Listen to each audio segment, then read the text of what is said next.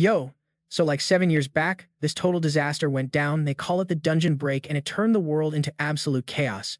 Meet Sangun, this dude whose parents got wiped out in that crazy mess. The day he lost it all, man, Sangun was straight up crying blood, swearing on everything he'd become a hunter and rip those filthy monsters to pieces. Flash forward 7 years, and guess what? Sangun just got kicked out of the hunter training center, looking all bummed in a park dedicated to that tragic disaster. Talk about a mood. So here's the deal, everyone who wakes up gets a few months to finish training and become a legit hunter. But Sangun, dude just hung around for 7 whole years. No joke. Cause of that, everyone looked at him like he was some kind of joke, scared his epic fail would stink up the whole center's name. He trained his butt off every day, but nothing to show for it. Totally left him feeling helpless AF. All he could do was spill his anger everywhere. Then out of nowhere, he catches this little girl chatting nearby, dropping some serious inspo. Turns out her pops died protecting everyone when the monsters stormed in. Because of that, the girl totally believed you gotta stay strong no matter what, never throw in the towel. Sounds simple, right? But those words hit Sangun hard. Soaked from the rain, he bolts to Dong Suk's crib to plead for just one more shot. But nah, instead Dong Suk totally loses it, clocks him in the face, tosses some serious shade, and then bounces. Man, Sangun was a hot mess right then, wishing he had some special skill or even a little spark of talent. Just as he's about to throw in the towel, boom, one single tear drops and bam, he wakes up the crazy Tower of Trials. Suddenly, he's sucked into this wild space where even breathing feels like a hurricane. So, the Tower of Trials, you gotta pick your difficulty, and your prize scales with it. No kidding. And our boy Sangun, after grinding so hard, he straight up picks the top tier difficulty. Then, bam, he's dropped right in the first trial tower, and all his stats are wiped clean to 0. First stop, a huge desert, and they hand him a short sword like, good luck, fam. The prize for clearing this round, a one-of-a-kind trait, just like he dreamed. Sangun's hyped AF, running straight for that sword, but wait, the sand starts creeping around. Out of nowhere, this giant sand golem, like way bigger than Sangun, appears. Dude's got just 10 minutes to fight this impossible beast. One kick or stomp and Sangun's toast. Plus, if he fails, instant death, no cap. So yeah, he takes off running like his life depends on it, cause, spoiler, it does. While running, he's all like, can I really escape this giant sand dude by just running? But nah, the golem's on his tail hard. Looks kinda slow, right? But it's mad fast, cause it's huge. New to this desert vibe, Sangun's energy's draining fast. His bod starts adjusting, getting faster and tougher, but no way he can keep running all 9 minutes straight. Clutching that sword, he's thinking, okay, world hands me a sword and says, survive. Easier said than done though, huh. It's life or death time, either run till he drops or turn around and fight and probably die. Sangun's head spinning. Dang, how the heck do I beat that thing? He flashes back to all the haters laughing at him. What a joke, right? Dumb loser, thinking he can do this. His rage hits max levels. Yo, in this world, you're nothing. He grits his teeth. Am I really just gonna run and die like a total chump? Nah, he screams loud as hell and spins around to face that beast head on. No way my sweat's gonna go to waste, he thinks, eyes blazing. 7 years busting my tail to be a hunter. I know the theory better than most of those pro hunters out there. Just running? That's pointless. Gotta find some other way to live. Sangun spots the weak spot. If he blows up the sand golem's energy core, it'll freeze, but that core's buried deep and the body's super tough. So he hatches a bold move. He books it toward a nearby sand dune, planning to drag both himself and that sand beast down the slope. Gotta make that core easier to hit. Yeah, feel me? Yo, Sangun pulls off a slick flip, stabbing his sword into the ground to break his fall. The sand golem, caught off guard by the momentum, faceplants and rolls a few times before slamming to a stop. Sangun slides down smooth and slow after the beast, eyes glued, watching every little twitch. He nails the timing, then bam, he jumps. Landing right next to that glowing core, he's all like, I'm in. With a smug grin. No hesitation. He swings that sword straight down onto the target. Wham! Sangun's thrown backwards, sword still in hand, totally stunned. He's low-key pissed, realizing he only managed to crack the damn thing. But hey, that crack's enough to hurt the golem. It shoots up like a rocket, and our dude jumps back quick. Man, this thing's tougher than I thought. Sangun's escape route's blocked. He grits his teeth, sweat dripping down like he's in New York's summer heat. Time to go all in again. Just as he's about to throw down another strike, bam! The golem grabs him first, flexing that villain vibe, owning the moment. The golem snarls, full of attitude. Knew it, it spits, throwing shade like, you're trash. Straight up dumb, don't even know your limits, loser. Sangun's blood boils, face turning redder than a Brooklyn subway stop.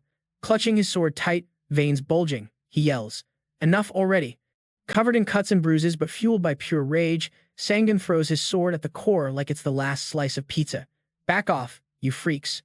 Bam! Sword pierces that core. The golem screams in pain, and a notification pops up like, "You smashed the sand golem's energy core." Time left, 7 minutes and 8 seconds. Trial complete, the system chimes as the golem crumbles to dust. Sangun crashes to the desert sand, baking under that crazy, blazing sun. He starts pushing himself up. I freaking did it. Clutching his wound, coughing up blood, but the victory buzz glows on his face. Pain? What pain? That fight was nuts, almost impossible. The system throws out, "Congrats, you cleared the first floor of the Tower of Trials." He hacks his way to standing, breath unsteady. Still kicking. When another notification hits, trial reward, unlock unique trait, unlocked. The bonus? A whopping 500 points. Sangun freezes like he just saw a ghost. He steps closer, eyes wide, not believing this. Mind blown. He looks at his scraped-up hands and thinks, "For 7 freaking years, I've busted my ass. All I ever got was trash-talk and haters." Notification repeats, "You unlocked a unique trait, necromancy." He's like, "Yo, I can be a hunter now, too." Mixed feelings hit hype and nerves. But hey, this ride's only worth it if I actually survive. Before he can wrap his head around it, something weird starts glowing in front of him. His eyes pop bigger than a kid in Times Square. What's this now? He steps closer, curiosity burning. He reaches out a finger to poke it like it's some crazy new app. Black mist bursts out where the sand golem died. System pops a prompt like, "Necromancer trait activated. Yo. Wanna suck up the sand golem's soul?" Sangun blinks, thinking hard. "Absorb the soul. This black mist is my trait in action. You wanna absorb it or nah? Yes or no?" Before he can even blink, the black smoke shoots towards him. No time to react before the notification drops. "You absorbed the golem's soul. Your skill level went up by 7%. He stands there, totally shook, not knowing what just hit him. Out of nowhere, a red flame bursts from his chest, freaking him out. Then, it slowly seeps back in. System says, "Soul count, 1 of 10. The soul's flame starts merging deep into him. I can feel it soaking in. That means I can stash even more souls if I keep going. Eyes close, soaking in this fresh power. The system steps in with the how-to. You can boost your stats permanently by absorbing the stats of collected souls. Strength up by 3, stamina up by 2. Sangun's jaw drops. I can actually feel the power surging through me like a lightning bolt. Shock after shock keeps coming. My stats really did rise. All that grind for 7 years? Psh. Absorbing this one soul beats it all. 7 whole years stuck in the same spot. Now I got a way to level up myself. System flashes skills, traits, necromancer, proficiency. 7% game changer, for real. Yo, check this out. Sangun's hyped in his head, like, I can straight up snatch souls from the dead and mess with them however I want. If I bounce back with this power, I'm basically a hunter, no cap. Out of nowhere, this dark, shady portal pops up right in front of him. The system's like, yo, head to the waiting room, pronto. Sangun's standing there, hesitating like he's on the edge of Times Square, then finally steps toward it. He's like, guess I ain't got no other moves right now. The second he crosses through, dude just drops to his knees like he's been hit by a subway train. His injuries? Man, they're rough. He's not even sure he can keep pushing. Dang, my wounds are way worse than I thought. Then out of nowhere, this green glow starts radiating from his body. Bam! His cuts and bruises vanish like magic. Sangun's staring at himself, jaws drop like, yo, my wounds just straight disappeared. No joke. But Sangun, nah, he ain't trying to think hard right now. All he wants is some shut-eye to get back his mojo. He strolls over to this big old bed chillin' in front of him. Wait, so my bod just heals up after the trial ends. I lost mad blood. Whatever, I ain't trying to stress. But seriously, why the heck is there only one single bed in this massive room? Weird flex, right? Still, Sangun can't catch no Z's. His brain's racing like it's got a 5-alarm fire going. So, what's the next move? Can I even dip out of this tower? What's up with this tower? Why'd it drag me here? Out of nowhere, a notification jumps on his screen, making him jump too. The system chips in, you've got these 5 commands at your fingertips. Information, storage, community, inventory, and trial. Just say the word, and boom, they activate. Sangun's thinking hard about these commands. Dude slaps his own cheeks, trying to wake up the game face. Alright, survival mode, on, the system adds. Trialing starting till the second floor kicks off, and you've got 23 hours and 21 minutes to chill. Can't pick a trial yet, gotta wait. he mumbles. Figure there's more to come. Community pop-up, welcome to the community. Difficulty level, hard AF. Suddenly, the chat's lit with messages from other players flooding in. Yo, can somebody explain what's even going down? Is this the whole squad? My stats and skills drop back to before I even woke up. Now what? Think you're the only one? Someone throws back. My stats reset too, all the way back before awakening. He scrolls through the chaos, dropping a quiet, oh. So this is the community chat, Sangun mumbles, soaking in the drama. Everyone's totally lost, and looks like some random non-hunters got sucked in too. Then, bam, an admin storms in and wipes all those messages clean. Wait, what? Administrator 30 just dropped in. Chat's locked down now. Panic mode activated for Sangun. Admins got the chat on lockdown, only their announcements going through. We got some crucial info for those who cleared the trial. Seeing the word crucial, Sangun jumps to open his text storage like, important info? No way I'm forgetting this. Gotta soak it all in. One by one, admin squad spills the tea. Here's how you use the points you snag during trials. Points are the cash here in the Tower of Trials. The easiest way? Hit up the shop. Heads up, not even a drop of water is free without points here. You only get points from trials. Dude's mind is blown reading this. So points only come from trials. Man, I gotta jump on these tower rules as soon as possible. No points, no water. Basically, they're forcing me to grind through these trials.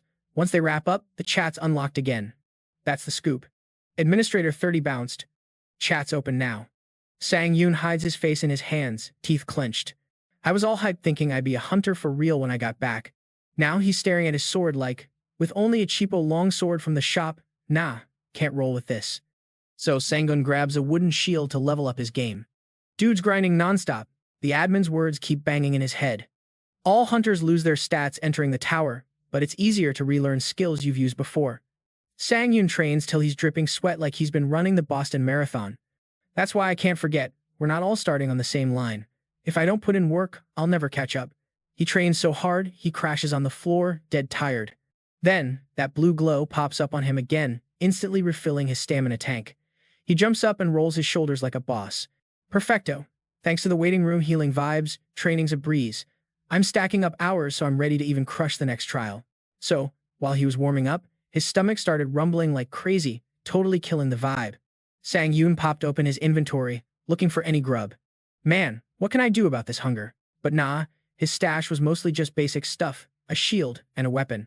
He chomped on some dry rations, thinking, only got 40 points left to spend, dang. If I hadn't scored that bonus reward earlier, there's no way I could have even dreamed tossing cash on a shield. Just then, a system pop-up hit, time left till the second trial kicks off. 17 minutes and 17 seconds, time's flying faster than I thought, he mused. Even the chat's quiet now, all tense cause the second trial's about to drop. Sangun stared at his inventory, that creeping doubt popping up, can I survive again? But nah, he pushed it aside like a boss. No way I'm gonna make it through. The system buzzed the countdown for the second trial floor. 10 seconds. 9, 8, 3, 2, 1. Boom. The second trial floor just opened. The system laid out a choice. Do you want to step into the second floor of the Tower of Trials? Sangun leaned in, stepping right into the action. In a flash, the system teleported him to the new stage. You've entered the second floor of the Tower of Trials. His eyes went wide because the terrain was totally different. Looks like we're in a forest this round. System popped up with the mission briefing. Objective: assassination. Take out the Orc Chieftain within the time limit. Orc Chieftain, Sangun mused. This time he's on a cliffside, peeping down at a tribe below. Sangun's jaw dropped. An orc village. Tons of green giants standing guard all over the place. Fear crept in, lurking in his chest. They want me to sneak into this swampy orc nest and take down the chieftain. For real? Up in the trees, there were those rough houses made of gnarly spears, bones, and wood. Yeah, real, wild and savage vibes, straight from an orc tribe's crib. Two huge tribesmen with monstrous spears scanned the area with hawk eyes. Sangun dipped behind the trees, making sure to stay out of sight from those guards. He eyeballed them, guessing the sitch. Usually, if goblin tribes roll with guards, that means hunters are lurking nearby too. Beating a goblin hunter, rare and unpredictable. The real headache? The massive number of M. To handle all these green beasts, dude, you'd need at least a party of E-level hunters just to scrape by. Sangun seriously needed some backup. Charging in solo was a total no-go. What's the move here? He mulled over his options. Man, this feels hopeless. So, he decided to bail out for now. Gotta cook up a new plan first. I'll dip, scheme, then come back swinging. But just then, an idea lit up in his brain, something that just might save his hide. Sangun chuckled coldly, excitement buzzing. I got it. A legit way to beat this trial. He grabbed some dry branches, igniting a crackling fire on a rough plank. Simultaneously, he grinned at his system screen. Sweet, that's enough wood to start a fire. Next, Sangun dragged the burning piece of wood toward his system screen, storing it. Boom! First successful storage item just popped onto the screen. He flashed a grin, pure satisfaction in his eyes. Oh heck yeah, that actually worked. Above the bright blue sky poured down sunny vibes. Birds flocked freely, painting lazy strokes across the calm sky. Honestly, goblins might look dumb, but they're kinda hardworking creatures. Since dawn, goblins were out hunting, hauling back prey for the tribe. He hung back behind a tree, watching their every move. These hunters roll out in the morning and only come back at dusk. There's still a lot of time before then. Fire's the only real shot at finishing this round, the toughest one, loaded with high-level monsters. For Sangun, fire was basically his secret weapon to crush these goblins. Suddenly, a goblin strolled up to a guard chatting nearby. He peeped that direction, guessing the guards aren't on shift 24/7 per Hunters Association intel. They bounce back to the village for chow and rest sometimes. Perfect chance to strike now. Without hesitation, he grabbed a blazing log from his system and lobbed it into the bushes close by. Sangun sprinted off with eyes blazing determination. Boom! A massive fire exploded right there. The tribe instantly freaked out, scrambling to dump water on the flames. Their home was burning up thick, dark smoke shot sky high, fiery red lighting up the forest. If I keep the village isolated with fire, then I don't have to stress about those hunter goblins jumping back on me. Yup, plan's tight. Alright, first things first, gotta take out these two goblin hunters lurking around. Some goblins were hustling with buckets of water, trying to douse the fire. Then, this goblin in a white tee dashed over to the nearest water source. As he scooped up the water, he suddenly felt some funky vibes behind him, so he spun around all confused like, what's up with that? Boom! Sangun didn't waste a second, swung his sword right straight through the back of that goblin's neck and chest. Dude legit never saw it coming. The goblin spat out a mouthful of fresh blood and screamed like he just got hit hard. When he hit the ground, some crazy red and black energy orb popped up over him. Then the system pinged. Yo, soul absorption activated. Wanna snag that goblin's soul? Sangun was like, heck yes, and the aura zipped right into him, soaking up smooth as butter. He flashed that smug winter grin. Yep, this is how we do. System popped up again, goblin soul absorbed. Your skill level just shot up by 9%. Sangun watched the last bit of that aura vanish into his body. Out of nowhere, a huge goblin with glowing red eyes showed up behind him. Sangun whipped around in total shock. He felt the heat immediately, clenching his jaw tight. This was no joke, a guard goblin, mad as heck, lifting its weapon for a brutal swing. A blinding light sliced down as Sangun raised his shield, trying to block. But that hit was no joke, so powerful it pushed hard against him. Sangun knew he was in deep trouble. Just defending wasn't going to cut it. Quick as lightning, he hit his absorption skill. The system got it instantly and flashed a message. Stored souls activated. Temporary stat boost incoming. Feeling the new power surge, he pushed that giant goblin blade aside like it was nothing. A blue aura, classic system power-up vibes wrapped around him. His eyes blazed as he charged head-on at the goblin like a total boss. Night had fallen, but the fire was still blazing wild, not ready to quit. Meanwhile, Sangun smashed that goblin down easy. System slid a notification across his screen. Rapid recovery skill refreshed. Right then, he sucked up the goblin's soul. He exhaled quietly, feeling that sweet relief after the intense battle. One slip and I would have been toast, he thought. Stats boosted for the short term. He stared wide-eyed at the system's update. Stamina up by 4, strength up by 2, agility up by 3. Dang, that guard really gave me a nice push. This was going to make fighting the other guards way less risky. Time to make his grand entrance. He stepped out of the firestorm, icy cold, moving slow but deadly toward the goblin camp. The goblins froze, shocked at his arrival, but they weren't about to stay quiet.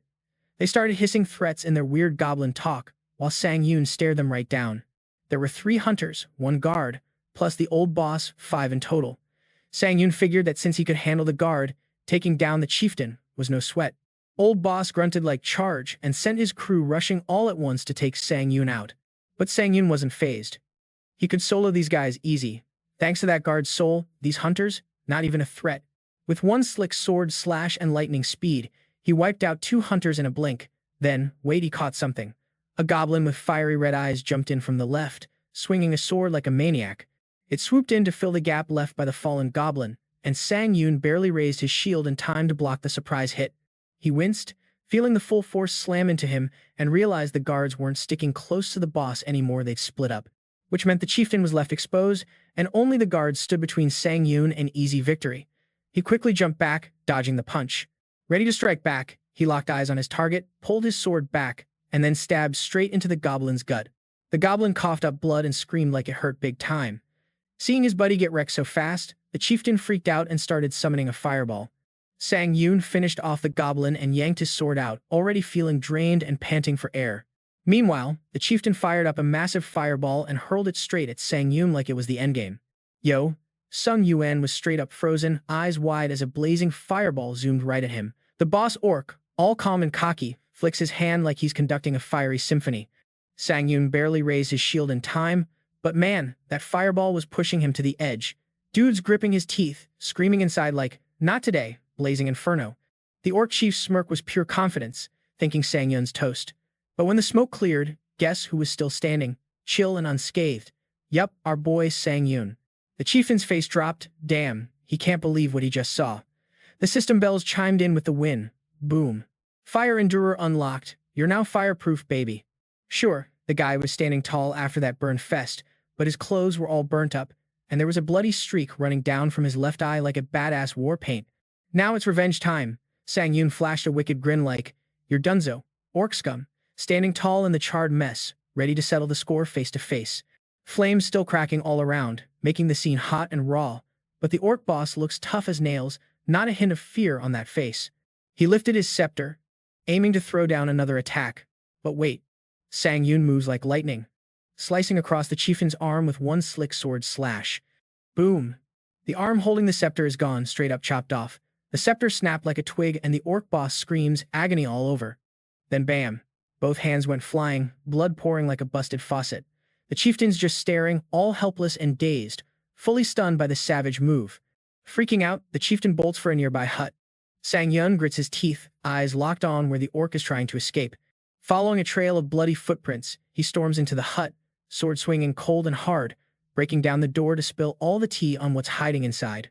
His eyes pop wide open at the shocker inside, the orc chieftain, hugging two tiny kids, who are curled up trembling behind him like scared little puppies. One tiny goblin kid reaches out with a trembling little hand, clutching his pant leg like, "Please, don't hurt us." Tears streaming down, sobs filling the air. Sangun's like, "Wait a sec. Even you monsters got family vibes?" He's staring at the weeping kid, pausing deep, like, maybe there's more to this mess. Then a dark flash hits him. His own brutal past screaming in his head, "Yo Sang, run or die out here." A happy pic of a family of 3 flashes by, then boom, bloody nightmare smashing it all apart. But nah, the kid's tears, total faker. That little goblin whips out a tiny knife from behind its back, ready to pull a sneaky move. Eyes flash red with fierce anger, and seeing Sangun's guard down for a split sec, it lunges forward with that tiny knife like, "Gotcha now." But dude's not falling for that basic trick. Wham! He clocks the kid right on the head with his sword pommel. What a rookie move, little goblin, down you go. The kid's crying blood-nosed tears now, holding his head where the sword hit. Sangun smirks darkly. "Even if I come back as a ghost, I'm wiping out every last freaky monster out here." Seeing his kid get smacked, the orc chieftain goes full savage mode, charging at Sangun with that other little goblin backing him up for some serious payback. Sangun's eyes sharpen like daggers, ready to throw down and not letting these monsters slide. Then, his system panel pings with a new alert. "Yo, congrats. You just crushed the second stage of the Tower of Trials." After throwing down with those crazy orc high rollers, his shield's barely hanging on. Totally wrecked. "Shield's donezo, can't use this junk anymore, but hey, I'm still standing 'cause of you." Sangun taps the system screen, on the hunt for more juicy deets. That was a near-death sitch. He eyeballs the stats on the panel. Half the crew wiped out. That's hardcore, man. Suddenly, his glance snaps. Something's off. Wait, what's that chat message? Kim Seung-hun just wiped out half the squad. His eyes flicker with interest, ready for some hot gossip. Hun Sojin's talking here, used a question ticket to bounce back to Earth. Sangun's jaw drops. No way, a legit way home. He flashes back to real-world scenes, people out there living it up, happy vibes all around. Sangun processes it, heart beating faster. One of the 5 boss commands for the tower pops up on his screen. Info. Ask your question now. He types and sends, waiting for an admin to hit back. You get one question ticket per floor. Sangu's all in, ready to roll the dice. Time to use my question ticket and see if this Earth escape plan's the real deal. Yo, once Peep started dropping info from the question tickets, our chat blew up into this epic discovery zone. Skip the boring bits though. Here's the tea. After you clear the 5th floor, you can cop a temporary return stone, letting you bounce back to Earth for like a hot minute. And guess what? After smashing the 7th floor, a mega system upgrade drops, and they sell a permanent Earth return item. Mind blown. So Sangun starts scheming hard. If he dips back to Earth with his skills right now, bro's gonna be that famous hunter everyone talks about. Ding ding ding, the system buzzes again with some necromancy vibes. Base game. Sucks up soul juice and lets you flex it whenever. Bonus. Stats can get a permanent glow up. He's clutching his head like, dude, having this on Earth? Game changer. Mad jealous, just thinking about heading back. Hold up, I'm only done with floor 2. The grind of floor 8 is real. He pumped himself up. Keep your head up. My stats, once trash tier, are now just average but creeping towards 20. On his system panel, it showed strength 18, durability 15. Sangun, without a second thought, chucks his burned up ragged jacket on the floor. He starts soaking up those souls. Black and red energy floods his chest like fireworks. I risked everything to snag these 5 souls. Now let's feast. Stats jump fast. Strength's now 27, durability 25, agility 33. He feels all that raw power buzzing inside. Yo, I'm totally stacked. Hansen bolts forward, hyped to throw down and test it out. Could he actually feel what everyone's always jaw-dropped about? This ain't just human level, it's next level flex. Hansen's getting straight up hooked on that power. Dude's laughing, hyped AF, bouncing around, testing his powers inside this cube he cooked up. Nearly ran smack dab into a wall cause he's that hype. No breaks, fam. Seeing the faceplant coming, Hansen yells for a stop, but nah, way too late. Bam, full-on wall collision. Boom, dust cloud everywhere, and his silhouette was tattooed on the wall before he hit the deck, straight flat on his back. Even with a busted face, Hansen's stoked, wiping blood off his nose, grinning like he just won the lottery. Body wasn't ready for this power-up surprise. Next up, he cracked open the system shop and started blowing his cash on gear. You just snagged the Great Tree Shield, dark crafted by some spooky wizard from a colossal dead tree. Oh, and there's a sweet buff that kicks in when this bad boy's durability runs low. Added an inventory bag 2 set to rock what he got last time like a boss. Black Steel Dagger, E+ rank, forged from dark magic infused black steel, plus Assassin's Cloak, D rank. This cloak boosts your speed for a whole minute but cooldowns 24 hours. Finish the haul, deck out head to toe in fresh gear. Hansen breathes out a chill sigh, getting comfy with his new threads so he can smash that next quest. Gotta get cozy with all this stuff and my stats before the big fight. He springs forward, slicing the air with his sword, gripping it tight with pure fire in his eyes. No cap, I'm gonna get so beast, no one can lay a finger on me. After his warm-up, Hansen cruises toward the 3rd floor. He lands in a spooky spot, filled with daggers, sharp stalactites, and shadows lurking all around. Teleport circle dropped him right here for mission numero 3. System voice blast. Welcome to floor 3 of the Tower of Trials. Challenge level, hard mode, baby. This round, it's a one-on-one duel. He eyeballs a spot glowing white light. Glancing up, he's like, bet that's a cave. Then, boom, system alarms start screaming. In 10 seconds, shadow guards dropping in. No time to chill, seconds ticking. With 5 to go, Hansen locks in his battle stance. This thing can drop from any angle, just like that creepy golem. Better be ready. Systems countdown vibes, 3, 1, now. Shadow guards streaming in. Hansen's hyped, fully alert, ready to throw down real talk, totally clueless that a doppelganger's chilling right behind him, flat out hiding in his shadow. Suddenly, the vibe shifts. In a blink, the dark clone drops the surprise hit, smirking like a boss. That doppelganger's throwing serious shade and hands down calling him out. Yo, totally caught off guard. This dude got slammed by a surprise hit and started feeling all kinds of uneasy. Meanwhile, his mission popped up loud and clear. Take down that shadow guard doppelganger as soon as possible. Hansen spun on his heel, eyes blazing bright blue fire.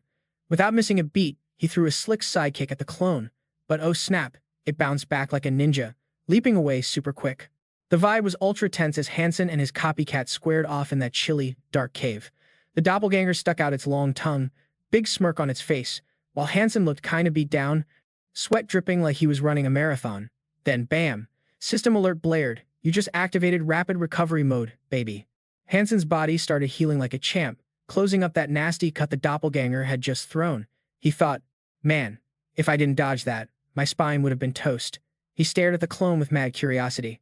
Hold up, that stance though. He caught the doppelganger switching gears, pulling out a sword and shield like it was copying his every move. No way, this sucker's literally mimicking me. Yup, every single gesture, every stance, copy-paste city. Alright, game on. He wasn't backing down now. The only way out? Fight fire with fire. Hansen zipped at the doppelganger like lightning, swooping smoothly past it. The clone looked back, shook and wide-eyed at Hansen's insane speed. Blood splattered everywhere as Hansen landed a sick slash across the doppelganger's body. Crimson dripped down from the gash onto the cold cave floor. Hansen gawked at the scene. No lie. The doppelganger's body was healing itself slowly but surely. That cut was closing like some kind of dark magic. Glowing red eyes locked on him, teeth clenched tight with pure rage. Hansen gave a sly, icy grin. Okay, looks like healing skills. Huh, cool. Next move? The clone came at him hard, totally catching Hansen off guard. It was copying every slick move he'd just pulled. Hansen readied for the counterattack, thinking, no cap, this monster's straight up copying me. He landed a solid kick to its side, then jumped in for the strike. If it's copying me, I'ma use my own sword flaws against it. He unleashed a crazy flurry of blows, thinking, yep, got this down just right. Out of nowhere, the sword pointed right at his chest, shocking the heck out of him. Asterisk clang asterisk. Swords collided and both flew back hard. Hansen froze for a sec. What the actual heck? Before he could blink, a sharp red slash zipped toward him like a rogue missile. He raised his shield just in time. Teeth clenched, blocking that furious wild swing after wild swing while thinking, no way, this is beginner's luck. Did it actually level up that fast? Then Hansen shoved the doppelganger back and prepped his special system skill. The clone's eyes popped wide, seeing something off. Hansen's cloak started shifting, shining with crazy blue light as the system pop-up hit the screen. Dude knew he couldn't drag this fight out, had to end it now. So, he went all in, ready to drop the hammer before things got out of hand. No more messing around. Got to finish this sucker in just under 2 minutes left on the clock. The clone growled fiercely, still looking deadly. Hansen leapt off the cave floor, charging straight in with his powered-up cloak blazing. The doppelganger wasn't no joke, swinging its sword, and Hansen barely dodged, but he couldn't escape a scratch on his cheek. Blood dripped slow and steady. He spun smooth as silk, driving his sword tip deep into the clone's neck from underneath and shoved it up hard. He smirked cold. Bingo! The doppelganger howled in pain and toppled over. But hold up, no time to celebrate. The clone sprang back with a savage surprise move, slicing off Hansen's sword-wielding handboom, arm gone in one nasty swipe. Flying midair, Hansen was like, whoa, did not see that coming. Blood everywhere, and even he was shook. Then he screamed, pain blazing from the loss, but he pushed through, telling himself no way he's losing now. Nah, this ain't over. Gotta keep my focus. He peeped at the clone's body, all confused. It wasn't moving. Even with that sick healing skill, it still needs a sec to patch up. Seeing it frozen solid, Hansen knew this was his golden shot to finish this epic fight. Time to seal the deal before this copycat got back on its feet. Don't forget, fam, smash that like button, share this wild battle with your crew, and drop your thoughts in the comments. Let's chat down in the USA. Anyone from New York, Cali, or Miami feeling this?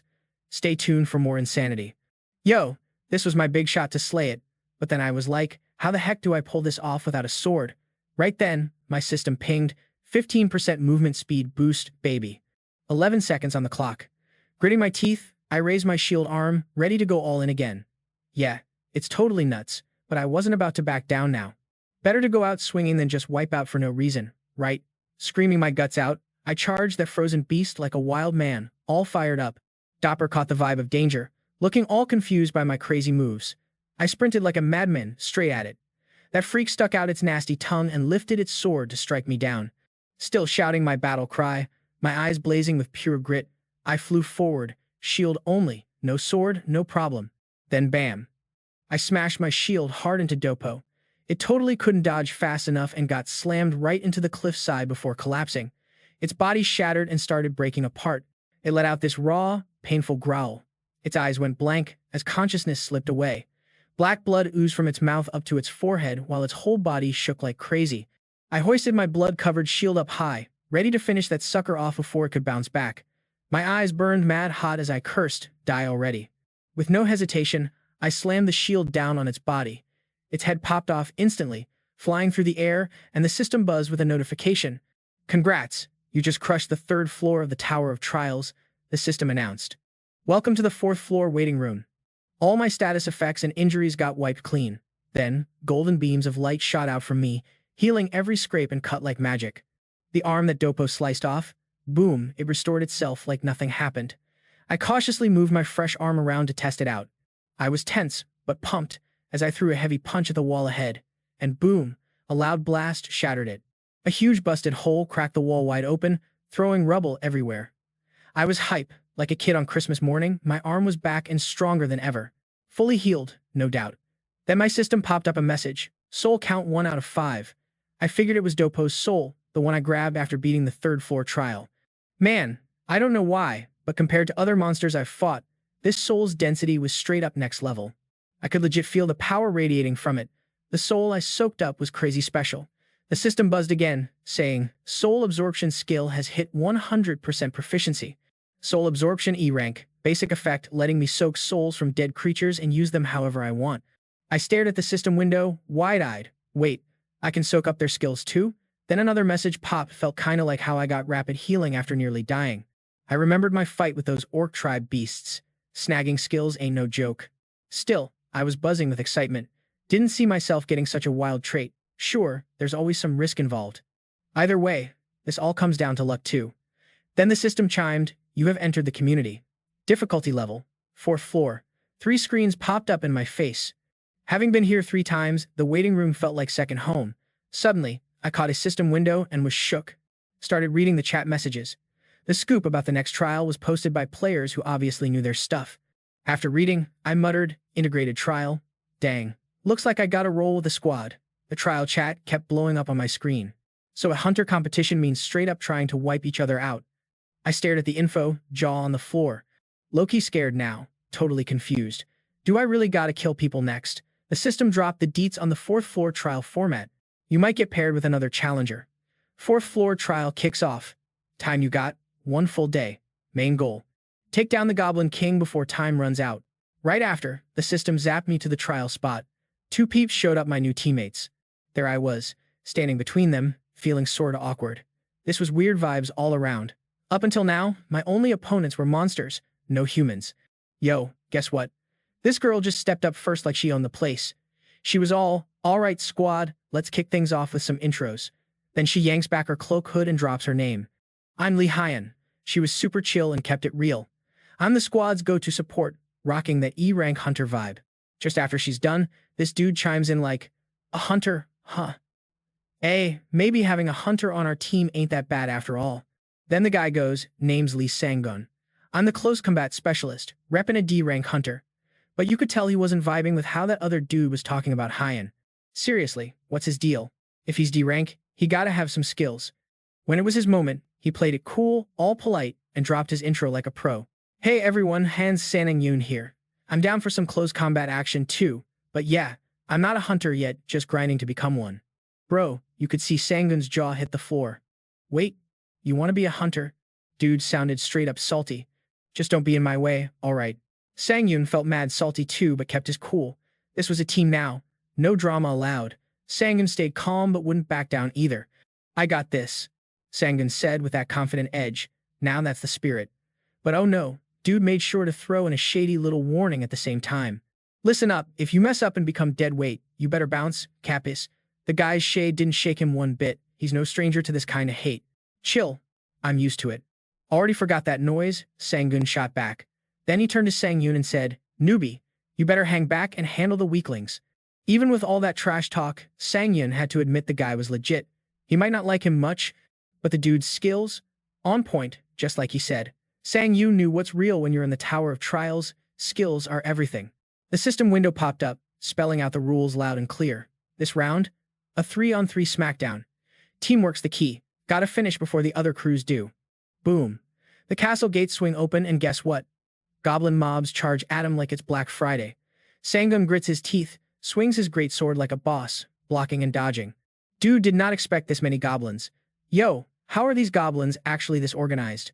He got heated, cause no help was coming and he was totally surrounded, roaring like a beast. You useless rookie. What the hell you doing? Get in here and fight. Sangun was pissed at the shade, but still, he rolled up to back him anyway.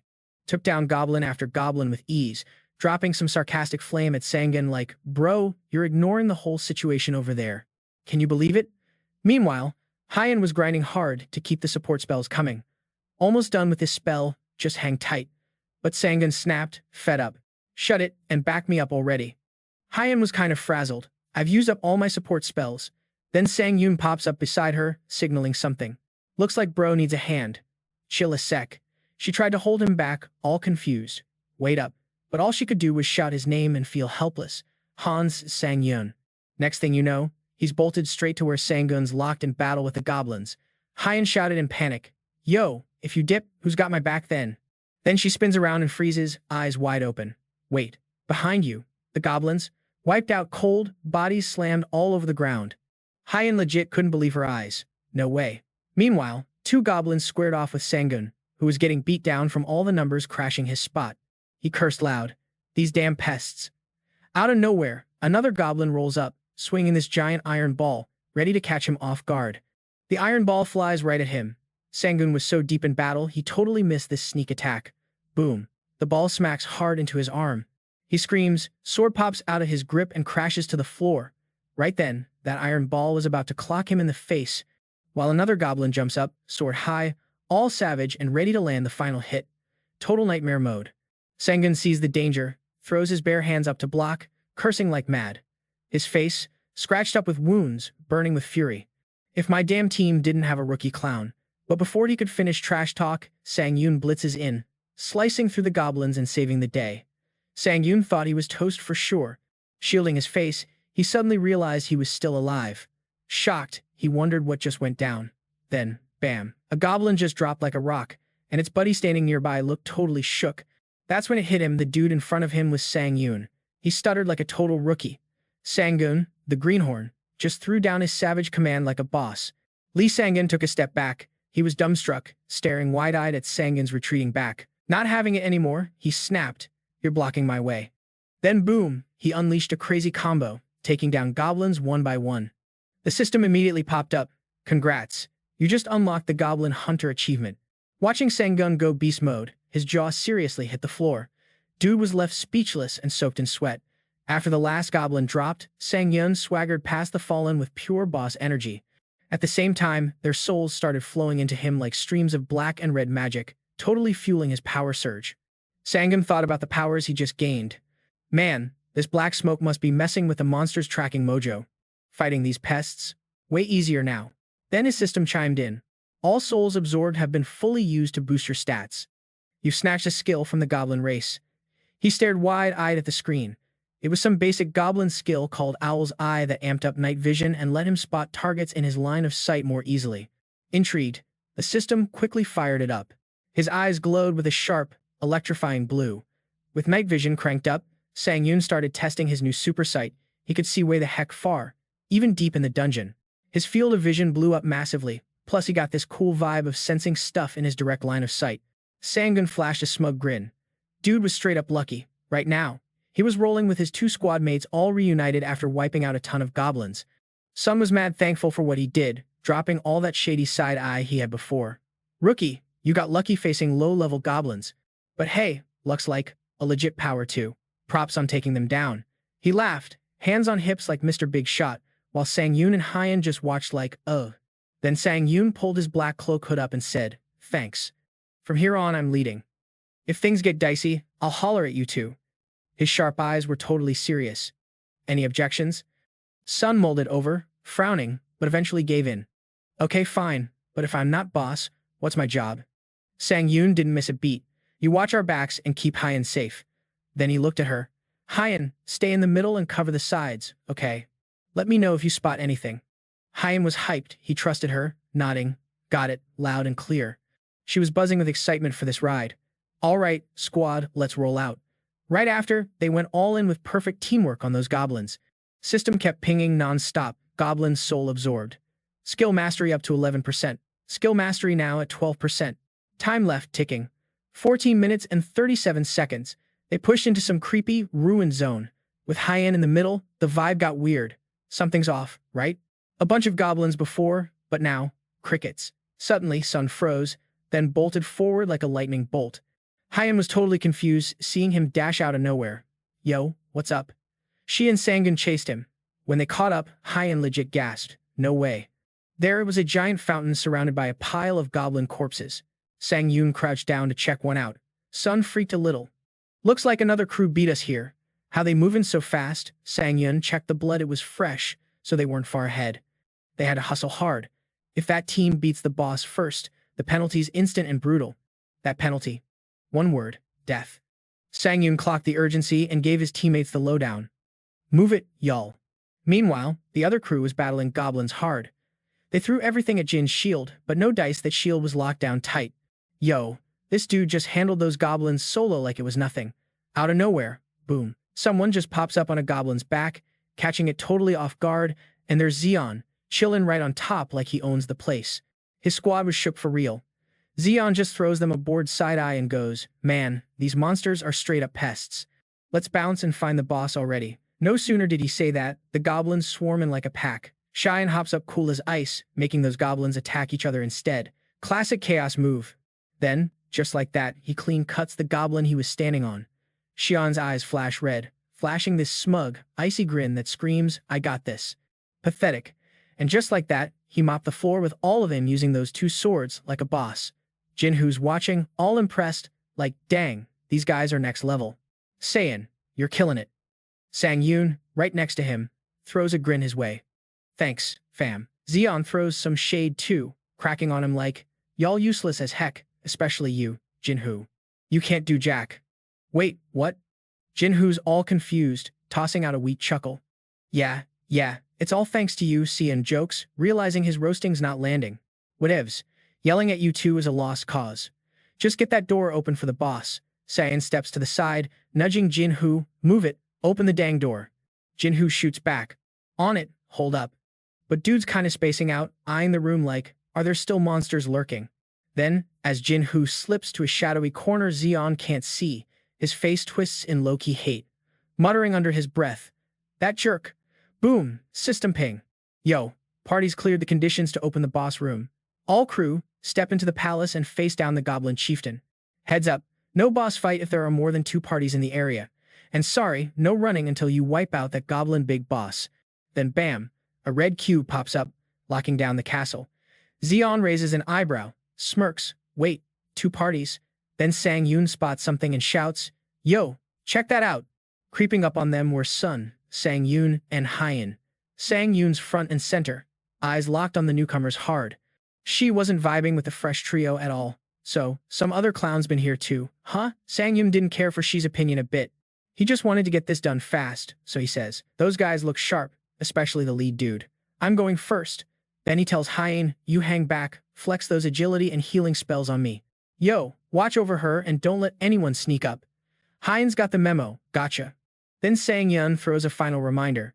They crush those goblins fast, don't underestimate him, he's all business. I'll kick things off. You two have my back.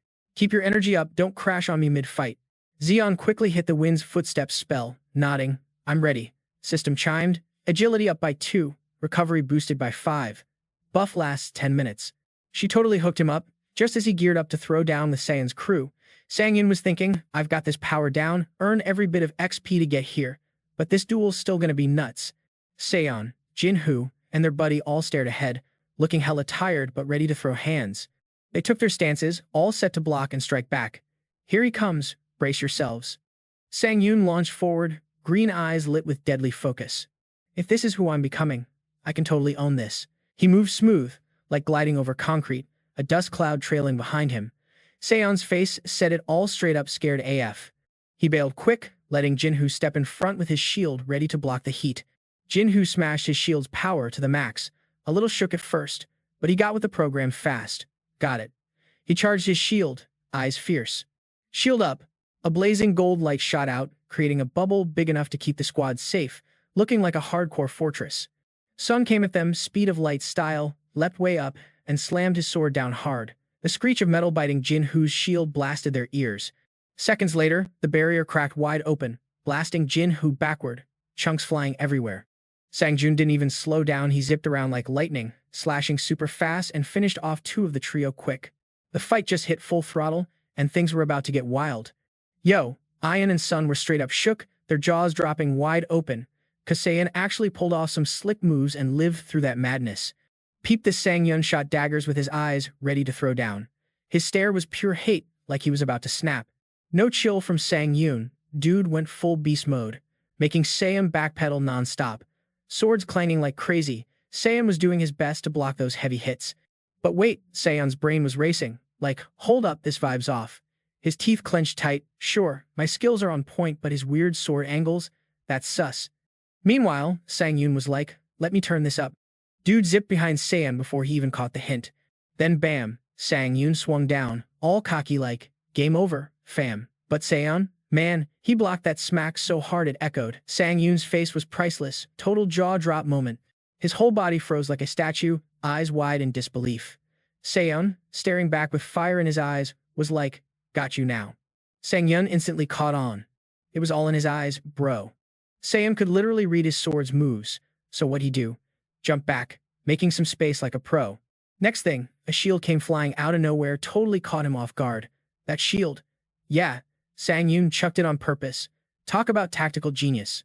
Sangyun then rocketed forward like an arrow and slashed Sayan hard. Blood was everywhere. Sayan coughed up some blood but still spat out a savage curse. You damn bastard, he hissed. Then Sangyun's system popped up, all official-like. Congrats, you crushed a special mission. Bonus rewards coming for the 4th floor trial. Ion and Sun bounced over to him, and suddenly, the vibe got mad intense. Sangyun's sword arm was shaking hard, like a leaf in a storm. Ion's like, wait, is he legit shaking? She hesitated but finally threw out, yo, you good? Dude just muttered, I'm good. Ion gave him a side-eye clear shock. Dude, he killed someone and still acts tough? Mad, cold, bro. Then, suddenly, Sangyun spun around and dropped the bomb. I'm heading to the boss fight now. Everyone cool with that? Sun nodded hard. All serious, I'm down. Ion chimed in, same here. Next thing, the trio teamed up to wreck the Goblin squad. Sangyun had zero chill, straight up slicing the Goblin King's throat. He jumped right on that beast, stabbed deep, yanked his sword out, and the Goblin King let out the saddest wail ever. The system blared out, goal complete, Goblin King trial, done. Sun stood there frozen, horror all over his face. This guy's a monster, Sun muttered. The system kept lighting up, congrats on finishing the trial tower's 4th floor. Sun took one look and dipped fast. I'm out of here, he said, stepping into the portal and vanishing like a ghost. Sangyun wasn't tagging along. He turned to Ion, hey, hope you get back safe. She just gave a soft, but Ion stayed put, making Sangyun a little puzzled. After a beat, she finally spoke up. Look, maybe I'm crossing a line here, but you just did what had to be done, she said, referring to Sangyun wiping out that other squad. Then, bam. Ion hit him with some real talk. If you hadn't, Sangyun, I'd have had to step up. Sangyun cracked a small smile. Glad we're on the same page. Ion popped open her system, and boom, a notification dropped on his screen. Challenger. Hey, Ion just sent you a friend request. Ion spun around, smirking a bit. Thanks for the backup. We rocked the 4th floor, but not gonna lie, it's irritating I got no rewards. Before bouncing, she threw a message his way. Once you're back on Earth, hit up Hey Ion from the White Silver Guild, alright? Sangyun just pressed his lips together, no emotion showing, watching her leave. Ion stepped into the portal, and poof gone. Sangyun muttered to himself, looks like it's solo time again. Gotta make some moves. Nearby, on the fallen squad, glowed a fiery red orb, blazing like a tiny sun. Sangyun pursed his lips, debating silently if he should snatch up that human soul or not. Talk about one heck of a choice, right? Yo, when I first caught onto this power, I was hella hesitant, because I knew once I crossed that line, there was no turning back, no cap. He shot his hand out. Decisions made. Sangyun started soaking up the souls of the enemies he just iced, telling himself he needed to get stronger but not by offing folks every time. Still, if push came to shove, he wasn't going to hesitate. Sangyun was locked in deep. His dream of being a hunter lit a fire in his soul. Straight up. This tower of trials, it threw me a lifeline, and I'm grabbing it tight. No way I'm quitting this climb anytime soon. Next up, he hopped through the portal to the next floor in the Tower of Trials. System pinged him with the new info. You just landed in the 5th floor lobby. And yo, this update came with some spicy deets. The system just leveled up with a trial ranking that scores all the challengers in the game. Sangyun thought that was dope, a real challenger ranking. A blank spot popped up on the system panel, please drop your nickname. He rubbed his chin, thinking hard. typed it in and whispered, "This gotta work." Boom. The system switched gears immediately. "You're now Hunter, not Hansen Yun anymore." Rankings from the fourth floor trials, Sang Yun checked the leaderboard and blurted out, "Yo, no way. I'm sitting at second place already." Then, his eyes blew wide open. On the system panel, his stats flashed at rank 16 under the name Hunter, with a minus sign. His shock was legit written all over his face. "Man, my rank's way higher than I thought." Ding. Notification again, top 50 challengers get dubbed Pioneers. Pioneers get mad perks on the 8th floor, yo. Keep your spot as a Pioneer through to the 8th floor, and you unlock a straight-up special power called an Aura. Sang Yun stared, all curious at the panel. Aura? What kind of skill is that? He swiped to close the window and smirked. "I'll check it out when I hit that floor." Absorbing those souls now. Pick the soul you want to soak up. Souls held, 4 out of 15. Players Lion, Lian, and Mang Yun, plus the Goblin King. Power flooded his veins, and a cheeky smile spread across his face. "Man, now I seriously feel like I'm beyond human limits right here." Meanwhile, Sang Yun dropped some gold coins to snag an item. System chimed, "You just copped an F-rank return stone. Return stone F+, baby. Lets you bounce back to your last spot anytime within 3 days." He gripped the stone, checking if his gear came with it. The system buzzed, "Return stone activated. You're shipping back to Earth now." Sang Yun tightened his grip with mad confidence. "Heading home now." System greenlit it. Challenger Han Sang Yun's wish granted. You absorbed the return stone, teleporting back. He got sucked into a massive space tier, panic clear on his mug. Seconds later, all goes calm. System buzzed again, Challenger Hansen Yoon landed back home. You got 3 days before you clock back into the tower. Around him, his own bedroom on Earth. He laid back and blinked his eyes open, a bit dazed but grounded. Sang Yoon stared at the ceiling, then eased up to sit. His eyes roamed the room, checking out the papers taped to the wall before quietly saying, "Yo, I'm legit back." This moment, one he'd never forget. He flopped hard on the bed. First order of business, crash out. Compared to the waiting room bed, this was straight up heaven. But man, his stank after days without a wash was no joke stinking bad. Jumped up fast, cringing. Whoa, that smell. Straight up brutal. Shower first, as soon as possible. Then ouch, stepped on something sharp.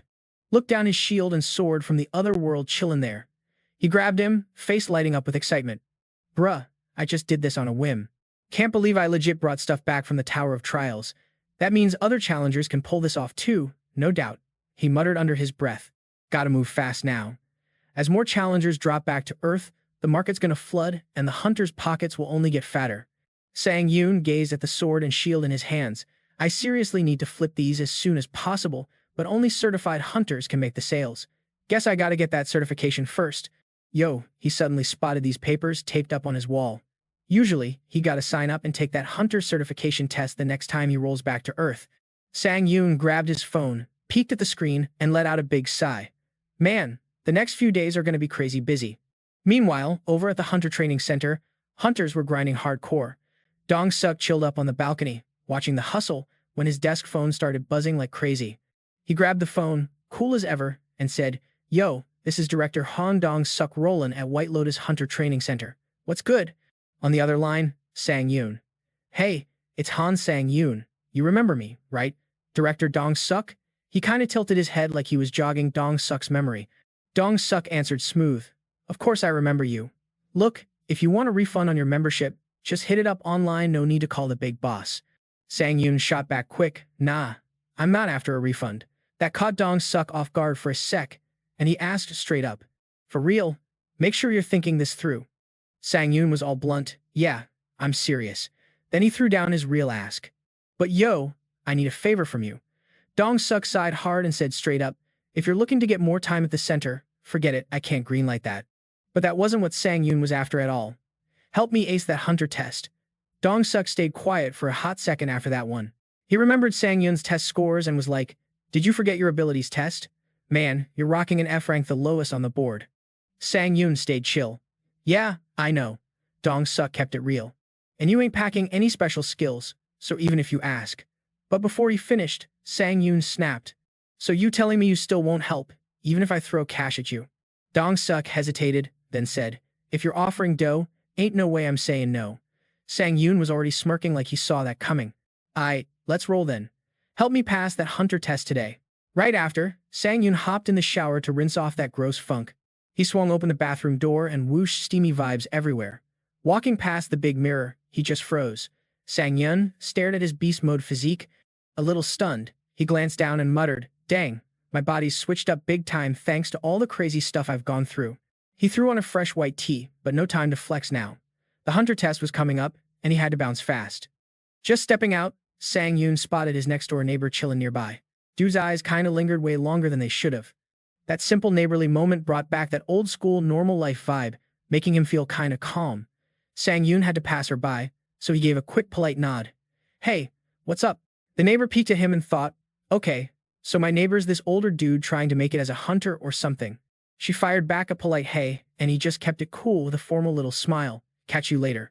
Girl flushed a bit, wondering if he's always been that tall. Moments later, Sang-yoon hit the lobby and then the sidewalk, trying to snag a cab.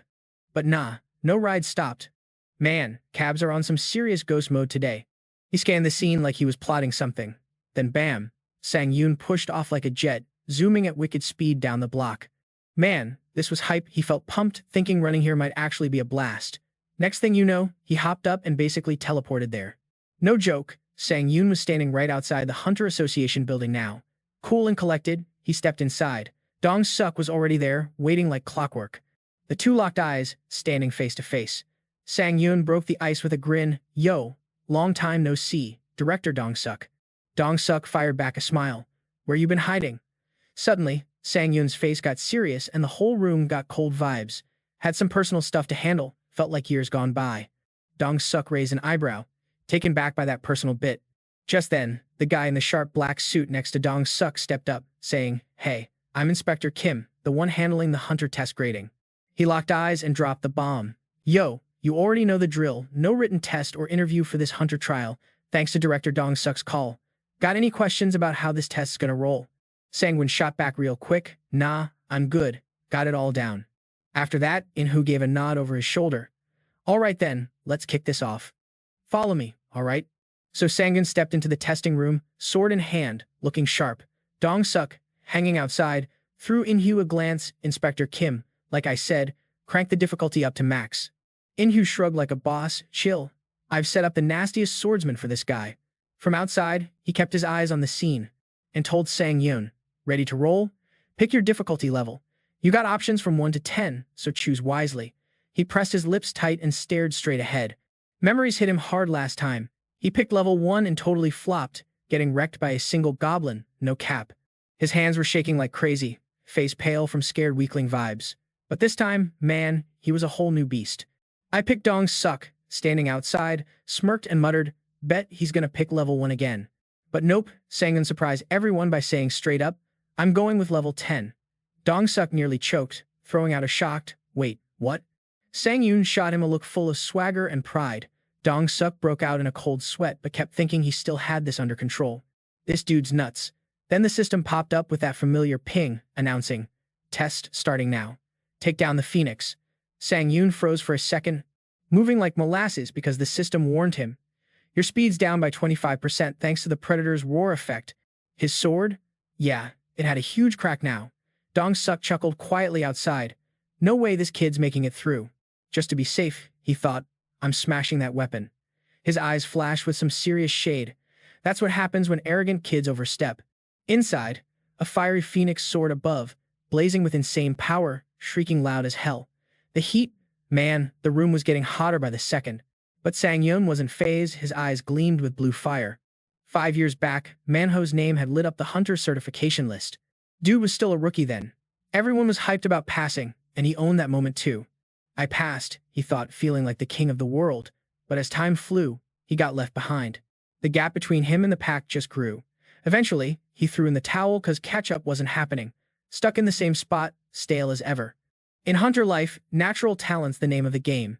He had to swallow that bitter pill and quit grinding. Manhwa found all the excuses to cover his weak spots. Like anyone facing an impossible wall, he stood there, fists clenched, thinking, I'm not alone, everyone hits this brick wall. Back in the room, watching Sang-yoon gear up to take on the Fire Phoenix, Manhwa was basically projecting his own twisted mind games onto him. So Han Sangun, inside that test, might as well quit too. Oh snap, Sangun's sword just snapped clean in two, just like the plan. Sangun blinked at the busted blade, wide-eyed. He backed up, keeping clear of the phoenix while thinking, no way this cheap sword should have broken that easy, right? He scanned outside, and sure enough, there was Manhwa, looking all smug as heck. He grinned wickedly and was like, what's your next move with that broken sword now? Meanwhile, the fire phoenix cocked its head, gearing up to strike.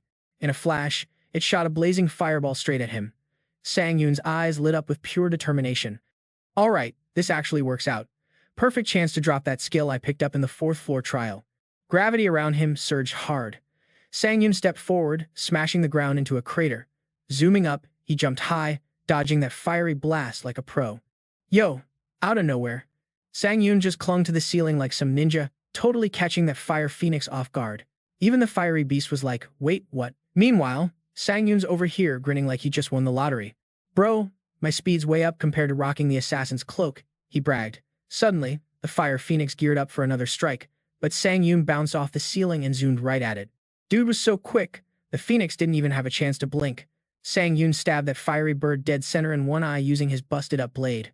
The fire phoenix got all dizzy, flying wild with blood gushing everywhere. Sangun dropped down like a boss, eyes locked on his exhausted foe. Yo, this sword's way too short for the job, he muttered, then grabbed a brick off the floor for the final blow. With a sprint and a powerful throw, that brick smashed the fire phoenix's head right in half. Game over, Firebird. The beast let out this pathetic scream before chest diving to its doom. The brick kept flying and slammed into the wall behind where Manhwa and Inhu were standing. Manhwa went full-on shocked, yelling, what in the world just happened? The fire phoenix cooled off and crashed hard, and then the system popped off with an announcement. Yo, congrats, you just passed the exam. Sangun was chilling below, flashing a victory wave at Manhwa. Hey, you good up there? Didn't expect it to fly that high. His eyes were full of that, I just won swagger. Once the test wrapped, some staffer happily slid him a card, saying, welcome to the Hunter Squad. Sangun grabbed the card and threw out a quick thanks. The staff added, you're officially registered with the Hunter Association now. He lit up. So, that means I can hit dungeons and flip loot for cash, right? She just smiled and nodded. Meanwhile, over at Manhwa's office, a loud slamming noise broke the quiet, his fist hitting the desk hard.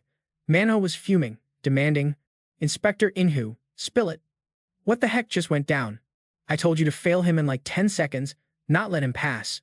Inhu, sitting chill across from him, loosened his tie and laughed. Man, that's a joke. We tried, but with Sangun's skills, the difficulty level you set was basically too easy for him. Manhwa refused to accept that, scheming up ways to knock Sangun back down. Why not just give him a lower rank? Manhwa suggested. Inhu was quick. No way. He beat the monster in the lowest D rank test in 10 seconds flat. If we slap him with a D rank, the association's gonna come at us.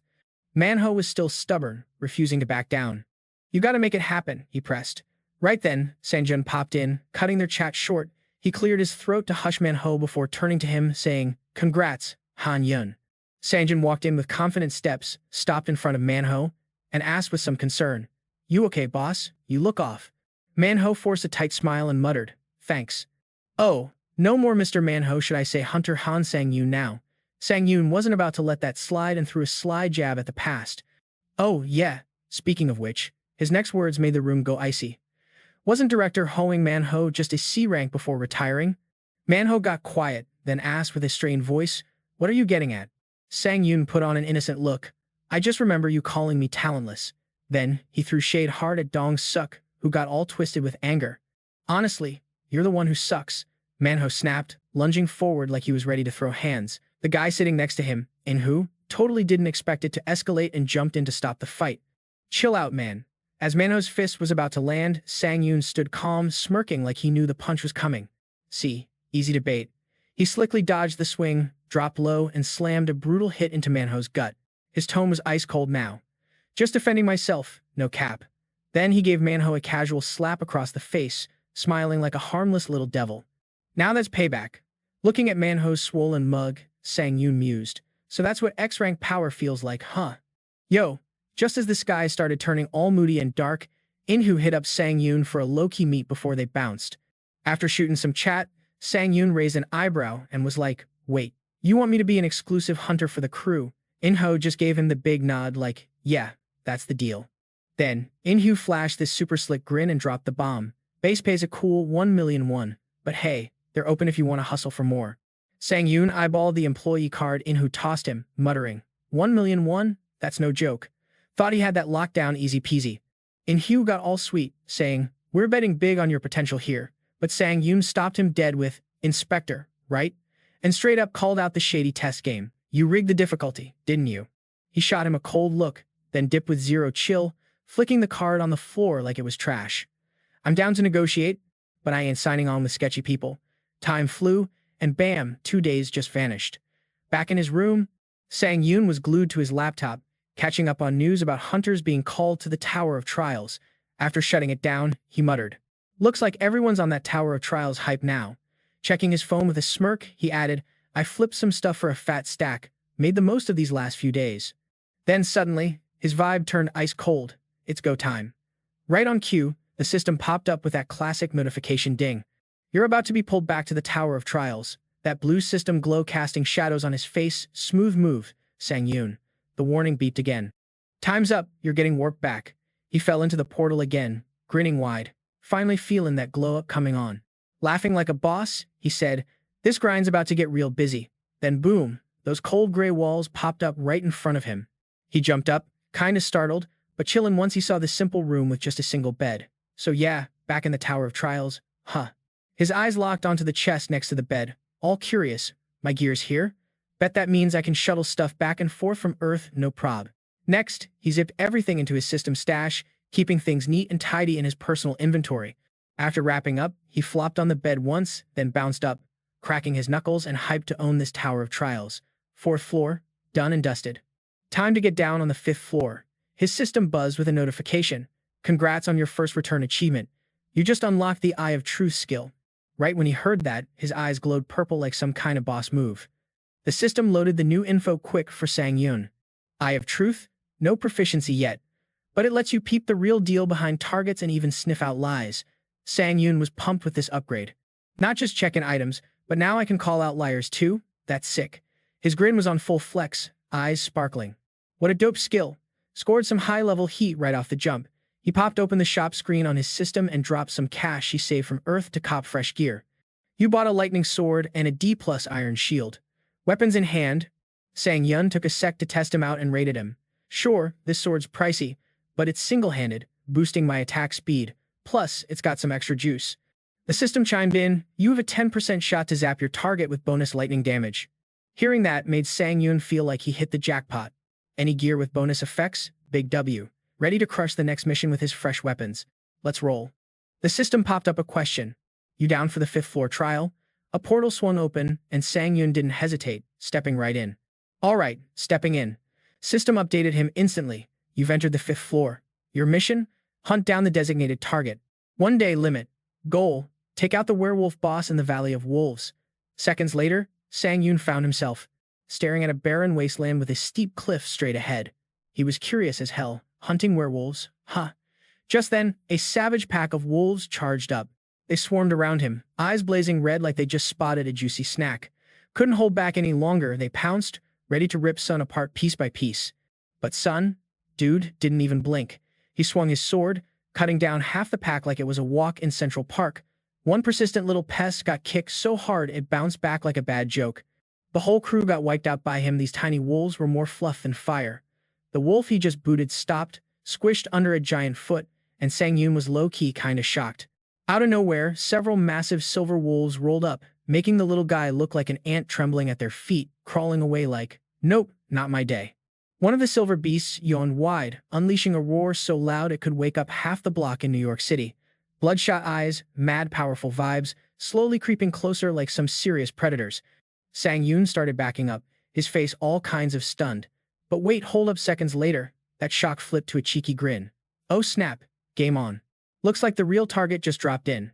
The silver wolf pack broke loose, charging like wild maniacs, and Sang-yoon launched himself off the ground ready to throw down.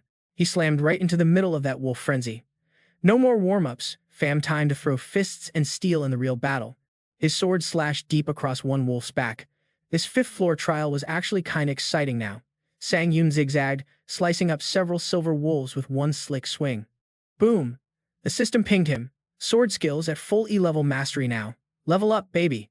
Sang-yoon landed smooth as silk, Damn, not bad at all. Did some quick math, his sword mastery picked up big time since the third floor. Lower floor skills were trash, true that. So he needed fresh moves to not waste those precious EXP points. Out of nowhere, two more wolves charged. Sangun cocked his sword, throwing shade. Come on, mutts, let me rack up some XP real quick. Before long, the whole silver wolf pack was toast. Soul orbs floated up from their bodies, and Sangun grabbed them like a boss. The lightning effect barely kicked in during these fights. Guess a 10% chance is pretty low. The system kept buzzing him with updates nonstop. You've absorbed a direwolf soul, skill proficiency boosted by 16%. Reading the system screen, he mumbled under his breath. Not a ton of experience, but hey, his soul summoning skills making moves. Can't wait to see how much better it gets. Soak up more wolf souls here on the 5th floor. Sangun kept moving forward, finally hitting the valley's center. Suddenly, his eyes went wide. The ground was strewn with dead silver wolves.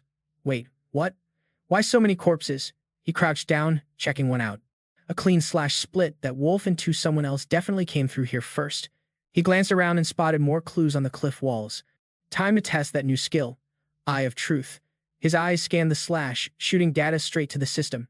The system fired back instantly, dank light sword slash top-notch speed and precision. Whoever made this cut, skilled as heck. Sangun straightened up, mulling it over. A pro sword slinger, huh? His face darkened. Even with data, he was left with more questions than answers. This was shaping up to be one heck of a matchup. Suddenly, a loud noise exploded, and Sangun bolted toward the commotion. Hearing that, he dashed like a lightning bolt, eyes fixed ahead. Something big was about to go down. He looked surprised but ready. Right in front of him popped a huge cave entrance. Then bam, a silver wolf flew out, tumbling across the dirt. Summon's eyes got huge. Dude was shook too. There it was, the system's notification buzzed. To clear the 5th floor trial, you gotta kill the werewolf king. Sangun's face turned hard, stare icy cold. His mission? Target already taken out. So what's next? Then the system dropped this on him. Analysis complete. New mission alert: some challenger from another dimension crashed your mission turf. Mission update. Wipe out the trespassing challenger. And guess who? That shady dude K just showed up to stir the pot. Yo, looking at this dude's massive vibe, Sangun was straight up shook. Like, he totally crashed this zone. Some challenger from another freaking dimension? Dang, just caught wind of this wild secret. So wait, there's other dimensions besides our Earth? Does that mean they're packing trial towers galore? His face twisted with mad worry. Man, things just went off the rails. Sangun froze like a statue. Then Ket broke the silence first. A challenger from some underdeveloped dimension. Huh. Let me guess, you're here for the mission. Ket jabbed his sword tip all up in his face like, too scared to talk. Looks like you're done for, buddy. Sangun clenched his teeth, eyes sharp as hell. This dude was no joke. The system popped up, holla at Sangun. Take out that challenger who crashed your mission space.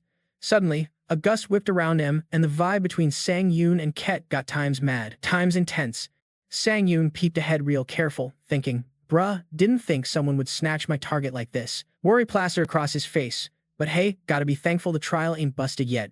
Ket got tired of the silent treatment. Can't answer. Huh. That screams, you're shook. Well then, I'm kicking this off. Time to die. Dude took his stance, and Sangun's defenses shot up. Here comes the attack. Ket charged, brandishing his sword. Dude's move was a lightning blur. To block the hit, Sangun scooped up that dead werewolf's body and kicked it hard at Ket, trying to throw him off. The silver wolf's corpse flew at Ket. Chill as ever, Ket swung his sword and blasted it away, but then his eyes flicked sideways real quick. While Ket's eyes were on the corpse, Sangun slipped behind like a ninja, sword raised, growling, gotcha. He lunged, stabbing his sword at Ket's back. A razor-sharp sound sliced through the air, then Ket's face registered pure disbelief. What the heck? Thought I cut right through his armor. Ket snapped, raising his sword all fiery. Power radiated from the blade. You think it's that easy? He swung down with insane force at Sangun. Sangun slammed his shield up to block, but bam. Shield shattered to bits, and Ket shoved him hard. His sword clattered out of his grip.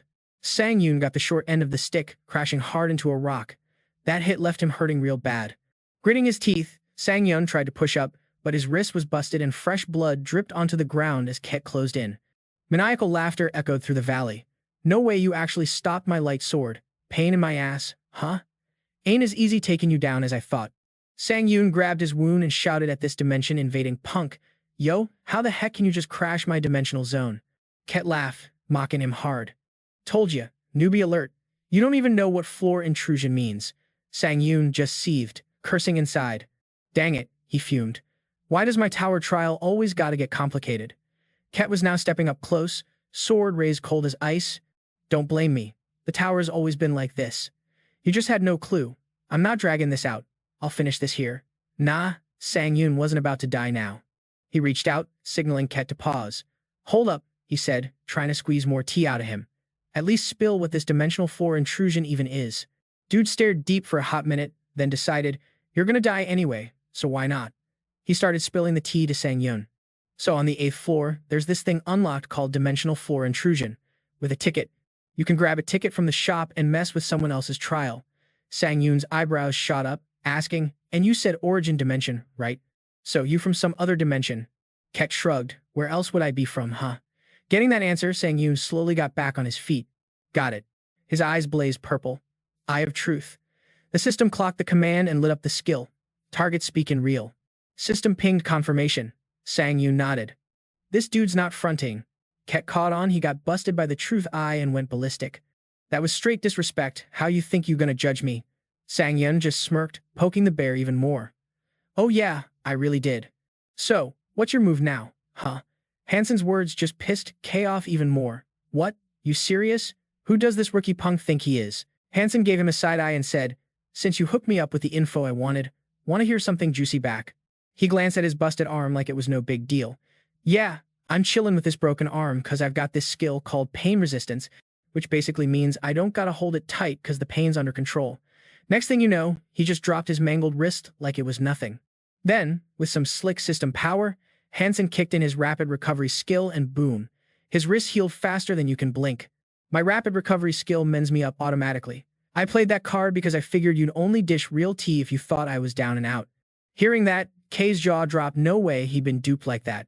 He swung his sword hard, yelling, so, you're some swordsman healer, huh? Well, if all you've got is what you just showed, you're still toast. Hansen just flashed a grin, stomped the ground, and flicked his sword up into his grip like a boss. Nah, you're way off. I'm far from weak. His eyes sparkled with excitement. Somehow, my powers just keepin' on climbing. The system chimed in. Your stats have permanently leveled up thanks to reserved souls. Kay's eyes widened. Wait, you got both healing and buff skills. Meanwhile, Hansen was already in battle stance, cloak activated, assassin vibe on point. The aura around him pumped up like crazy. Zoom. Instant speed boost. Kay's jaw dropped. No way. How does some 5th floor rookie flex so many moves? Right then, Hansen stormed forward full force. Their swords crashed, echoes screaming through the air. Kay got shoved back, gritting his teeth, cursing, damn. Is this really the 5th floor? How's he strong enough to take down Hansen? The dude unleashed everything he's got. You damn rookie. Hansen spotted an aura, leaned back just in time, dodging the tip of Kay's blade. Suddenly, Kay lunged hard, catching Hansen off guard. Hansen stepped back, and Kay pushed the attack. This skill was no joke. Getting smacked by it could be deadly. Hansen figured, but since my stats are higher, I can probably dodge fatal damage. The real headache? Kay's armor's top tier and my current skills can't break through it. Crawling through the chaos, Hansen looked for a weak spot on the armor.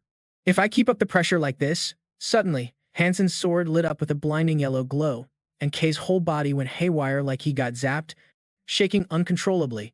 Kay didn't get what hit him and howled in pain. What the heck now? The system popped up. Lightning sword attacks have a 10% chance to trigger an electric effect with this weapon. A sly grin spread across Hansen's face.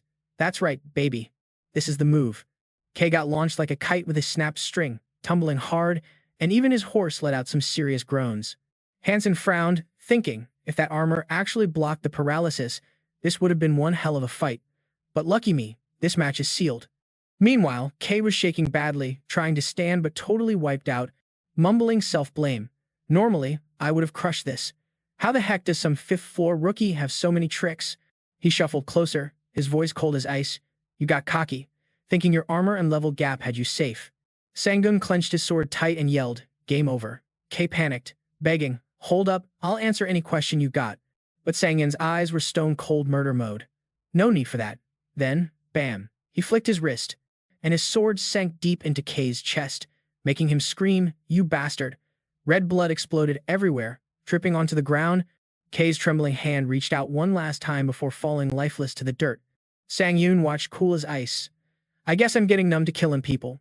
Then he sighed soft. But if I keep hesitating to kill, big trouble's coming.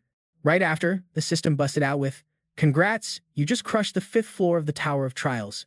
Just then, Cat started fading away, turning into these crazy bright smoke streaks. Dude was shook and zeroed in on soaking up every last bit of that aura.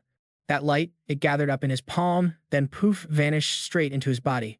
Seconds later, K was gone for good, and boom, the system dropped a fresh update alert. You absorbed Challenger Ket Draft's soul. Power boosted by 15%. Sanyun let out a big sigh of relief. Man, he almost didn't snag it. Wondered if dying in a wild other dimension meant you just vanish, for real. He hung tight as sec, furrowing his brow cause no reward popped up. Wait, where's my loot notification at? Then, the system filled him in.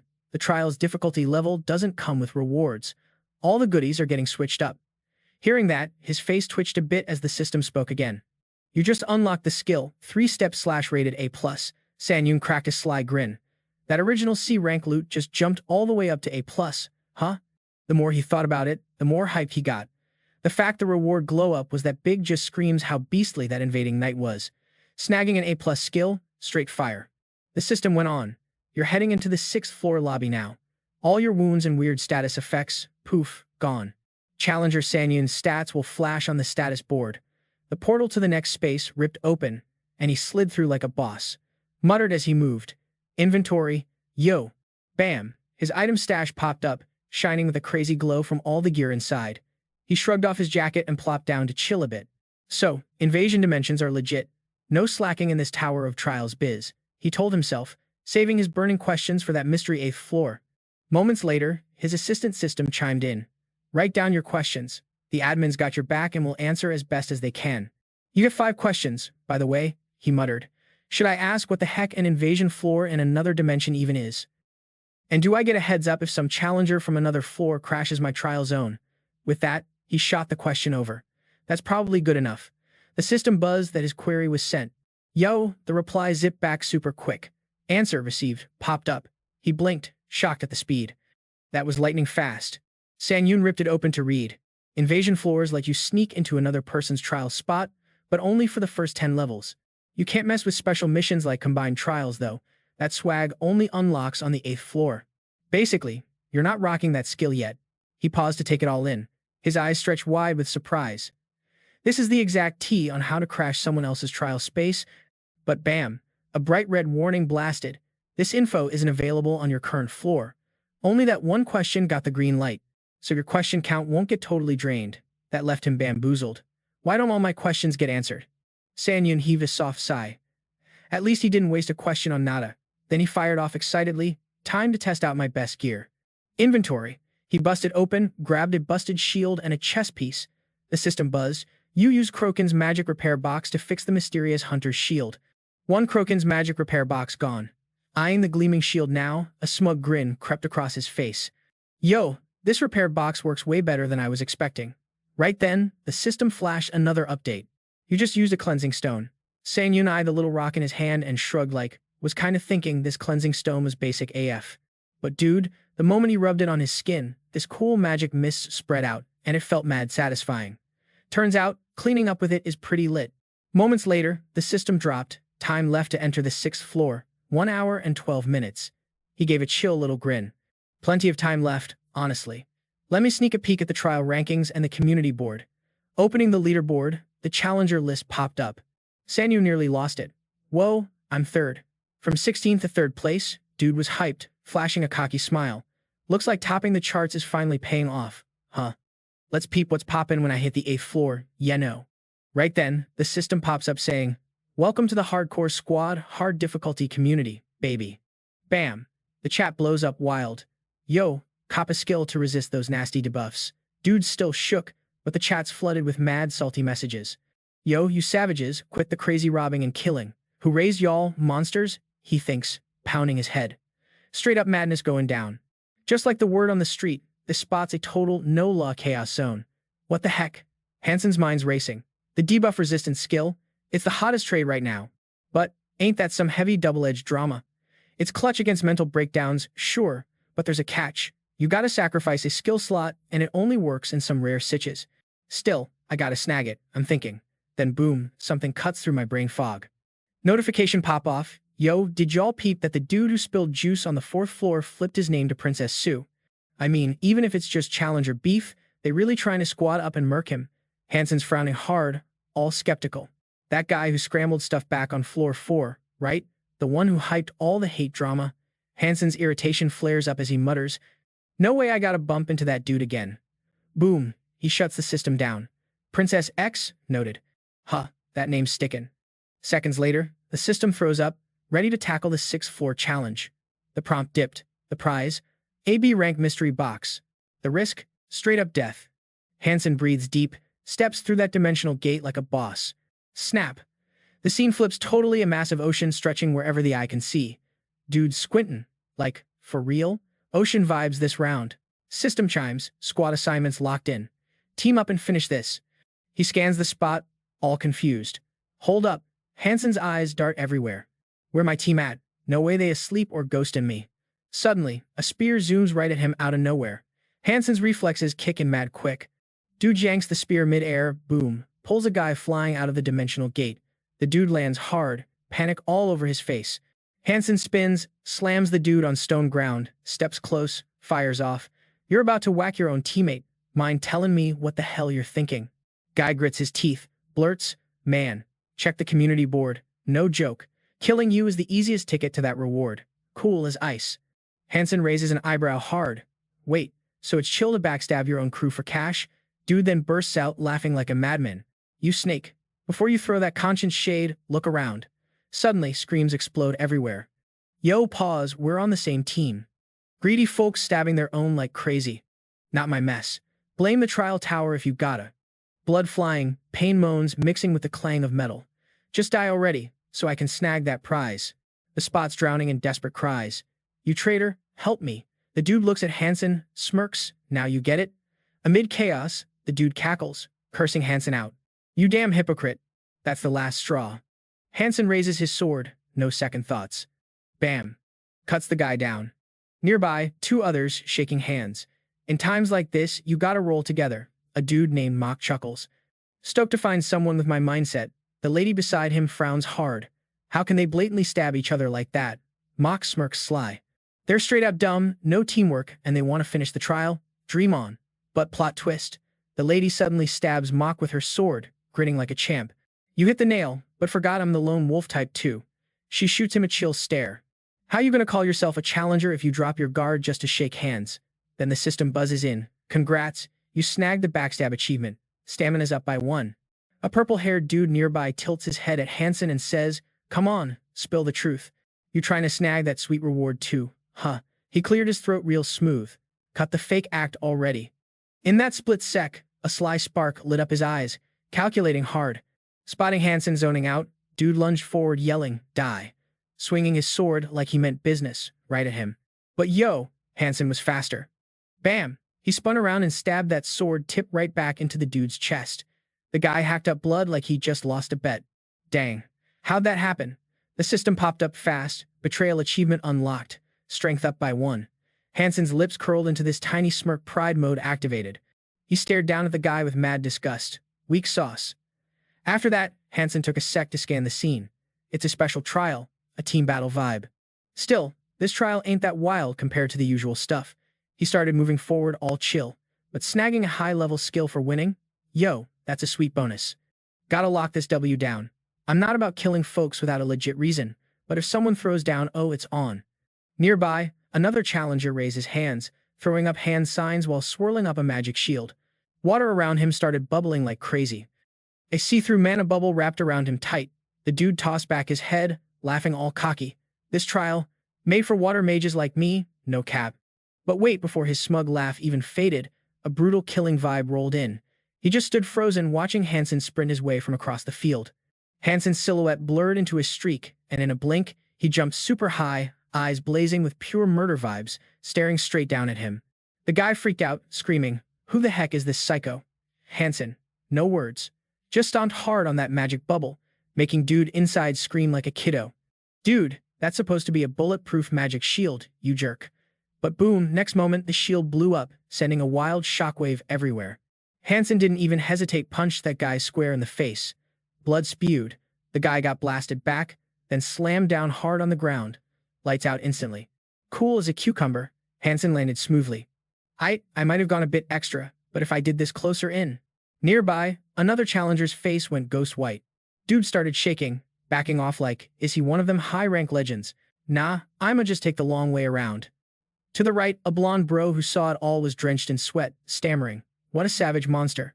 Hansen peeked over, thinking, yo, this'll scare off the rest for sure. Real talk, I want that reward bad, but ain't about killing peeps for no reason. Right then, the system chimed in, capture the base in this challenge. If other teams step into your turf, the capture pauses. Block him from owning your spot. Hansen mumbled quietly, just gotta hold this base for another 10 minutes. Sitting cross-legged, he thought, the top challengers who skipped the return stone on floor 5 must have crushed floor 6 straight away, right? Most folks here ain't high level, so this should be easy peasy. His face got real serious, deep in the zone. The floor 6 trials got me thinking on so many levels. Trusting no one and having fake sympathy. That's the real fail here. That's the lesson this challenge is pushing hard. After a moment, Hansen nodded firm. Anyone, yeah, even teammates can turn enemy. Spare someone now, they get to another base, they'll just get wiped out soon anyway. Then boom, the system dropped a surprise. Someone just stepped into your base. Hansen whipped around, spotting 4 people rolling up. He cracked a grin. Not bad. Wondering why 4 peeps for a 2-person team challenge. Seeing them coming, Hansen tossed back. Yeah, it's obvious just by looking at you losers. He smirked real savage. 4 dudes tagging up, double-teaming to get an edge on everyone else. Sejun wasn't even fazed, laughing like crazy. Yeah, just like you said. Die, you jerk. 2 of his boys zoomed forward, lightning speed activated. Hansen instantly went on defense, hands firm on his sword. Throwing his hands in front of his chest, he said, heart in sync. His whole body lit up as energy wrapped tight around him. That skill's special tag, heart in sync, time to turn up the heat. Sejun wasn't even phased, chuckling like it was all a joke. Yeah, you heard it right. Drop dead, dude. Boom. 2 of his crew zoomed forward like lightning bolts. Hansen snapped into defense mode, fingers gripping his sword handle tight. He shoved his hands in front of him and barked, heart on the same beat, y'all. His whole vibe lit up as energy wrapped around him like a vice. This was the special move called heart in sync, baby. Yo, Kim Ji-hoon was feeling all kinds of pain, and Hanan was right there with him. Without even blinking, he jabs a sword right into his own arm. Blood's dripping like a horror flick, and suddenly, he's radiating this savage, fierce vibe. His hands buzzing with wild energy. The sword drops to the ground, and boom, the system kicks in, triggering that pain reduction skill, no cap. So, all that agony, it's sliced down by 15%. Just then, this bald dude straight up storms forward and splashes a bucket of seawater all over him. Hansen freezes up for a sec. Wait, seawater? The system flashes a warning. You touched the challenge's seawater. Strength down by 10. Agility down by 10. And wait for it. Stamina drops by 10 too. The debuff's got a timer. 2 minutes and 59 seconds left. Hansen's face, pure disbelief. Like, seriously, seawater's a debuff. He looks at everyone around him, and his face goes all weird. Oh, this isn't gonna end well. Meanwhile, these 2 dudes rush at him together. Their swords are slicing through the air, but Hansen's cool as ice, a sly grin creeping on his face. If I was any normal challenger, yo. The 2 sword guys stomp up, heavy steps hitting the floor hard. One swings his blade down hard, but Hansen zips away like a ninja, leaving the sword slicing fresh air. He sneers. Your little plan to strip my weapon and hit my stats wasn't half bad, I'll give you that. But you seriously messed up one thing. Then bam, he shoots his hand out, grabs the dude's neck tight, and pulls him in low, voice ice cold. You just picked the wrong opponent, bro. Next, Hansen slams the guy hard onto the floor. The other 3 dudes look like they just saw a ghost shocked out of their minds. Jaw dropped everywhere. The system pops up. Achievement unlocked. 1-hit kill. You just learned the skill. Contempt for the weak. Mr. Baldy goes all brute mode, yelling, die, you freak. The system's back with info. All your current rivals have stats lower than yours. He swings his sword down hard, but then wait, Hansen is straight up gone, vanished into thin air. Next thing, Hansen lands a brutal kick right to the dude's face. Dude stumbles like he got hit by a truck. And guess what? He's totally caught off guard. Before he can react, Hansen smashes down with a deadly blow on his head. System alert buzzes. Achievement unlocked. Ruthless killer. Dexterity just leveled up by 1. The bald guy crashes to the ground, blood painting the floor red. Sung Joon's face is nothing but absolute terror. He's creeping slowly toward the last two. June's sweating bullets, turning to ask, "So what now? Do we attack together or what?" Just then, Sejun pulls a fast one and slashes June's leg. Blood flies everywhere as Ji-hoon screams loud enough to wake the neighbors. He collapses, his body shaking in pure pain. Right away, Hansen feels this sharp agony shoot through his leg. Man's dropping to his knees, cold sweat dripping off him. Hansen's mind flashes back, that dude wasn't lying. Pain is the only thing we share. Lucky thing the damage ain't stacked, but moving around, that pain's gonna slow me down. Ji-hoon yells, "You're such a bastard. Are you even human?" But no pause, his enemy stabs him again, turning everything to chaos. Seung-jun shouts, "Back off, you creep." Meanwhile, June's barely holding it, begging, "Please stop." Dude panics, screaming, "If you come near, I'm putting a hole in you." He pushes up through the agony, thankful the pain-resistant skills still keeping him mobile. But let's be real, taking that guy on in this state, mission impossible. Sungun's stuck, helpless. Looks like this was the only way out. His eyes lock on Ji-hyun, the mage, whose heartbeats synced with his. Decision made in a snap. He bolts straight for him.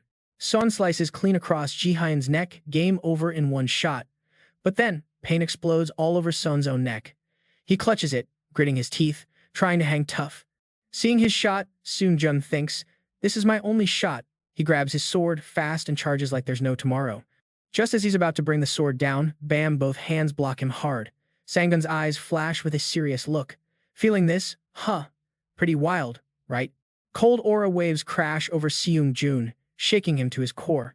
Man, I'm totally screwed. Then Sangun rips the sword right out of his hands.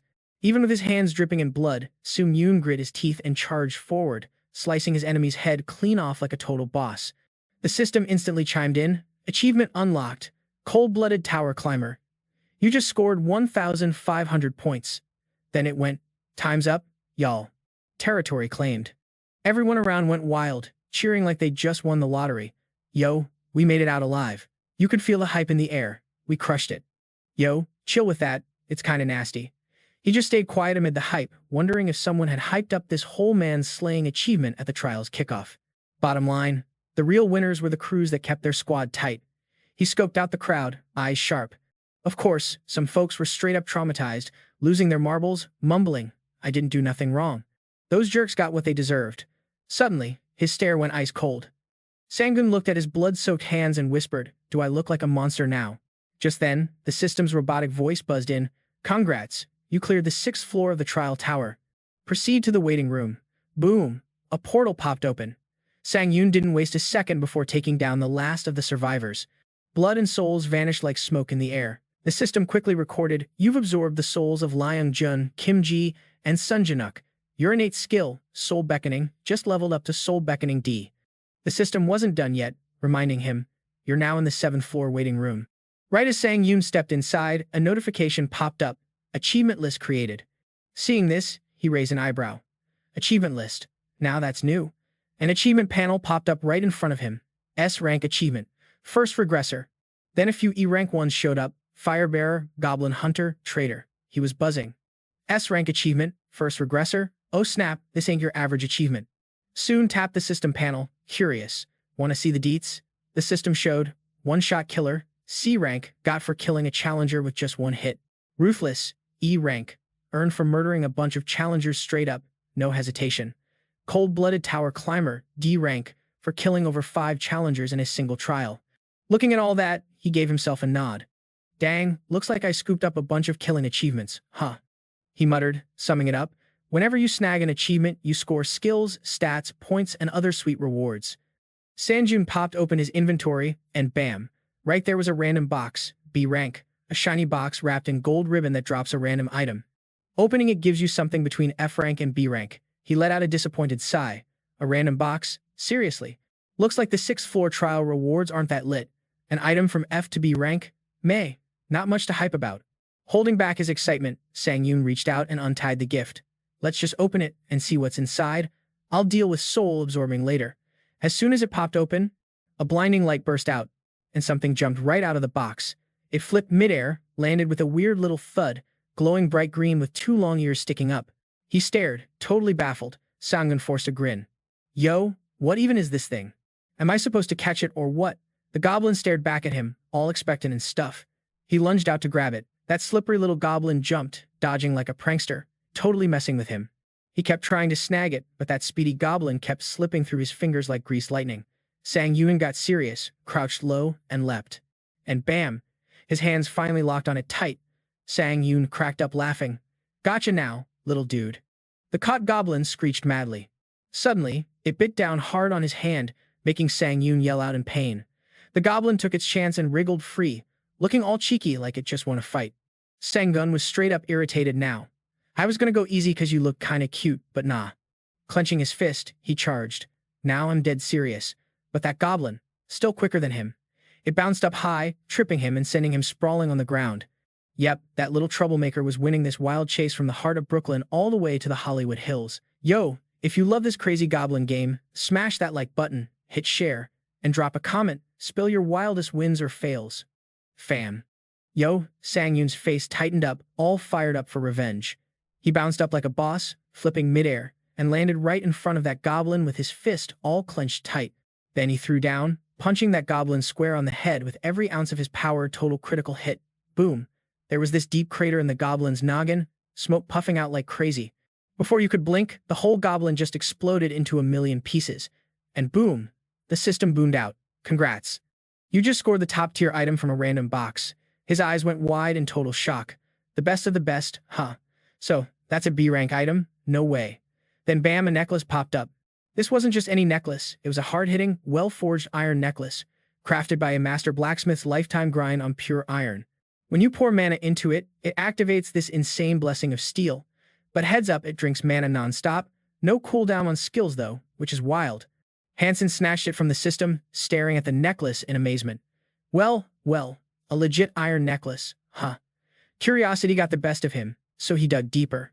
Right away, the system flashed all the deets. Blessing of steel activated, coming from that B-rank iron necklace. Your skin now soaks up 10% of all physical damage. A soft glow surrounded Hansen, totally surprising him. And get this, all his sword skills got a 7% boost and that 10% damage absorption. Honestly, this thing beats out some A-rank gear like busted level stuff since it's rocking offense and defense. Pumped, he slid the necklace over his neck. No clue what to expect, but damn, this might be my jackpot. But as soon as it was on, the system threw him some warnings. Yo, you're out of mana. Blessing of Steel, deactivated. Hansen clicked his tongue, annoyed. Guess the catch is how much mana this thing slurps up. He shoved the necklace under his shirt, thinking, better stash this for big emergencies and stack up mana first. He gave the system window a side eye, kinda unsure. Alright, time to peep the innate talent that just leveled up, right? The system popped a question. Wanna tackle Trial Floor 7? This totally threw Hansen for a loop. Wait, hold up. Usually, we get some chill time in the waiting room before the next floor. He felt some serious vibes of suspicion. Speeding through the trial is cool for me, no doubt. But wait, does this mean the chill time disappeared for everyone else too? System replied quick, you're now in the hardcore difficulty community. Then the chat blew up with messages. Spirit of the Tower dropped. Yo everyone, did y'all peep? The waiting time's gone, like totally gone. Hansen was all eyes, analyzing the sitch. Yep, it's the same deal for the squad. The admin's chat was straight up wild, totally lagging out. But Hansen wasn't shook. He did some silent math and figured the no-wait time thing didn't really change much for them. No perks for the OGs either, he thought. They just want to bounce home as soon as possible, probably, cause most are those top-tier challengers. Then the chat shifted gears fast. Gold Digger goes, I'm legit creeped out by that jerk who offloaded the resistance skill. Frar. The seasoned hunter dropped some calm truth. Those losers definitely snuck away and now are low-key guilty, keeping quiet. The vibe is way different from Floor 6, too. Those player-killing jerks are ghosting now next trials solo, so no point acting up and getting heat. Hansen's smile vanished. Those killjoys who mess with their own crew's lives, yeah, they're totally on my hit list. I gotta stay extra sharp, Hansen said, buzzed but focused. Also, I better train a fresh skill that won't get wrecked by all those other fancy abilities. Taking a deep breath, he prepped to dive deep. Alright, let's peep that necromancy skill that just leveled up to D rank from Floor 6. He pulled up the system window, reading it out. Innate talent, necromancy proficiency percentage. Basic perk, you can absorb dead souls to beef up or boost your stats. Hansen mulled it over a sec. Looks like the basic effect got a bit of a remix. Before, it just jack up the stats, leveling them up. Yo, stacking up that mana and defensive shield game, but now it's flipping the script, tweaking my magic or slapping on a shield. I was low-key hoping this skill would amp up my soul absorption vibes, but nah, that's not the move. Still, gotta keep some defense ready to guard this body. Hanshin yanks his sword out of the system like it's hot, flicking it to spin midair. Time to test drive this soul shield, huh? He inhales deep. Even if my arm gets chopped off, chill. This waiting room's got that recovery effect on lock. So swords twirling like a pro dancer, Hansen tightens his fist, slamming it up to block. Boom. Immediate pressure blast. Systems throwing out red alert vibes. Damage? Nah, souls took the hit for me. Player Song Wook's soul got consumed. Souls in the pocket? 3 out of 30, baby. Dude blinked for a sec, then Hansen's face lit up like he just scored front row tickets. This is way better than I thought. Time to do some number crunching again. Gonna hold on to 3 souls for defensive plays, not just sucking them all up. Hansen peeps the trial rankings tab, face kinda dipped in nah mode. 4th place, dang, slid down a notch. Kinda sucks, but what evs. Top 50 is all you need to be a legit pioneer anyway. Hansen stretches, lets out a soft sigh. Man, this waiting room drama is straight up irritating with all the checking and balancing. Probably running on empty time-wise. Boom, he fires up his spatial gate, ready to dive into the next trial. System flashes, 7th floor trial kicking off as soon as possible. Difficulty, hard, baby. Goal, prove you're the real deal. Timer's running at 40 minutes left. To clear, smash through 3 trials before time says bye. Then, bam, Hansen's teleported right in front of this grand hall. Peeper's wide open wait, is this just a straight hallway? This trial's playing a whole different tune, huh? Sang-yoon strolls slow, scanning the scene. No vibes, no signs of life, it's creepy quiet. Breeze messing with his hair, a flash of light at the hall's end pops off. Then, boom. Brilliant blue light spins around him like it's got a vendetta. Before he can blink, system drops the news, you've entered the first trial zone. Snap, now he's standing smack in a barren wasteland. Sand dunes mountain high all around. Guys thinking, of course it's the sand golem part again. Suddenly, the ground's shaking like an earthquake. Out of nowhere, something massive bursts out of the sand. Dust cloud blocks his sight for a sec. Then it clicks this gotta be the sand golem. Takes a deep breath, cause yep, this trial's a replay on the tutorial grind. System chimes in, trial clearance condition, clear 3 trials in the set timeframe. Sang-yoon's brain's racing, so I gotta run through all 3 trials I already crushed again. He stares ahead like, honestly, beating a sand golem now is easy peasy with my eyes shut. That's why they're pushing me to hit the 8th floor fast, huh? But hold up this time, something way bigger creeps up out of the ground, slow and steady. The earth rumbles hard, sound blasting loud. Sang-yoon's jaw drops, wait, are golems usually this gigantic? Eyes of the giant monster flash, fierce red. Sang-yoon chuckles, cause this dude is triple the size from before. Golem raises its stiff arm like it's ready to throw down. Those evil eyes lock on him fast. Sang-yoon smirks, let's go. He darts forward, slicing through the wild sandstorm like a boss. Killing intent burns in his eyes. The golem growls, slamming its huge arm down, shaking the earth like a total beast. But Sang-yoon already bounced up on its head in a flash. Frowning now, something's off. He's scanning that massive rocky body, feeling all kinds of sus. Why the heck can't I spot the sand golem's core? Did it tuck that sucker deeper with the size up? Suddenly, the golem tilts, and Sang-yoon nearly faceplants. Alarm bells go off. But quick-footed, he jumps back, dodging a massive swing from its boulder-sized arm. Just as he lands, the golem tries to snatch him like a snack, its strength, mad suffocating. Its hands coming down like it's crushing a speck of dust. Then, blam. A flash of bright light bursts from its arm. Sang-yoon grabs the moment, twisting to dodge at the last second. Dude just broke free from that iron grip and landed like a ninja on the ground. Quick math in his head, if slicing this sand, golem ain't cutting it. Guess I'll have to chop it to bits. With that fire in his eyes, Sang-yoon swung his blade, steel shining brighter than a flashbulb in the middle of this sandstorm. He landed so smooth, like he just popped out of nowhere. But as his sword hit, the golem's chopped-off arm started knitting itself back together. Even its cracked head was sealing up. Sang-yoon narrowed his eyes, yeah, he saw that coming. Just like I figured. Cutting sand with a knife? Total waste. Gotta hunt down that freaking core another way. Seeing this massive dude throwing a tantrum because it couldn't tag him, Sang-yoon couldn't help but laugh out loud. And man, that only made the golem madder. How annoying can this guy get, right? He tried to dip out of danger. But bam!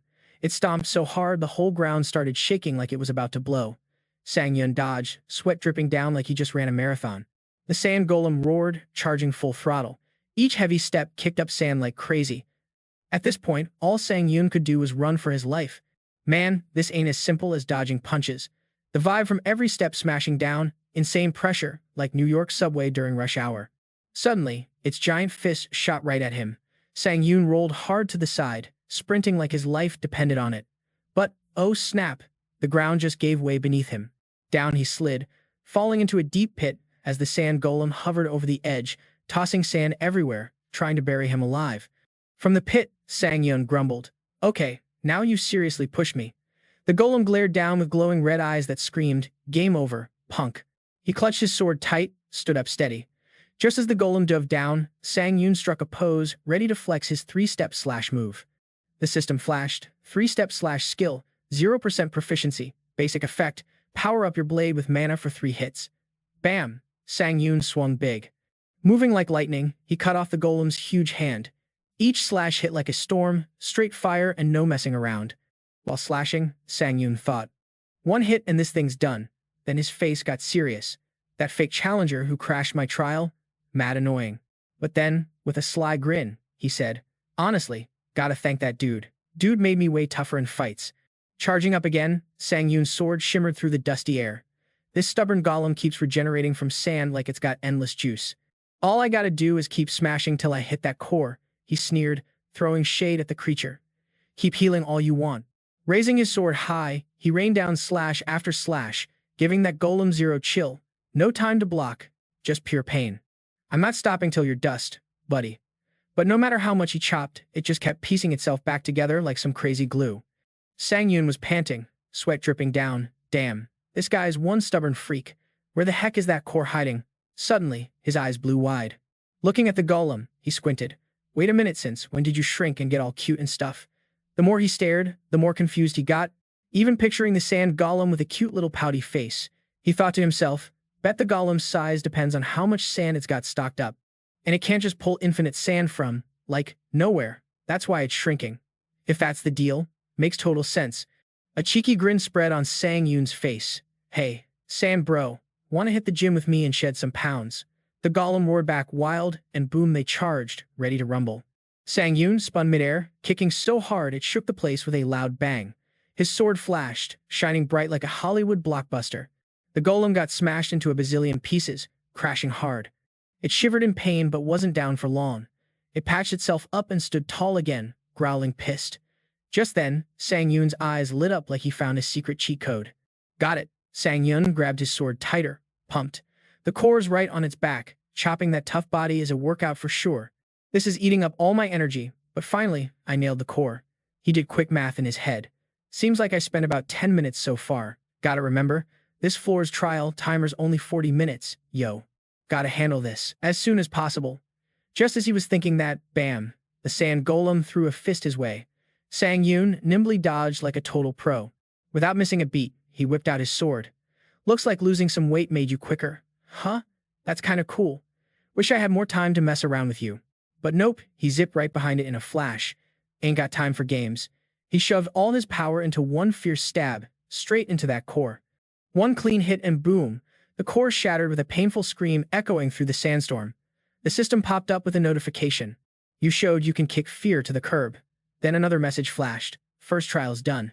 And just like that, the sand golem started fading out. Suddenly, a blinding light appeared in the void.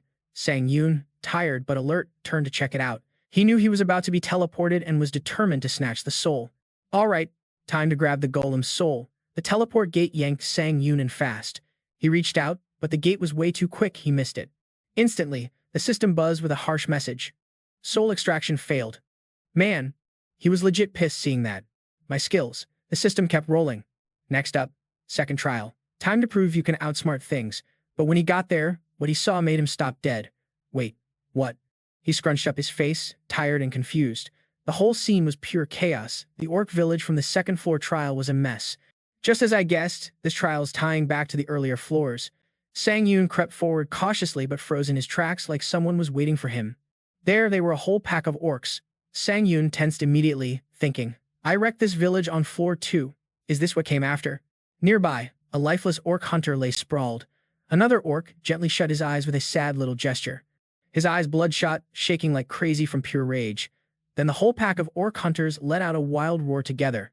Sangun instantly recognized the berserk mode when monsters lose it and go totally nuts. He sized up the situation, then sighed.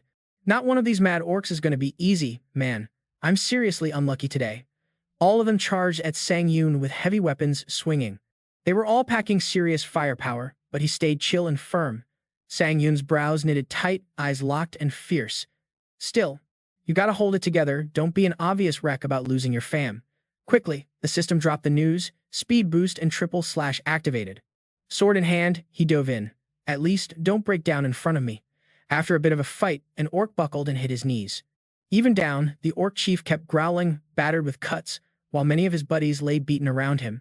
Seeing the chief trembling like that, Sangun taunted, "Hurts, huh? Watching your whole crew get taken out." That hit him right where it hurt, making the chief even madder. The orc chief bellowed fiercely, burning up in rage, then lunged with all his leftover strength for one last crazy attack. But Sangun dodged with zero sweat. His eyes flashed a cold blue. With just one strike, boom. He sent the chief's head flying. Talk about finishing strong. Right after, the system chimed in. You proved your brain power. Second, trial complete. Having learned from missing the soul last time, Sangun didn't waste a second and flipped around. No time to waste. He reached out and started snagging the souls. One soul after another streamed into him like magic. The system kept buzzing with updates. You absorb an orc hunter's soul. Skill mastery boosted by 6%. You got 19 souls out of 30. Sangun was hyped. Heck yeah. The notifications kept rolling. Speed boost leveled up to D rank. Next stop, the third trial. Show that you can kick hesitation to the curb. Hearing that, he got a weird vibe. This whole challenge is random as heck. In a blink, Sangun got teleported again. He stared at the new scene, all confused. Wait, is this the chase zone on the 6th floor? He started scoping the place, trying to figure out what he was up against. Yo, the first two challenges were on the 1st and 2nd floors, so naturally, I thought this one had to be on the 3rd floor. But then, out of nowhere, he remembered something and let out a big sigh, all annoyed like, man, expecting logic from a tower that throws down dumb intelligence tests. Silly me. Sangun called up his inventory, and boom, a special healing potion popped up that boosts stamina and magic by like 20%. He popped open the bottle fast, no second guessing, and chugged that magic juice. Instantly, he felt like $1,000,000 total body recharge. Looking around at the wild scene, an idea hit him. With all his might, he tossed the empty bottle straight into the sea, just to troll the tower and pollute its vibes. But hold up. Before he could even chill, danger rolled in hard. Waves shot up taller than him, and tiles behind him started flying everywhere. Sun was straight shook. Bruh, I only tossed one bottle. Then, right after, the system hit him with the news the assassin's cloak effect just kicked in. Speed up 15%, baby. The second he heard that, Sangun booked it like his life depended on it. No joke, I smashed all the challenge requirements so far, which means to win this, I gotta find that red chase tile. Waves still rising like crazy. No way I'm touching that water. So he sprinted off without missing a beat. No time to waste. Gonna run faster than ever, let's see that water catch me.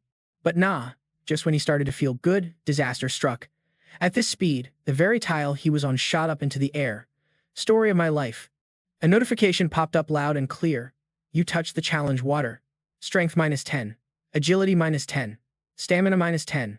Penalty time 2 minutes and 59 seconds ticking down. Tiles kept flying all over like a wild mess. I thought maybe they'd fly one by one, but nope.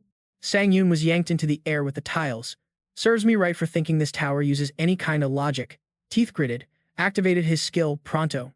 Instant acceleration. Next thing you know, Sangun shot up like a missile. Tiles around kept bouncing all over the place. Gritting his teeth, confidence still strong, he's like, you really think I'm gonna die right here? Zoom, he zipped from tile to tile like a boss. Didn't take long before he spotted the red tile across the chaos, locked on target and blasted right at it. Red chase tile, here I come. Going all out, Sangun muttered, please be over soon, I'm done with this annoying challenge. Meanwhile, a massive whirlpool was still growling behind him, but he kept grinding. Powering forward, he was so close to touching that tile. Okay, now it's coming straight for me. Launching into the air again, hope sparkling in his eyes. Just a little bit more, please. But yeah, that whirlpool, still on his tail, no chill. Then, boom, crash. A wave hit him hard. Sangun screamed in pain as dark energy streams slashed at him, right as the system made this announcement. Unique effect activated. Adamant protection necklace kicked in, soaking up 10% of all physical damage. Notifications kept popping. A soul took damage meant for the user. Goblin Hunter's soul destroyed. Those dark energy streams, only getting nastier. Goblin Hunter's soul gone. Sangun finally realized that hit him hard. The necklace shield blocked the worst of that last hit. Soon enough, he broke free and didn't waste a second, dash forward like lightning. Speed was flying, but looks like it ain't enough. Time's up. Assassin Cloak's unique effect just ended, 0 seconds left. Sangun cursed under his breath. Dang, I'm totally out of mana. Instant acceleration's about to fade, too. He snapped his fingers and summoned a glowing red orb fast. Pop! Into his mouth it went, and he even cupped his hand to keep that energy locked in tight. Real quick. System chimed in, magic power and energy restored, thanks to using a Goblin Hunter's soul. Sangun was stoked about that comeback. All right, strength's back, baby. The whirlpool kept roaring behind him, no signs of stopping. 0 time to chill, he bolted forward. Red tile was right there. Almost grabbed it. Yo, right at that second, a giant splash of water shot up straight in front of him. San's eyes went wide, totally shook by the crazy sight. He lost it, cursing. Oh crap, seriously. Sangun pushed himself harder than ever to break through. No clue if I'm gonna make it, fam. Suddenly, wings popped out of nowhere on his back, like Legit carrying him straight into the mess. Sangun started to fade as he dropped into the water, but bam, that raw power still hit him like a ton of bricks. A Goblin Hunter's soul got totally wrecked. Seconds later, Sangun got tossed out the chaos, landing far away from that red tile again, just like before. His body was drained, falling fast. But nah, he wasn't about to quit. He screamed out in total despair. Crazy enough, the red tile was right where he was headed. When he slammed down, dirt and rocks went flying everywhere, kicking up a cloud of dust. Yep, another Goblin Hunter's soul crushed. Souls possessed, 12 out of 30, now. After a hot minute, the dust settled. Hansen was lying on that red brick, totally beat up with cuts and bruises. But then, his eyes shot open wide, because that monstrous wave was coming full force right at him. He fought the fear hard, trying to keep cool. Then the system dropped the line. You just prove you can crush fear. Boom, the third trial was done. The wave started to fade out, turning into water that just chilled by dumping right on Hansen's head. Dude was mad as hell, but there was nothing to do. Man, this trial's been straight up savage the whole ride. After all that madness, he finally made it back. The system hit him with, "Congrats on beating all 7 floors of the Tower of Trials. Head now to the Grand Hall." The system's voice echoed as he stepped into the Grand Hall. Hansen exhaled deep, frustrated as hell. This trial had his nerves ripped to shreds. Honestly, I was this close to tanking it. He bit his lip without thinking. If it's this tough now, I don't want to even guess how wild the 8th floor is going to be. No way my luck will hold up if I'm not ready. Suddenly, a sound snapped Hansen back to attention. Then the system piped up again. Yo, 1,000 peeps have smashed the 7th floor of the Tower of Trials. Systems expanding, skill shops now open for business. There's an intermediate trial unlocked. Return points up and running. Cross-floor invasion mode activated. Hansen checked out the panel, thinking, skill shop, return point, cross-floor invasions, straight up exactly what I needed. But then the system dropped the real kicker. You're the first challenger on all floors. Time to pick your aura. Hansen's face snapped serious real quick. This was the big deal, the aura bonus for being the pioneer on every floor. But hold up, the system threw in a heads up. Challengers with aura get special traits, skills, and effects. Choose wisely, it warned. Hansen blinked, kinda shook. When did the Tower of Trials start giving advice? This aura stuff gotta be next level important. Options popped up on screen. Pick your aura, ruler, hunter, or sprout. He rubbed his chin, deep in thought. So, here's the rundown. Ruler is an aura that flexes with your personal achievements. It's more general, tied closely to traits, and sounds like the best fit for Challenger Hansen. Hansen's brow lifted in surprise, reading that. It boosts all abilities and traits, and most importantly, the tower itself said it was the best fit for him. Not one to stop, Hansen kept digging into the other auras. What's next? Hunter. It's an aura anyone can rock. Its vibe is boosting your skills and abilities deep. The description said, this aura's kinda good fit for challenge. Talk about making Hansen torn. This one's not bad at all either. So, what about that last choice? Without hesitating, Hansen clicked on Sprout. Sprout's all about talent and grind. The harder you push, the stronger you get. Honestly, meh, kind of a letdown. After checking them all out, he made up his mind. I'm just gonna ditch Sprout and choose between the first two. Hansen browsed the system screen. My pick is. He hit the button with full confidence. In a flash, the system fired energy straight into Hansen's veins. Boom, power-up activated. Alright, fam, smash that like button if you think Hansen's about to level up big time. Don't forget to hit share and drop your aura choice in the comments. Let's get this hype train rolling. So, you went with the ruler, huh? Thanks to that one-of-a-kind ruler vibe, your trait's about to level up big time. The options you got are all based on the skills you've already got. No cap. Summoner flexing with those soul powers. You can call forth some immortal skeleton bosses. Plus, magic swordsman, your sword skills and magic both jump up, and you learn any related skills like triple speed. Creator mode activated. Your item crafting skills are about to blow up, and you'll learn any related abilities 3 times as fast. Hansen was shook for a second. That's the ruler aura effect kicking in. No hesitation though, dude smashes that button. Easy pick for him. The system drops another trait update right after. Necromancy just got officially added to the summoner's toolkit, some tweaks made to buff the effects too. Right after, boom, info panel pops up on the screen. Check out Hansen's stats for that ruler aura trait, summoner at D level. The unique authority skill combo, that's the ruler aura flexing its muscles right there. Energy vibes poured straight into Hansen's body. No clue how long it took, but finally, the whole process wrapped up. Now, Hansen, he's straight up a powerhouse. Yo, I've got my own aura now. He kept tapping buttons on the screen. Like, come on, hit proceed already. Right away, the system shows the deets, unique authority, skill combos, and effects. You can mash any 2 skills together. Hansen's mind was blown. Wait, I can turn 2 trash skills into 1 fresh new move? He went wild inside. Dude, this is nuts. Then another alert hit. Skill panels open. Pick 2 skills to mash up already. Rapid recovery at E level. For your information. Then there's pain resistance rated D, fire resistance, pressure on the weak at F. Hansen's just sitting there like, yo, which ones even make sense together? Ponder mode activated. Skills I hardly ever touch. The screen lists them. Pressure on the weak, F. Ceaseless combat, also F. Selected 2 skills. Now it's like, you want to combine these? Yep or nah. Hansen hits that yes button fast. Alright, let's get this combo poppin'. System's already hyped, making the official call. Combo success, baby.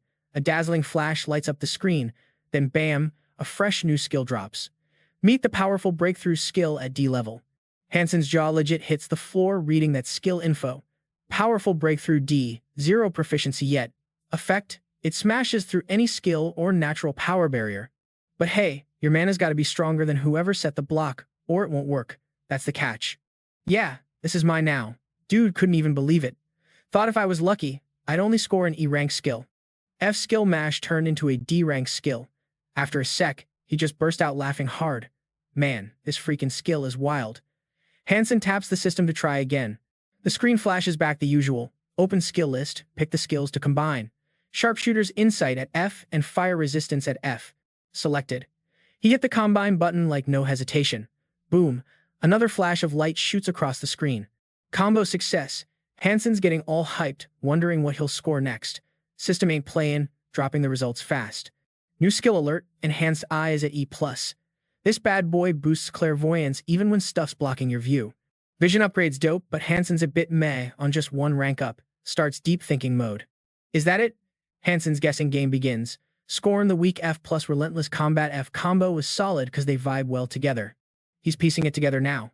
So, Sharpshooter's insight and fire resistance just don't click. Sharpshooter's insight at F level just by looking, you know they're not a match. Makes sense. After a long grind, Hansen crashes hard on his cozy bed. Lying there, still mulling over that epic reward for always being first. Something just doesn't sit right in his gut. Tossed and turned all night. Was all this grind for real, or just dumb luck? Silence hits, brain blanks out suddenly. Boom. Hansen jumps up in bed. Forget the doubts. Time to peep the reward. Open system. Eyes go wide. Swift as the wind. A+ proficiency, 0%. Effect. Movement speed boosted by 10%. True to its name, stacks up 7 times max. Hit full stacks and the cooldown's 1 full day. Yo, Hansen was shook when he peeped the info 10 freaking % speed boost, like no joke. And guess what? He could stack that bad boy up to 7 times. Insane, right? Dude started daydreaming about zooming around like a light beam. That's like a crazy 70% speed increase. But hold up, Hansen stumbled on some next level stuff too. This skill, 0 mana cost. Zip. Nada. Hansen's hype meter shot through the roof. Like, swift as the wind, more like straight up perfection. He started rifling through his inventory fast. Soon, he slapped on a fresh pair of boots, and boom, a system alert popped up. Acceleration boots, C grade, up in attack speed by 3% and movement speed by 5. These kicks, rockin' tiny Magitech wings.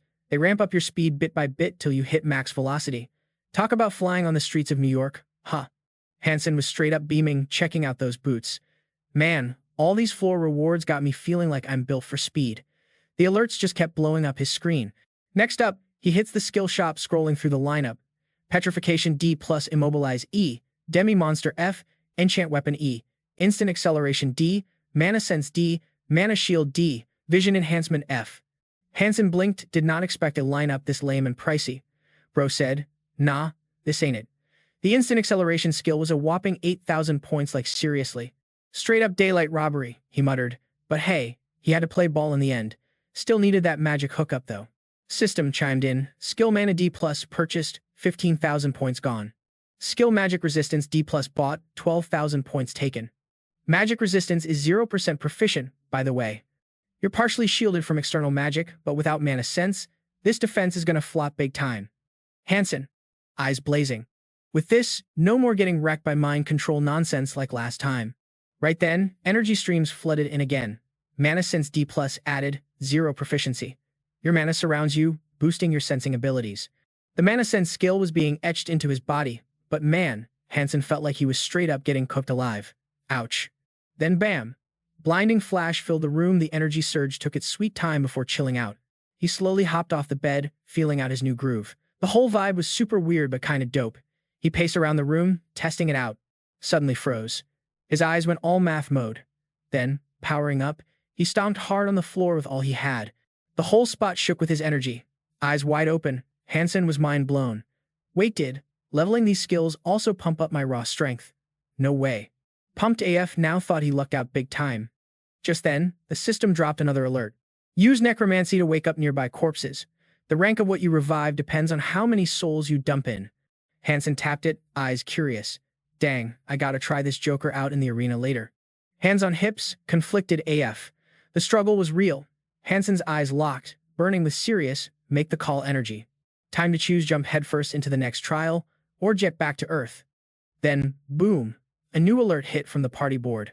Emergency gate popped up at the Great Cataclysm Memorial Plaza, recruiting a tank and a healer D rank or above. Sounds like a party invite from the big leagues. Our guy stressed hard. Man, why can't I get peeps to join my squad? To make it worse, some dude rolls up and starts roasting him. Quiet down, Gez, still hunting for squad members? Guy's grilling him. Why not just hand over the gate pass? Dude grins sly. If you don't get through in time, pass gets revoked. Why not flip it and make some quick cash? The young man groans inside. Oh, great, he's back again. Total headache, he snaps. I said no way, punk, I'm not giving it away. The dude just laughs like it's a joke. No wonder no one wants to squad with you around all these hunters. Guess I gotta be the bad guy here. Then the dude spills all the tea on him. Alright, let me spill the tea straight up. You're just E-level trash. The dude's face went totally blank from that burn. Who in their right mind would want to squad up with a loser like you? The whole crew cracked up laughing, and yeah, it stung a bit, but he wasn't wrong. Then out of nowhere, someone pipes up, got room in your squad? Everyone snapped their heads to see who just walked in. Sang-yoon whipped out his badge like a boss. Name's Han Sang-yoon, sea-level hunter. He shot the group a sharp look. So, am I in or what? The young guy didn't even hesitate. He jumped up quick and said, heck yeah, you're in. But the first dude got all salty. Yo, did you forget we've been waiting here? Are you blind or what? Sang-yoon just smirked, ignoring him. Then snapped back cold. If you're that mad, you should have rolled with Lai Chun-woo's party. The dude lost it, yelling, oh now, you want to die. Sang-yoon shot him the kind of glare that could kill. Take your hand off me right now, or I'll break it for you. The bully instantly freaked, yanking his hand back like a scared cat. He whispered to himself, how is this guy's energy so strong? No way he's a sea-level 2, right? Meanwhile, the bully's crew got hyped. Peep that power. That's our boss all day. Sang-yoon turned and scowled at them. Not me, dumbasses. Then clearing his throat, the bully said, since the guild folks are waiting, I'm letting this slide today. Surprising his squad, he went on, consider yourselves lucky, let's bounce. Elsewhere, Lai Chun-woo scratched his head all stressed. Man, why you gotta stir the pot right out the gate? Sang-yoon suddenly called out and caught him off guard. Hunter Lai Chun-woo. He looked him up and down and suggested, seeing how it's looking, nobody else is joining. Wanna just roll in with us too? Lai Chun-woo was shook. Just the two of us? No way. Next, Sang-yoon led the way through the gate. Lai Chun-woo peeked around nervously. Can't believe we're actually walking in here. Seeing his jitters, Sang Yoon tossed some reassurance. Chill, I got most of the monsters and D-level dungeons covered. That calmed him down a bit, and suddenly Lai Chun-woo got curious. Hey, Mr. Han, Sang Yun, is this your first dungeon dive? Sang Yoon paused a bit, then nodded. Yeah. But in his head, he was like, the Tower of Trials doesn't really count as a dungeon anyway. Lai Chun-woo cleared his throat, sounding careful. Listen, I don't want to be rude since we just met, but dungeon clears are life or death stuff. I gotta be real with you. He popped a direct question. Between E-level and C-level hunters, which do you think bites the dust more? Sang Yun went quiet, and Lai Chun-woo kept going. Most folks think it's the low-ranked E-levels who die more.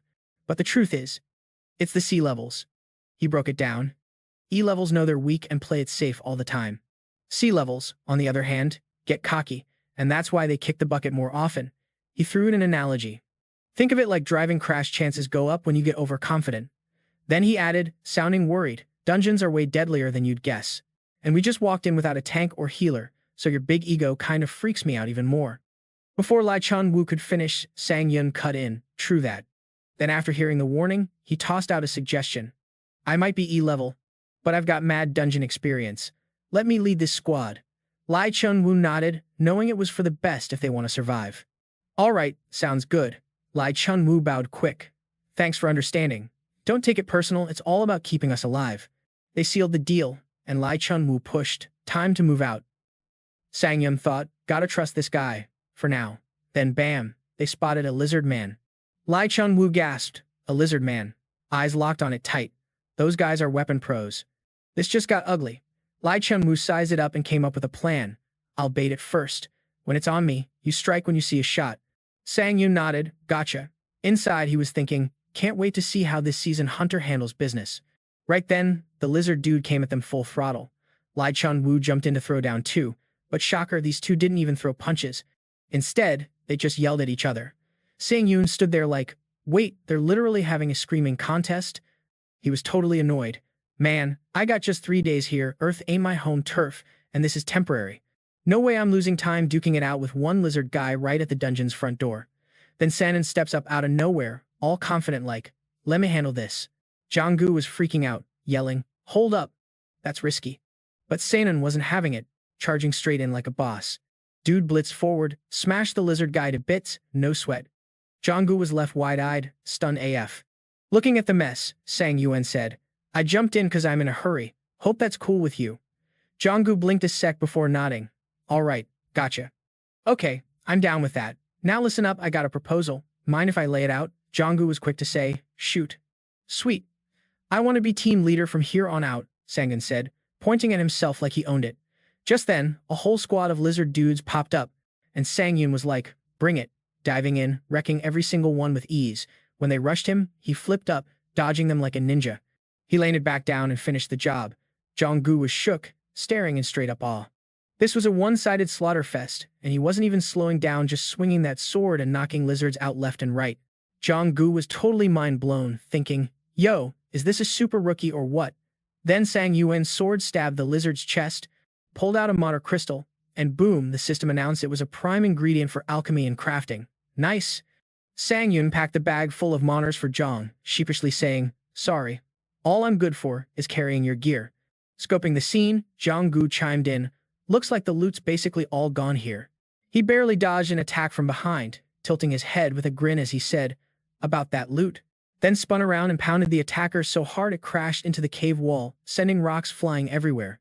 Jong-gu threw up his hands, dodging the falling rubble like a pro.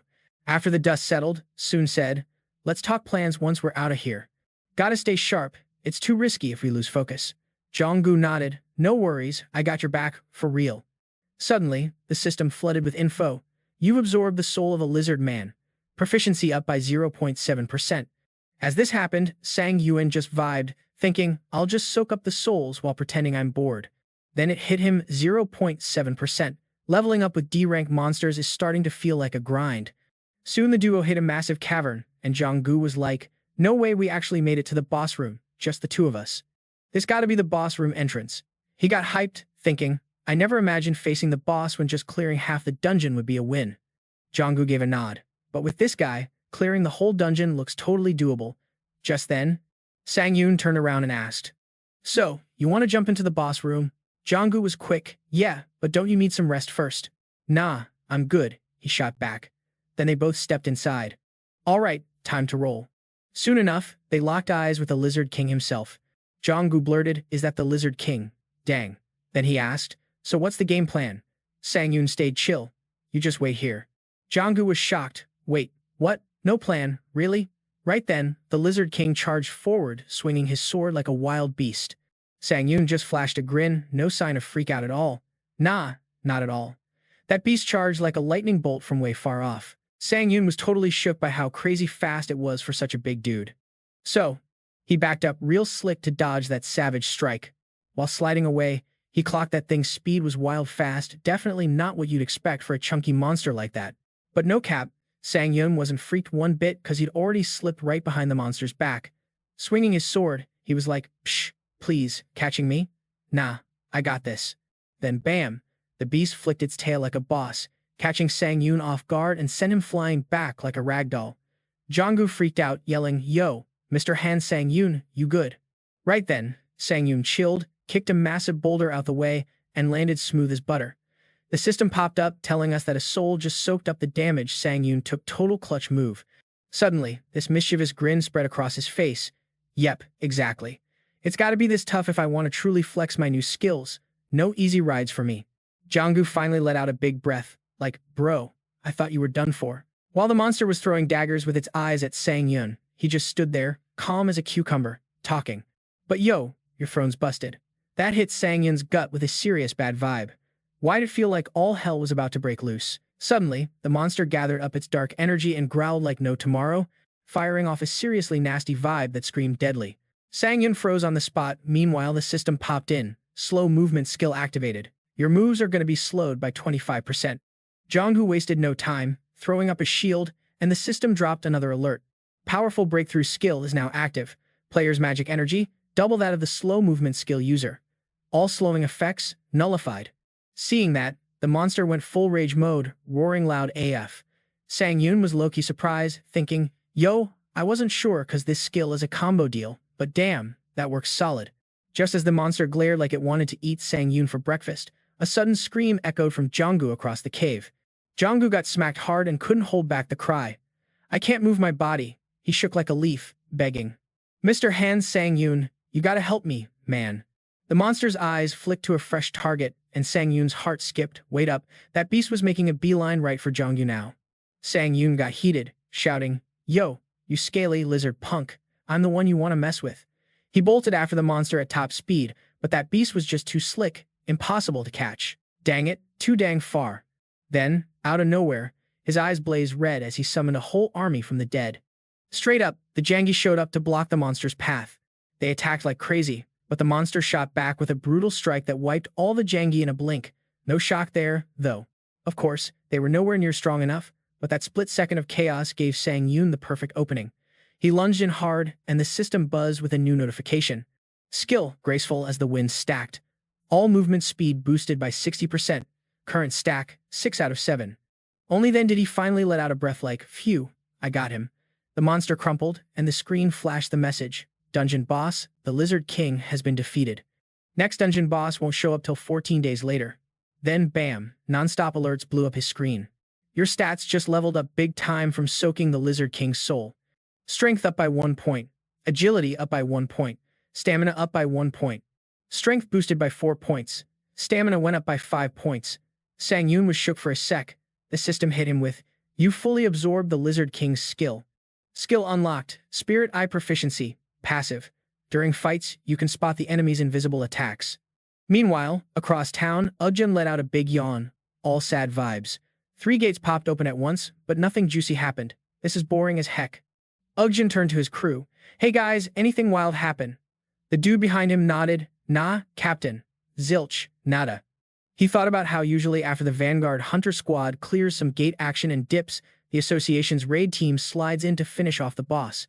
Sitting there low-key salty, Ugjan grumbled, "We're from the same crew, so why don't we get any cuts? Those raid teams are the worst. So jealous, man." But then he lit up with a grin, thinking if the raiders crush the gate in one go, his management team scores a nice bonus. Suddenly, Alright, so Yujun chills, closes his eyes, thinking, no way this is happening unless there's an A-rank hunter involved. It's straight up wild to have someone at that level here. Just then, Sang-yoon and John W. roll back in, and boom. One of the crew shouts out, "Yo, the squad that hit the third gate, they smashed the raid and are back now." Yujin spins around all shocked, like, wait, that's done already? Everyone's whispering, totally can't believe it. Wait, what? Only 2 peeps took on this dungeon. Nah, they gotta have cleared at least half that place. Then bam, his eyes pop because the space gate's flipping colors like crazy. Panic mode kicks in because the gate turning gray means the boss room wiped the floor with. Yujin bolts toward the scene, heart racing. He storms up to Seiun, like, for real, the gate raid's done? Tell me it ain't cap. Seiun throws him a cold look and snaps. Who invited you to ask that anyway? Dude straightens his jacket, looking all official. Sorry for being blunt, but I run the show for that gate that popped up suddenly in this park area. The captain in charge of the Hunter Association's gate squad. John W. strolls in all curious, chopping in. Yo, are you trying to buy ownership rights to that gate or what? Yujin nods fast. Yeah, we want to throw an offer your way. But John W. cuts him off sharp. Nah, man, that's not my call to make. Yujin blurts, totally confused. Wait, what? He's stunned as the young dude lays it out. Hunter Han Sang-yoon solo cleared this whole dungeon, no help. Yujin's jaw legit drops. If he did that solo, he's gotta be an A rank, right? But Sang-yoon's quick to shut that down. Nah, I'm just a C rank hunter, but honestly, that's not even the point now. So, what's the deal? How much you offering to snag the gate rights? Sang-yoon does some mental math, thinking, if I spill that I'm from the Tower of Trials, it's just gonna stir up more drama. Yujin cools down and gets real. Look, if you want the straight talk, he says, naming a number. They're throwing down 1 billion won for the gate rights. He's thinking, wait, 1 billion won? For real? Meanwhile, somewhere else, a giant pile of books dumps onto a desk. Hyun's gasping for breath, muttering, dang, I'm wiped out. Been grinding since I got back from the tower. Then, out of nowhere, her phone buzzes loud, jolting her. She pulls it out, wondering who's hitting her up so late. She stares at the screen, totally frozen, then glances at the nameplate on her desk that says, Team Leader Lee Hyun, Management for Tower of Trials Challengers. She reminisces on everything that's gone down, thinking, okay, something big's about to happen with the High Council for sure. The call's been made, and now it's exploded this big. Hyun grabs her head, frustrated, because even though challengers are low-key, she never expected tracking them down to be such a pain. The more she tries to figure it out, the more bummed she gets. I haven't even managed to line up 10 people. Plus, all the ones I found took the easy route at the Tower of Trials. That's just not going to impress my bosses, Hyun sighs, looking down at the street, thinking, man, what's that dude up to right now?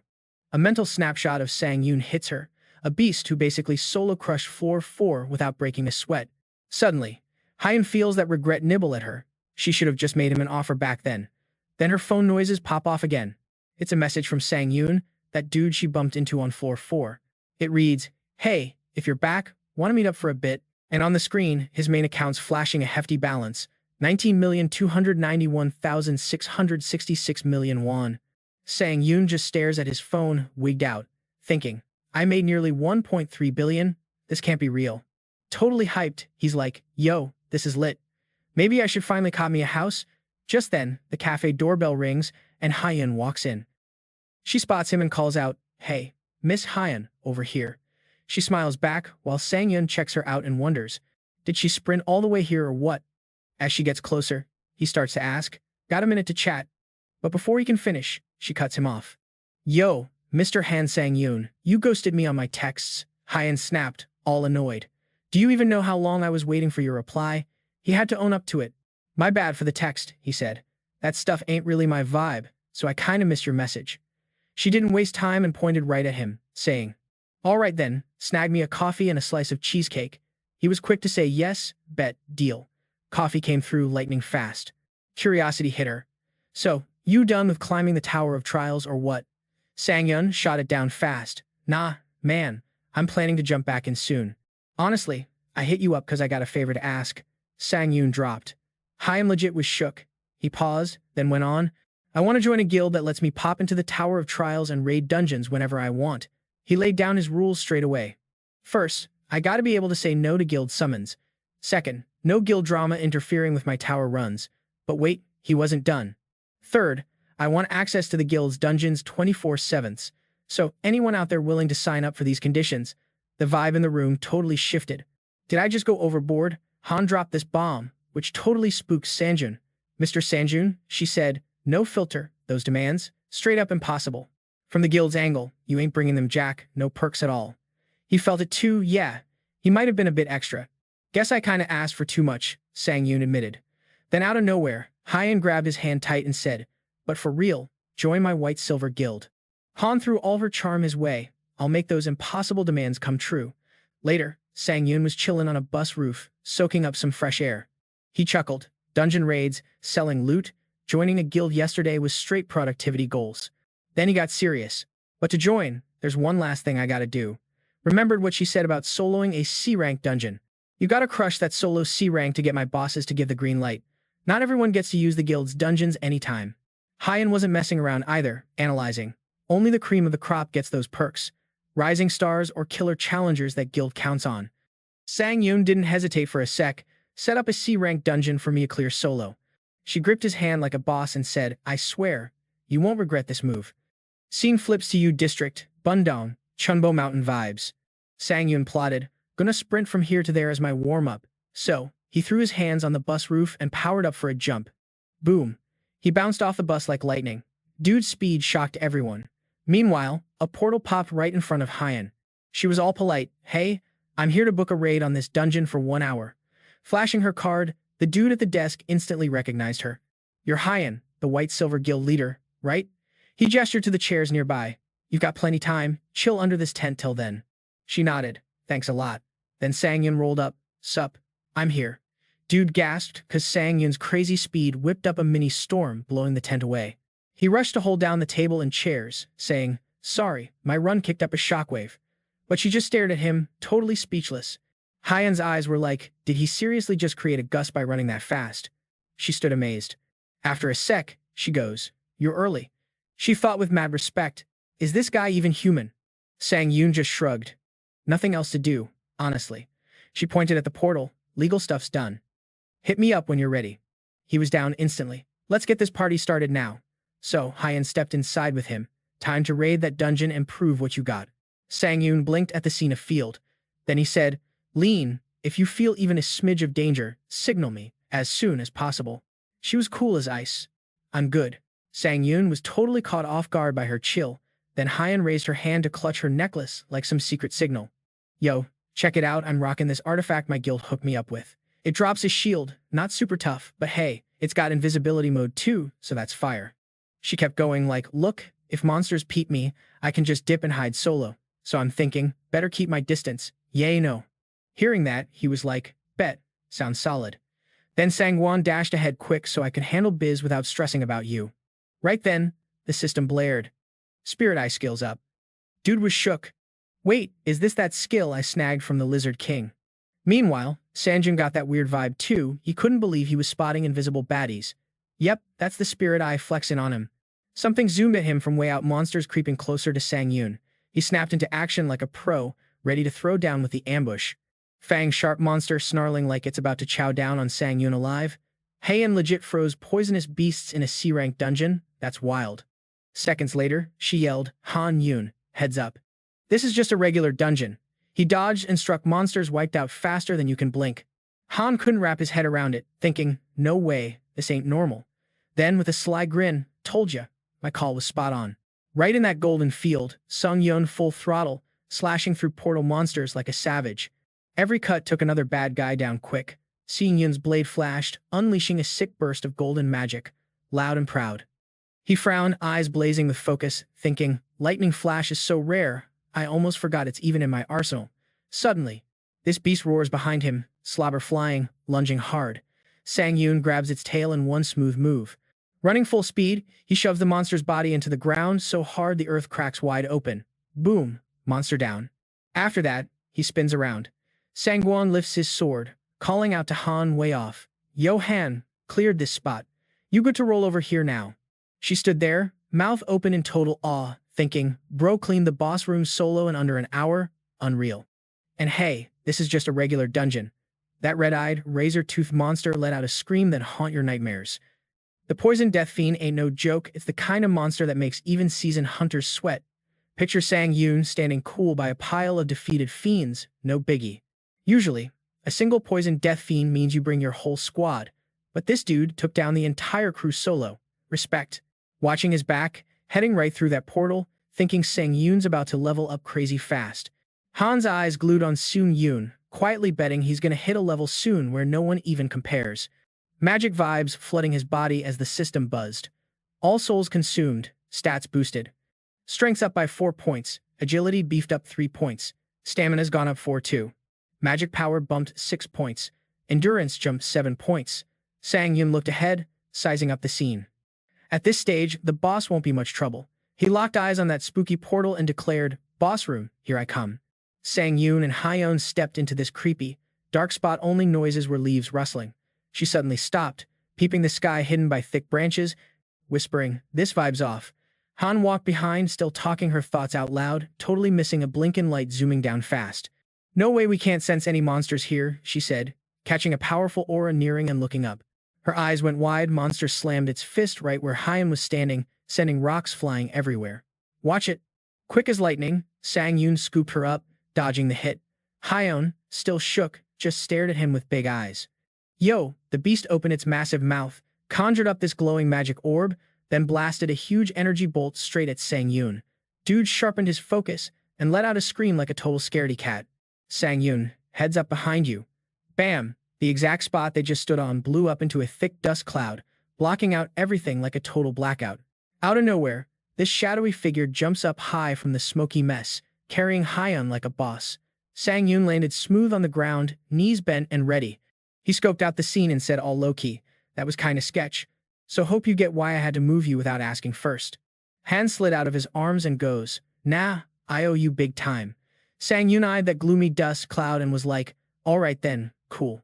The crawling monster popped into view, and she said, "I'm gonna handle this one." Then she turned to Sang-yoon, all hesitant. "You want me to buff up with an enhancement skill? We can test that skill's power later." He tightened his grip on his sword and shut that down with no second thoughts. Sang-yoon's eyes caught that fierce vibe, dead set on the fight. "Just need a sec." And he dropped down straight toward the monster, dirt and rocks flying everywhere like fireworks. When the beast clocked him, its eyes went wide, and it roared super loud. He crouched low, his eyes lighting up crazy bright alongside the system's flashy display. Instant acceleration skill activated. The system blared right as the monster stomped hard on the dirt. Thanks to those exclusive C+ speed boots, this quick burst got a mega power-up. Sang-yoon slammed a hand on the ground, building momentum with all these buzzing robot-style alerts buzzing around. Graceful, as the wind skills kicked in movement speed up by 70%. Baby! Skill stacks at a full 7 out of 7, no cap. In one slick move, he pushed off and blasted at the monster. Sang-yoon zipped right past like lightning. The monster threw a savage glare and let out a beastly roar. Sang-yoon slid sideways, slicing at it with lightning speed, 3-step slash combo. Boom. The beast yelped loud every time his sword struck, its whole head smacking the ground, whipping up a huge cloud of dust. After finishing it off, Sang-yoon just casually tossed up his hand like, whatever. Hyun, chilling on a tree branch, kept tabs on everything he did. The boss of the Uma Destruction Blue Flame Dungeon, totally taken down. The dungeon's gonna lock up in like 3 hours. For real. Hyeon sweating bullets, but she's got this huge grin plastered on her face. Sang-yoon stared at the mangled monster pieces, kinda confused like, wait, who's the real monster here again? Did I go a little too wild with the dismemberment? Then he and Hyeon stepped out through the portal. Walking behind him, she let out a big sigh of relief and said, "No joke, I didn't think you'd clear a dungeon like this so fast." Hyeon clasped her hands behind her back, looking at him all warm and proud. She dropped the news. "You passed the test. So now you get full access to all the dungeons owned by the White Silver Guild. Our guild ain't dumb, not gonna let someone like you slip through." Sang-yoon just shrugged and said, "Sounds awesome." She turned to check out the huge rice fields, hesitated a sec, then spoke up. Switching gears, Hyeon started thinking about the system panel with the 3 difficulty modes, easy, normal, and hard. When you got pulled into the Tower of Trials, honestly, the difficulty choice wasn't a huge deal, she explained, filling him in on the tower's quirky rules. If you nail a good score on the easy mode, your next challenges crank up harder bit by bit. Flip side is, if you pick hard mode but flop on the score, you can switch back to easy. Hyun's eyes softened as she laid down the facts. "Seeing how you've blown up so much despite ranking only in the tower's top 50, man, your difficulty level gotta be lethal as hell." Sang-yoon's face twisted a little, imagining every scary monster from her words. Then Hyun's cheeks went all pink as she whispered, "So, yeah, maybe play it a bit safer." Sang-yoon froze, eyes mega wide, hearing her sweet wish. "I want to stick with you and watch you grow over the years." That night, he sat perched on a skyscraper's edge, deep in thought. Sang-yoon bit down hard on a crisp red apple, teeth flashing like a champ. "Yo," the system's buzzing loud, shattering the calm. "Heads up, you're about to bounce back to the Tower of Trials in like 5 minutes. No joke." Seung-yoon stared out, letting out a tired sigh. "Man, I've been grinding hard for the past few days," he muttered, a tiny grin creeping onto his face like he was low-key proud. "But hey, that grind paid off. My stats shot up, and my confidence, sky high now." Then, boom, a spotlight of light drops as the system chimes in. "It's go time. Pack up. You're heading back to the Tower of Trials." Sung-yoon's grin twisted into that "I got this" smirk, all hyped up. "All right, back to the tower then." In a blink, he's in this bare room with just a bed. Clutching his sword tight, he commands, "Let's get this trial rolling." The system pops up a question. He looked up, exhaled frosty air, and thought deeply. The system kept him posted. "Welcome to the iron-blooded dimension." Seung-yoon's eyes fixed on a blade sticking out of the snow, totally lost for words. "Iron-blooded world, baby." His eyes lit up bright as he activated his skill, Eye of Truth. The system blinked a message right away. Eye of Truth skill activated. This world, #1 in the iron-blooded realms, was where the Tyrant King admin called home. No random gatecrashers allowed. Seung-yoon flashed a sly smirk, hyped for what was coming. "Okay, I'm feeling this." Then his screen dropped a fresh alert. "Yo, the iron-blooded Tyrant King admin is pissed someone's snooping." Seung-yoon's jaw dropped. This was wild. Admins can send vibes through messages. He spun around fast, locking eyes on a sword wrapped in some fiery red magic. Seung-yoon tracked the system's scrolling text. "The iron-blooded Tyrant King says cut the nonsense and follow that sword." Intense, he watched the sword shoot straight ahead. Then, no messing around, Seung-yoon followed it step by step, melting into the icy, snowy scene. He stopped, blowing out a frosty cloud. Right in front of him stood a little house, a lamp glowing bright above the door. Seung-yoon pushed the door wide open, stepping inside. His eyes popped at a robotic voice saying, "The iron-blooded Tyrant King admin's watching you." Canaria lounged by the fireplace, grinning straight at him. "Finally here, huh? Welcome, Pioneer." She dropped her intro with a serious vibe. "I'm the admin running this meetup, the iron-blooded Tyrant King." She folded her hands, sitting classy with one leg crossed over the other. Seung-yoon took her in, sizing her up silently. She was way prettier than he expected, but his focus snapped back to the magic radiating off her. He reminded himself, "Don't forget, she's an admin of the trial tower." She leaned in close, making it kinda intense. "Yo, the big boss, the iron-blooded Tyrant King, just threw shade 'cause someone was snooping around." Seung-yoon was caught off guard, totally shook. Admins can actually send vibes through messages, huh? He spun around, spotting a sword glowing with fiery red magic streams. Seung-yoon eyeballed as the system panel's text flipped. "The iron-blooded Tyrant King tells y'all to stop wasting time and just follow that sword." Watching the blade zoom forward, Seung-yoon got hella serious. He started trailing the sword's path, moving slow and steady through the icy, snow-covered terrain like a ghost. Stopping, he let out a cold, misty breath. Right in front was this cozy house lit by a glowing lantern hanging above the door. Pushing the door open, he walked in, eyes popping at a robotic message chilling in the air. "The iron-blooded Tyrant King has eyes on you." Canaria was lounging by the fire, grinning straight at Seung-yoon. "About time you showed up. Welcome, Pioneer." She dropped her intro with serious vibes. "I'm the admin calling the shots here, the iron-blooded Tyrant King. Sit back, we got stuff to discuss." Canaria chilled, crossing legs all glam-like. Seung-yoon studied her hardcore. She was surprisingly fine. Still, he didn't lose focus on the magic aura radiating off Canaria. Straight up, she's just an admin for the trial tower, he reminded himself. She leaned in close, low-key intense. He was legit glued to her every move, totally confused like, wait, when did she? Seriously, he hadn't blinked once. She grabbed a bottle from the cabinet and started chatting. "I thought you'd be some kind of monster, but nah, you're just low-key regular," he blurted, staring at Canary's back like he'd seen a ghost. Then he forced out, "Wait, you know me?" She shrugged like it was no big deal. "Yeah, duh. Your fights left a mark on me." He pushed further. "You've been stalking my tower runs this whole time?" Canary poured some wine, all chilled out, and said, "I only catch the final since peeping under the 8th floor is a no-go." Sang-yoon's brow crinkled, brain doing somersaults thinking, even someone like her, an admin, can't spy down there? Her eyes softened, swirling that wine like a pro, and dropped. Judging by that face, you're piecing some stuff together, huh? Admins ain't gods. No all-powerful bosses here. We don't run this tower, she says. He hesitated. So what exactly are you then? Canary took a sip and answered smooth. We're basically underlings of the tower, so quit worrying about us. Sanjun went quiet after that bomb. As long as I'm just part of the tower system, I can't mess with you. Canary glanced his way, all casual. Let's drop this small talk. This meetup? You're gonna want to cash in on this. Got questions? Shoot. Ask me anything you want to know. Sangyun mulled it over, thinking, a perk, huh? She doesn't seem shady at all. He cut to the chase. All right then, what's the deal with this personal meetup? Canary laid it down, cool. Personal meetups like this? It's a straight-up perk for pioneers. You can hit up any admin with your questions, no need for those annoying question tickets. Sangyun hesitated then frowned, thinking of that crazy challenger, press hard. So on the 5th floor, I almost got wrecked by some otherworldly challenger. How'd that dude even get to my floor? Can these invaders just pop up anywhere? Canary smirked, raising her wine glass like, honestly, no big reason at all. She shot him a glance, voice dropping low. When you get invaded by someone from another world, not only do you snag the loot, but you also get an extra juicy bonus. Canary kept it real, schooling Sangyun on the rules.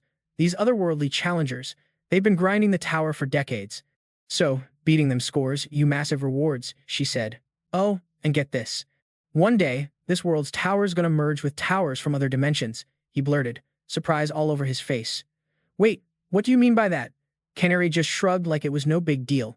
Straight up what I said, she said. She pulled up those lines representing trial stages and added, after hitting 20 floors, there'll be combo trials instead of solo runs. See those lines? They're the trial stages. Earth dimension trial, then invasions from other dimensions, one after another. Canary spelled it out. Challengers from other worlds are on the way. Sangyun caught on quietly. Yeah, they're basically trying to take out competition before it even revs up. She gently dropped her glass on the table. That all you want to know? His mouth popped open, got just one last thing. His eyes lit up, curiosity burning. What exactly is this trial tower? Canary dropped her head low, silent for a sec, then sighed. Hey, I want to know that too. Sangyun stared at her thoughtful vibe, confused AF. Wait, you're an admin and you don't even know? Her eyes flickered with some old pain as she explained softly. Admins? We were challengers once too. If you died after floor 14, you got the chance to come back as an admin. Picture this. Canary, all busted up, blood dripping down past her eye like a war scar. I wanted to make it to the top of the tower, but nah, didn't happen. And I ain't the only one. None of the admins who died ever topped out. That's why we became admins. Sangyun balled his fists, voice low. So all admins started out as just regular challengers. He dropped his gaze to the floor, thinking aloud. I was hyped to learn about the top floors. Canary shot him, a cold glare, sharp as ice. Peeping the ground, he spilled his thoughts. I was hyped to see the tower's peak. Canary shot a fierce look at Sunan, eyebrows twitching like, no way. She grabbed him by the neck and slammed him hard against the door like it was nobody's business. Canary's eyes were flashing pure shade as she shot Sungjun a death glare, growling every single word like a boss. Yo, the top of the tower ain't no casual convo topic, you feel me? He was low-key shook by her over-the-top vibes. Canary was straight up grinning at Sangyun's face like, gotcha. You not freak out at all? No jitters or nothing? He casually dropped his head and threw the shade. You said this meetup's all goodwill, but I ain't catching even a hint of killer vibes from you. Sangyun slammed his fist on the door so hard it chipped a big old piece right off. And just like that, bam. He got tossed outside, catching himself on the snowy ground. Sword raised high, he peeped Canary with eyes, saying, ain't letting you lay a finger on me that easy. Her eyes popped wide, totally shook by his move. Then Canary's laughter rang out loud and clear across that cold, snowy field like some wild mixtape. She was hyped, staring at Sangyun like she just saw a unicorn or something, saying, yo, first time I've watched someone trash an admin's crib. He just sat there, frowning low-key, waiting for her next line. But you know what? This just sold me. Canary called out Sangyun's name with mad seriousness. Challenger Han Sangyun was absolutely stunned by what she was pitching. I want to hook you up with a master-disciple contract. Suddenly, sparks of turquoise light flickered from the system window, like magic legit happening. You're stepping into the lobby on the 8th floor now. Boom, Sangyun got teleported and woke up lying on a cozy bed. His eyes snapped open like, wait, what?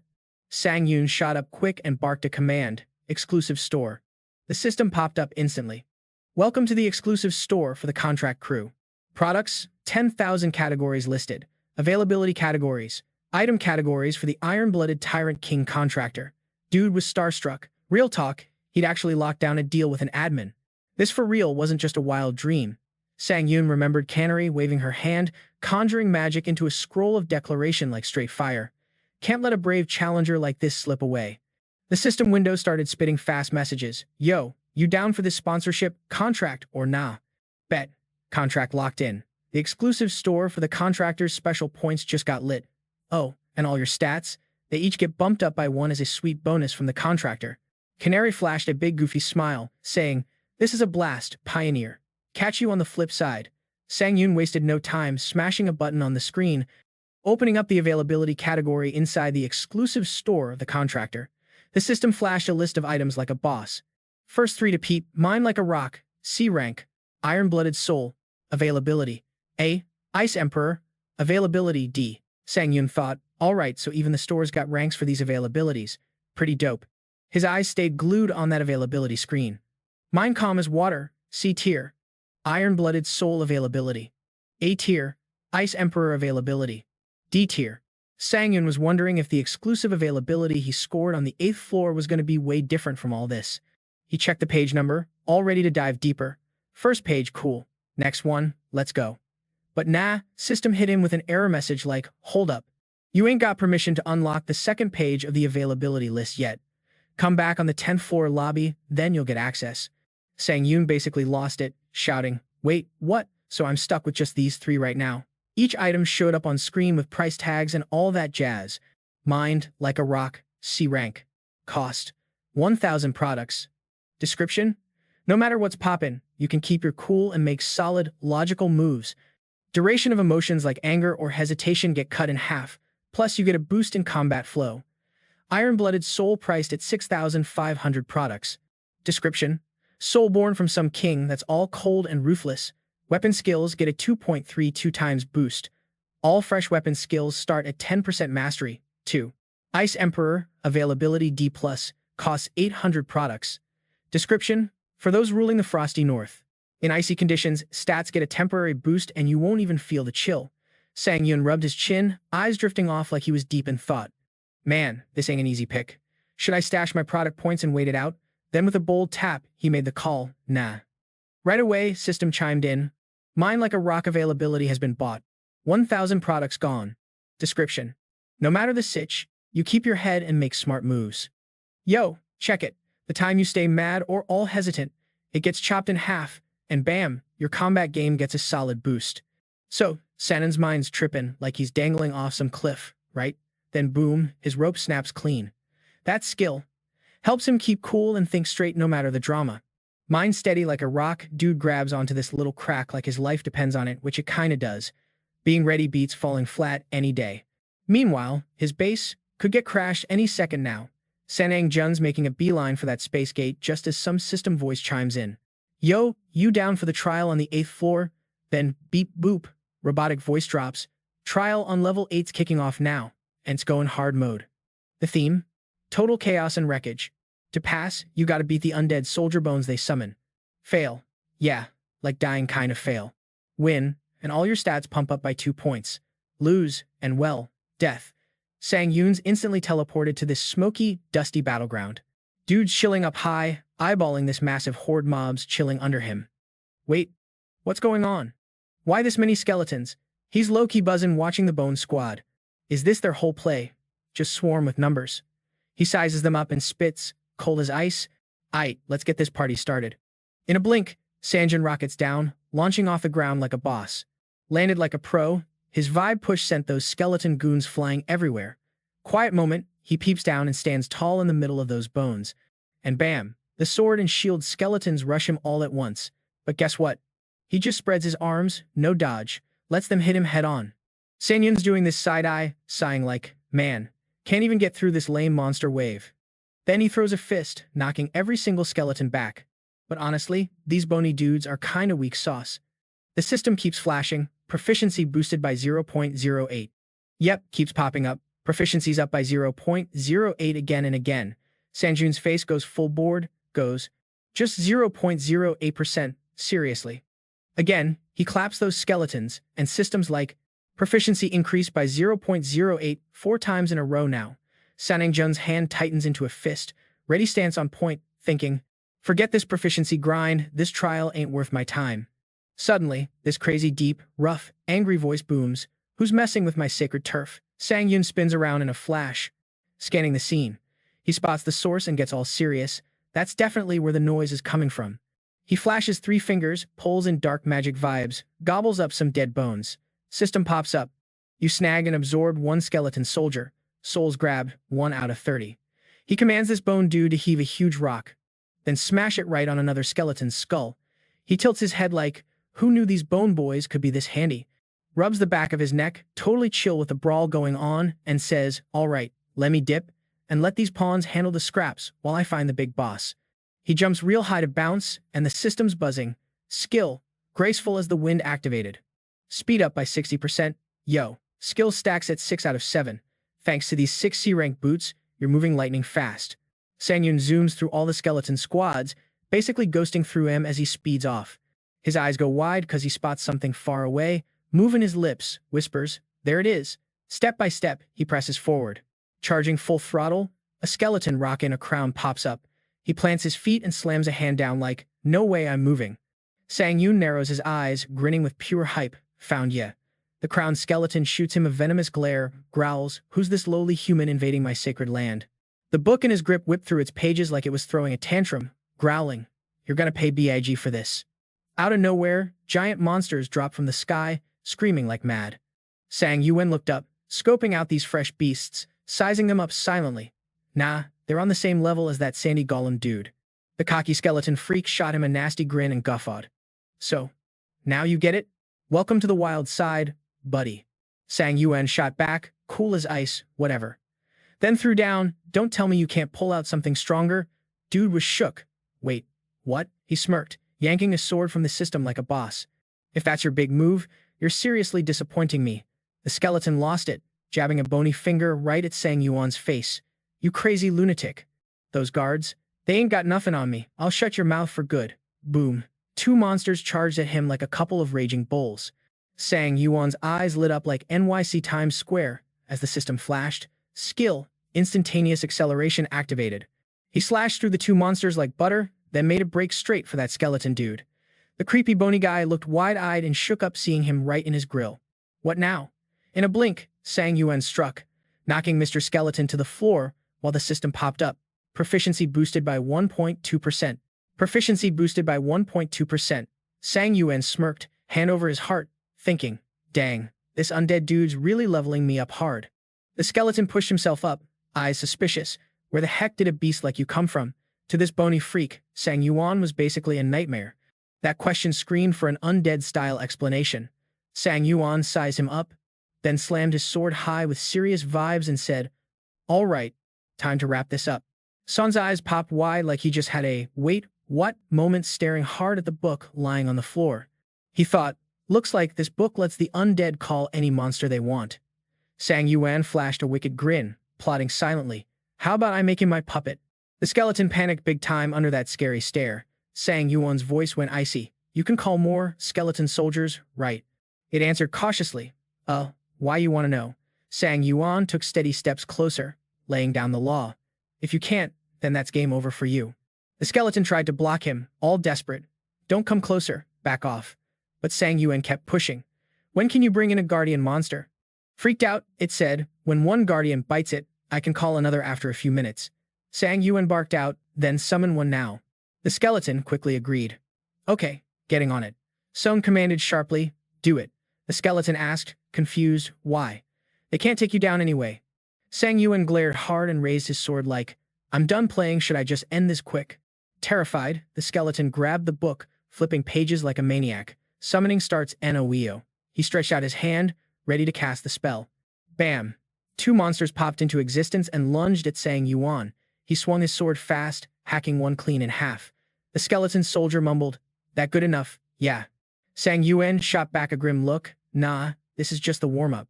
Then he booted the skeleton, ordering it to bring back every dead skeleton soldier and call more guards right now. The skeleton raised its hands, trying to shield itself, and went, yes, sir.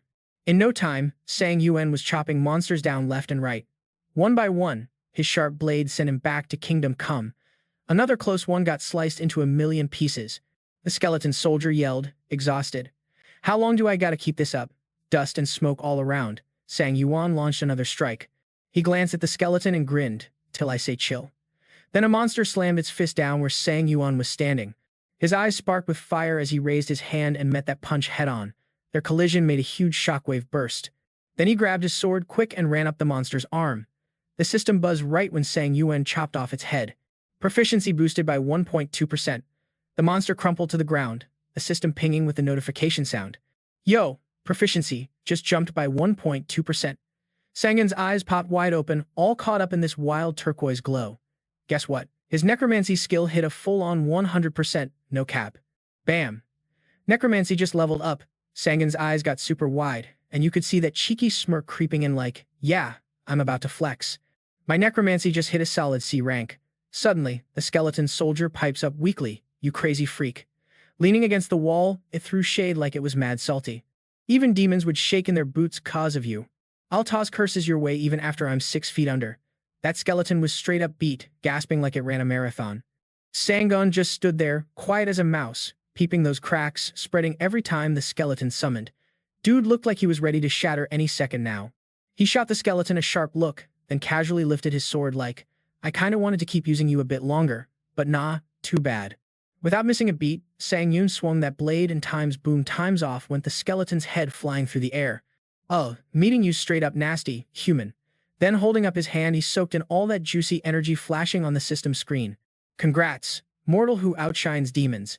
Agility bumped up by 1. You just absorbed an undead soul, baby. Proficiency shot up by a cool 17.4% and times poof times a spatial gate popped up right after all those flashy notifications. Yo, you crushed the 8th floor tower trial. As a reward, all your stats get a 2-point boost. Let's go. You just scored 30,000 points, 700 items, and another 300 items for smashing that floor. Head on over to the lobby now. The system kept flashing nonstop. Welcome to the 9th floor lobby. System integrations kicking off. Admins are all set, watching the trial go down. Restrictions off. You can now cop C-rank skills at the skill shop. Get it? Sang Yun glanced at his status window lit up on the screen, aura of the Dominator. Strength, 67. Stamina, 66. Agility, 66. Mana, 63. Resistance, 63. Unique trait necromancy. Unique authority skill synthesis. Authority calm mind. C-rank skills. Tap for the deets. Lines popped up all over the system like, here's your gist. Unique trait necromancy. Rank C. Proficiency at 0%. Basic effect. Swallow souls of the dead to boost or restore your stats and mana in one smooth move. Extra effect 3. Absorb a soul and get a 20% chance to snag a skill from that soul.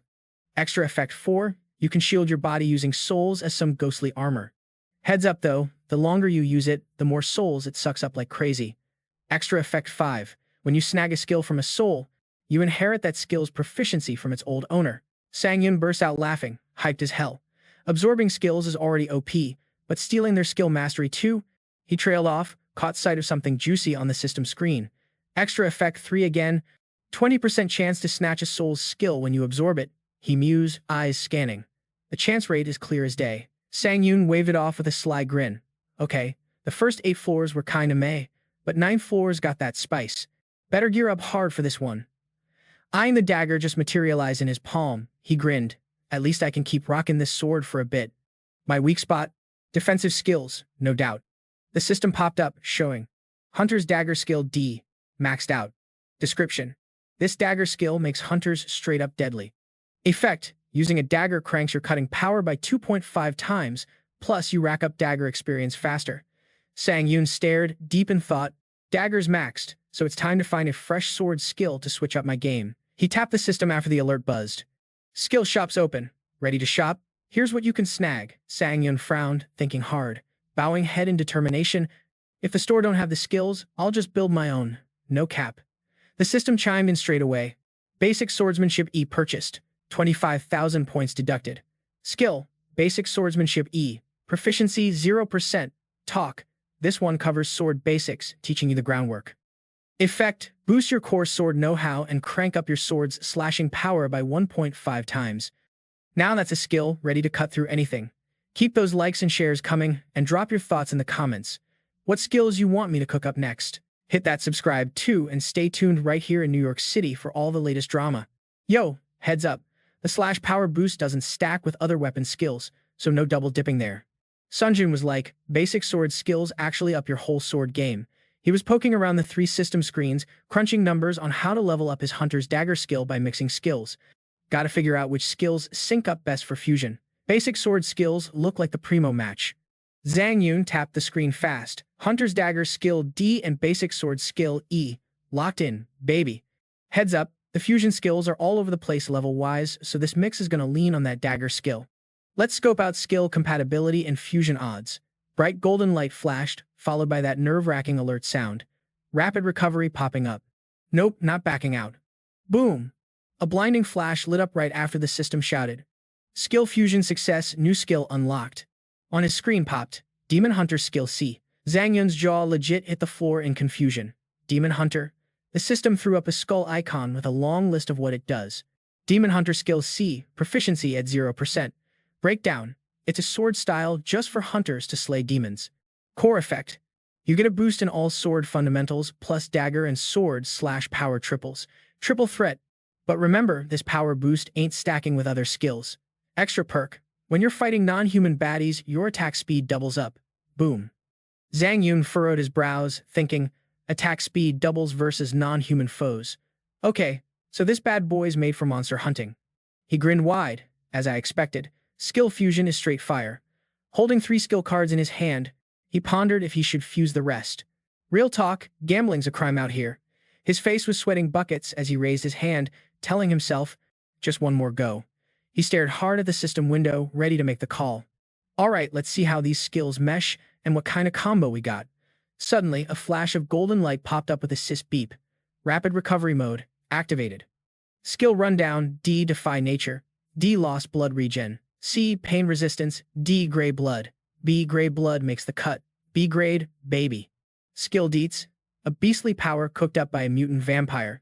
The user's regen scales with their toughness. Healing triples after taking physical damage, plus pain chills down by up to 40% depending on the hit. Zhang Yun raised a brow, a drop of confused sweat sliding down his temple. Dude, triple healing plus pain relief? That's next level. He gripped his sword tight, muttering, can't really test this in the lobby because of their weird recovery stuff. Zhang Yun mused, honestly, a triple boost at 100 points ain't bad. System popped up messages, lobby recovery disabled. 50 points knocked off the board. Fatigue stacking now, and no healing from hits. Zhang clutched a fist, raised his sword sky high. Thinking, since I soaked up all those souls, the soul shield's out of play. Then, he sliced his own arm on purpose. Let's see what this bad boy can do. A cloud of dust puffed up, and red splash went everywhere from that arm of his. Zhang kept hacking at his arm till it dropped to the floor. Eyes locked on it, healing up instantly like nothing happened. His eyes sparked pure hype. This power is insane. Even outside the lobby, the region's wild. Pulling his sleeve down, he thought, got the soul shield and this overpowered healing now. What else could I even want? Zhang Yun grumbled. Guess I'll rock this gear till it's toast before swapping out. Still love the vibes. He skimmed the system panel info, hunting for any hot tea in the forums. Nada. No big news today. Zhang Yun didn't waste more time. So, Longer just strolled right into that crazy spatial gate. No chill, no waiting around. The countdown was ticking. And honestly, wasting time wasn't an option. System alerts kept popping off nonstop like some hype DJ. Boom. You just landed on floor 9 of the Tower of Trials. Difficulty. Hardcore. This round's all about throwing down in combat. Clock's ticking, 1 whole day left. How to win. Take out every single monster in the arena before time bounces. But heads up, if you bite the dust or run out of time, it's game over. Score the prize, unlock the Beast's Instinct skill, grade C. Fail though, that's a one-way ticket to graveyard. No cap. Zhang Yun's eyes legit popped, reading that death penalty line. He threw a tired glance at the dude standing before him after catching the system's grim warning. Right now, the challenger on floor 9. Hansoon was no joke. Someone from the Morum world kinda slipped into his turf. Guess what? That meant the martial arts world's target was already knocked out cold. Zhang Yun scrunched up his face, thinking hard. And bam, there stood Sunhack on top of those dead monsters, looking straight at him like, well, Look who finally decided to show. Plot twist, the target just flipped. The old dude shut his eyes, folded his arms behind his back, and dropped his intro with a deep, serious voice. I'm the head honcho of the Martial Arts Alliance. Then the system flashed the new mission. Wipe out Sunhack, the challenger from martial arts world. Sangun gave Sunhack a good once-over, knowing dude was from another realm. He knitted his brow, feeling tense with Sunhack throwing that question his way. Yo, what's your name? Sangun fired back, confused. The old man just kept it cool. Why you want to know now? 'Cause I already laid my cards out, bro. He shot Sunhack a piercing look and came straight at him. You gotta be up to no good, invading my turf in this tower. Then why waste time chatting? The old guy snapped, cold as ice. It's just simple respect between fighters. Looks like your brain's still stuck in kindergarten, huh? Sangun shook his head, feeling kinda lost. Man, why every challenger from some other world gotta be so freaking weird? The old dude conjured up a sword out of thin air, voice dripping with frost. All right then, no point wasting breath on someone who skips the manners lesson. Before you know it, Sunhack blasted forward at Sangun. The old man swung his sword, slicing the air, sending a swarm of blades flying. Sangun stared wide-eyed as those countless blades controlled by Sunhack zoomed his way. The system flashed up, skill, graceful as the wind activated. Speed boosted by 30%, count now 3 out of 7. His eyes sparked with iron will as he got ready, skillfully chopping down each flying sword. Both Sangun and Sunhack pulled back at the same moment, keeping their distance. The old guy retracted his sword, impressed low-key. So we got some real pros over here too. Sangun stayed quiet but felt the respect in Sunhack's words. My bad for underrating you, he sighed deeply, catching Sunhack off guard with the chill vibe. Cut the fake niceties, he said dead serious. You came here just to off me and snatch the reward if that's your plan. Sangun's eyes burned red, disgust dripping from his words. Why put on a show? It's gross. Sunhack narrowed his eyes, firing back with that sneaky edge. Guess it's 'cause you hail from some world we ain't ever laid eyes on. The old man raised his sword, shining with golden light. Sunhack slowly lowered his blade towards Sangun, throwing down. Later, nameless swordsman. Sangun lifted his sword, shielding himself from the dark waves crashing in. Sweat trickled down his face, 'cause Sunhack's pressure was no joke. Opponent just dropped their signature move, sword light. Heads up, you're gonna be blind for 5 seconds. Suddenly, it was pitch black, no light to see a thing. Can't see a thing. But wait, system hits with a notification. Mana resistance skill activated. Blindness cut down to 2.5 seconds. Oh snap. Sangun raised his sword cautiously, deep in thought. Then, bam, that sweet mechanical hum again. Spirit eye skill activated, giving him the power to spot attacks no one else can see. He was so zoned in forward that a hidden sword zipped at him from behind without a warning. Gritting his teeth, Sangun twisted his neck to dodge but still got grazed, blood flying everywhere. Man, this fight's no joke. Yo, you just nailed that blind dodge. Agility's boosted by 2 points. Sangun swung his sword in this massive, sexy arc slicing through the air. That thick black vibe wrapping around him, poof, gone in a flash. The whole vision blackout from that wild light sword trait finally called it quits. Sunhack, chill as ever, slid one hand behind his back and hoisted his sword way up high with the other. The system chimed in, Grey Blood's skill, now live. Sangun's forehead glistened with sweat, thinking, phew, dodged a bullet right there. Man, that was way too close for comfort. Sunhack's face turned all serious when he realized his trick got shut down. How'd you even know? Sangun steadied himself, hand on the ground, sword pointing right at the old dude. Boom, instant acceleration skill kicked in, followed up by graceful as the wind vibes. All speeds cranked up by 50%. Passive skill stacks are now 5 out of 7. Sangun charged Sunhack with eyes blazing, no chill at all. This is straight up nuts. His attack speed shot through the roof, sweat dripping down his face like a summer day in Miami. Suddenly, a slash came flying at him out of nowhere. Sangun raised his sword just in time. System buzzed, iron protection skill from that B-rank forged iron necklace activated. It was soaking up 10% of that physical damage. Sang landed slick, spun away from the attack. Suddenly, Sunhack grabbed his wrist tight, the one holding the sword, no less. Seizing his moment, Sang lifted a leg and kicked hard at Sunhack's hand. Dust flying everywhere, and these two were locked in full-on battle mode. Sunhack felt the weird dark magic vibes Sangun was throwing down and got real curious. Dude, what kind of crazy dark magic is this? His eyes went wide in amazement. No freaking way. I've leveled up so much, and we're still neck and neck. No time for chit-chat. Sangun gathered all his power and jumped high to attack. A sharp flash lit up Sunhack's eyes as he pulled his sword back, gritting his teeth. I'm done playing nice. The sword in his hand started to drop slow, and bam, the blinding skill kicked in. Thanks to that light sword trait, he was blinded for 5 whole seconds. Sangun got dunked back into total darkness and muttered a salty, "Dang it." He raised one brow and flipped his skill on in the system. Mana resistance skill? Yeah, that's activated now. Blindness cut down to 2.5 seconds. Spirit Eye skill switched on. Sangun gritted those teeth tight, raising his sword to block Sunhack's incoming magic blast. Dodging Sunhack's magic on the fly. This dude's insane. His attack speed went through the roof, sweat pouring down his face like Niagara Falls. Totally caught off guard, a slash was barreling towards him. Sangun raised his sword just in time, the system buzzing something about a rad skill called Iron. But right as that skill fizzled, his sword arm took a brutal hit and got chopped off. Pain resistance skill kicked in though, so yeah, he wasn't just gonna drop. Sangun clenched his teeth, eyeing that severed arm with some serious doubt. Iron protection didn't totally save him. That black aura cage started fading, and boom, Sunhack's silhouette stood in front, sword mid-swing like a boss. The vision loss from the light sword finally lifted. Sangun dug his heels and hard to keep steady. Without thinking, he spun around and stumbled back a bit.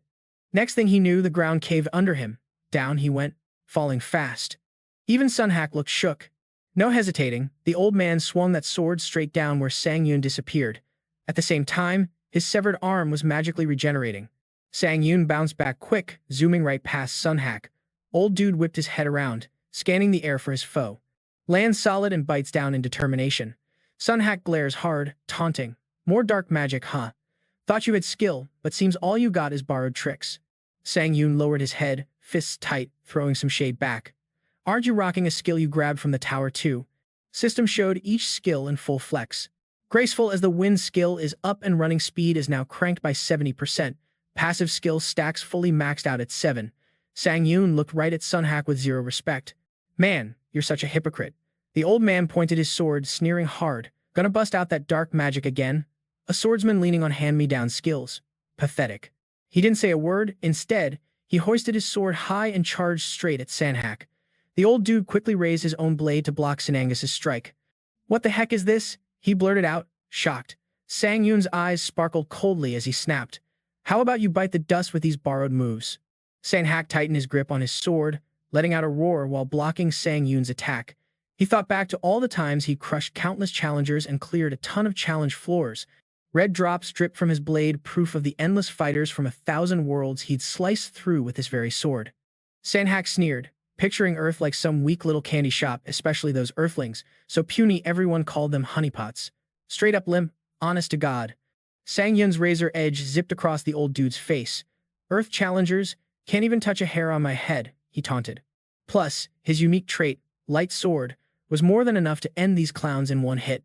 Sunhack was low-key shook by that power. But hey, same old story. The old man dodged to the side smooth as ever, his ponytail swooshing like a boss. A dark red streak ran down Sunhack's face. Sangun pressed hard, throwing a storm of slashes. Sunhack stood a bit away, back turned to him. Sangun let out a long, chill sigh. Meanwhile, Sunhack's face was all cut up, breathing heavy like he just ran a marathon. No words from him as a flood of system alerts popped up. The admin, White Crane, Swordmaster, was shook over this fresh challenger's moves. The North Monster admin predicted Sunhack's defeat was just around the corner. The Night Ruler admin was low-key curious about this young upstart. The Black Island Hero admin was straight-up amazed at the new guy's skill game. Sunhack's eyes flashed with pure hate as he clenched his teeth. Old man dropped his head low, gripping his glowing sword tight as a bunch of skills kicked in. The 2-for-1 strike skill was lit. Attack speed doubled, baby. Light sword aura got triggered, wrapping his sword in pure light energy. Then came piercing blade for the next hit, making that blade twice as sharp. Divine Step kicked in for 1 full minute, tripling his speed almost. San bared his teeth in a savage grin, darting at Sunhack while yelling, "Don't sleep on magic, bro." The system popped up, saying, "Penalty for invasion floor is live now." All stats down by 8, some skills straight up locked. Old man was mad on the inside. Dang it. Then the robotic voice burbled, 2-for-1 strike forcibly shut down. Light sword aura forcibly shut down too. System notified the light sword unique trait's cooldown was over. Boom, light sword trait reactivated. Sangun scoped the scene ahead, thinking, okay, I'm getting in the groove. He hit a skill button, Spirit Eye activated. Sunhack raised his blade high and charged, screaming, "You demon freak, I'm gonna shatter you." A dazzling slash came crashing down right where Sangun stood. With the system alert 3 steps / activated. Next 3 hits powered up, Sang-yoon got into defensive mode. His eyes lit fire, teeth clenched tight as he pushed forward with a brutal strike. That murky black void slowly faded away, showing Sang-yoon and Sanhak face to face. The vision from the light sword trait was gone now. Exhausted, he dropped to his knees. His sword clattered to the floor. Both guys just stood there silent, surrounded by dust and smoke clouds. The old man's body trembled as he tried to step forward, but then his eyes went wide in disbelief, letting out, "No way." He stumbled weakly behind Sang-yoon. As Sang-yoon found his footing, Sanhak collapsed flat, hitting the ground hard. Sang-yoon's face softened with relief as the system notification popped up. "Congrats, you crushed the 9th floor of the Tower of Trials." He stood tall, scooping up the loot Sanhak left behind. The system popped another alert window. "Yo, you just soaked up the challenger. Sung's vibe boosting all your skills by like 27% solid win." His face stayed chill as he said, 27%, huh, not too shabby. Then boom, a flood of system alerts popped up. "Congrats, you smashed the 9th floor of the trial tower." They're still figuring out the exact rewards and difficulty for this floor rewards in review mode. Sang-yoon mulled over that info for a hot sec. This ain't the first time this kind of thing's happened though, so he was low-key stressing about how they'd grade it. Before he got too deep in thought, the system dropped another line. "Evaluation done. Rewards locked in. You've earned the skill 6th Sense C+ as your mission reward, along with 35,000 points plus 1,000 item bonus. Now, you're getting beamed up to the main hall." Sang-yoon locked in, processing all that intel. 6th Sense, huh? Sounds fancier than that basic Monster Instinct reward. Alright, cool.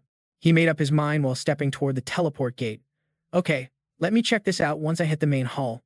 Standing there, wild status updates suddenly popped up right in front of him. The admin, White Crane, Swordmaster, is vibing super hard with your fight.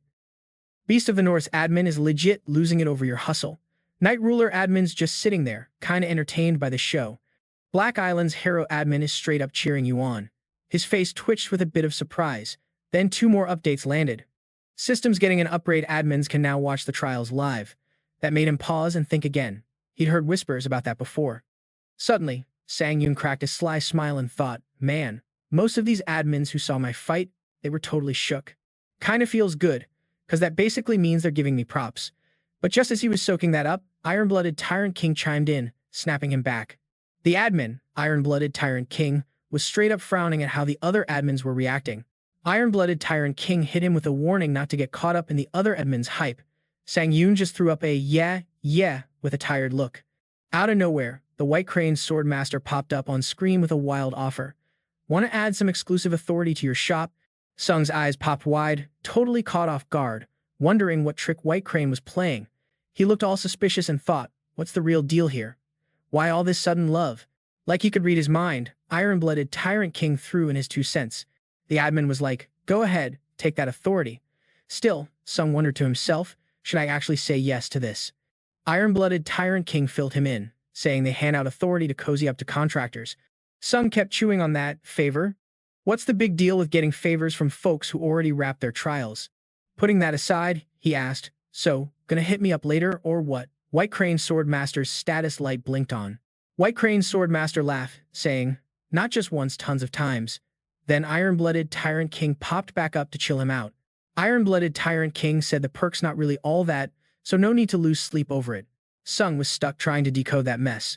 So it ain't a killer perk, yet they want my favor? Sounds like they want something back for what they're giving me, am I right? With that epiphany, he thought, alright, no need to overthink this, and tapped the screen to say yes. Thanks. Then bam, alert after alert dropped, White Crane Swordmaster's authority added. Sword Keymaster title just got unlocked in the exclusive shop's authority section. Just as expected, White Crane Swordmaster's status popped on screen again. White Crane was grinning, hoping Song wouldn't forget the favor. Song shot back, "Got it. I'll make the most of it." Then he stepped through the teleport gate like a boss.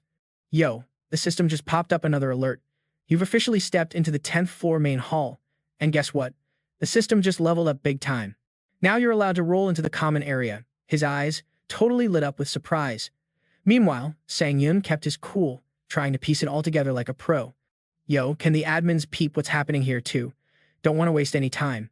He dropped the line, testing the vibes like, so, y'all still watching me? But nah, all he got was creepy silence. Sangun felt that awkward cringe creeping in and coughed fake a few times to ease the mood. Out of nowhere, system hits him with a status update. Contractor's authority shop is officially open. Check this out, authority category 1 out of 3. Serene Mind, C rank. Here's what he owned already: Iron-Blooded Soul, A+ level, Ruler of Winter, D+, and Sword Key Master, C++. Dude's eyes legit went wide, like he just saw a ghost, staring hard at the screen. He tapped on that, switching the screen over to the Sword Key Master C+ ranking intro. Price tag: 1,500 items. Description: sword keys for top-tier fighters only. Straight-up power personified, way stronger than your everyday sword vibe. And when you cop it, you can juice up your weapon using mana, key energy, or whatever power source you got. Heads up though, the mana drain goes up the longer you keep it lit. Sangyun's mind was blown as he thought, wait, I can fuel my weapon and rock this sword key skill. Then boom, he goes. They said it was basic, but this is actually fire. He wasn't done. Let me peep the next page. The system flips to the next authority lineup category 2 of 3 bone regeneration at C+, Iron Blood, sword skill at -, Death, God's hand skill, B-. Screen then drops the details. Bone reconstruction skill, C+, price 1,500 items. Description: your bones get a full-on tailor-made rebuild to fit any fight style, stats boosted by 2 points. Iron Blood sword, A-, price of 5,000 items. It's like summoning a sword made of iron blood mana, not your own mana though. But heads up, you can only call one sword at a time, no cheat codes here. Death, God's hand, B-, hitting at 25,500 items. Description: double damage from necromancy and dark magic. But watch out, you'll catch a tiny nerf after you hurt someone if you're holding a weapon. Taking in all these insane skills, Sangun blurted out, these moves are straight up legendary. But reality smacked him back to seriousness real quick. Only got 2,000 items to my name. With that tiny stash, he had to be smart about what skills to snag. Now it's all about bone reconstruction or sword key master. One of these babies had to be his pick. Decision paralysis hit hard, but then an idea lit up his brain. Which one's the move? Or should I just grind for more cash? He suddenly remembered Old Man Bang from the 9th floor, a total badass in his own right. That thought got him hyped and moving. No way I'm gonna bite it like the others. Gotta grab these skills, no cap. System flashes a confirmation. Sword Key Master Authority C++ secured. 1,500 items spent. Sword Key Master Authority now live. Right after, the sword in his grip flared with some seriously intimidating vibes. He dropped into his stance, feeling out the weapon's new mojo. 3 skills moosh mana together, but this one, totally on another level. Suddenly, he hears this crazy mix, a raging waterfall and then a soft, babbling brook. Made him wonder. If the other skills slam mana like a waterfall, then Sword Key Master is like that chill, smooth-flowing stream. The system wasn't wasting time, popped up saying, Sword Key Master, skill active for 1 minute. Mana drains up by 2%. Then 2 minutes in, mana drain hits 4%. 3 minutes passed and bam, 6% mana drain. The constant notifications hit him like, dang, gotta do the math quick. Okay, so it's 2% mana burn per minute. Means at 50 minutes, this thing will suck up all my mana. Now that was clear as day. The sword's glow dimmed bit by bit. The system chimed in, deactivating Sword Key Master skill. That power? Man, it had him deep in thought. Gotta keep my mana game tight with this gadget. Then Sun tapped the screen, all curious-like, and asked, yo, what's up with that 6th sense thing from the 9th floor? The screen popped up with info, 6th sense skill, grade C+, 0% skill level. Effect, your senses get a major upgrade till you unlock the full 6th sense.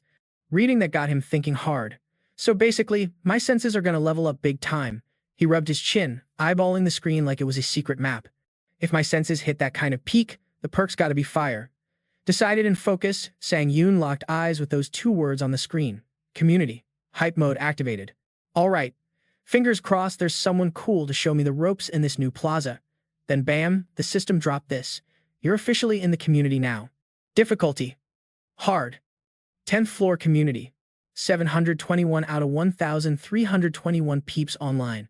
A flood of messages started blowing up the chat. This is Suji here. Just hit the plaza. Yo, there's a mad amount of foreigners chilling here. Looks like this plaza's a melting pot for a ton of countries. I'm here, but honestly, zero clue what's up. Why'd they even make this spot? Probably a hub for trading stuff. The first thing that caught my eye, auto-translations for all languages so dope. I swear I just spotted a Japanese S-rank hunter lurking around. What the heck? S-rank hunters in this tower? No joke. I kinda got the vibe here now. But when I got here, Admin Vaughn's inbox flooded me with messages. Yo, why you got so many and I got squat? You're probably stuck in Camp 347, right? Yep, called it. Sangun smirked, told ya. To get the full scoop, he scrolled nonstop, piecing things together. A bunch of fresh chatter about the plaza since I hit the 10th floor lobby. But then whoa, what's this? Message from strongest swordsman popped up. When I showed up to the plaza, this weird foreign dude tried swapping authorizations with me. Wait, say what? You can actually trade authorities? As he dived into the deets, Sangun got real interested. A place where tons of challengers hang and trade with admins? That's wild. Grinning, he thought. Alright, gotta check this out myself, no cap. System buzzed, teleportation to 10th floor grand hall commencing. Meanwhile, at a teleport gate, two peeps just popped into a street buzzing with folks. Taking in the scene, he blurted out, Yo, so this is the plaza? It looks lit. Then he flashed a big grin, thinking, I already used a question ticket to quiz some stuff. Time to milk this place for all the perks and bounce. With that, he started strolling like he owned the place. But, yo, someone was lurking in the bushes, Mujin. Arms crossed, eyeing him hard. Mujin cracked a sly smile, muttering, I bet these clowns are from Korea. Next to him, Jung Jin chimed in. For sure, he's that Korean A-rank hunter. I remember peeping his files. Mujin's smile flipped real weird, like major disgust, leveling up. So annoying how they think they're from some big-shot country, Mujin sneered, eyes laser-focused. They let you off killing folks outside the square, huh? Meanwhile, the young dude just kept walking, all cool. Then bam! Notification overload as the brown-haired guy got knocked down randomly. Dude hits the ground, mouth open like, huh? What just happened? Totally clueless. Mana hit a full 100% drain after dropping that special skill, Weakening Light. Thanks to that scary skill, all his powers dropped by 20%.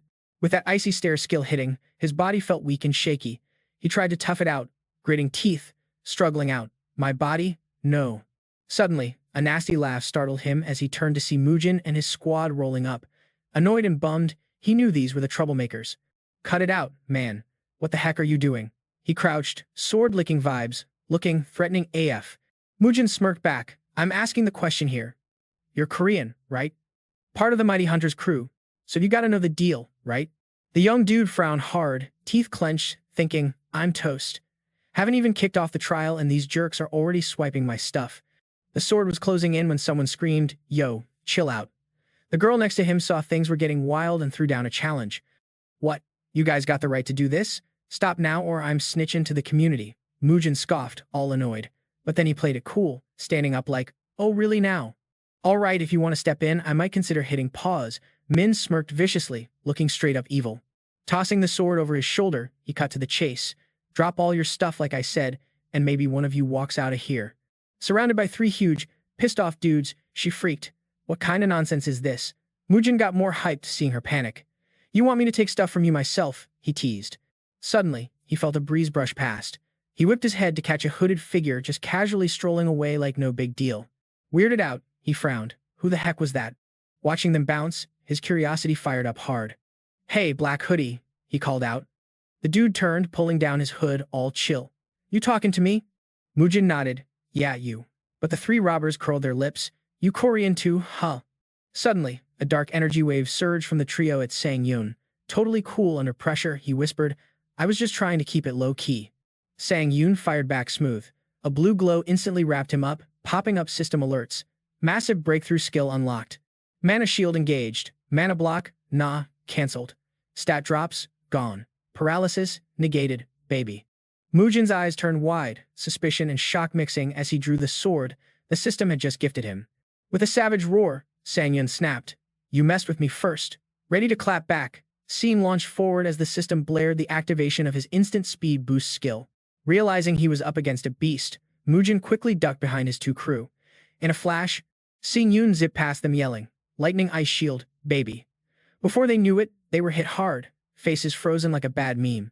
No time to catch their breath, Sanning Jun, fist crackling with energy, charged dead on for his target. He lightly punched the nearby wall, making it crack like cheap drywall.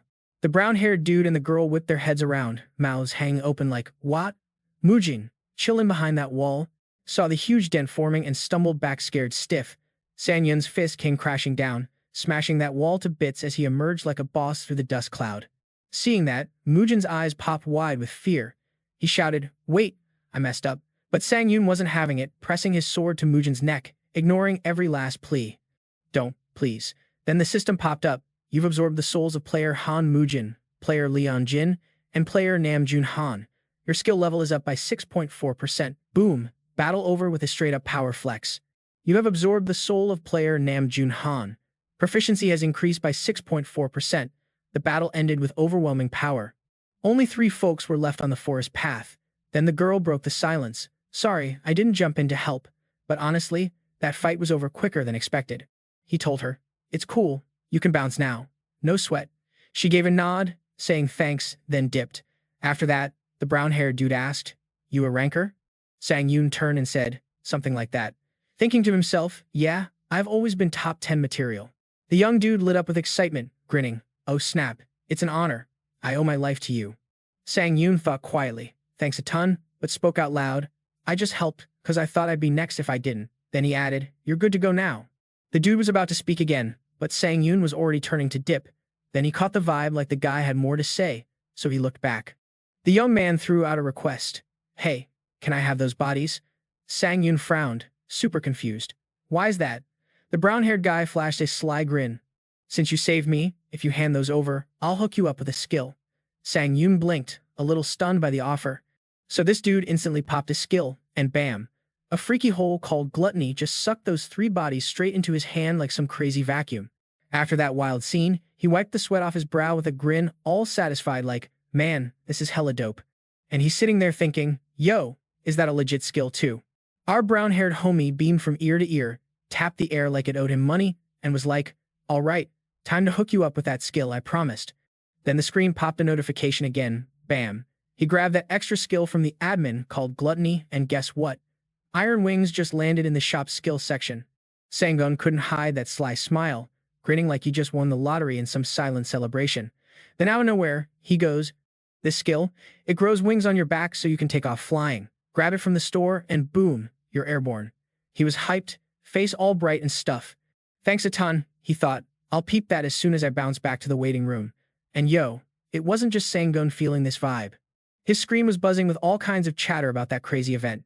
The admin, White Crane's sword master, was tossing warnings at folks not to mess with his challenger. Meanwhile, the admin named Gluttony was heating up, pissed over this shady business move. Iron-blooded Tyrant King was ranting about people just hanging around his challenger's turf. Black Demon, the admin, was just chillin' watching this 3-way drama unfold like it was his favorite TV show. Sangun was sitting back like, this is straight-up soap opera. Then he got all deep thinking, why are these admins fighting over challengers like they're the last slice of pizza? Something's definitely up. Guess I'll find out sooner or later, he shrugged. So, these two kept trekking through the woods and the brown-haired dude suddenly hits him with, yo, the public zone split into the arena, auction house, and the gambling spot. Oh, and I got some hot tips you might want to know, he said with a smirk. Turns out the dimensional worlds crashing the party right now are Ares, Golem, and Saiyan, just 3 dimensions invading Earth's turf. He dropped, Ares is all about that night code, you know? Then Volem's challengers are kinda like that too, just with a bit more edge and aggression. Bam. Sangun put the pieces together thinking, ah, so Black Knight reppin' Ares, while White Crane's all Volem vibe. The brown-haired guy kept going, and Cali's where you find elves, fairies, and beast folk. Sangun, impressed as heck, goes, dang, you know your stuff. Dude just grinned. All thanks to those questionnaire tickets, man. Before long, they rolled up to the gate leading into the public arena. Looking at the buzzing crowd ahead, the brown-haired dude was like, yo, finally, we're in the public zone. Sangun was kind of thrown when the dude handed him a tiny card saying, not much, but here's my business card. Taking a peek, Sangun read it out and said, wait, you're the manager of the Challenger Management Squad for the Hunter Association? The guy nodded. Any questions? Hit me up anytime, no cap. System flash alert, you're in the public zone now. All those strange status effects, they're getting cleaned up. Plus, challengers can't throw down fights here. Peace zone, baby. Like he already had a plan, brown-haired dude glanced at Sangun and said, I'm heading straight to the auction house, stuff to snag, you know? Sangun just murmured back, kinda distracted. All right, I got my own thing to do. Dude's like, where you off to? Eyes blazing, Sangun shot back, the arena, baby. The second he stepped in, the system popped with, welcome to the arena. He peeped 3 loud, mad young guys yelling stuff like, how the heck'd he lose? That's a major L. Man, he lost again. Could have copped a skill too. Sangun looked over, frowning. This arena smells more like a high-stakes betting joint. All of this kicked off some admin chat drama. Black Demon admin said it took him back to the glory days. Iron-blooded Tyrant King turned away all disgusted by the scene. White Crane's Swordmaster was vibing hard with the arena's energy. Seeing an empty spot, Sangun thought, yo, can I crash there? So yeah, he just flopped down in the chair and boom, system alert, arena system activating. So this dude had to pick between throwing down or putting his cash on the line. He paused for a sec, betting or fighting. Not totally getting it, Sangun hit that help button. The system broke it all down. First up, the arena split into two vibes, betting and fighting. Second, if you roll with betting, you can throw bets on the fighters. Here's the kicker, you either lose or rake in points based on how your bet goes. Sangun took a beat and guessed, looks like the folks chilling in the back are all betting heads. The system kept spilling tea. Third, if you pick the fighting lane, you can throw down with other challengers to win sweet rewards. So, 3.1, once a fight's locked in, real names and rankings spill out. 3.2, the fight only locks in when you put something on the line, could be skills, items, or some kind of power. Then, 3.3, you snag rewards based on whoever you're facing. 3.4, once things are locked, you both get teleported smack into the arena to throw hands. The fight wraps up when someone taps out, and boom, you get dropped back exactly where you were before the match started. Now that he got the lowdown, Sangun thought, okay, so it zaps me into the arena once the match is set. Makes sense. To keep it real, the only stuff he was hyped about in the arena was the loot skills, gear, and those boss authorities. With that mindset, he tapped with confidence and spoke out loud. Alright, let's peep if anything flashy is up for grabs. Meanwhile, outside, the crowd was going nuts. A brown-haired chick was practically fangirling. Wait, is that Catherine the Inferno Witch? The blonde dude next to her was legit, jaw dropped. She's that top American hunter, right? The monk behind just kept mumbling, Amitabha. Even the black-haired girl nearby was shook, never seen her live before. Catherine was already settled in, ignoring all the eyes burning on her like she was some celeb in Soho. She lazily tapped the screen in front of her, feeling the whole vibe was meh. Thought maybe no one was stepping up, cause she's basically undefeated. Catherine peeped her stats, mulling that if people couldn't see her match history, more might actually challenge her. Her deets read, Catherine Bene, USA Rep, Rank 6, Skill Prize, Swordstorm C++, 17 wins, zilch losses. Then an admin popped up all sympathetic. Master of Fire, the admin, laughed it off, calling the others lame. Catherine kept her eyes glued to the screen and dropped, yep, this joint's packed with scaredy cats. Total snooze fest. Since nothing juicy was poppin', she got up, thinking she should bounce instead of wasting time. Out of nowhere, her eyes blew wide open. Boom. A pop-up hit her. You got a challenge. The challenger's quick profile flashed. Han Sangun, Korean territory, rank 3, skill reward, Demon Slayer C-, 0 wins, 0 losses. Seeing the name, Catherine blurted, Han Sangun, totally puzzled why this newbie with no fight creds threw down a challenge at her. The mystery dude got her hyped, and she busted a wicked grin. Alright, this is getting interesting. Next thing, Catherine and Sangun were face-to-face in the ring. The system dropped the official word, match is locked. Teleporting you to the arena. Catherine, full hype, said, props for the guts, but pick your fights smarter. He just kept his mouth shut, feeling her kinda smug vibe. Flash. Catherine's whole body ignited, flames blazing everywhere, ready to brawl. The system's voice echoed, Han Sangun versus Catherine Bene. Fight is on. She hit him with that cocky grin, clearly feeling she had it in the bag. Take this as a lesson, kid. With that, no more chit-chat. Catherine lifted her arm, and flames shot up like a rocket, forming a giant blazing red fireball. She dropped her authority move, Genesis Flame. Sangun just chilled, watching, not blinking, as she swung that fiery orb. The fireball zoomed straight at him, packing mad heat. Calm as always, he sidestepped the blast, but then got shook. The fireball switched lanes and was now chasing him crazy fast. Catherine, acting like the win was already hers, smirked and said, game's done. Then, out of nowhere, the system popped up, activating an authority move for Sangun, Master of Sword Aura. His energy blade met the fireball head-on, slicing it clean in half like it was nothing. Total power move. Boom! That fireball went up in flames right behind him. Catherine was totally shook. She thought her attack was the final nail in the coffin, but nope, totally countered. Her confident smirk faded fast when she heard him throw down the line. Just a little learning curve. Talk about a plot twist, right? Sangun, hyped as ever, pointed his sword at her like, girl, I'm the one bringing the pain now. Meanwhile, out in a chill bamboo grove somewhere peaceful, someone was vibing under the eaves, Sao Hua, sipping her steaming hot tea. peeping the fight on his screen right in front of her, watching that challenger, Han Sang-yoon, all day. She couldn't help but shout, "No way, you actually mastered sword aura already. Girl, talk about leveling up overnight." Sao Hua gently scratched her bird buddy on her shoulder, feeling like a proud mom. Giving him that killer special skill, best idea ever, no cap. "I gotta lock this dude down fast, even before all the other challengers slide in," she mused, peeping at the sky like she just spotted her golden ticket. "This guy might actually settle that nasty grudge I just can't touch," she thought. Back to the arena, Sang-yoon's face went all serious, ready to throw down. Boom, boom, boom.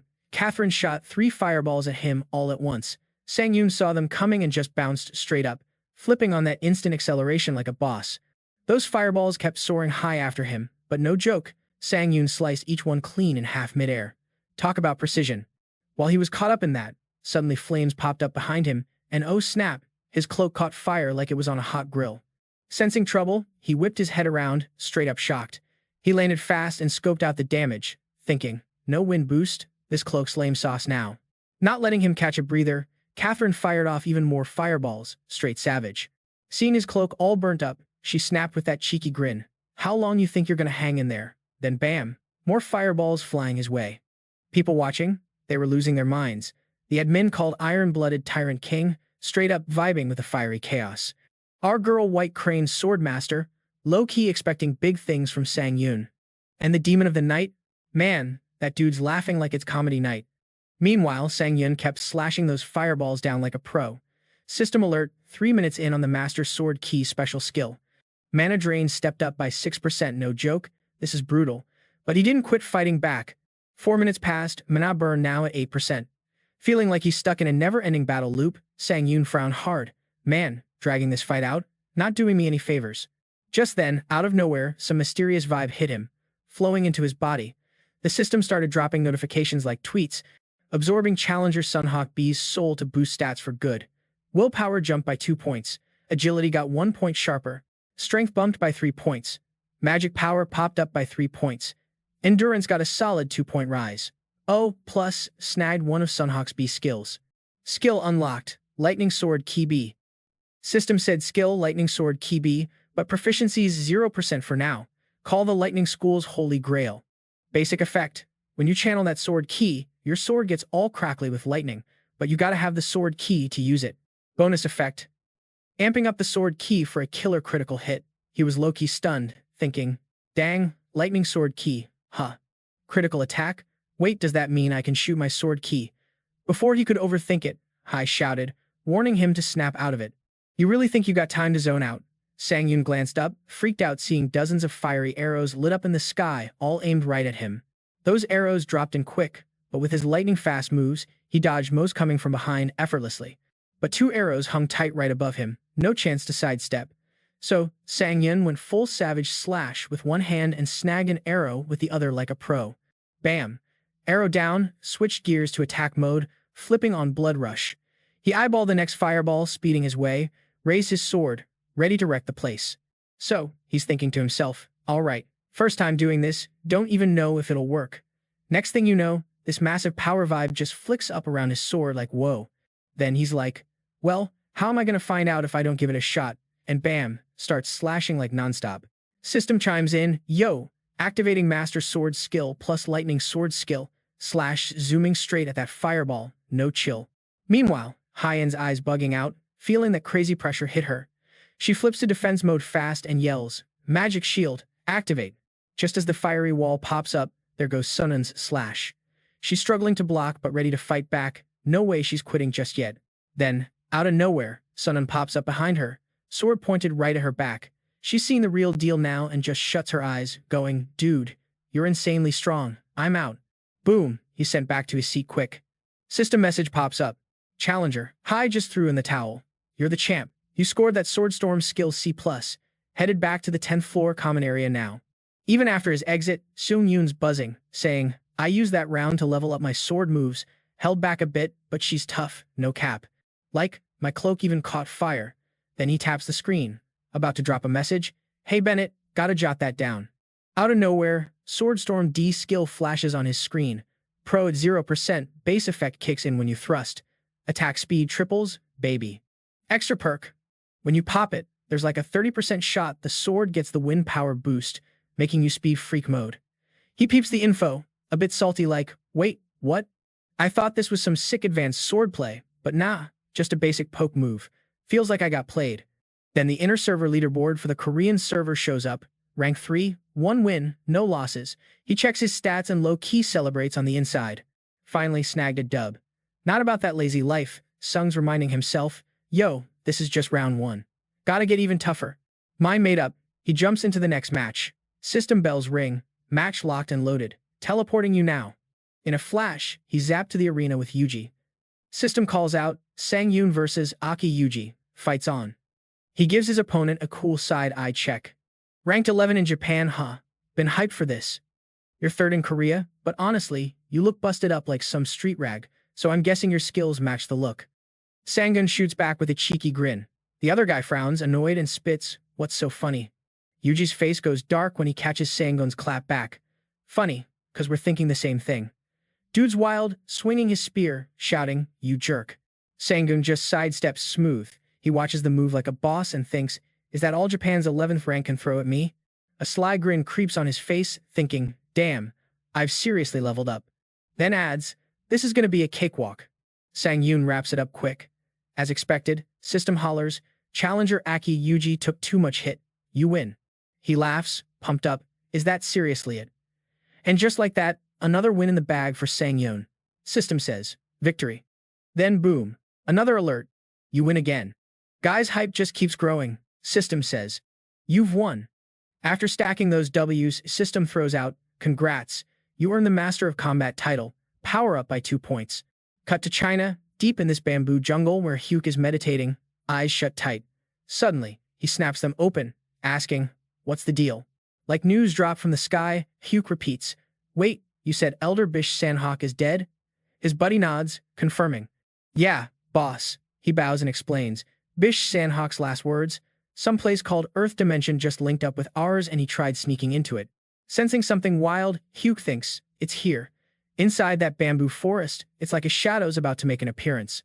Out of nowhere, this freaky mythical beast with gnarly teeth zooms right at Hyuk, straight up howling like it's on a horror show.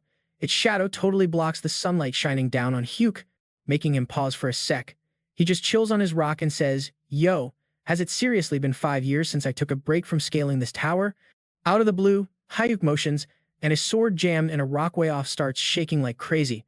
Just as that beast dives to attack, boom, he snags the sword. No second thoughts, Hyuk jumps way up to dodge the strike, then stretches out all slick midair like some ninja boss. His eyes flash with serious heat as he drops straight down. No wasted moves, he drives that blade deep right into the beast's noggin. With his insane strength, dude takes down the beast in one clean hit. His crew watches in total shock, thinking, dang, smashing a mythical beast that easy? The young master's got mad skills for real.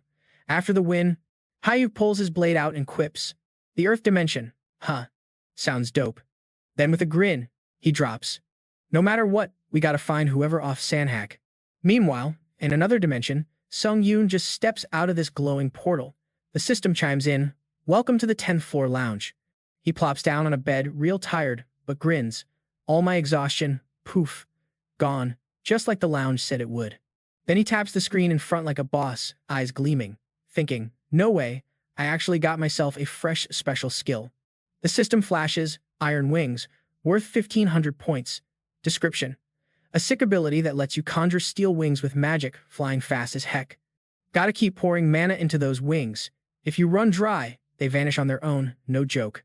Reading that got him hyped, thinking, flying, come on, that's next level, just thinking about it's got me buzzing. But then he checks his points balance and sighs, man, no chance to buy it now. Not enough points. Put that on the back burner and moves on with his plan. Alright, time to start mixing skills up. In front of hyped up Sung-yoon, a ton of screens pop out of nowhere. The system keeps announcing non-stop, unique special skill fusion now active. Fusion complete. New skill unlocked. New skill unlocked. New skill unlocked. New skill unlocked. The notifications pile up fast and the systems glow, and you can tell he's totally stunned. After grinding for like an hour, here's the rundown of the skills he whipped up.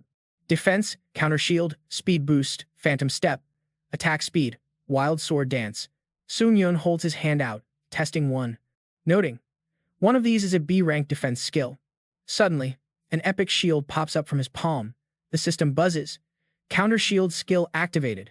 Seeing that shield right in front of him, he goes, "Whoa, that's lightning quick." Seung got his next move on. A portal opens right before a huge cave. The system announces, entering the 10th floor of the Tower of Trials, difficulty, hard. The challenge theme, team play. Time left, 3 hours. Goal, stop the Dark Devourer King from rising before the clock runs out. Fail if your whole squad gets wiped before time's up. Reward, AB rank skill proficiency potion. Fail, you die. Period. The system goes on, team members sorted by ranking. Team assignments are locked down, showing the top players. First up, rank 1 Kim Seong-hun. Next, rank 2 Chol. Then rank 3 Hunter, and trailing at rank 6 Princess Sudi. Plus, they drop the news. 30 minutes prep time has been tacked on, and it won't cut into the trial clock. Use this time to get ready to demolish the boss. Once inside, grumpy Seong-hun immediately sighs. Ugh, another collab trial? What a drag. Out of nowhere, Chol jogs over and goes, "Yo Seong-hun, you climbing the tower too?" Yo, Sangun was just chillin', watching the whole drama unfold. He low-key noticed these two were the big shots, rank 1 and 2, and it looked like they were already tangled up from past trials. From way over there, Sudi had his eyes locked on the trio. Out of nowhere, a weird noise popped off and bam, they all whipped their heads around. Sudi, totally losing it, shouted, "Yo, you're that dude I bumped into on the 4th floor." Sun Yoon looked all confused cause the guy straight up pointed at him. Then, curious Sun Hun jumped in, like, "So you two crossed paths before?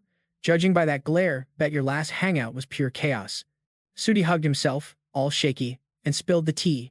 "You nailed it. We met on the 4th floor during some collab trial, and that dude? Man, he was straight up panicking. He went off loud, saying he was killing folks nonstop just to boost his power. Quick heads up on this slick dude, Princess Sudi. Dude looked fine on the outside, but had that sneaky vibe. Seong-jun, man, his life was one big hustle full of tricks. Dude was crazy smart with his plays. He'd stir up beef between people on purpose, classic move. Then, while everyone's distracted and throwing shade, he'd snatch up all the rewards for himself. That's his survival game, perfecting the con moves.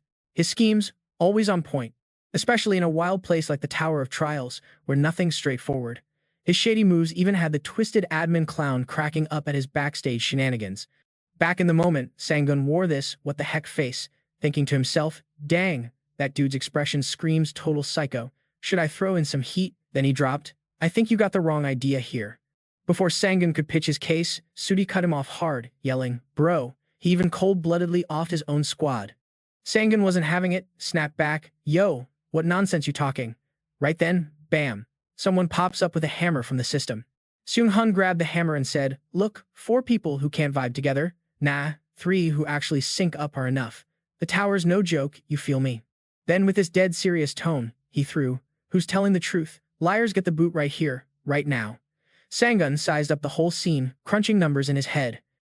If this goes south, and I gotta throw down with all 3 man, that's straight up brutal. He tightened his lips, knowing he was cornered big time. That's the absolute worst case. Out of nowhere, Chan Suk stepped up, all mellow like, "Yo, chill everyone, let's not get heated." Tried to cool the sitch down and explain stuff.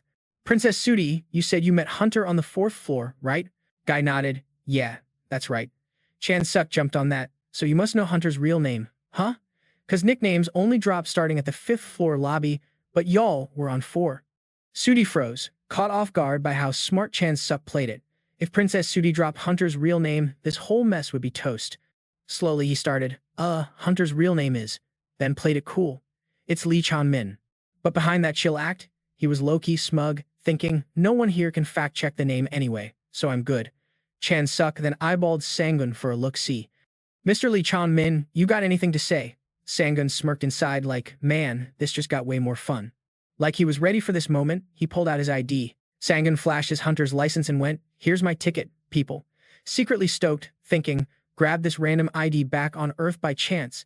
Didn't think I'd rock it here." With mad confidence, he read his name loud and proud. The name's Hansoon. Sudi's face squished in shock, not believing what he just saw. Seung-hun, hammer still tight, locked eyes and said, "All right then, looks like we know who's getting kicked." Realizing he was busted, Sudi took a step back, thinking, "Oh snap, this can't be good." Suddenly, a flood of admin messages popped up above his head about the crazy turn of events. The twisted clown admin wasn't impressed with his rookie moves. The Master of Combat admin was cracking up at their little showdown. The Sneaky Deceit Seeker admin was vibing with the petty drama. And the Night Dragon Watcher admin, straight up laughing at how the cards fell. The admin's all pleased by the petty chaos. The Night Dragon Watcher admin is cracking up at your epic fail, no cap. Asterisk TSK times clicking his tongue at how his contractor's totally failing. The Master of Combat admin is straight up laughing at your chit-chat. The Seeker of Deceit admin, they're loving this petty mess. The Night Dragon Watcher admin, laughing at your sorry fate. Administrator is pleased with the outcome of your pettiness. The Watcher of the Night Dragon Administrator is laughing at your fate. Yeah, the admins are having a field day with your petty drama and how you're all getting played. Get ready, because this ride's far from over. He shot a scowl and muttered under his breath, "Dang it, I totally messed this up." Out of nowhere, Sangun raised a hand to hush the crew, saying, "Yo, hold up, I'm gonna handle this solo." Stepping up, his vibe turned downright lethal, whispering, "All right, now I'm seriously heated." Seeing Hun was like, "Cool, I got your back, you handle him." Sudi blinked, surprised as hell, thinking, "Wait, only one dude coming for me." Then he smirked like a total boss, thinking, "Just two clowns? Bring it. If I can just take this one out, even if the rest are salty, there's still hope. Two people trying to clear a four-man trial? No way they got me."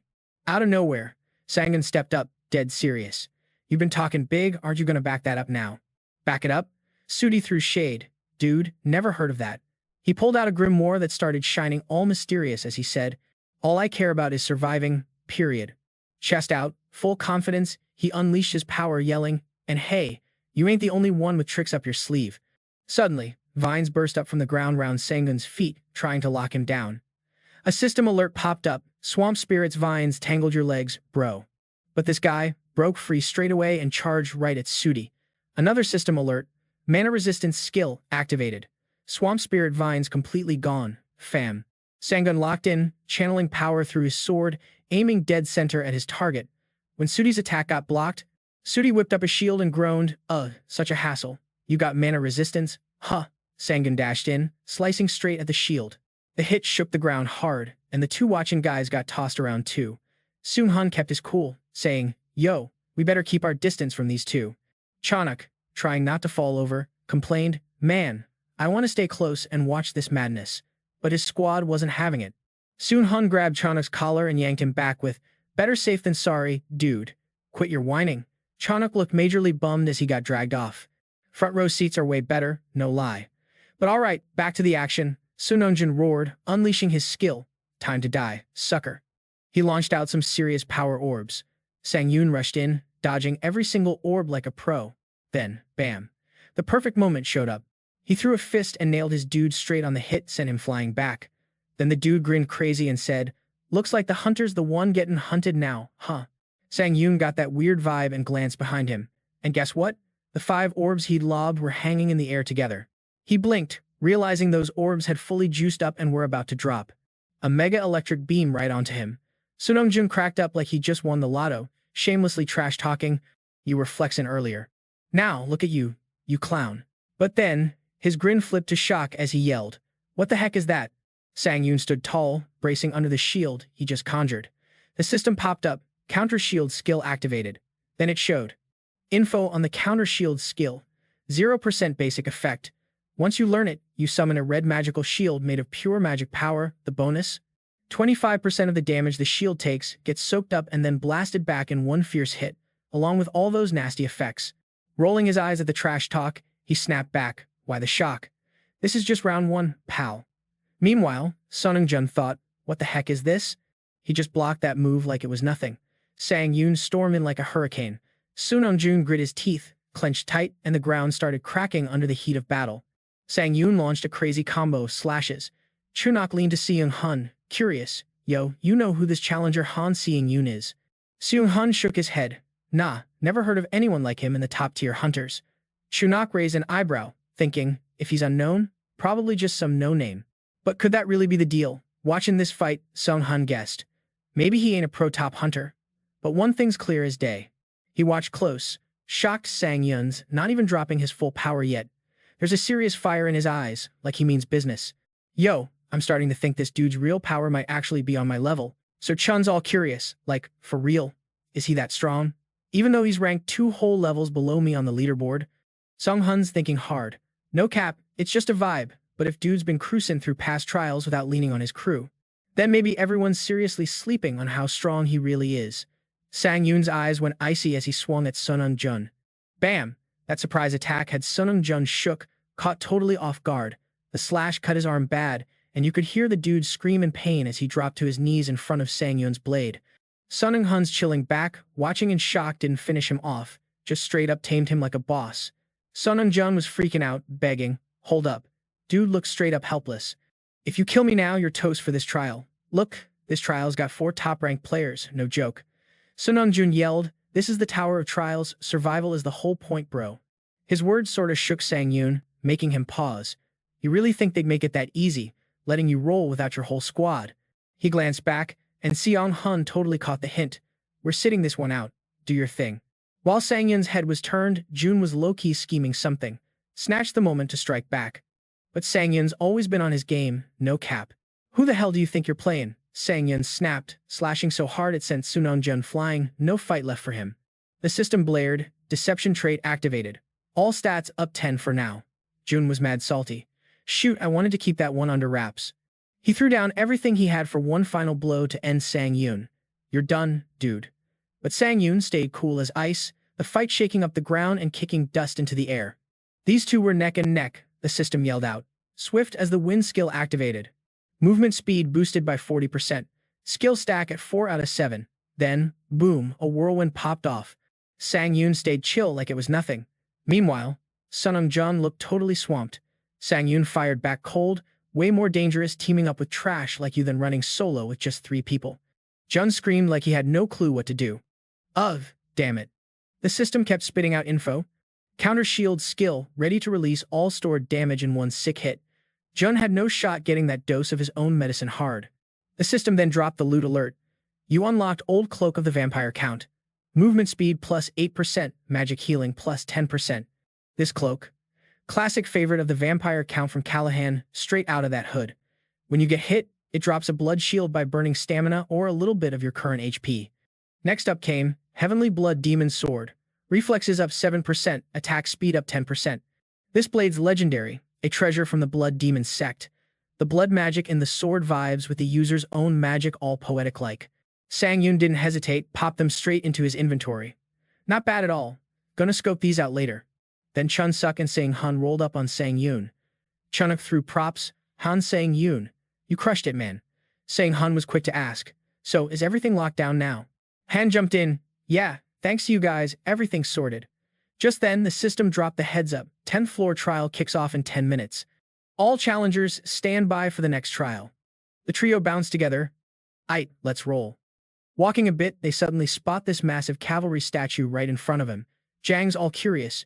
Yo, a cavalry statue. That thing's huge. No way it's gonna come alive, right? Song Han shrugged. Chill. In this tower? Could definitely happen. Sang Yun suddenly got hit with a thought. That statue was like a sneaky distraction. Sang Yun started eyeballing the cavalryman's face deep in his feels. As the squad crept deeper, Jang looked like he had a light bulb moment. Lowering his voice for the hush-hush, Jang said, I think we're in the right spot. He was low-key studying the statues. There's 3 more statues here, and they're giving me some bad vibes. He knew something was waiting for them up ahead, probably the Dark Tyrant King himself. Yo, the system just dropped the bomb brakes officially over, and the 10th floor trial's kicking off. Time's ticking down fast, and brace yourself cause the Dark Legion's about to roll in. The mission? Stop that spooky Dark Tyrant King from rising again. Suddenly, bam, the statues came to life. Y'all. They snapped off their pedestals like some wild action heroes. And guess what? They charged straight at Sang Yoon, Sun Hun, and Jong, catching them off guard big time. Sun Hun didn't waste a second, stepped right up like a boss. But Sang Yoon was like, hold up, let me get my warm-up reps in. It's been a minute since I moved. Dude's the head honcho and totally figured out how this mission rolls. Sun Hun got it now too. We gotta stop these guards from carting the heads on their backs over to that Tyrant King. Okay, simple enough, he said. We'll handle him one-on-one. No sooner said than done. Sun Hun zoomed forward straight like an arrow. The guards showed up ready to block, and the trio all thought in sync. Good luck with that, huh? Sang Yoon's inner monologue was all, watch me drop this guard with a single slash from my sword key. He swung, but nah, the guard flipped the script and blocked that move. Knocked back, and totally shocked, Sang Yoon was like, wait, was that really the sword key? Then it hit him. Whoa, this ain't no joke opponent. Hope Sun Hun and Zhang are holding up. Speaking of Sun Hun, the dude was duking it out with another guard and got blasted back too. The guard wasn't chilling for a second straight, racing toward that dark Tyrant King. Quick on his feet, Sun Hun hurled his axe to stop the charge, smashing the guard backward. But oof, his hand got frozen. Yeah, Sun Hun was in a rough spot, no cap. Man, these guys are boss-level tough, Sun Hun warned, eyes locked. Don't let your guard down. Then Zhang's voice popped up out of nowhere, real smooth. Bro, I think the only one slacking is you, Mr. Kim. Zhang dropped into the scene like a mystery man. He threw shade but kept it cool. Honestly, this hat's not really my vibe. For real, I don't want to wear it. But since I'm stuck with this wild hat, might as well mean y'all are basically toast. Guard aimed to bullet their way, but Zhang was unshaken. Without missing a beat, Zhang raised his bow and launched an arrow like lightning striking out of nowhere. But plot twist, the guard dodged every single one like a ninja, charging straight at Zhang instead. He caught on immediately. Yeah, fighting mages close up is a classic move, Zhang said coolly while his bow shifted into a huge scythe. His grin screamed confidence, well, only if it was just some basic mages. Meanwhile, Sangun was hyped, cause all his earlier fights were with the weakest challengers. And now, these heavy hitters had his blood pumping mad. He leapt up to dodge the attack and thought, gotta stay sharp and do my part right. Then spun around and kicked like a pro, turning his body into a weapon. The system popped up with a graceful as the wind skill activating, bumping up speed by a solid 50%. Hello, lightning moves. Skill progress, 5 out of 7. Sangun, secret shadow step skill activated, giving him a temporary juice boost to strength. He twirled on the spot like a dance move. Next up, chaotic blade sword technique kicked in, making his sword swings 10% faster. Progress hitting 5 out of 10. And bam, the lightning sword skill awakened too. Sangun sliced hard at the head strapped to the guard's back. Smash. The head shattered like glass. Right then, Sun Hun unleashed his lightning burst. The guard was straight up roasted, no reaction time. Sun Hun nailed, destroying that head too. Over with Zhang, he was wrapping up the last guard with his slick moves, keeping the defender totally on edge. Spotting the chance, he went for the final strike. The guard tried blocking the hit, clueless that the scythe was actually aiming for the head on its back. That poor guard let out a scream and just turned tail to run. Zhang was low-key shocked. Wait, they're bailing. Sun Hun wasn't sweating it. Hey, we smashed all the Tyrant King's heads. No way that resurrection is happening now. So, with heads destroyed, the squad pushed deeper into the lair. As they followed the guards closely, Sangun suddenly stopped. Yo, did you guys catch that noise just now? Yo, did another one just pop up out of nowhere? Sangun was straight up shocked. The guards dropped to their knees, making a little launch pad, and the newcomer shot up like a rocket, and bam. Sang recognized that statue from the entrance in a flash. It zoomed like an arrow heading straight for the Dark Tyrant King. Sangun totally got what was up. He booked it after it with everything he had. Too slow, though couldn't catch it. Rider bounced off their horse, clutching the head as they zipped toward the Dark Tyrant King. Sangun fired off a quick skill to stop the madness. The gap was now just a hair's width. He spun around, swinging a slash so sharp it looked like it could cut through the sky. So close now would Sangun pull off the win. His slash aimed straight at the Dark Tyrant King's head, and boom, he smashed it to pieces. The guard was straight up shook, screaming in pure panic. Meanwhile, Chona was hyped up, yelling, "Yas, heck yeah." Some let out a relieved breath. Suddenly, the guard grabbed the crown, plopped it right on its head, then picked up the spear like it had a plan. Everyone was like, wait, what? Then the guard straight up sacrificed its own head. Sangun, Chonsuk, and Sun Hun were in major disbelief. They rushed over fast. We gotta stop this now. The guard lifted that head slow and steady. Distance closed in a blink, but it was already way too late. That head locked in place, and instantly a crazy storm burst out. Thick smoke cleared to reveal a massive figure emerging. The system buzzed, conditions met, baby. The Dark Tyrant King is coming back to life. Sangun froze. Oh snap, boom. New quest popped, special mission alert. Yo, take down the Dark Tyrant King. Chonsuk shouted, swinging his scepter and charging hard. Sun Hun and Sangun weren't hanging back, rushing in too. The Dark Tyrant King hoisted its head with both hands, glowing red light everywhere so intense it blinded the squad. All three jumped high with weapons ready, but the king slammed the head onto its body just in time, eyes blazing bright red fire. Then, boom, a thunderous blast exploded, shockwaves sending those three tiny figures flying. Smoke rose, and you could see the massive body coming to life. The full Dark Tyrant King stood tall, and the system announced loud and clear. Conditions met, Dark Tyrant King resurrected. Sun Hun frowned hard, feeling the doom creeping in. Oh no, no, no. Then the system hit again. Special quest: defeat the Dark Tyrant King as soon as possible. But wait, there's more. The system dropped a hot reminder. Because of invincibility, all damage is going to be squared away. If your stats are better than the Tyrant King's, no dice on hurting it. He blinked, kinda shook. Wait, a unique skill? Since when do monsters flex unique skills like this? They watched, breath held tight, as the Dark Tyrant King stretched out, grabbing that huge sword. Close enough now, it snatched it up, gripping the hilt like a boss. No hesitation, King swung that sword down hard towards where our crew was standing. Sangun bounced up instantly. Sun Hun and Chinook slid to the side, weapons ready. The slash smashed the ground hard, sending dirt and rocks flying everywhere. He landed solid, digging hands and feet into the dirt to hold steady. Mad frustrated, he thought, what kind of demonic power is this? If we can't put a dent in it, we're so screwed. Suddenly, the king locked onto Sangjun, eyes flashing bright. Sangjun could feel the threat coming for him. Right then, the great sword slashed down, morphing in size like it had a mind of its own. The Dark Tyrant King was relentless, sword swinging non-stop. Sangyun had to keep jumping and dodging, grinding his teeth and cursing inside. Come on, get out of here. His sharp eyes locked on that beast as he jumped back to dodge another hit.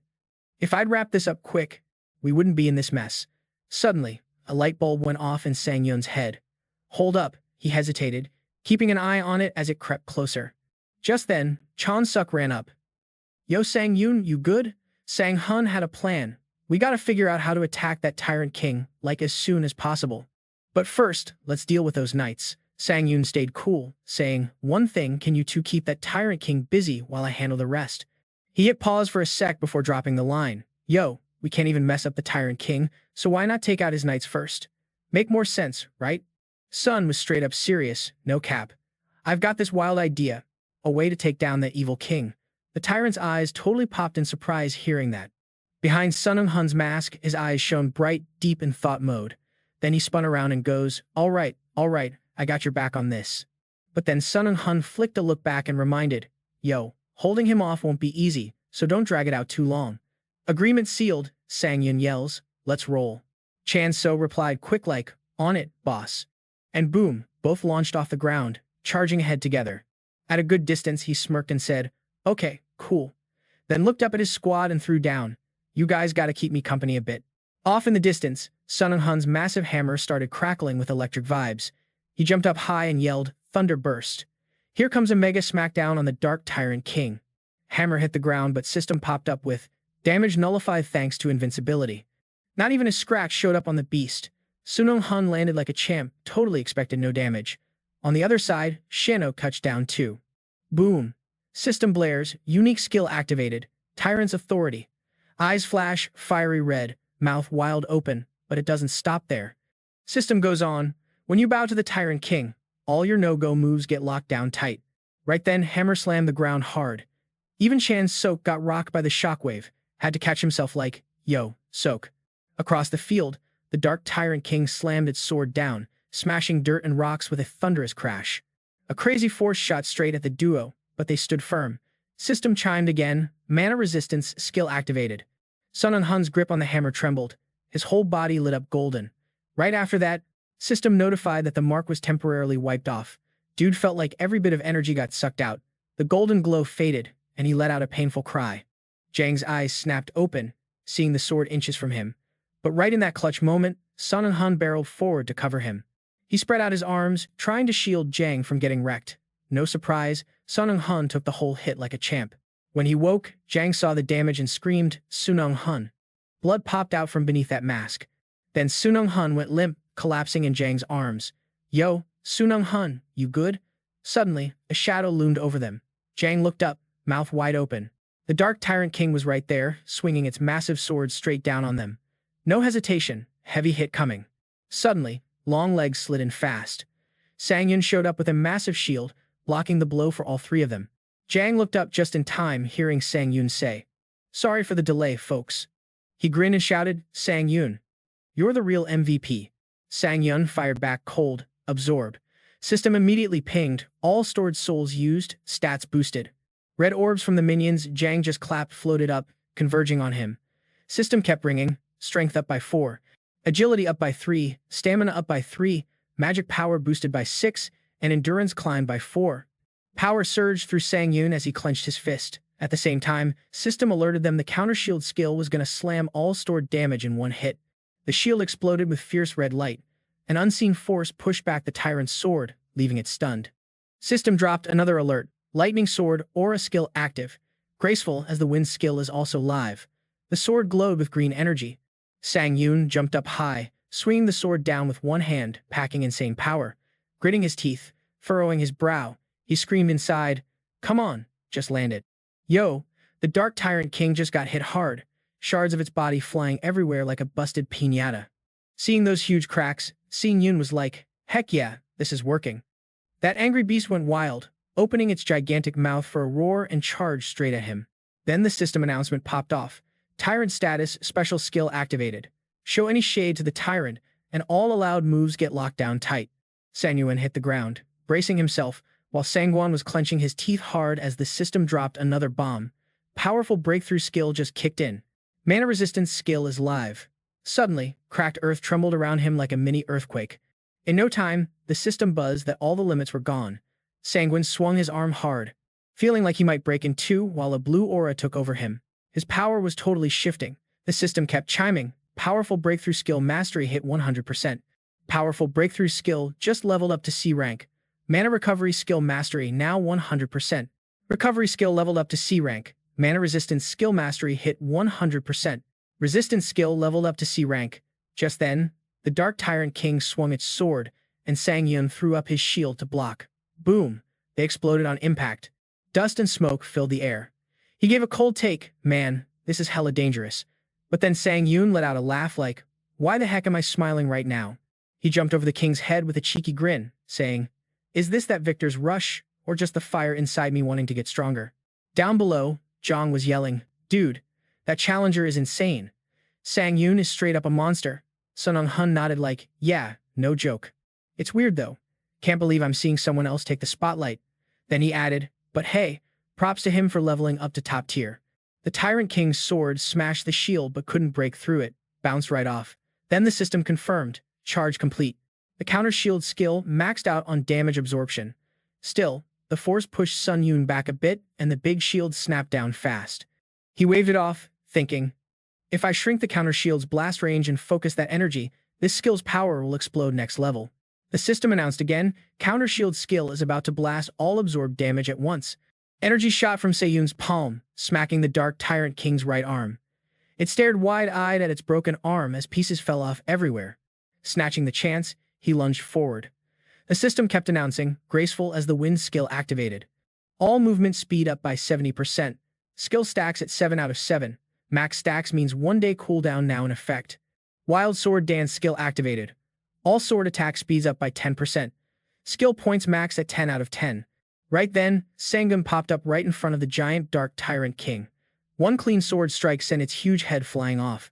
Just like that, the system declared, "You've defeated the Dark Tyrant King."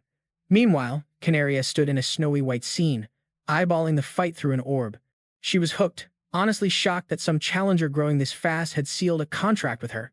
Canaria knew the usual challengers climbing this tower play it super safe and prepared forever, just to avoid risks, yet barely clear a floor after ages. But here she was, watching Sangun's confident vibe shine on that orb. He was majorly valuable, even in other dimensions a legit symbol of craving growth. She was sure other admins would soon notice him too. Before her, swords stuck deep in the snow reminded her she needed to lock his support down quick before anyone else caught on. As she said that, a massive flame burst from Canaria, torching everything nearby like a lit spotlight on her next move. She was totally set on nailing that dream she'd been chasing forever. Over at Sangun's fight scene, the Dark Tyrant King's head hit the ground hard, his golden crown clattering off and snapping clean in two. Then the system started popping off notifications. "You just took down the Dark Tyrant King, yo. Big ups on smashing the 10th floor of the Trial Tower. A B+ skill proficiency potion just dropped into your inventory. You scored 60,000 points as a completion reward. Also, you got 1,000 items as your reward. Plus, we threw in another 1,000 bonus items for you." No chill, the system kept rolling. Sangun's the real MVP of the special quest with the biggest contribution. Here's 10,000 points for that special quest reward. Oh, and we added 1,500 items as a bonus too. He grinned, feeling all kinds of proud. Thinking, Dang, those bonus rewards are frago. But yeah, this trial was straight up brutal. Meanwhile, Ochan's Seo was still shook, yelling, "Wait, how though?" Sanang played it cool, like, got a skill that kinda came clutch for this mission. Maybe just good vibes and luck, you know. Kim Sunung Han was just as shook and pointed at him. "Yo, you surprised me big time today. Friend request coming your way right now. We gotta catch up later," he added. "And yeah, we gotta patch up those battle wounds too." Just as he wrapped up, the system slid in with notifications.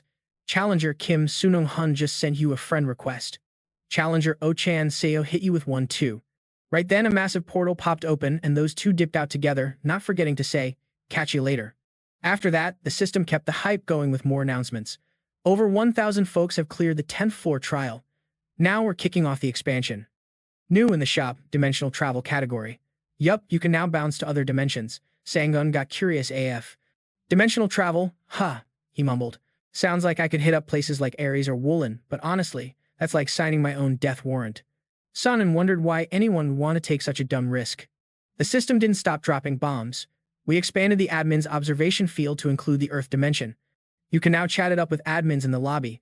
The admin's intervention zone just got stretched to Earth's dimension. You can roll up to an admin's turf and set up supplementary contracts. Heads up though, only one supplementary contract is allowed. Once that contract's locked in, you're tied down. But don't stress, you can bail on the supplementary contract whenever you want. He stared at those lines on the screen, kinda caught off guard. Taking a sec to process, Sangun got it. Only one supplementary contract is cool. The one with Canaria, that's official admin territory.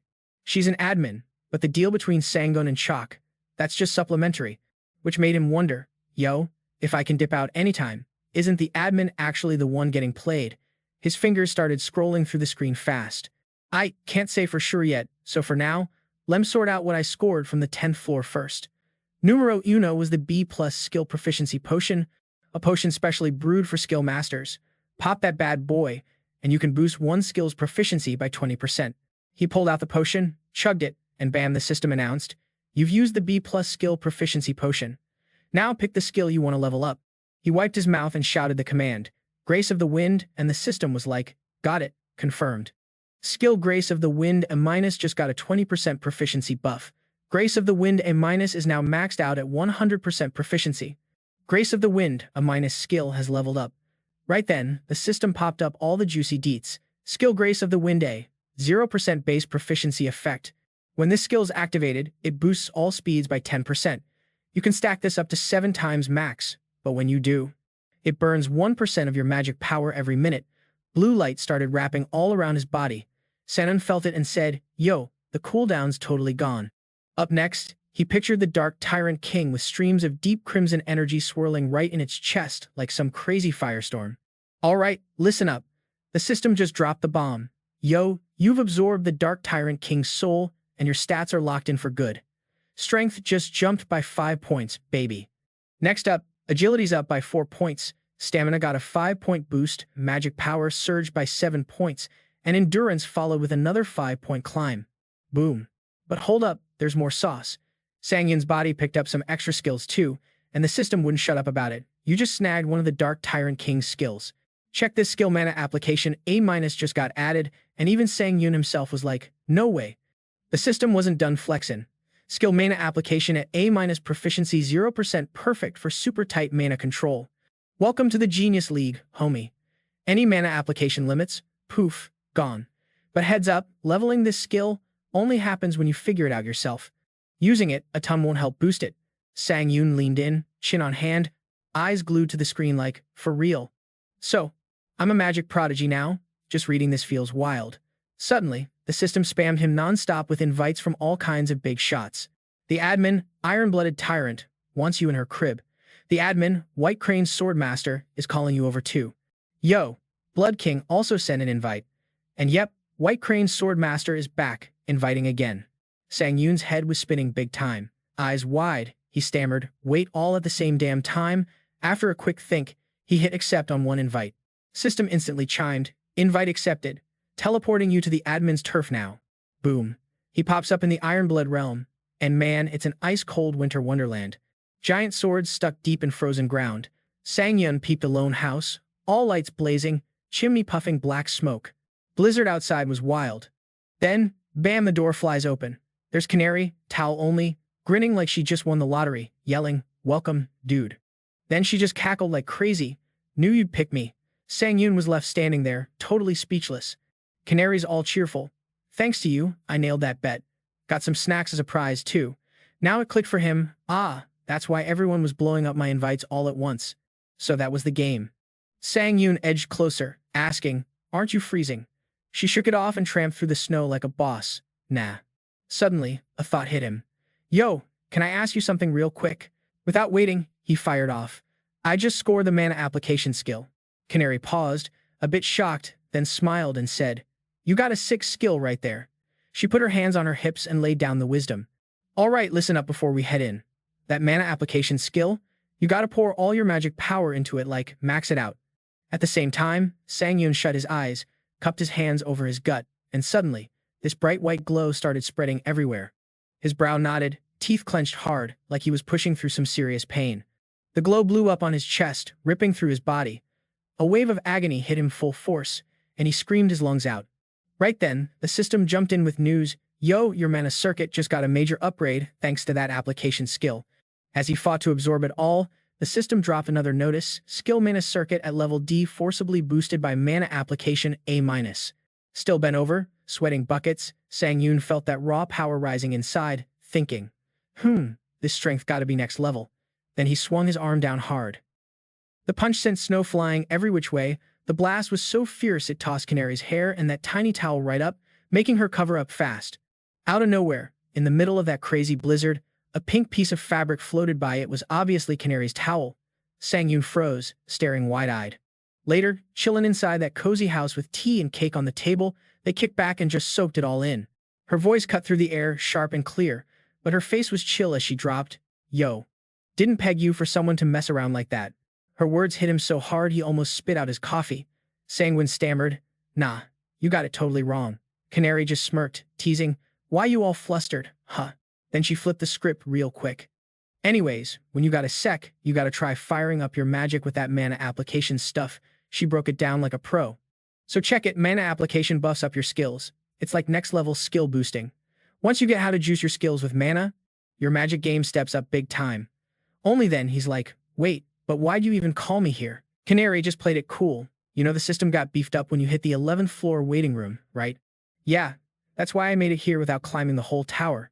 Sangun munched on some cake while soaking up her spiel. "But the new domain intervention thing, not just for kicks, it's so admins can jump in and school their challengers." He still looked kinda lost. Like, what's the deal? Then Canary's eyes flash red, snaps her fingers, like a boss. Boom, here's the magic. System pops up right away. The big boss, iron-blooded Tyrant, just dropped domain intervention and gifted you a sick, unique skill. Before Sangun could blink, the system buzzed again. A fresh, unique skill just got sealed into your soul. The Iron-Blood Sword, a minus skill, is now yours. A crazy glow lit up his chest, totally catching him off guard. Once it faded, Sangun asked, eyes wide, "For real? You can just hand out unique skills like that?" Canary shook her head, laughing, "Nah, no way. You gotta earn. That means I've pulled enough weight in the tower to do this." Sangun got it now. There's some extra contract stuff going on. Maybe she'd have been better picking another challenger. But then, why pick him? Couldn't hold it in, so he just straight up asked, "Why you helping me like this?" Canary didn't beat around the bush, "'Cause I see some serious potential in you." That hit him like a surprise. "Potential?" he blurted. She broke it down gently. Admins get cred for raising up their challengers, but let's be real, it's not all sunshine and rainbows. Canary spilled the tea. They back challengers only if it pushes their own wildest wishes. Sangun's eyes blew wide open, mind racing. Ultimate wishes? Huh. Meanwhile, the system won't chill, dropping notification after notification. The admin, White Crane Sword Master, just sent you an invite to their turf. Yup, the White Crane Sword Master's domain Colin. And again the notification popped up. White Crane Sword Master's domain just sent that invite. Straight up twice for drama. Sangun read all this and felt low-key overwhelmed, like, alright, what next? Canary caught his vibe, flashed a little grin. "Yo, someone's getting antsy. Let's wrap this chat. I already hooked you up with that special skill, after all." Freed from his worries, Sangun was like, "Cool, catch you later." Then system hit him up. "You accepted. Now teleporting to the admin's slice of the world. You've entered the forest. Simultaneously, welcome to another dimension." Sangun scoped out the place, thinking this was prime training ground. Yo, I'm curious about these training tricks, the iron-blooded Tyrant said. Talk about perfect timing. He let out a soft yell, summoned his mana, swung his sword hard, and a blue flash lit up. The power was nuts, making leaves rain down all wild and crazy. The system jumped in. Yo. The 3-step skill with A- mana application just got 8% better with every sword swing, it declared. Then it said, skill instant acceleration at C+ level just got buffed with mana application A-. The instant acceleration skill jumped from C++ to straight up rank B thanks to that mana application A- magic. The counterattack skill, at B rank, got a 7% boost cause mana application. A+ was in the mix. He was finally feeling it, but still hungry for more. Alright, now I'm hitting the sword key. Suddenly, his sword glowed blue, wrapping around him like a sick aura. But then, nada, just silence. Sangun just stared, totally confused. Okay, here we go with sword key. His sword lit up in this icy blue glow, wrapping around him like neon vibes. Then, nothing. Sangun just stared, totally baffled. Yo, Sangun was biting his lip, like, why the heck ain't this sword key working with his mana? Dude was ready to level up that 3-step slash using the sword key, but nah, he kept trying and nada happened. Minutes passed, and he's still scratching his head. For real, this is mad weird. Could it be because the sword key is, like, some special kind of skill? Suddenly, the system buzzed in with a heads up. The boss lady, White Crane, the sword master, is waiting for you. Seeing that, Sangun was like, okay, let's put that sword key upgrade on hold, gotta check this out. He slipped his sword back in its sheath and was like, alright, I'm rolling. The system chillaxed and replied, White Crane, sword master says you're good to go. Puffing his cheeks as he progressed deeper into this sketchy forest, Sangun started guessing. With a nickname like that, this admin's probably some old dude like Bun Hawk. Old folks can be a pain to deal with. After a hot minute of walking, he finally showed up. But man, what he saw totally threw him off. Sitting there, a young lady with long white hair. She breaks the ice. You finally made it. Sihoa, all cheerful vibes, said, nice to meet ya. I'm the White Crane sword master, the admin here. Been waiting ages for someone like you to show up. Sangun, mouth on the floor, thought, forget the old dude theory. It's a girl. Dang. Seeing him just freeze up, she asked, you good? Something bugging you? He snapped out of it and said, honestly, it's wild meeting an admin. I've only chatted with him messages. Sihoa nodded, smiling, I get that. Talking while standing is a drag, sit down, get comfy. Sangun didn't hesitate and took a seat, hope you don't mind. The moment he plopped down, surprised but gotta admit, it felt super chill. He turned to her like, now I get why you chill here outside instead of inside. She laughed, feels dope out here, right? Sihoa looked ahead and started telling him, been watching you since that real deal fight with Bun Hawk on the 9th floor. Sangun didn't hold back, so you've been stalking my trials? Why waste your special skill on some rando challenger like me? Sihoa shook her head, nah, fam. You gotta know your worth. She dropped some lore too, even though Grand Elder Bun Hawk didn't get the light sword. He's still a top-tier swordsman in the murmur. And yeah, he lost some power stepping into the tower, but beating someone like him is straight up epic. Seeing Sangun still a bit hesitant, she gave him the real talk. Don't be in denial. I've got you on the radar, and so does Bun Hawk. Yup, the same dude you signed a contract with. With that bombshell, Sangun just froze. Suddenly, he's like, hold up, is she maybe low-key salty at me? Sihoa, hella sharp, caught onto his vibe, shift quick. She said, chill. No need to be suspicious. You're just a challenger grinding for points. Outside, the waterfall kept flowing and a bright blue butterfly fluttered by. Then it landed right on her hand. I've made contracts with tons of challengers, but no one's ever been invited here. Sihoa said seriously. Except you. She glanced sideways, confused about why that was. Then she dropped the bomb. I think you're catching on, so let me be straight up. Want to make a supplementary contract with me? After a beat, Sangun asked, what's in it for me if I say yes? Sihoa threw down.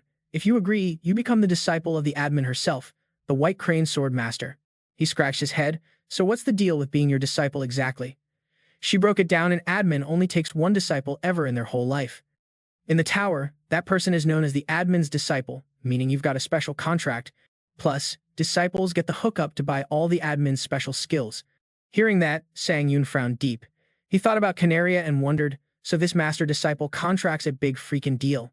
Dang, the iron-blooded Tyrant King never even spilled this tea, and I'm her disciple. Maybe she's just kind of forgetful. Huh, Sangun mused. So they were saying that a side deal could be nixed anytime. So why on earth would she pick a forever contract? That's kinda a total bummer for her. Co Hua straight up told it like it is. Just like that lady, she picked me to make her deepest dream come true.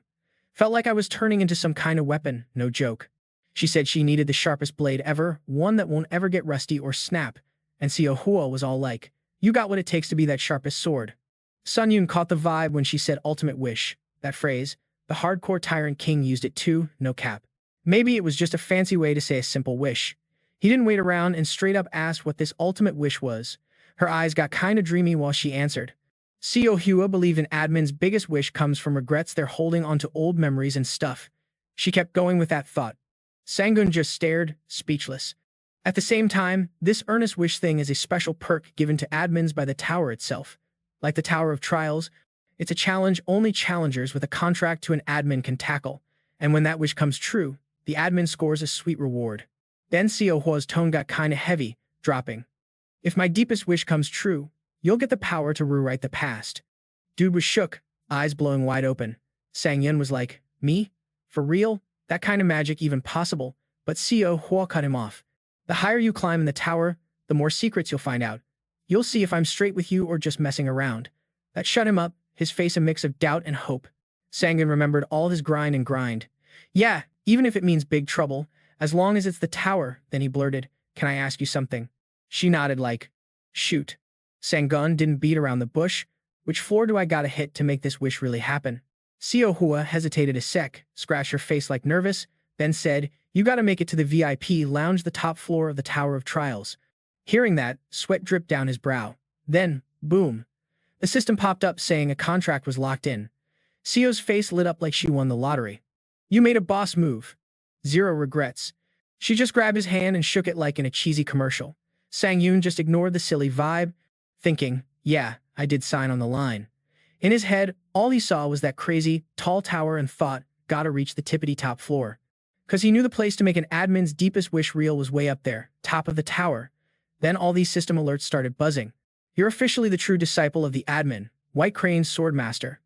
And with this disciple perk, your power and skills from the Morim dimension get a 10% boost. Plus, mana's gonna climb up by 3 points. And it didn't stop there. Sangun's now a disciple of 2 admins. That dual disciple flex means agility goes up by 3 points too. Hearing all this, Sangun made a silent vow not to sleep on this chance to level up hard. He remembered Co Hua handing him that sword, thinking, oh snap, I even got some exclusive swag. Then Co Hua blurted, hey, haven't you heard anything about who's hunting you? Sangun glanced at her, confused. Co Hua hesitated, then spilled the tea about someone on the hunt for him. At first, he was like, no, not really. She rubbed her forehead, muttering, I don't know what that blood lady is scheming anymore. Man, sounds like she totally trusts you. Then Co tipped him off. I trust you too, but heads up, what I'm about to lay down will cost you 1 question ticket. Cool with that? Sangun shrugged, heck yeah, no problem. I never use those anyway, got tons of him. Suddenly, system chimed loud. Challenger Sangun, you just blew through all your question tickets. Even he was like, whoa, all my tickets. Is this info that clutch? Right across from him, Co Hua started spilling. In the Morim dimension, there's this big shot group called the Morim Alliance. Tons of folks there, and Bake, yeah, that dude you took down on floor 9 was a bigwig elder in the Morim Alliance. So yeah, someone's definitely out there looking for you in the Morim dimension. Sangun fired off, no filter. Don't tell me some Morim Alliance punk is out here hunting me for revenge or what. But Co shook her head hard. Nah, babe. The Morim crew is in total chaos, elders squabbling for the top spot, drama central. That got him even more hyped. Okay, so who the heck wants me dead then? She dropped the bomb. The sword dragon from the Namong clan. Meanwhile, over in Shinjuku, Tokyo, a squad rolled up before this massive space portal. Out steps a guy brandishing a sword, blue sword dragon, Namong Hui Wook, looking ready to throw down. Huey Wook's face was pure evil vibes. This dude's a legend, carving out his rep among Urim martial arts OGs, a legit genius in his realm. No time to chill, everyone around whipped out their weapons, encircling him. Sayo kept spilling tea. Sure, his main reason is revenge, but honestly, he's just straight up curious too. Not sure when he'll show up, but when he does. Co Hua shot a serious warning. If you're gonna throw hands with Namong Hui Wook, bruh, get ready to kiss this world goodbye. With just one slash, Hui Wook wiped out almost everybody there. Right when she finished, the system chimed in. You've been teleported to the 11th floor waiting lounge. The space gate started shutting down slowly. Sangun tore off his long coat and scoped the scene. The Manhwa wook, huh? This just keeps getting messier. Bottom line, a straight-up killer from Urim's coming for me, and they were the ones who crashed my floor first. This drama's wild. Sangun ducked into a corner and fired up his system. Scrolling non-stop, a flood of system alerts popped up. Iron Wing Authority bought. 1,500 points pulled out. Return stone bought. Sangun gripped a glowing stone tight. Got the scoop on a new fact, but honestly, nothing's changing. Before facing Namong Hui dude, gotta level up hard, like insane grinding mode. Then, a system alert popped. You've used the return stone and are heading back to Earth. Blink, and boom, he's back in his usual spot. Phone glued to his hand. Sangun's eyes glued to the screen, 87 texts and 132 missed calls blasting from Lai Heian. One message was straight up begging. Come to the Hunter Association as soon as possible once you see this. He blinked, confused. Lai Hai. What's her deal? Then the system announced, Iron Wing Authority's live now. Suiting up, new wings popped out in style. Speed of light, Sangun zipped through the sky. Moments later, Hunter Association was a madhouse, people flooding out with all kinds of vibes. White-haired dude said, hey, at least it wasn't a full-on lockdown. Dong-suk was all hyped. Facts, facts. Hearing the footsteps, he added, yo, what went down in Japan to spark this madness? Suddenly, a loud boom echoed from above. Both dudes looked up as Sangun pulled off the sickest landing ever, fully owning his dramatic entrance. Waving it off casual, he said, my bad for the entrance vibes, then bounced inside HQ like a boss. Dong-suk was still shook. Wait, did he literally fly in? White-haired guy's jaw dropped. For real? Brown-haired dude came up all smiles. Good to see you again, Mr. Hanjun. Sorry for the chaos at the front. Hyen was glowing too, right beside him. Welcome back, Mr. Han Seung-yoon. Sangun waved back. It's been a minute. Spill it, what's the emergency that dragged me here so fast? Hyen finally exhaled. Big trouble in Japan. Fam. I was legit worried you'd jet there solo, so I had to call you over like, now. Clicking her remote, she said, we gotta talk, but no time to babysit, situations heating up, so here's the deal. A video popped on the screen. The brown-haired guy filled in. This footage is from a hunter in Japan, snapped in Shinjuku, Tokyo. Japan's Hunter Association sensed a massive energy burst from that gate and dispatched 7 A-rank hunters to scope it out. But get this, the human that stepped out, looking kinda surprised, but wrecking 6 A-rank hunters within seconds. Wild, right? So, check this out, everyone's buzzing that this dude is some kinda challenger straight out of another dimension, here to crash Earth's party. When he hears that, he starts feeling all kinds of weird and thinks, wait, challenger from another world? No way, that ain't real. Sangun, catching on fast, goes, yo, all those hunters who dipped from here. Shouldn't we be telling all of them to roll out and back up Japan? The brown-haired guy looks up a bit and's like, man, it's not that simple. Every country's basically locking down their hunters, ain't letting them head off to help Japan. Our squad's playing the same game, so no one's been sent from us either. He clicks the remote again, and bam. Here's the vid from the only survivor of that 7-person crew. On the screen, the dude's creeping forward, dragging his sword like some nightmare. The poor hunter's backing up, all scared, yelling, help me, please. But the guy's eyes, ice cold, no mercy, swinging that sword like a pro. Listen up, he growls, all ominous-like. The blue sky sword dragon, Nam Gong Hayuk, is out here for revenge on Baek Sahuk. Make sure they know that. As soon as that name dropped, Sangun's face went dead serious. He muttered, Nam Gong Hayuk. Didn't think I'd cross paths with him this soon. Then, he feels a little tug at his sleeve and looks down to see this tiny hand clinging on gently. She's worried but chillin', saying, why so tense? You don't gotta go if you don't wanna. Yo, been a hot minute since we hung out. How about we grab some food first? Out of nowhere, Han scrunches her brow and drops. You ain't really going, right? But no, he's like, nah, I'm coming through. Japan called and I gotta roll to Shinjuku, Tokyo. She shook, face turning dark, yelling, why though? Han's mad, shouting, why you always gotta be so reckless. Think about how that messes with everyone else. Sangun just pats her head soft-like and says, appreciate the care, truly. Then he spins around and starts walking away, eyes flashing with that fierce determination. But I got some stuff to settle first. Cut to young Hayuk staring at a sword, deep in his feels. Why can't folks just get the vibe of sword intent?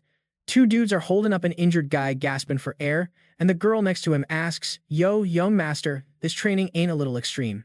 Suddenly, a dude rolls up slow and smooth, saying, Master and the Sword Key. At 13 years old, you already beat my younger self. The newcomer, that's the first sword. Everyone vibes up and shouts, "Sup, Sword Master." He strolls over and gives a nod. But listen up, yo. Martial arts ain't about hurting others. It's the path straight to the top. The first sword drops some wisdom. Don't go messing up others recklessly. Hayuk, quiet as a mouse. After a moment, the system chimes in. Say in the Tower of Trials is picking a challenger from the dimensional martial world. The crowd gets hyped, everyone's cheering. The young masters hit the 29th floor of that tower. But Hayuk, nah, he ain't satisfied. This ain't enough. Climbing the tower won't ever quench my hunger. He's standing solo in his own vibe. Can't believe someone just 18 can pull off such insane moves. Then he gets all emo, whispering, "Sorry, Grandpa." He hesitates. But I think out of nowhere, the system buzzes again. You've just used a dimensional invasion ticket. You've used a dimensional invasion ticket. Hayuk's gone full savage mode, stabbing and slashing like crazy. He knows what's up, thinking. Best feeling, wrecking humanity. Now Hayuk's chillin' on a car roof, watching flames rage below. Destroying these losers ain't cutting it no more. Can't just go wild throwing down in the martial world. Then he grins all wicked, kinda hyped. But maybe this dude named Hanan can bring me some fun. Flip scene to a huge airport. Sanon's walking solo, looking mad serious. Outside, a young woman's waiting with a motorcade. Police escort and all that ride jets down the street. Once they pull up, she stands outside a room, gesturing all official-like, saying, "Challenger Hansen, step right in. Someone's eager to see you inside." Chunuk's grinning ear to ear. Look who it is, back again after teaming up on the 10th floor. Sang-yoon chimes in, "You're later than I figured you'd be." So, this dude strolls in, and Si-yoon hits him with, "Yo, the association told me you'd be here."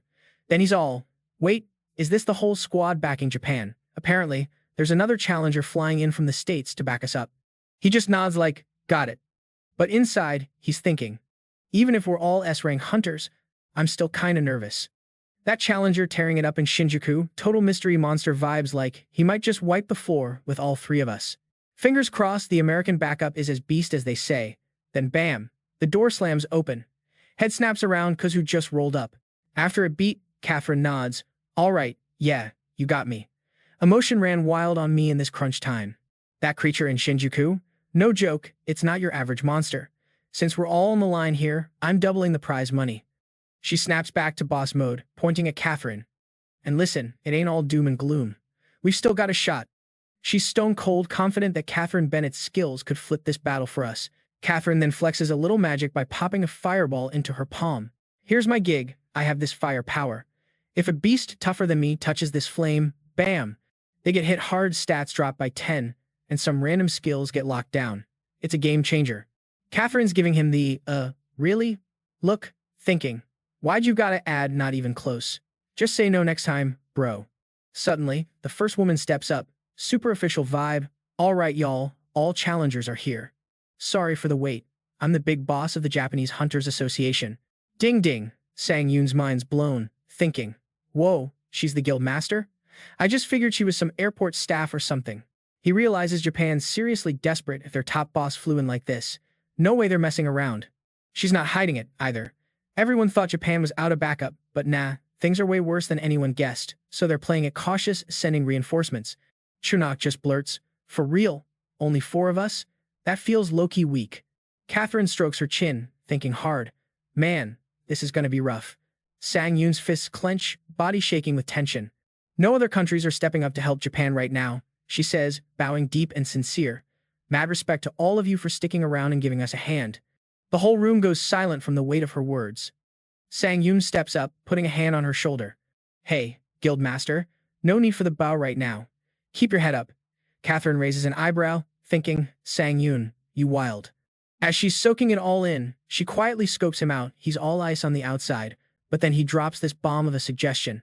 "Actually, how about you jack up our pay?" Sang-yoon pats his chest, hyped. "Double that reward and I'm all in. Blood, sweat, and tears for your country." Catherine's just sitting there thinking, classic, I knew it. At that moment, the man's motto is straight up, more cash, more power. You can see the schemer's face, not here to play hero, just here for the sweet pile of rewards and leveling up by taking down Namgung Hatch. After a quick beat, Catherine piped up in agreement. "I get it. I totally lost my cool at such a crucial moment. My bad. That thing we saw in Shinjuku? Not your run-of-the-mill monster. Everyone's risking it all, so I promise I'll double the reward. She snapped back into boss mode, pointing at Catherine. And hey, it's not a total disaster yet. We still got a shot. She dropped a truth bomb. Catherine Bennett's powers could flip the whole fight. Catherine showed off a little spark, conjuring a fireball in her palm like a total pro. She introduced herself. One of my powers is fire pressure. When a stronger enemy touches my flame, bam, it activates. Their stats drop by 10, and some random skills get locked down. Yo, those words hit the three dudes like a ton of bricks. Catherine clenched her fist and was like, yo, with this fire, we're gonna win straight up. If he even touches it, victory's ours. Sangun caught on real quick. Basically, we gotta set the scene so Catherine can flex that fiery power. Then, bam, a slick aircraft rolls into the skyline. It slowly zoomed toward the spot as the news anchor dropped the latest scoop. China's top-tier S-rank hunter, Ping Zwen, slid in for backup but ran into some wild challenger from another world. Live stream's still going, but so far, no dice on moves. Looks like they're in some kind of negotiation mode. For real, that's legit. They confirmed challengers up in the tower can. Chatted up across countries and even dimensions. Meanwhile, down below, someone showed up in front of Christopher Ree, but the dude didn't even glance up, just threw out in a cold tone, "You Sanjun?" Then Pang Shiwen slammed his fists, like sparks flying, and said, "You some fighter from the martial world, huh? I'm Pang Shiwen, reppin' China. You're gonna wish you never messed with Earth." Christopher Ree just sighed, tiredly. Seriously, no clue why the one I want ain't here yet, and I gotta deal with these pests. Next thing he yelled, pow, and bam. A lead-hardened punch landed, twisting the guy's cheek. Christopher Ree took the hit, no sweat, cool as ever, asking, "Martial arts?" His eyes lit up with mad interest. "Huh, interesting move." Out of nowhere, Pang Shiwen froze, mouth wide open, shocked, then boom below. Massive blasts send smoke, dust, and chunks flying from the aircraft. Chunok cussed out loud. Dang it. Why's that Chinese dude going solo like this? Checking the scene, Sunung Hun went, "We're too late, man." Sang Yoon looked over and asked, "Catherine, you good landing midair?" She blinked. "Wait, what's up with that?" He chuckled, "Just got a wild idea." After hearing it, Catherine nodded. "Oh, got it. I've got this skill to negate all damage when I land." Sun replied, "Perfect, that's what we need." He laid out the game plan. "If I'm right, we gotta hit him hard with a preemptive strike. Then, you unleash your power." Without missing a beat, he grabbed her waist. "Sorry for the bold move," Catherine yelled. "Hold up. What are you doing?" System blared. Iron Wings authority activated. Sang Yoon went cold. "Let's fly." And just like that, clutching her tight, he dove straight down. Meanwhile, Chunok smirked on the aircraft. "No way. This guy's always doing whatever he wants. Zero chill." Sun Hun said, "We can't just be watchers anymore." Then they both jumped down. Catherine got her cool back. "Could you at least act normal? Who just jumps off like that during chaos?" But Sang Yoon stayed locked onto what was below, frowning. "Good thing the Chinese hunter's stalling for us." Her tears streamed back in the wind as she thought, "He's straight ignoring me." He told her carefully, "If you spot a chance, pop that authority right away." Then he let go. Sang Yoon said, "I'm heading in first." Then he zoomed ahead. Off in the distance, Pang Shiwen and Christopher Ree were throwing punches, shockwaves rippling around. The boulder ahead cracked, chunks flying everywhere, making Pang Shiwen yell surprised. He stared hard, curious as heck.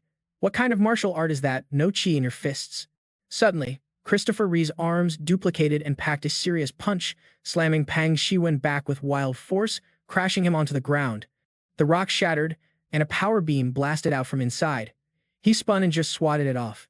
Right then, Christopher Ree sensed something zooming at him faster than lightning. He frowned, glancing behind tiredly. That red light closed in hard, throwing mad offensive vibes. He tried blocking bullets with his hands but still got slammed back. Christopher Ree smashed into the ground hard, kicks up a thick cloud of smoke and dust as rocks and debris flew all over the place. Yo, from that spot, fresh blood splattered all over the ground. This dude was trying to hold himself up, and his hand was puffed up big time. Meanwhile, Sunun was just chilling against the cliff like he owned the place. Next thing, he straightened up and let out a relieved sigh. "No way I'm ever skydiving like that again." Low. Christopher Ray's eyes lit up with this crazy purple glow. He narrowed them and was like, "Who the heck are you?" Right then, the system piped up. "Blood for ruin skill has kicked in. All pain you take is cut down by 40%, and if you barely scrape through, that skill's power jumps by 20%. Crazy, right?" Sang Yoon was mad confident, flashing a toothy grin like a boss. "You've been hunting me down, but now that I'm here, you don't even know who I am." Through all the thick smoke and dust, Christopher finally clicked. "Ah, so that's you," he said, serious AF. "Yup, I'm Hansen." Then the system dropped more info. "Sword key, master authority is live, baby." Sang Yoon's sword started shining with this insane blue glow. He tensed up and bent his arms, looking ready to throw down. Two huge lumps popped up on his knuckles, his face turning all dark and moody. "Been waiting on you, but turns out you're just some wannabe sword key nobody." Suddenly, he smacked his fists together hard. Those lumps exploded, blood dripping down his hands. Christopher Reed just grimaced like, "Bring it." "Okay, now I'm actually mad." Sang Yoon was all chill though, shrugging and saying, "Big deal." Then he lunged forward fast. He thought, my dude's unarmed, gotta strike first. But oh snap, Christopher Reed swung a hand up, glowing all golden and majestic. The sword zipped through the air like it was summoned, landing smack in his hand as he kept charging. Pow! They collided hard, throwing debris and wrecked cars everywhere.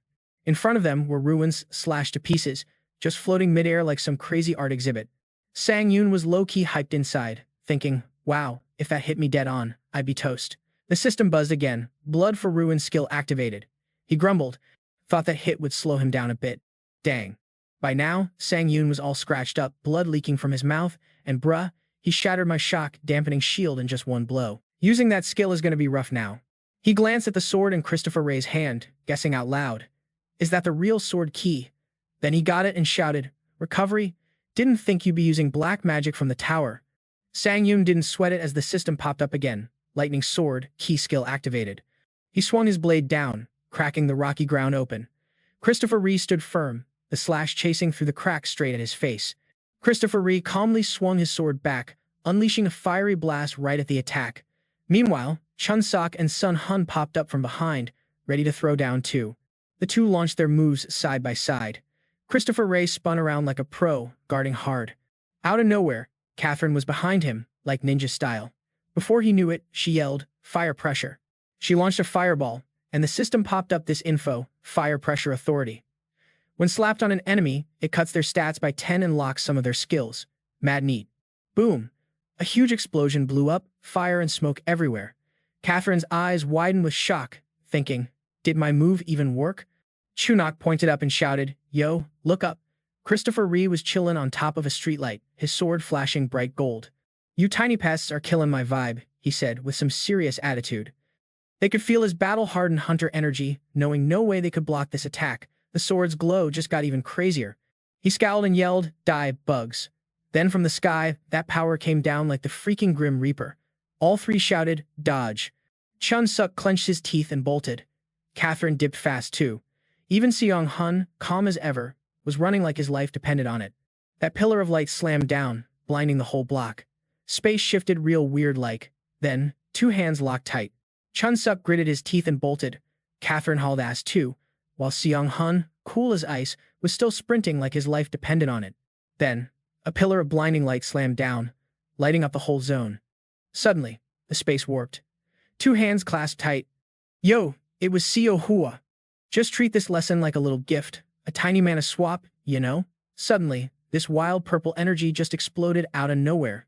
She burst out laughing like it was the funniest thing ever. Saya was like, nah, this ain't just some tiny mana thing cause it's got some mad emotional vibes too. Meanwhile, Sang Yoon was just standing there all stunned, soaking it all in. There was this invisible connection pulling them together. She asked, all curious, "So, you feel that vibe, right?" He quickly pulled back his hand and gave the real deal answer. "The first time, I caught a bit of mana, but the second time." Sang Yuan hesitated. It felt like the White Crane swordswoman was inside me, like real deal. Guess that was Seo Hua's whole plan. She grinned, "Nice. Now, put that energy into your sword." But she added, "Heads up, only use it when you dip out of this spot, cause if an admin's watching, all that power gets wiped." Boom! Sang Yoon popped right back onto the battlefield in Japan like nothing. Right then, a giant fire energy pillar dropped down. He hit back hard. Christopher Ray, chilling in the air, looked at him like, "Wait, what?" He pulled his sword back, while his system kept blowing up with notifications. Turns out, skills ain't triggered by sword keys, but from the dude's own enlightenment. Yo, you're the first human on Earth to rock a sword key. The Tower of Trials was basically throwing mad props to Challenger Hanuan. Dude synced with his sword by cranking up the mana drain with the sword keymaster skill. And guess what? The penalty. Gone. That's when Sang Yuan finally got it. So this is the legit sword key. He glanced back and asked, "Everyone straight?" Catherine gave a nod. "Yeah, thanks." She totally saw through it. He used a hit just as strong to cancel out his enemy's move. Both these guys, straight up monsters. Then, out of the blue, laughter echoed and made them spin around hard. Christopher Ree was hyped AF, grinning like he just scored big. Yeah, now that's what I'm talking about. Almost let me down there, he said, owning his twisted vibe. You know, the harder you build your sand castle, the juicier it is to stomp it down. Without missing a beat, Christopher zoomed forward, stabbing at Sangun. Sangun twisted just enough to kick away the flying sparks. Gritting his teeth, Sangun blocked with his sword, thinking, dudes from other worlds, annoying as hell. But this psycho right here, next level, crazy. He got slammed back, hitting the ground and sliding way too far even while digging his heels in.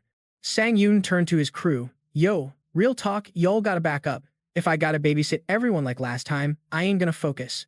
She froze, totally caught off guard. When she tried to rush forward, Simung Hun held her back strong. It was brutal but real talk. Watching that, he felt super frustrated. From last time to now, zero help from me. Dang it. Zun Hun couldn't resist, dropping a reminder, but when the chance pops, we'll roll out that old plan.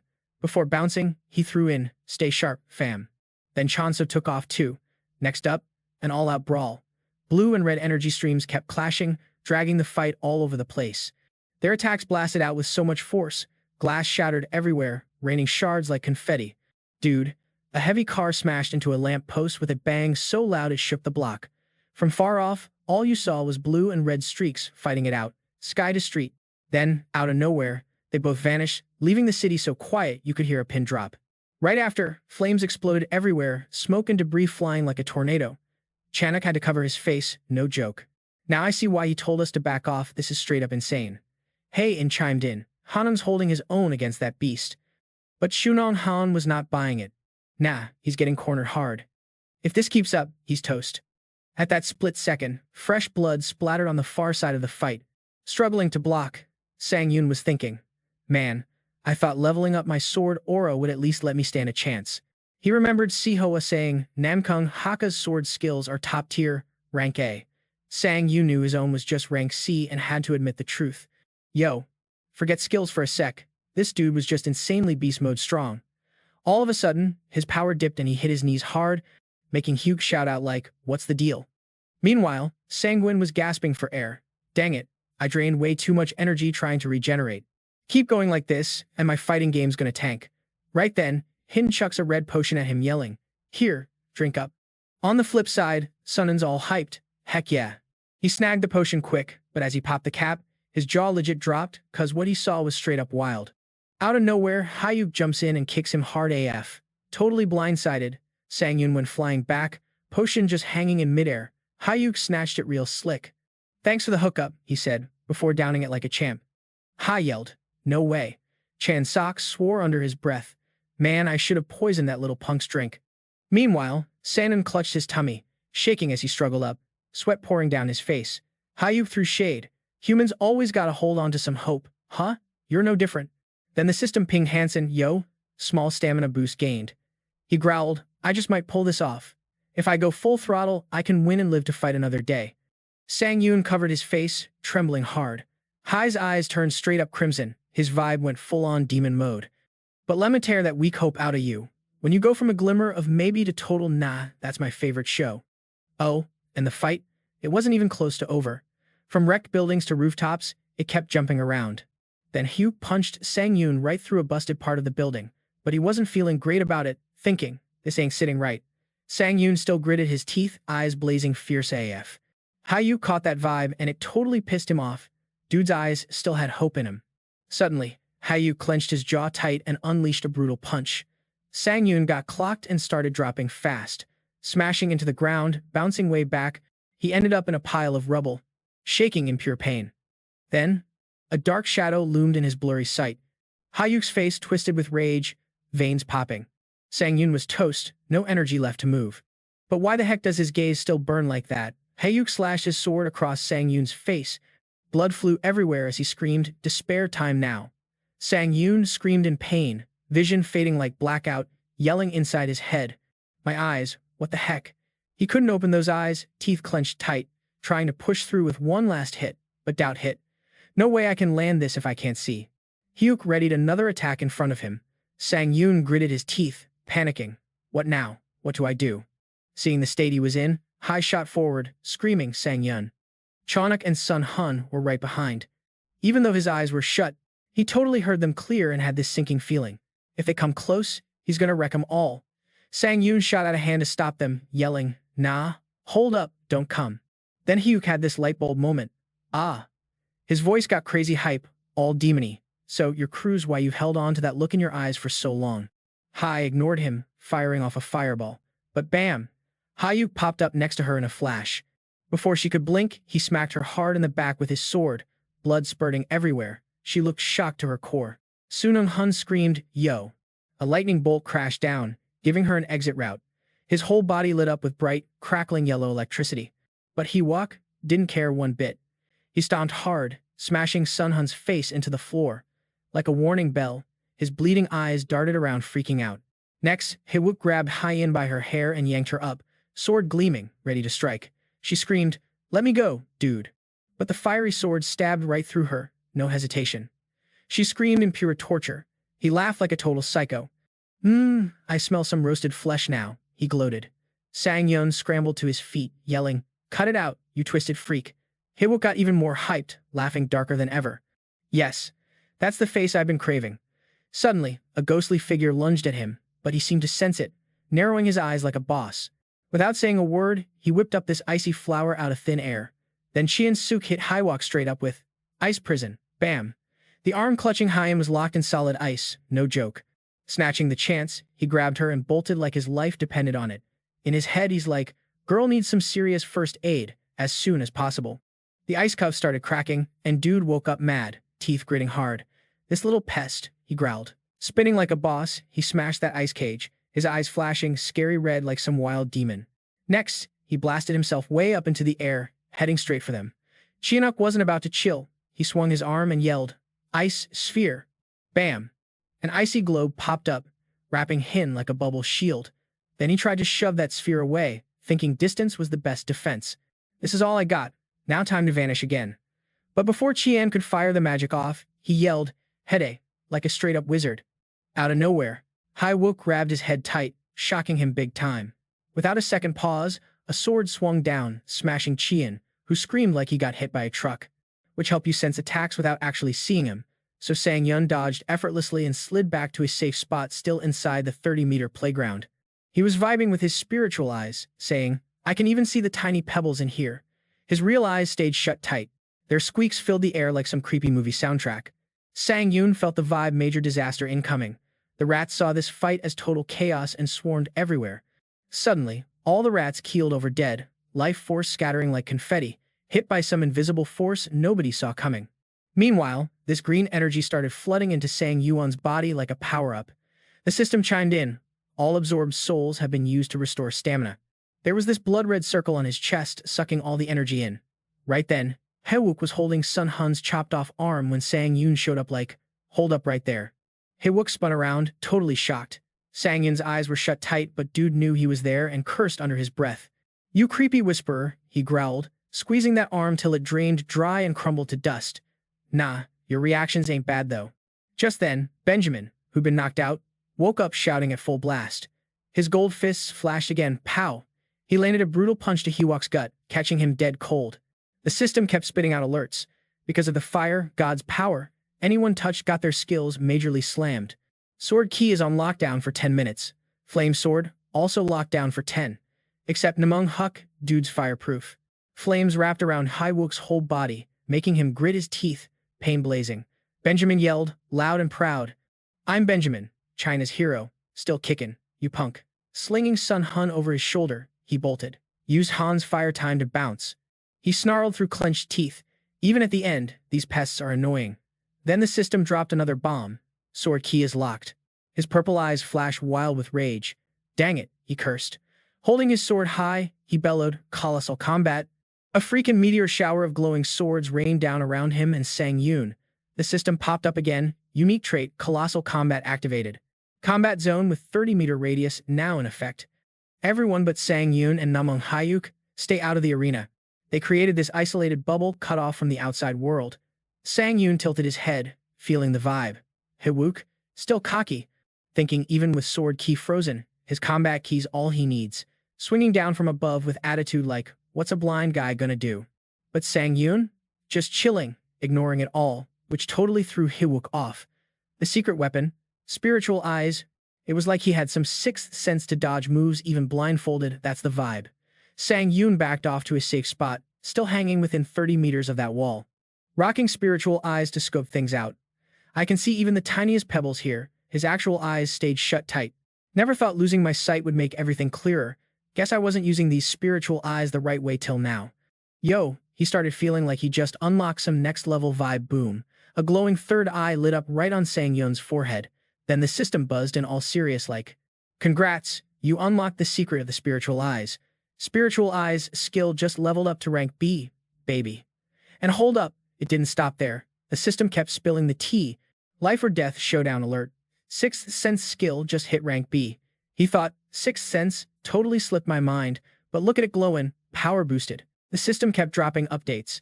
You've bossed a battle against a sword body unity master, survival secured. Demon Slayer skill upgraded to rank B. Berserker's blood buffed to rank B. Then boom, your body's been wrecked but pushing past limits on some next level grind. Even Hyuk was shook, eyes wide. When Sun Yun swung his blade, he damn near time traveled out of the way.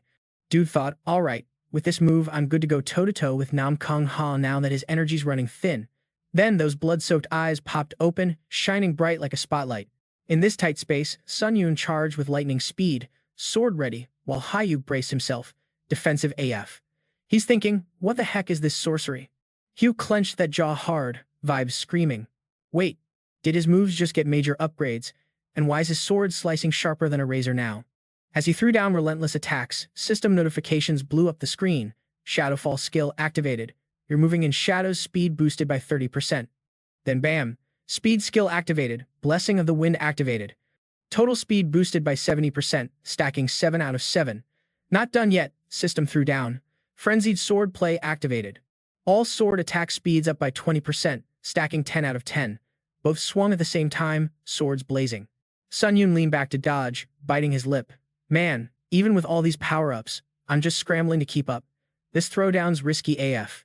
My stamina's draining fast, and once Nam Kung Ha breaks free, this fight's over. Gotta seal the deal while the flame's still lit. Sanang Yi raised his blade, ready to flip the script. The only thing flipping a tight fight? A wild card, no doubt. He swung hard, the sword shooting forward like a missile. Hyuk leaned back and flashed a sly grin. Bro, your panic's messing you up. He spun in through a fiery punch, dummy. But just before it landed, Sanang ducked low and yelled, Iron Blood Sword. System buzzed instantly, activating the Iron Blood Sword authority. Suddenly, a crimson blade appeared by his feet out of nowhere. Without missing a beat, Sanang kicked that crimson sword straight forward. Hyuk scowled and spat fresh blood as the sword pierced deep inside him. Hyuk hunched over, hacking up more blood, teeth clenched tight, thinking, oh snap, that blade hit my heart. Need to bounce back fast. Right as the system announced the authority suppression ended, Hyuk started feeling free. But then the system chimed again, arena barrier dropping. Outsiders can move in now. Outside, Sun On Hun and Chien Suk shouted, barriers down, we see what's poppin' inside. Hyuk plunged his hand into his chest, feeling around, and suddenly that sword in his belly vanished. I played too loose this time. Next round, I'm done for real. He pulled out a glowing stone with weird symbols. Boom, a huge warp gate ripped open. Chien Suk yelled, yo, that's a warp gate. Sun On Hun was quick to call it. Looks like he's trying to bounce back to the Mirim dimension. Watching him dip, everyone was on the same page. If Nam Kung Ha gets away now, Earth's basically signing up for Disaster Central. In a flash, the squad charged in with weapons drawn. Don't let him bounce. Stop that dude. Hyuk turned back, shocked. Wait, what? Furrowing his brow, he locked in on stopping them dead. Raising his sword up high, he yelled, fire sword.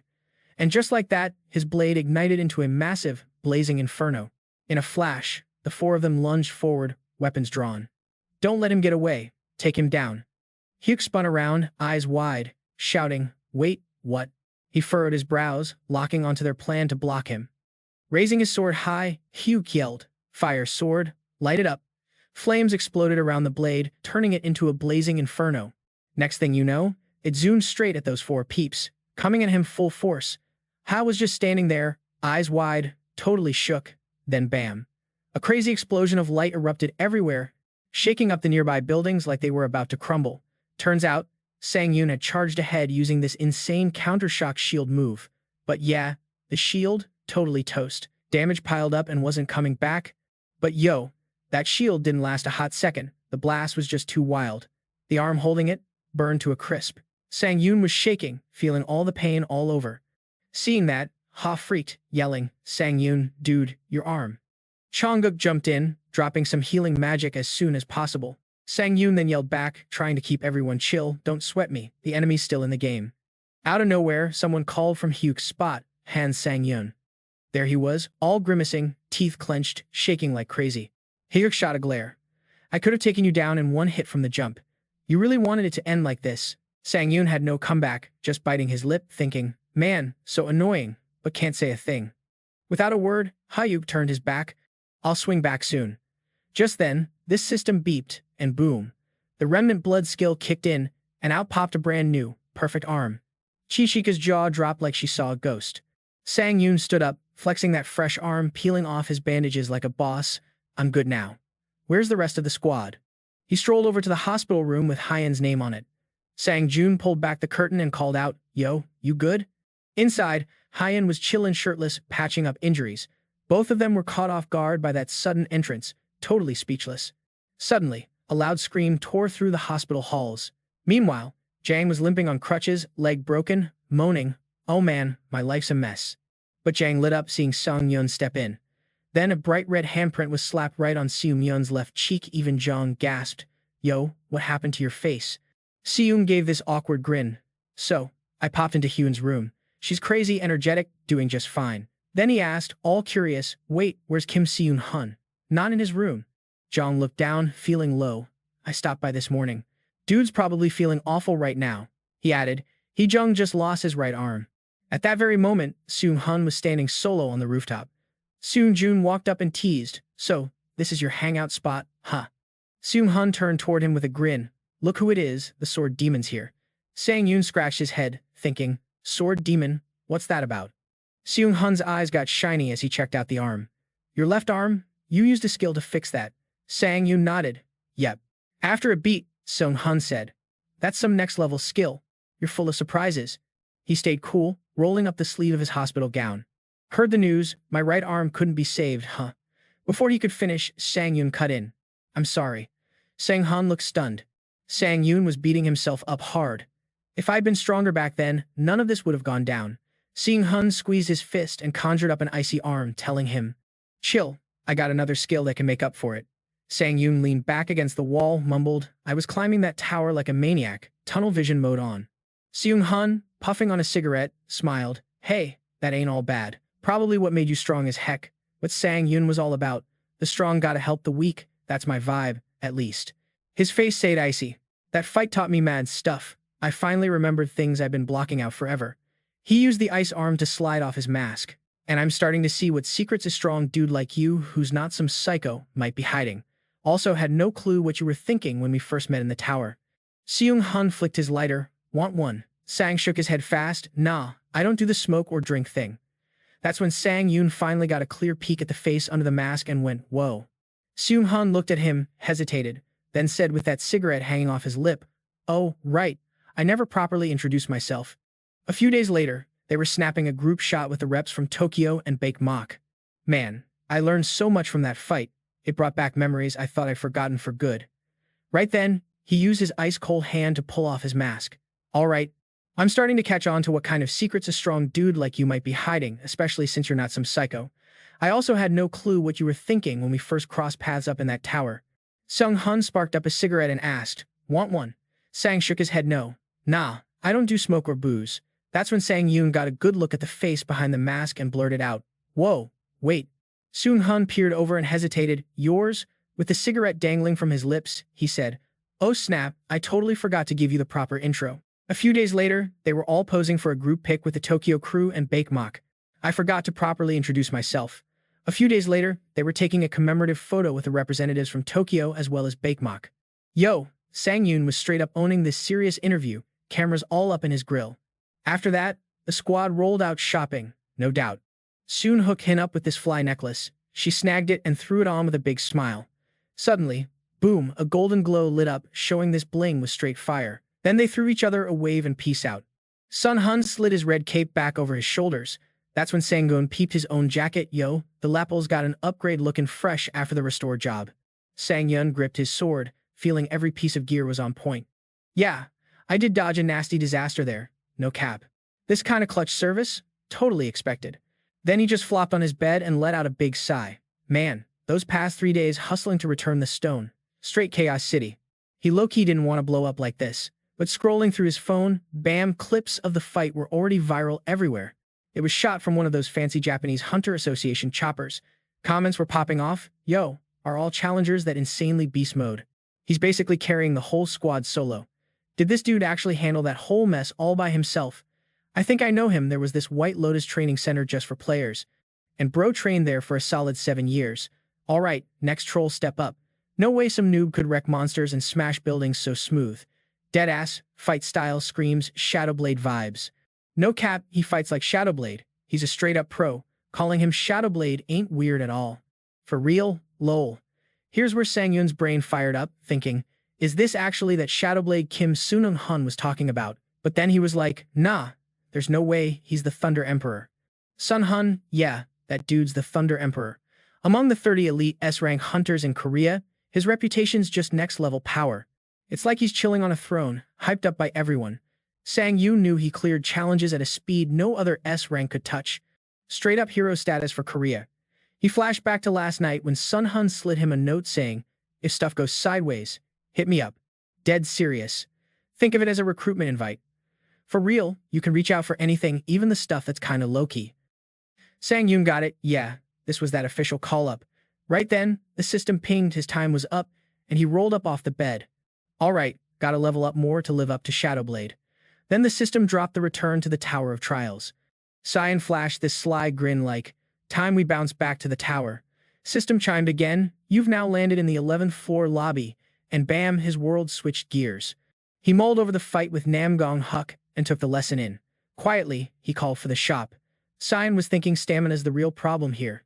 His whole body glowed blue, and Cyan remembered when his arm was lit up on fire. Blood weakness was one of his sickest healing skills, but it wouldn't kick in if his stamina ran low. Light bulb moment, time to snag another stamina recovery skill. Fingers swiped mad fast on that system screen, but all the skills had kinda sketchy descriptions. The ultimate move? Just grab them all. No time for second guessing. Then, boom, notifications popped off nonstop. You got the automatic stamina recovery skill. All stamina rolls back by 0.07% every 3 minutes. Spent 15,000 points on that one. Got the Moonlight Absorption skill. E, heals double when chilling in moonlight. 10,000 points down. Snagged Sunlight Absorption E2 heals double when soaking up sunlight. Another 10,000 points gone. Pulled the Overgrowth skill. C, bumps all physical and stamina heals up by 70%. Blew through 20,000 points for this bad boy. Grabbed Call of Blood. C, whenever you absorb enemy blood from a kill, stamina and HP bounce back based on how much blood you suck in. 20,000 points spent here. Cyan was grinning, loving the flood of pop-up notifications. He'd hoarded enough points to cop all the skills he wanted and still had some dough left. Then the system dropped a fresh alert, special perk skill combo activated. Y'all don't want to miss what's next. Smash that like button, share the hype, and drop your thoughts in the comments below. Yo, opening up the skill menu now. Time to mix and match the skills I got. First move. Gonna blend those with vibes that match. On one side, there's that Sunlight Absorption E, and on the flip side, the Moonlight Absorption E. Bam! In less than 2 seconds, system pops off. Skill combo done. Say hello to Photosynthesis C, y'all. Skills fresh with 0% proficiency. Effect, when you're soaking up sun or moonlight, your healing game just doubled. 200% boost. Now, I can soak mana straight from the light. Cyan's grinning like he just hit the jackpot. Sweet, sweet upgrade. That skill rank jump was legit, and the benefits of both nuke together. Fire. But hold up, let's throw in some Call of Blood magic next. Picture this, Photosynthesis C hooking up with Call of Blood C. System is quick to dish out, skill combo complete, with the skill info popping up fast. Boom, Blood Pack C just dropped. 0% proficiency, but the flavor? You drain HP, stamina, and mana from the blood of those you kill. Savage. Cyan's face, kinda meh, not gonna lie. This one flopped. No rank boost and photosynthesis perks vanished. Total bummer. He pauses, then calls out again. Instantly, system chimes back like, "What's good? You just grabbed Call of Blood C for 20,000 points." Someone's rolling deep. Cyan's fingers tapping nonstop on that screen. "Gonna snag it again," he grins. "Got stacks of points anyway. Time for another round. Give me that Blood Pack and Call of Blood combo one more go." Same mix-up. Call of Blood C plus Blood Pack C. Like two lights merging to make magic. System's quick with the reply, "Combo complete." Hold up, a new skill's cookin'. Ding ding, screen flashes, crafting Seeker of Blood's Truth B. Cyan screams, "Whoa, B rank, nice." Skill deets updated fast. Seeker of Blood's Truth B. 0% proficiency. Base effect, you can suck life, stamina, and mana from blood and wield crazy blood manipulation powers. Extra perks, any blood you lose regenerates automatically over time. Talk about comeback power. Glancing over it, he gets it, vamp vibes, draining life and stamina, plus mana, through blood. Curiosity hitting hard. Wait, I can actually control blood? Say what? Cyan slices his palm, fresh blood starts dripping. He holds his hand, and blood just floats around like some boss magic. Cyan watches chill but smirks. "Ha ha, no cap, this is legit blood control." Blood shapes up into a spiky ball floating midair. Cyan's hyped, "Yo, I can shape this stuff however I want." Next, a glowing red sword forms out of blood cells. Suddenly, the curiosity's on beast mode. "Check this out." Blood oozes from his fingertip, and bam. "Yo, I don't even need to slice to force blood out. Though to pop out a ton fast, gotta cut myself first, 'cause my finger ain't made for that pressure." Blood spurting like drama. Cyan's grinning wide. Seeker of Blood's Truth, this skill's a straight-up game changer, he says, hype level maxed. Then he banks some time upgrading the Eye of Truth. The screen's flashing bright light again, you know it's serious. Bam. System announces another combo done. New skill in the house, Fire Dragon's Eye A+. Skill Fire Dragon's Eye A+, 0 proficiency to start. Basic fact, the Fire Dragon's power fuels your eye, helping you see what's normally hidden. More fire, you can peep item stats and spot when someone's throwing shade with lies. No hesitation, Cyan fires up the skill. His eyes blaze with a blue glow. His gear gets an upgrade too, starting with the Vampire Count's old tailcoat.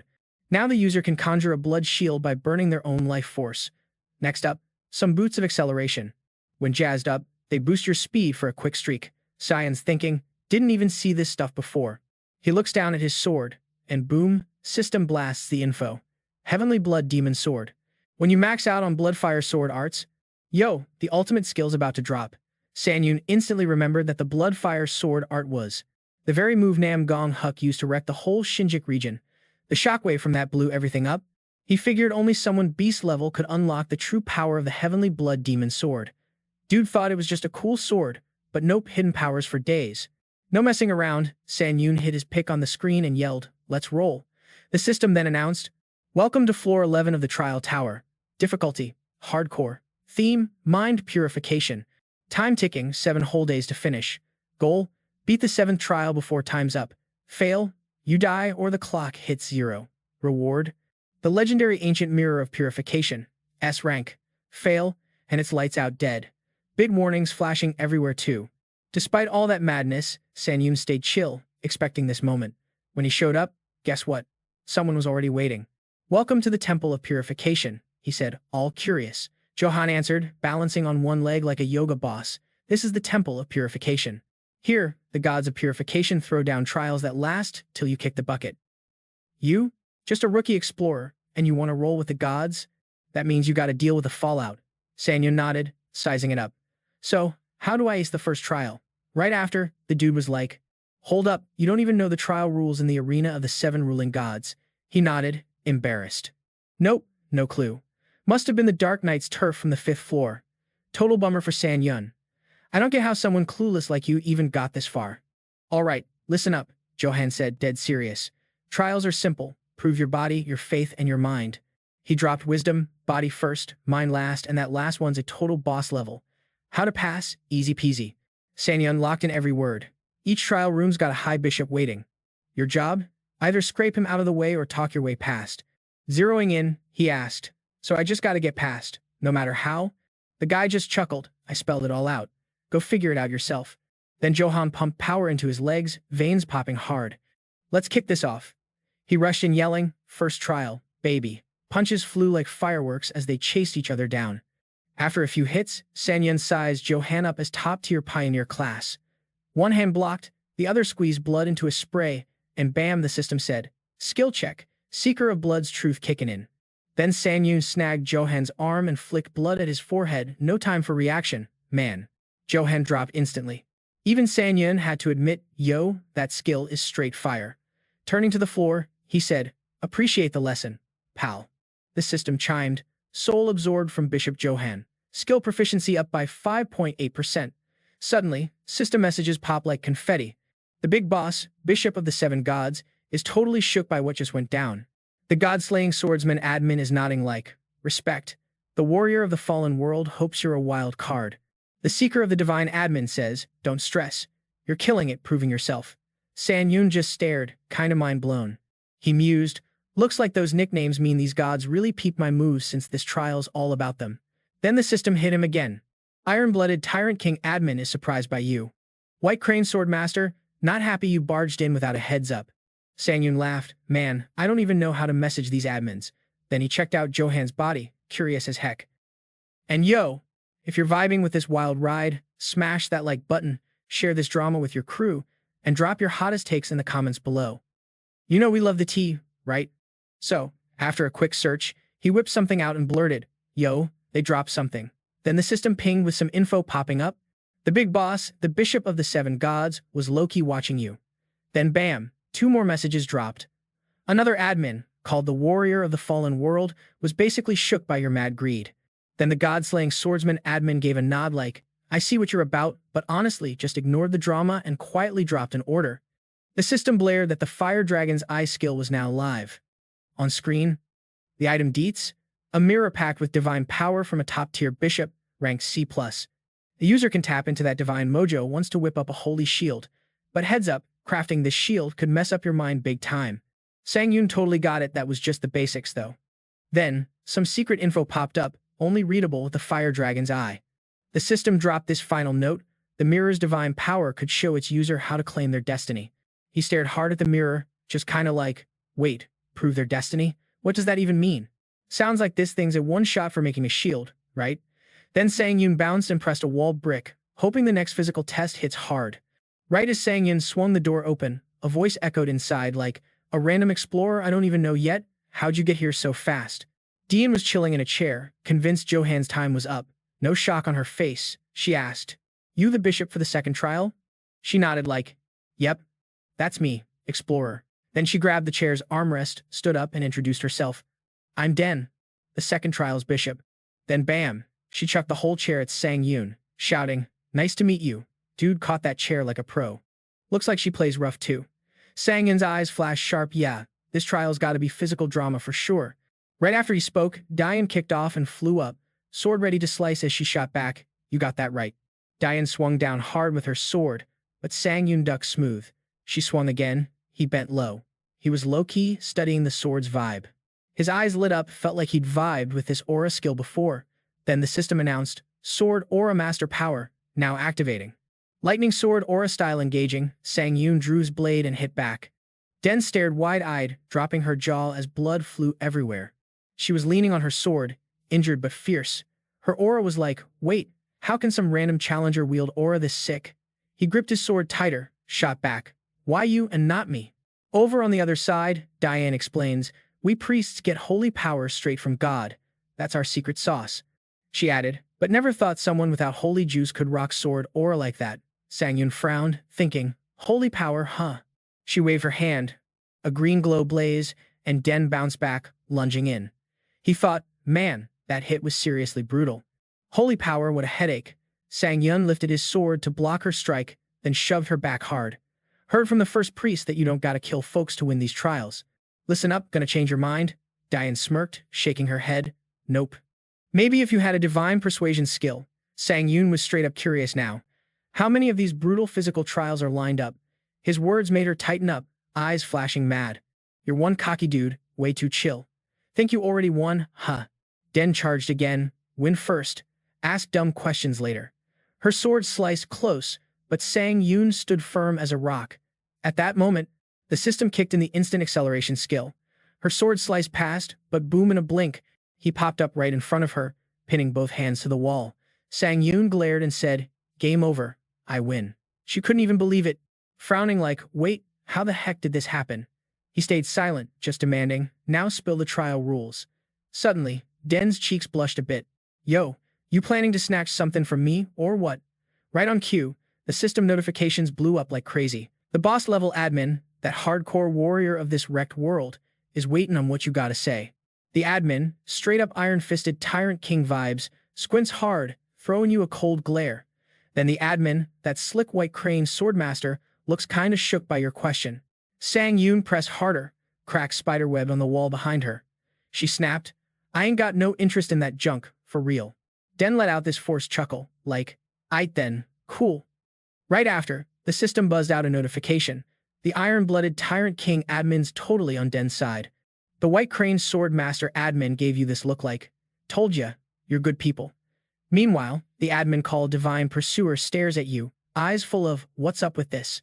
Sang-yoon just ignored the flashing screen drama, frowned, and was like, "Wait, why you even asking that? Who comes all the way out here just to mess with me?" Den shot back, "You really think everyone's got your vibe? For an explorer, you're kinda wet behind the ears, huh?" Pause. Then, "Just give me the trial instructions already." She got all serious and laid it down. 2 more physical trial stages left. Faith trial kicks off at stage 5 and wraps up at stage 6. Hearing that, he pitched in. "So basically, there's only one legit trial of divine power at the end, right?" Dayan gave a slow nod. "Yup, that's it." Holding Sang-yoon's hand tight, she threw some serious shade. "But before you even hit that, you'd be better off throwing in the towel." He looked down, all confused. Diane burst out laughing, kinda creepy. "No one's ever made it past stage 7, dude. Anyone who does either loses their mind or just straight up bleeds out." A blue spark flickered in his eyes as the system pitched in. Fire Dragon's eye skill confirmed this ain't no tall tale. Then she gave a slight bow.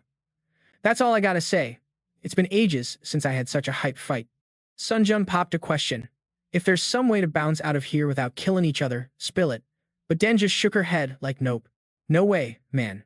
He raised an eyebrow. "You ain't scared of dying?" She fired back all chill, scared. "Nah. I just bounced back to the tower. Simple." Sanon's sword swung fast, splattering blood on the wall, but it didn't change the game. Right after, the system notification went off. "You snagged Priest Ren's soul. Your skill shot up by like 8.8%. Weirdly, as the fresh blood coated him, Sanan got this nasty vibe. He moved into another room, grabbed the door handle, and flipped it open. Whoa, blinding light blasted out, revealing crazy wide space with a dude already chillin' inside. Dude snapped his fingers, gripped his sword hilt with swagger, twirled it once, then aimed it straight at him, ready to throw down. Then he dropped his intro line, "Name's Lucilian, sword of the god of trials. Dead serious, I'm here to test your fight game. Show me you deserve to move ahead." His sword blazed up, fire, wrapping it like a dragon's coil. Lucilian spoke low but fierce. Or maybe not just fire, a literal blazing blade. Cyan's jaw dropped, eyes wide. He could feel the raw energy swaying. Sinan confirmed, "That's 100% a flame sword." That sword was flexing serious pressure, lighting up the whole room like a concert. He pulled out his own blade, thinking, "Yo, this is just stage 3 and already a flame sword's showing up." Sun got one thing clear, this ride's gonna be life or death from here on out. Bam, they collided. Blue and red lights blazing, shockwaves blasting out. But Lucilian parried that attack like a boss. Cyan stumbled back, catching himself on the floor, frowning hard. Something felt off. Was it his physical game? He was dead, sure this dude's moves weren't slicker than his own. But the guy charged again, and Cyan swung back fast to block. Still confused as heck, why was his sword energy just vanishing? He remembered that weird dude Huck watching Namgong Huck bust out a flame sword move. Thought it was some next level skill for sure. Maybe nah. Sunan decided this flame sword thing wasn't even high level, just plain powerful. Right before his eyes, their swords clashed hard. The flame sword flared up, busting through ice layers and straight up draining all his sword energy. No shock here, Sunan thought, knew it all along. His eyes squinted tight. No matter how hard he pushed, his sword's energy kept fading away. Lucilian went full savage with slashes, forcing him to bounce back quick. The ground took a hit, cracking open a massive crater, sending dirt and rocks flying everywhere. The dude flexed, saying, "Aura strong or not, you ain't breaking this sword." Lazilian backed that up, claiming only those who control the unseen can even touch it. Cyanon's face went stone cold. The guy's weaker than him, yet rocking a flame sword like it's no big deal. Man, this was straight up annoying. Then he started laughing, veins popping like crazy. Felt like watching some scrappy kid outscore him on a test. Cyanon's grip on the sword tightened as he murmured, "Something you can't see. That sword." Pure determination buzzing inside him. "I'm taking it down." Swinging again, the two swords clashed, fire against ice, light against dark. Lucilian kept pressing. Only those who boss the unseen can forge a blade that cuts everything. Cyanon stepped forward, hyping himself up to win. That's how this blade holds absolute power. His sword pulsed with this weird green glow. Lucilian still swore it was a born winner. Cyanon's gaze was locked and loaded. "I'm gonna break it for sure." Suddenly, the guy's flame sword snapped in two. A shard pierced Lucilian's chest, spewing fresh blood. Blood sprayed everywhere. Cyanon got it now. There's the difference between a flame sword and plain old sword energy. The flame sword feeds off the user's will, a will so fierce it's almost tangible. He held his glowing sword sky high. Meanwhile, Lazilian coughed up a lungful of blood, then just wiped it off and busted up laughing. Lucilian's shoulder wound was brutal, almost an amputation in the making. His eyes gleamed. "Your sword energy's original, but it ain't as steady as mine. My flame sword's just borrowed from the god of trials. But looks like you passed the test." Seeing that smirk, Cyanon thought, wait, is he actually happy? He realized the dude cared way more about his win than dying. Said guy had some serious purpose, some kind of crazy faith or obsession, shaking with emotion. "You're quick, even I can feel it." He nodded. "You got the martial skills. Keep grinding like this." Right then, Cyanon sliced and took Lucilian's head clean off. "Rest easy now." The system beeped. Soul of Priest Lucilian acquired. Proficiency up by 14%. A red flare burst, wrapping him in light. The system pinged his unique skill next. Necromancer proficiency hit 100%. Starting as a C-rank Necromancer, you just ranked up using your unique skill. You're now a B-rank Necromancer. Cyanon whooped with joy. "I'm hitting B rank." He was hyped, ready to see what's next. "Wonder what fresh skills I get now." The system boomed another effect. 6. When you absorb a stronger soul, you might snag one of their abilities. He blinked wide-eyed. "Yo, a skill that straight up steals other people's powers." Feeling pretty stoked, he thought, Necromancer never lets me down. Just hitting B rank and I'm already vibing. Can't wait for A and S ranks. Cyanon's stats updated too.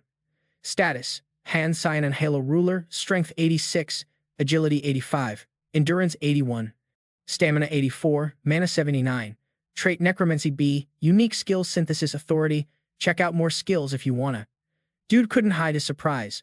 Stats inching close to the hundreds. Back in the academy, I never dreamed I'd be this beast. The system kept chiming in. Soul of Priest Johan acquired. Stats permanently boosted. Soul of Priest Jen acquired. Stats permanently boosted. Soul of Priest Lillian acquired. Stats permanently boosted. Power exploded through Cyanon's whole body. The system hollered. Strength +8, Agility +6, Stamina +7, Mana +8, Endurance +8. Boom. Boosted up and ready to roll. "Yo, hold up." The system buzzed again. "Guess what? You just snagged a skill from Priest Lillian called Indomitable Will A, baby. Check this. Skill info just got updated. Indomitable Will A is rocking at 27% proficiency. What's it do? Pumps up your stamina and focus when you're facing someone way tougher than you. Wait, there's more. When this skill kicks in, learning new things becomes smooth as butter. Plus, your mental defenses get supercharged." Kieran pops his palm open, and boom, a jagged glass shard floats there. He clamps down on it, and bam, blinding light explodes from it. Hands on the wooden door, he shoves it open with everything he's got. Bam, empty room. Confused, Cyan's eyes dart all over. "Yo, where's everybody at?" Then out of nowhere, this young dude pops up, rocking massive angel wings. He drops a bomb. Lian's gotta be dead. Cyan nearly jumps out of his skin. The angel guy's got dark bags under his eyes and adds, "Man, didn't see that coming." Right then, system chimes in like a nosy neighbor. "Heads up. Beast God's swordsman warns you to watch your back." Then the Fallen World Warrior admin chimes, "This one's a beast, don't get sloppy." White Crane's Swordmaster joins the gossip. "Beware, this dude's packing the true sword key." Even the iron-blooded Tyrant King admin can't help but respect the priest's serious vibe. Cyan backs up, swings that sword down hard. The angel kid dips down too, squints, and says, "Ain't much talking happening, huh? All right, let's get this party started. Here comes your fourth challenge." He steps forward, glowing all golden and fierce. "Name's Kieran," he announces like a boss, the training priest. "Time to check if your body's up to the test. following the official rules of verification. System buzzes again, real dramatic, users facing a bigger freak now. Indomitable will skill activates. Cyan now knows that the previous priest didn't stand a chance against this guy.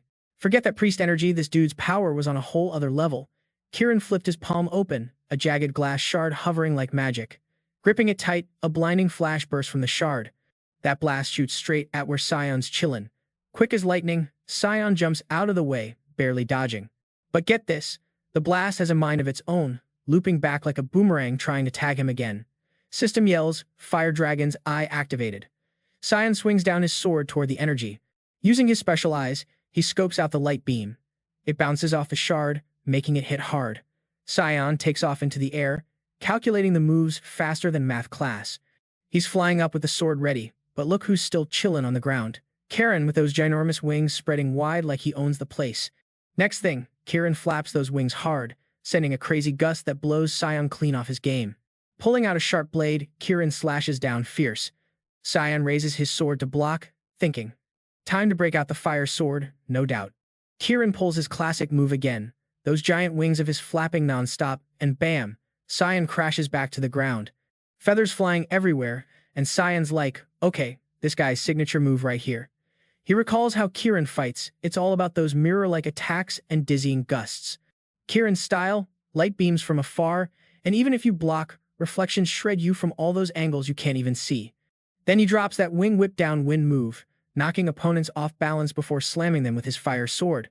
The dude's relentless, slashing non-stop, while Cyan keeps falling back, barely hanging on. Cyan hits the ground, sizing up the scene. Man, how do you beat a move like that? Kieran wraps his massive wings, hiding himself like some sneaky ninja. Cyan's on defense, but those mirrors, straight up impossible to crack. Cyan's brain's spinning, mapping out the mirror's light paths. If tiny shards bounce that light everywhere, dude, trying to block all those shots is like fighting 100 lasers at once. Then the system drops some drama notifications. Overlord of the Blue Sky admins questioning just how tough this 11th floor trial really is. Repentant Priest admin shook by how crazy skilled this training priest is. And the Shadow Demon admin, just sitting there wondering how you're gonna kick the bucket. Even Sanjin squinting, thinking, yo, how's this gonna end for me and my admins? Yo, the system just buzzed. Boss Iron-Blooded Tyrant King is straight up annoyed that the priest's dragging his feet, and White Crane Swordmaster's itching to see how you'll react. Sangun flicked his sword like, chill, I got this. Meanwhile, way off, Chiron was clutching a busted mirror shard with both hands. Squinting hard, he threw down a warning. This ain't gonna be a walk in the park. Just try me. Then boom, he conjured these glowing orbs crackling with some seriously scary destructive vibes. Those bad boys twisted and weaved, bombing Sangun right where he stood. Then, kablam. A huge explosion blew up with smoke and fire everywhere. Out of nowhere, the system blared, energy charging is locked and loaded. Karen's eyes popped wide open, totally shook. Down below, Sangun was wrapped up safe in a shield, looking totally untouched. System buzzed again. Counter shields primed to bounce back all that damage it soaked up. His gaze got icy as he hollered, let it loose. And instantly, the system dropped the bomb counter shield, unleashed every bit of stored up pain, blasting out from his energy shield like a freaking cannon. Chiron got wrecked by his own power, slammed, blood flying fresh and all. Dude still couldn't wrap his head around it. He coughed dry, spit out some blood, teeth clenched tight, super confused. What the heck is this? Didn't see any sign you'd learned magic, he guessed. Or maybe you got some holy powers handed down. Pausing for a sec, Sangun shot back. No clue what holy powers are. Kern kept quiet, just nodded slow. Gotcha. His body looked drained as he slowly drifted down. You didn't run, didn't get crushed, so I say you smashed this physical trial. At last, Chiron said, you made the cut. And boom, the classic scene hit. System chimed up, you soaked up Priest Chiron's soul. Skill level boosted by 13%, but heads up this time, something's different. Then it dropped. Soul's got more juice than its user. Time for authority absorption check. After a beat, it went done. Priest Kern's authority was sized up, and its soul power pulled out. Sangun was straight up stunned as a magic circle lit up right in front of his eyes. The C+ rank holy power authorities about to get etched into Han Sangun's soul. Sang just sat there, deep in thought. Holy power? That's the priest's energy juice instead of mana. A blinding light shimmered from Sangun's chest. I feel the vibe in my heart, but can't move it, he stated dead serious. This ain't your regular mana. The system piped up. White Crane Swordmaster thinks your holy power's chilling deep in your core. Iron-blooded Tyrant King shook that your holy power ain't rocking a holy seal. Even Sangun was curious AF. Is holy power really that next level? The system dropped again. You snagged Priest Kern's soul. Stats going up for good strength plus 4 points. Agility plus 3, stamina 3, mana 4, endurance 5. Another door popped open, blasting out pure light. Then an old voice called, "Yo, welcome." His eyes lit up looking that way, spotting an old lady waiting with a nickname for him, the martial arts junkie. He blinked, totally confused. Martial arts junkie. Sang blurted, "What's that supposed to mean?" She smiled. "Isn't your whole deal just to win, win, and keep winning? Always getting stronger till you're the absolute boss?" He stayed quiet, swirling thoughts. "Yeah, I want to get stronger, but the top dog? That sounds kind of wild." Like she read his mind. Bam! The old lady popped right next to him in the blink. "No cap, that's just the end game for all your grind." Exhausted, he creased his forehead and spun around, swinging his sword wide, but no one was there. Nada. Then Hia stepped up, planted on Sang Yun's head like, "Hey, don't get cocky." His eyes went huge. She kept moving, announcing, "This ain't about your muscles, it's a test of your faith, dude." Sang Yun had zero clue where Hia was hiding now, freaking out, swinging his sword wild, teeth clenched, cursing like, "Dang it." Dude was nearly losing it. How is this movement even real? Sang Yun's head was full of nothing but her ghost haunting his every thought. He started sweating like crazy, totally freaking out like that old granny had hijacked his brain.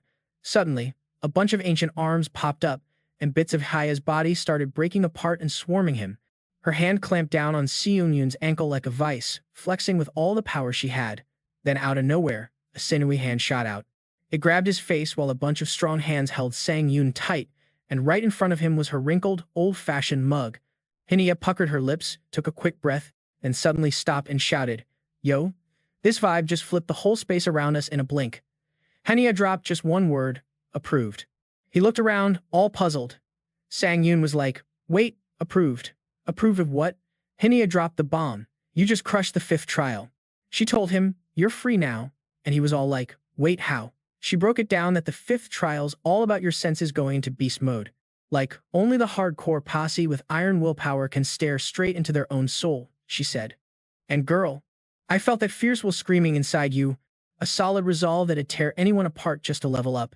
Hia got a little sentimental thinking back. Man, I remember that hunger, to power up no matter what.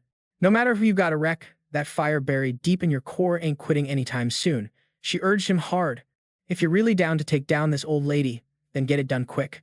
Before my light dims out, I want some peace too. Sang Yun's face turned dark, staying quiet. Then he finally broke the silence. Nah, it shocked Hia big time. She asked, "Why though?" Sang Yun shot back short and sharp, "I already passed. What's the point in killing more? You asking something so obvious, classic." Hia blinked, totally surprised. Then suddenly, he lunged like he'd swing his sword, but she cut him off. "If I'd known, I'd have made you finish the whole trial. But hey, I said it once, I'm saying it again. You passed." Hia gave Sang Yun a gentle shoulder tap and smiled soft. "Good luck out there, kid." Before vanishing, she threw in, "Hope you prove yourself big time."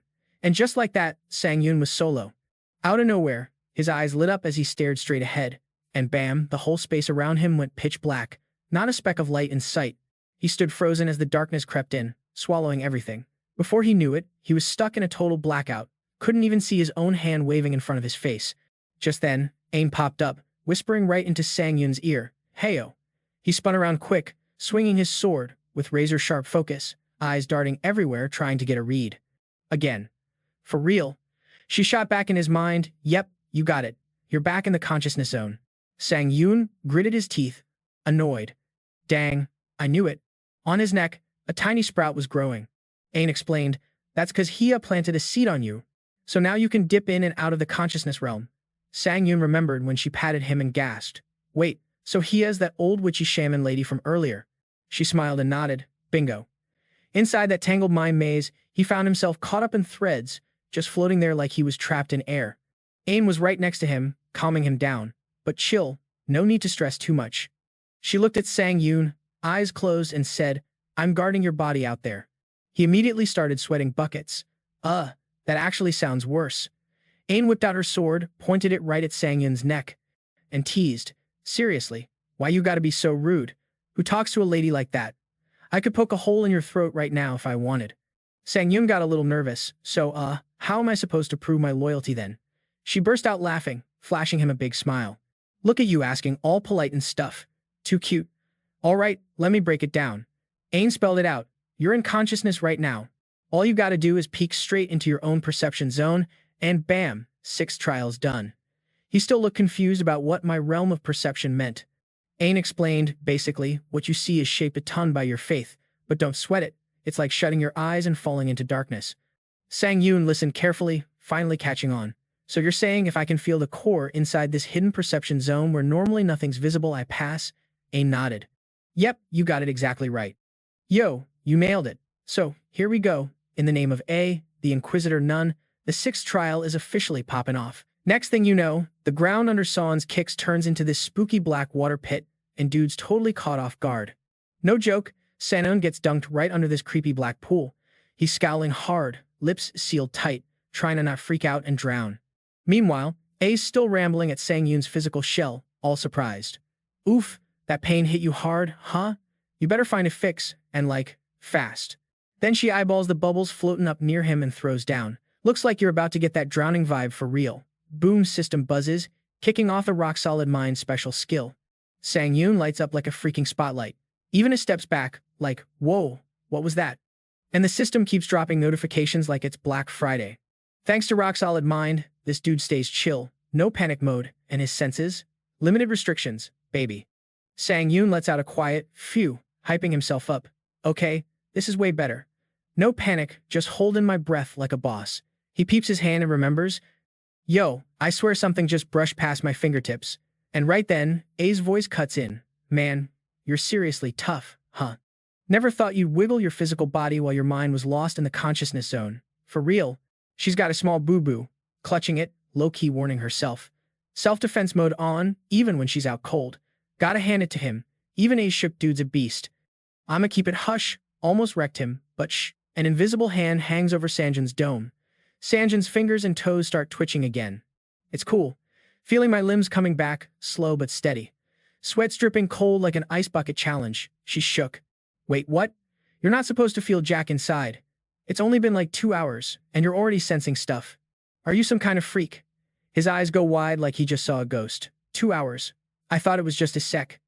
A dropped the knowledge. Time's whacked in here. Real world ticks way faster. Soon yells out, say way. He looks up, panicking. This ain't good. If I get stuck here for the next 7 days, I'm toast trial fail penalty gonna fry me. Gotta roll fast. Find a way into the consciousness realm. As soon as possible. Sangun's eyes flash fiery red like he's boss mode activated. If only rock-solid mind could hit body awareness back faster, maybe then I can unlock some sick skills. Bam. System drops the fire dragon's eye skill alert. Dude's entire bod busts into flames like literally blazing red fire everywhere. That flame blast almost blows the water bubbles to bits. Suddenly, he locks eyes on one spot and screams, I see it. Then freezes, wait, what's this now? Everything's red as heck, and there's a blood waterfall for real. Sangun's all dazed, like, seriously? A sea of blood? A grabs her head, screaming. No way. How did this normally foggy consciousness zone get all vivid like this? Then hold up a giant set of wings just sprouts out of nowhere from his back. A's jaw hits the floor again, but she's trying to stay cool. Hold up, got a question for you. Are you even human? Why the heck did those wild wings pop out of your back like that? Meanwhile, System flashes a heads-up special skill Iron Wings just kicked in. Sangun flaps those badass wings and lifts off, leaving this slick blue light trail behind him. He's chillin', thinking hard about his consciousness realm, peeped through that fire dragon's eye. Not totally sure what's up with it, but it's all twisted and kinda spooky looking. After flying a bit, Sangun hovers high, looking down at swords set up in a circle. His eyes lock on the nearest sword, and he reaches out, huge hands sliding over.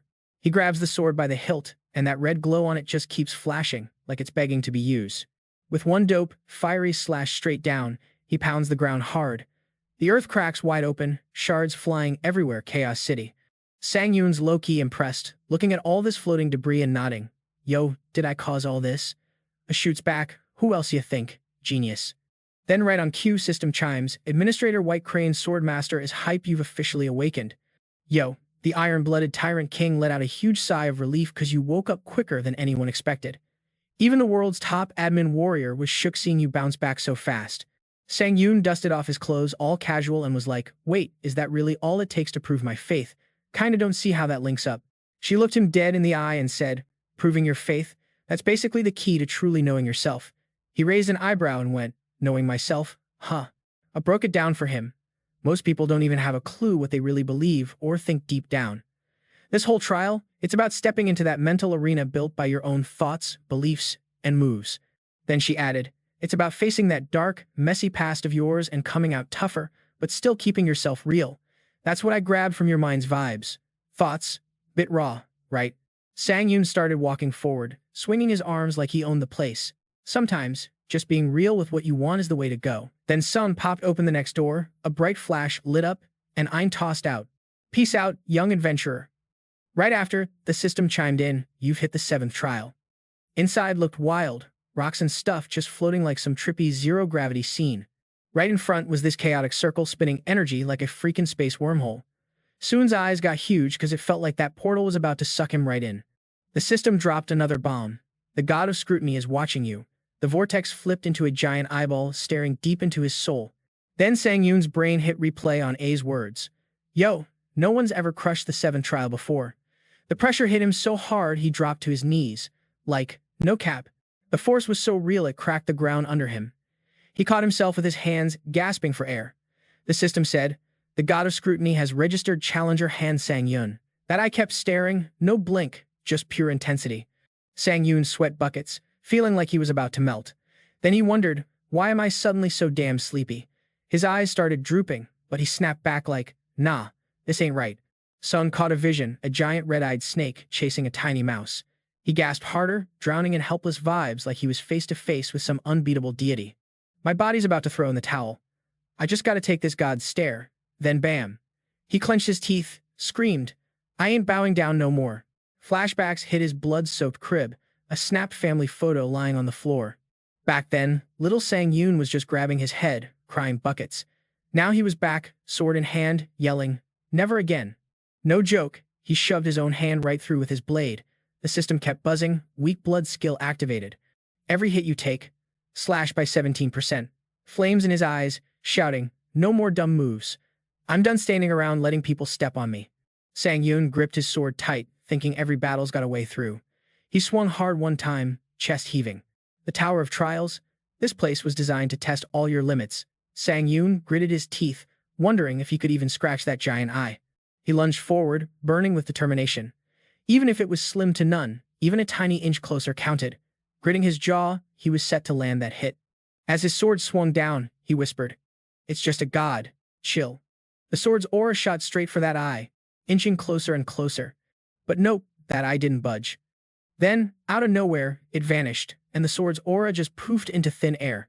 Sang-yoon was wiped out, sweating cold, cussing his own mind for almost giving in. Right then, that massive eye popped back, and the system started spitting out messages non-stop. Your guts impressed the Inquisitor God. Finally, someone with mad mental strength has stepped up. The Inquisitor God sees that fierce, confident look in you and wants you to prove what you're made of. He just stared blank, totally shook. The system flashed another line. The Inquisitor God will remember Challenger Han Sang-yoon's name. Sun was still in full confusion mode. Then the system blared. The Inquisitor God declares the 7th gate is open. Slowly, the giant eye shrank and then just straight up disappeared. He just stood there, zoning out. The system popped up a message. Yo, the Inquisitor God just took note of Challenger Han Sang-yoon's presence. Sun was totally lost. Then the system dropped this bomb.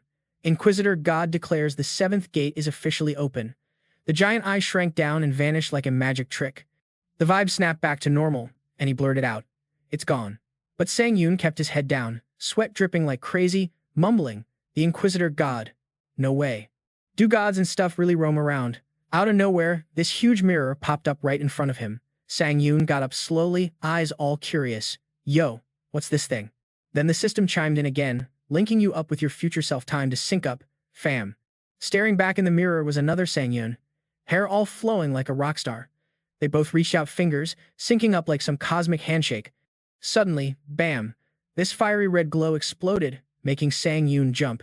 The system was like, mind check in progress, syncing rate with your mirror self is climbing fast. The mirror mouth thing looked like it was ready to swallow him whole. Meanwhile, the system kept spitting out messages non-stop. The system called it Best Trial Found for Challenger Han Sang-yoon. It's checking if your determination's solid even down the line. Sang-yoon just stared ahead, dead serious. His heart skipped beats when he realized he was floating mid-air, total freak-out mode. Below him, Yoan was kneeling all confused, asking, "Where even am I right now?" Sang-yoon got hit with a double whammy. Yoan, that dude from the first gate, bawling like a baby. "My mirror. My freaking mirror. Where is it?" Suddenly, this glow lit up behind Yoan, and mirrors just popped everywhere like magic. Sang-yoon whipped his head around fast. His eyes blew wide open, shouting, "No way, this place is." The whole scene around flipped again. Checking out the busy streets below, Sang-yoon guessed, "Wait, is this the States? Maybe New York or L.A.?" Then he spotted his mirror self way down there. That's future me. But how the heck did I get back here? He trailed behind him as the mirror copy sliced his own hand, sword blade flashing wild. Frozen in confusion, Sang-yoon frowned hard. What's this dude trying to pull? Suddenly, sword energy sliced through people nearby, and screams filled the air nonstop. Sang-yoon's jaw dropped, swearing under his breath, "This dude's straight up psycho." Then the system dropped another update. Sync rate with your mirror self just spiked up by 10%. His whole body trembled like it might shatter, teeth clenched tight, chest feeling like it'd blow into a million pieces.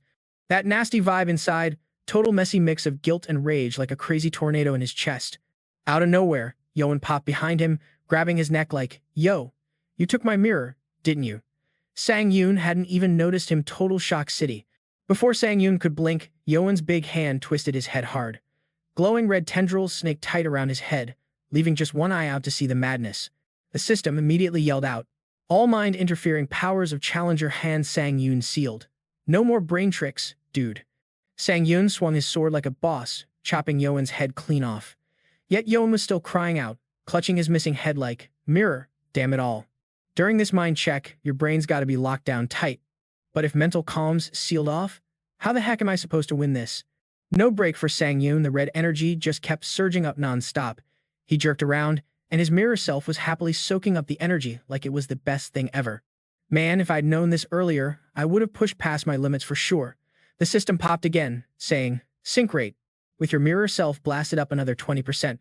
Sang-yoon's last eye was popping out. The system chimed again, freaking out from too much mental overload. "Warning. You're entering abnormal mana deviation." Sang-yoon coughed up a mouthful of fresh blood, struggling to wipe it away like, what the heck is going on? He stared hard at himself below, soaking in that dark energy. Why would I ever do something so evil? That's not me. Yeah, I'm all about power, but there's no way I'd pull a stunt like that. Right then, system alerts kept buzzing nonstop. You're deep in abnormal mana deviation now. If it doesn't get fixed, your mana circuit skills, they'll drop by up to 10%. Mana circuit skill down 0.3%. Mana circuit skill down 0.7%. Mana circuit skill down 0.4%. Sang-yoon grabbed his chest, screaming, "My mana circuit's burning up hot." Scene flipped again, and his mirror self was rocking some totally different threads now. Right in front of him was the martial arts world. He strutted forward, all bossy, and commanded, "Where's the martial arts alliance leader? Bring him out." The mirror version of him was straight up cocky. "Fine, I'll let you guys live. For now." Just then, someone nearby threw shade. "Lately, there's this lunatic called Demon Sword running around the martial arts scene. Looking at you, I gotta say, that nickname fits perfectly." The dude introduced himself. "Name's Jingan, leader of the Martial Arts Alliance," he said. But the doppelganger ignored him and stomped the ground, charging full tilt. Jingan drew his sword, ready to throw down. Their blades clashed hard, sparks flying, the fight sending dust and rocks flying everywhere. Fast forward a bit, every single disciple was wiped out. Blood smeared everywhere, bodies tossed like trash. Only then did the guy get it, dropping to his knees yelling, "I've been played." Jingan fired back. "You slaughtered everyone you promised to spare. What's wrong with you?" The mirror self smirked, "Shame. Never heard of it." His eyes cold, voice dripping with hate. "Those weaklings, just pawns for my takeover. They don't tire me out or hurt me. That's all they're good for." Then boom, a single sword strike sent the dude's head flying. Meanwhile, the system chimed, synchronization with mirror self just shot up to 30%. Sang-yoon coughed up a nasty mouthful of blood, feeling every bit of it. The mirror world was shifting positions on him. After those other versions of him got wiped thousands of times and powered up, the mirror self moved and began a new bloodbath. A priest knelt, chanting a curse. "You're cursed. O Ares, king of gods, curse this soul to death." Sang-yoon thought back to when he was a monster. wild-eyed and obsessed with getting stronger. Just before smashing the Beast King, a priest begged him, "Hold up. Haven't you wiped out his whole crew? Please spare the king." He was sure that monster hadn't lost once, and then space twisted again. The guy lay sprawled, shook to the core. No way. The martial arts world invader showing up in some tiny little dimension. At the same time, another system alert popped up. Synchronization between you and the mirror self has jumped to 40%. Sang-yoon screamed in agony, head thrown back. The mirror self's eyes blazed red, and the system buzzed again. Synchronization rate hit 50% now. He couldn't take it. Clutching his head tight, Sang-yoon knew if this kept up, the pain would be mad, unstoppable, tears streaming, cursing up a storm. Yo, what's this vibe? That satisfaction hit different, no cap. Then bam! Scene switched to this giant building flashing crazy blue lights. Sun-hun just kicked that iron door open like a boss. Dude was fuming, yelling, "You think you can just bounce after pulling all this shady stuff?" Sun-hun's yelling at his mirror self, grabbing Chan-jak by the neck. Meanwhile, Han-se's standing there, soaked, voice shaking. "Why though? Why'd you do that?" She couldn't hold it and blurted out, "What kind of reason makes you kill people just to get stronger?" Mirror self goes icy cold. "Reason? Really? Asking dumb questions now." He lets go, and Chan-jak just crashes onto the wet ground. Then he pulls out his sword, all bloodied up. "I kill 'cause it makes me stronger." Seong-hun steps forward like, "You know I can command lightning, right?" Tossed his mask to the floor like, "Check this out."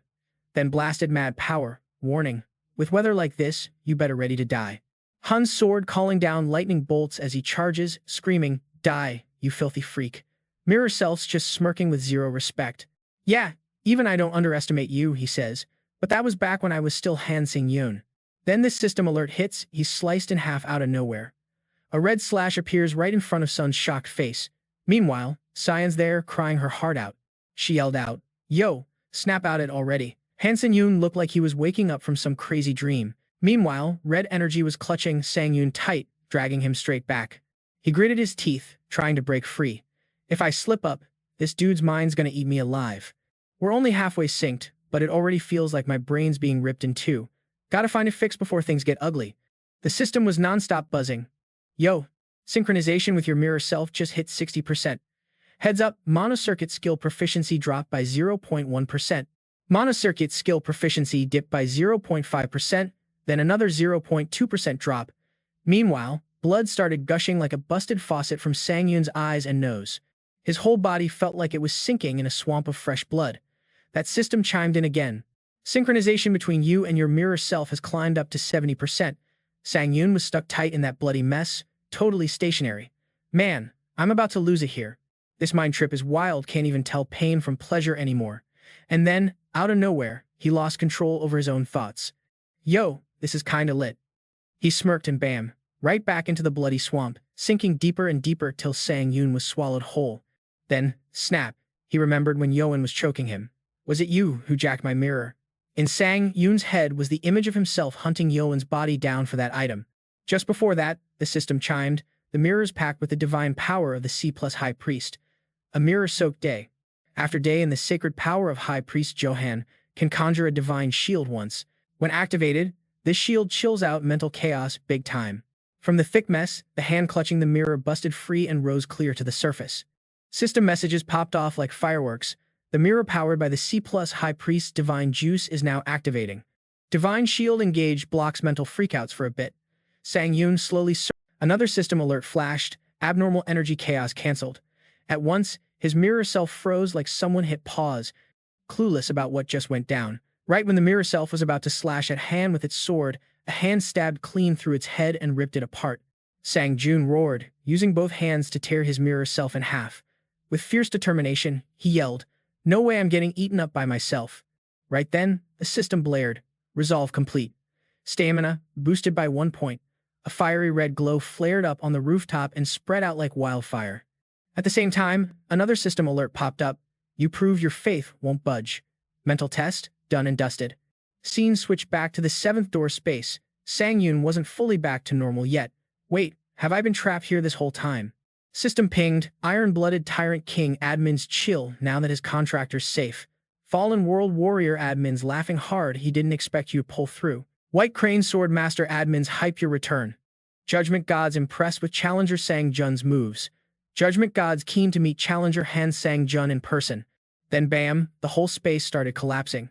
Sang-yoon dropped hard as the system flashed, judgment gods forcibly summoning challenger Han Sang-yoon to the divine realm. As he fell, Sang-yoon thought, whoa, force summoned to the divine realm? What's the deal? The system spilled the tea. Judgment God used divine power on the Tower of Trials to snatch temporary control. No more admins watching challenger Sang-yoon. Tower of Trials gave the nod to this summon. As long as Han Sang-yoon stays safe. Soaring into the divine judgment realm, he kept falling. Cold sweat drenched Sang-jun's face as he screamed for days. But surprise, surrounding space lit up bright, with a thin icy floor beneath his feet. He started wondering, yo, where even am I? Then, out of nowhere, a blinding golden light exploded, and this dude popped up. End of clip. Hey fam, hit that like button if you're vibing this wild ride, drop a comment about what you think's next, and don't forget to share with your crew in NYC, LA, or wherever you rep. His white hair swayed coolly as he peered down from above. Through the system, the figure asked, yo, who are you? Why do I feel this divine energy rolling off you? Sang-yuan guessed right, it was the god of judgment speaking. The being answered, chill, no need to eyeball me like that, but yeah, to you, I might just look like a flashy ball of light. But seeing you face to face, that's kind of wild. You some kind of divine clone made by the tower or what? Son asked, totally puzzled. A divine clone? Not sure what you mean. The god of judgment broke it down. What you call divine clones, we actually call administrators. I'm asking if you got your divine powers through some tower contract. Sangun shook his head and said, nah, I ain't no admin, just a straight-up challenger. The being nodded. Yep, you're different from those divine copies. That divine power you rock, it's all yours, no strings attached. Seeing Yuan was still scratching his head. The god of judgment mused, man, the tower's gotten way more interesting since I bounced. Then he guessed. Looks like they figured out they can't just pump out real beings using those divine replicas. He kept mumbling, like trying to create an actual soul using an apostle of a divine clone. Nah, that ain't it. Ah, gotcha. Challenger Han Sang-yoon, you're not just any regular Joe. Sang-yoon's eyes went wide with shock. Wait, what? He replayed that image in his head, still confused AF. He's talking like I pulled off some epic move, but all I did was beat Chirin and somehow got divine power. Sang-yoon asked, yo, is this divine power stuff really that huge? The god of judgment looked surprised. Dude, you seriously don't know? And you got divine power yourself. Thought you erased all god traces because you knew better, the being said, then snapped. Looks like you're totally in the dark. Sang-yoon kept it real. Nah, I just got it by pure luck. Suddenly, the god of judgment got low-key pissed, hand on his hip. By luck, you just casually wiped all traces of a god from the divine power I gifted my servant, he said with some serious shade. Maybe you don't see it, but taking Chiron's divine power ain't no accident. I swear, this is pure cause and effect, baby. Hearing that, Sun was shook. Cause and effect? For real? The god nodded hard. Yep, the Tower of Trials has some mad high hopes for you. Sang-yoon was like, wait, the tower's got expectations for a challenger like me? Suddenly, the being turned away, saying, dang, I wasn't supposed to spill that the tower's pissed off. Then the god of judgment dipped quick, his voice still lingering. We'll call it here, Challenger Han Sang-yoon. I'll be watching your wild ride ahead. Sangun grabbed at him fast. Wait, hold up. Got more questions? Don't bounce yet. So, what's my future look like? Divine power's one thing, but what's this cause and effect you dropped on me? Before he could finish, a sharp headache hit him like a ton of bricks. Han soon grabbed his head tight. After a second, the god spoke up again. Looks like you stared way too deep into your future. Hansoon's vision went all red, like a horror flick. The god reminded him, when you stare into the void stares right back. The void? It's always lurking, just waiting to mess with your mind. The proctor god warned, watch your back on that one. Finally, he announced, soon you'll be back where you started. Sangun begged, can't we just chat a bit more? The god said, sorry, gotta cut it. The tower's a tough cookie, even gods can't haggle with it. He gave some friendly advice. If you make it to the Temple of Trials later, I might answer your questions. Here's one tip, don't trust the other gods. They're eyeing you like you're the enemy now. Right then, the system chimed in, congrats. You cleared the 11th floor. Your reward, the old mirror of examinations, is headed to your inventory. You earned 71,000 points. You also got 3,000 credits plus another 1,500 credits, now transferring you to the waiting room. The space around Hansoon shifted again, and he landed softly on the ground, still deep in thought. A god, a transcendent being, just told him snagging Chirin's divine power wasn't no accident. Hanson's space warp changes again, and he lands smooth like a feather, still lost in thought, cause some god-level being told him absorbing Kieran's divine power ain't no accident. Yo, it's gotta be cause and effect, no doubt. Plus, he said the tower's got sky-high hopes for him as the big challenger. Hansoon was thinking the tower's playing puppet master behind the scenes, from locking down deals with the admins to pulling Chiron's godly powers out of thin air. He kept wondering, what's the tower's endgame here? Over and over in his head, he heard the Proctor God's cryptic whispers about those admins, divine doppelgangers, cosmic power plays, fake gods getting made, and especially that shady warning, never trust the other gods. He just slumped down, totally lost. Man, none of this makes sense. This is so freaking frustrating. Then bam, Hansoon hit on something. Even if the gods want to see him as the enemy, thanks to the tower, they can't even touch him. Right then, the system buzzed up. Yo, system's leveling up. Earth's officially a legit tower-climbing dimension in the Tower of Trials. And guess what? With that comes the invasion protection feature.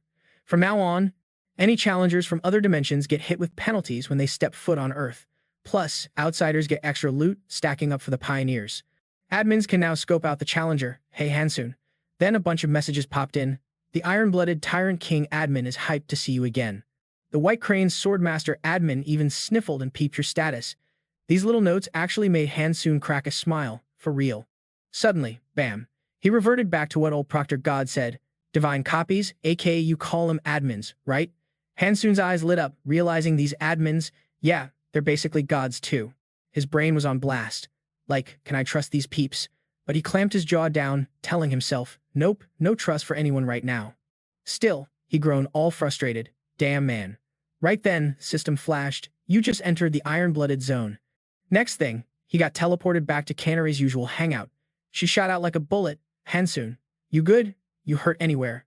But before she could finish, bam, he swung his sword at her. Canaria barely dodged, eyes wide like, Hansoon, what's going on? Hansoon's head was bowed low, voice icy, eyes dead. All you admins, what's your deal? You all just pawns for the tower playing me.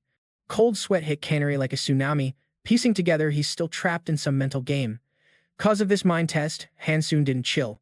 He kept whipping his sword non-stop, slashing at her while Canaria bounced backward to dodge the wild sword vibes. She's like, yo, is he really trying to hit me? Still, she's shouting, Hansoon, snap out it, man. You ain't your real self right now. He was pushing hard, blood streaks morphing into lethal spears, ready for war, all the while asking, admins and the tower? There's some kind of bond here, right? Hansoon's nearly cracked, eyes flashing sharp. Using challengers like chess pieces, Canary slid across the snow, sword out like, yo, you're talking nonsense. She swung hard, cutting through blood streaks, yelling, get your head straight, Hansoon. Face dead cold, he fires back, why you always saying chill out? I'm good. I'm sane as hell. His look, straight up devilish. Seeing this, Canary yelled out, wait up, but dude didn't hear her, bringing his sword down in one savage strike. Canary's voice rang out, if you really go all out on that. Sword aura smacked the ground, snow flying wild. Canaria looked again, and dang, a giant slash tore across the snow and cut up half her crib too. Anger flared up like wildfire from Canary, growling through clenched teeth. You serious? You want to spark this? Suddenly, her sharp blade appeared behind Hansoon, no joke, like a whole squad of swords hovering over him. At her command, bam. They rained down in a fury, and Hansoon was quick on his feet too. But in a snap, Canaria grabbed his head, like, yo, where you think you're running off to? She flipped him upside down, shaking him like a rag doll, slammed his head hard into the icy snow, face buried deep as snow exploded everywhere. Then Sangun swung his sword, slicing just above Canary's head before springing up, eyes full of fire, charging ahead with all he's got. Sangun kept swinging his sword nonstop, blocking every blade she threw. Then, out of nowhere, Canary's hand gave off this eerie glow, and boom, he's down on his knees, trapped inside a crazy cage made of swords. After some time, the sky turned all dark and spooky, and everything went dead silent. Sangun looked all serious and said, yo, sorry guys, I just snapped back to reality. Turns out, Canaria had him tied up tight, hanging upside down like some Halloween decoration from the leftover pillars of the house. Sangun begged, come on, untie me, please.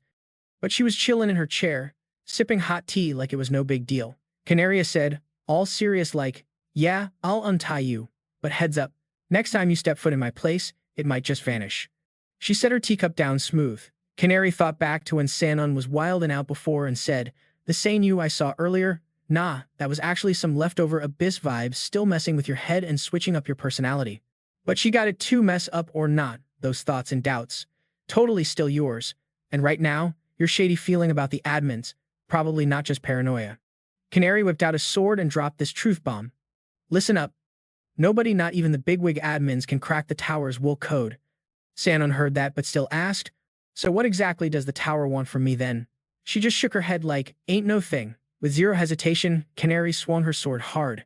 Sword energy zoomed right at him, but plot twist, it wasn't aimed at Sangun. It sliced the rope holding him up instead. She said, as far as I know, the tower's never spilled what it expects from challengers. So thinking the tower wants something from a challenger. Straight up ridiculous. Sangun strolled over and grabbed a chair like he was about to chill for a bit. Canary shot back, but to get this suspicious, you gotta have heard some stuff, right? Sangun gave a nod. Yup, he spilled the tea. That god guy, the Inquisitor god, was acting like the tower's got a big plan for me. Canary got wide-eyed, then clicked. The Inquisitor god? That's why he's so shady. Canary jumped up quick. Like I said, I'm just some tower minion. While sipping her tea, she thought, figures I can't get more dirt on the tower. She stepped up to Sangun and teased, glad you're digging the tea. It's brewed from black dragon pea, real rare stuff. Bottoms up. Sangun choked, spitting the tea out, eyes bugging out like cartoon style. Then bam, he remembered something and said, oh yeah. That Inquisitor god also said admins get these holy doppelgangers by signing deals with the tower. Canary slapped a plate of pastries down and said, holy doppelgangers. Can't spill all that right now, but trust me, you'll know soon enough whether you're ready or not. Sangun still had one more thing to check. Got one last question. Canary went, shoot. Sangun asked again, you said you had a legit wish you wanted to make come true, right? Canary nodded like, yeah. He remembered that White Crane's swordmaster saying wishes are perks the tower grants admins, letting them live their dreams through challengers tied by contracts. She chomped loud on a pastry. Oh, that sneaky dude let you in on all the earnest wish secrets, huh? Sangun's face got serious, throwing her a fierce look. So, why'd you keep quiet back then? Canaria replied with a pause, well, I was scared. Sangun blinked, confused. Scared. What do you mean? Canaria spun around like a boss. You're selling yourself short. I've seen how obsessed you get chasing your own power. I figured you'd dive headfirst into those earnest wishes like a moth to a flame just for that growth. Sangun looked hella lonely and said, I can't lie, part of it's because I got zero talent. Canary fired back, talent? Whatever that means to you, you're way underestimating yourself, she declared. You'll see soon, courtesy of the trial on the 12th floor. Right after she said that, Sangun got teleported away again, landing back in that weird room with the wall. He muttered, talent, something you can't just change. In the hunter world, it breaks down into 3 types, skill learning, stat boost, and awakening a trait. They call these the 3 hunter gifts, he thought. And guess what? I got none of them. Sangun looked back on all those solo training sessions where nada came from the grind. Talent's got 3 folds in hunter world, skill pickup, stat boosts, and trait awakening. They call them the hunter's triple gifts, he mused. And guess what? I was born with none of that. He remembered grinding solo but hitting a wall every time. Yo, I wasn't picking up any new skills. My stats weren't leveling up, and I couldn't even unlock a single trait. Struggle City, seriously. Time flew by, and once I stepped into the Tower of Trials, a ton of stuff flipped upside down. But one bitter truth stayed solid. If you're talentless, you ain't growing, no matter your traits. I kept thinking about that wooden sword, convinced that the hardcore Tyrant King totally messed up thinking I had any talent at all. There I was, chilling on my bed, thinking, man, if I had even a little something, I'd be a famous hunter by now without even stepping into this tower. Then bam, Canary's voice dropped in like a plot twist. She goes, but yo, you're gonna learn you took yourself way too lightly. Then she hit me with, the trial on floor 12, it's literally a battle against your own self. Floor 12 is all about fighting your own clone and coming out on top. I sighed hard, thinking stressing about it wasn't gonna do jack. Swiping through the system screen, I mumbled, this trial's about seeing yourself straight up, no filter. Just think of it as your shot at leveling up. Out pops this bottle from the system with a pop-up, skill proficiency potion C plus some special tower brew for the skill pros. When you drink it, one of your skills randomly jumps by 10%. I knew this was one of those sweet rewards the Japanese gov hooked me up with. After I beat Nam Gong Hugh, I counted the potion bottles I had then peeped a note with a lipstick smooch on it. She handed me her bottle, so 3 in total now. As I took the potion, the system kept buzzing, you've used a skill proficiency potion C+. Pick the skill you want to boost. I wiped off a drop and said, mana application, for sure. System beeped back, choice locked in. I thought, That's the skill I snag after hunting Mr. Dark Tyrant King on floor 10. Mana application's the base for all my other skills, so totally worth the power-up. Then the system threw down a bunch of notification sounds. My mana application skill jumped to A rank with a 10% boost. Plus, mana control climbed from B to A rank, with proficiency getting a fresh bump too. Suddenly, flashbacks hit me from past fights, and I shouted, "Oh snap, I gotta remember the reward from floor 11 as well." The system flashed the old mirror of verification, rank S's skill only for those who finish the God of Scrutiny's trial. When you charge it with magic, it activates this residual thoughts effect for a set time. The system chimed, "Yep, that's the one." Then my Fire Dragon's Eye skill kicked in, throwing a ton of info my way. You can grab skills buried deep in your residual thoughts, but it's a short window to snag them. The catch? You have zero control over which skill you get, it's totally random. But the God of Scrutiny tweaked the effect specially just for me. I was like, residual thoughts. Okay. And the system confirmed. The old mirror of verification S's exclusive effect is active. The mirror showed this mirror image of me, of course, it did. Right then, the system dropped another alert. The old mirror of verification S's exclusive effect is live, and bam, you just randomly grabbed a skill tucked away deep in your subconscious. I inherited combat focus, rank A+. I clasped my hands tight, forming a little orb over my chest. Then the system played its magic, fusing my past fight vibes into combat focus A+. My combat focus experience jumped by 11%, and the system updated the proficiency by the same amount. Here's the deal. Combat Focus A+ is all about insane concentration that maxes your battle focus. Sometimes it even cranks your focus up randomly. You can pump your concentration up to 20 times, but heads up it'll drain you, so you gotta have mad recovery skills too. Reading all that, I nodded. Not too shabby at all. Then bam. The system starts buzzing like crazy. Current trials theme, breaking your limits, baby. 12th floor trial kicks off now. 48 hours on the clock. Win condition, destroy your clone before time's up. Fail condition, you die or time runs out. No joke. Winning gets you the Ashen Crown of the Ancient Emperor. Failing means straight-up death. Suddenly, the space around me flipped to this crazy, demonic purple vibe. Yo, buckle up, folks. This is gonna get wild real fast. Don't forget to smash that like button, share this spooky saga, and drop your wildest theories in the comments below. We're all here for the drama. Right before his eyes, this wild surge of dark energy just exploded. The system blared out again, "Yo, the Dark God's blessing just caught an intruder." The stranger rolled into this ancient palace and straight up birthed a clone. And guess what? Intruders thinking, bet they got no clue about me. Boom. A clone of Sanju popped up with eyes blazing red like fire. It stepped forward all shady and threatening. The system chimed in. "Yo, the Vampire Count's tailcoat A just got copied." "All right, crush that doppelganger the Dark God just spawned." Canary's voice echoed in his head like a boss. And nah, the copy game didn't stop there. It even snagged all the original's experience.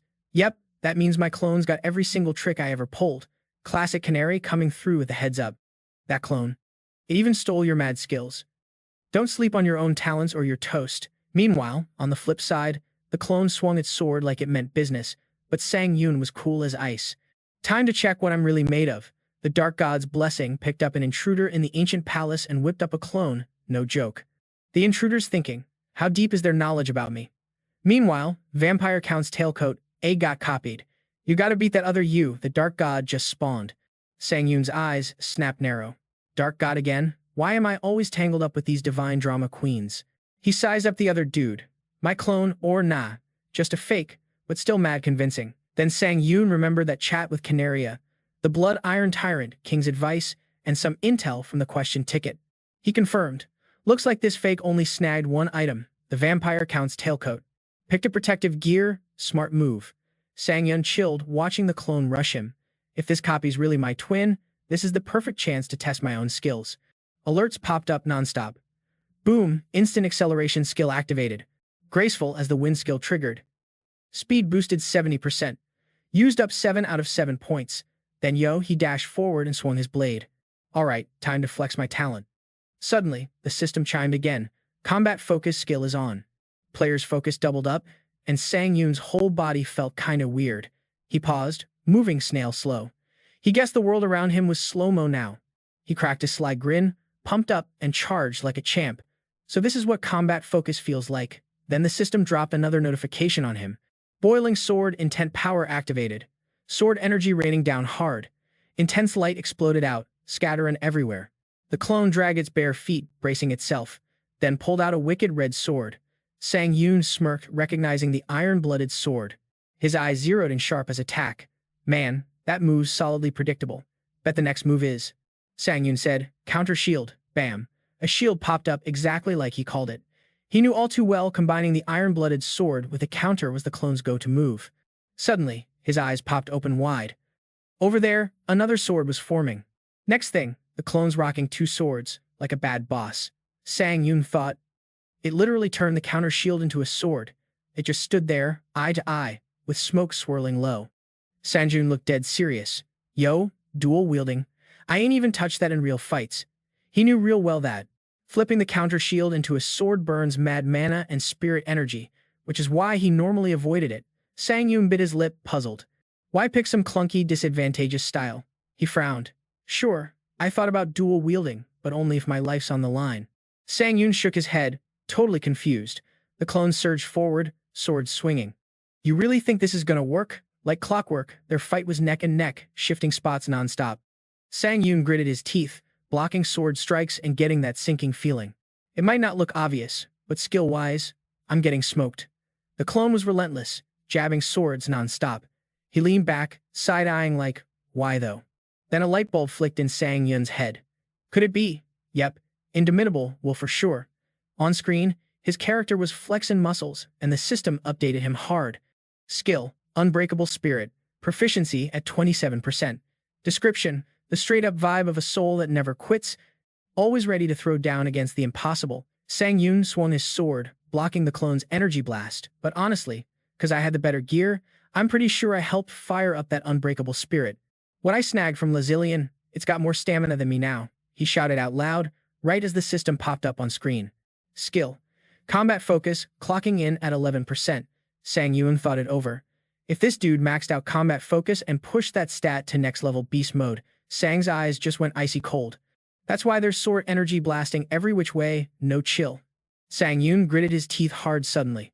But yo, the bigger headache right now, as he scoped the clone's stance, locked on its swords, was the swordplay this clone was throwing down. It didn't pause for a sec, buzzing sword energy right back at him while he watched close. Even if it's all dual sword style, he confirmed, yo, this is definitely his signature sword vibe.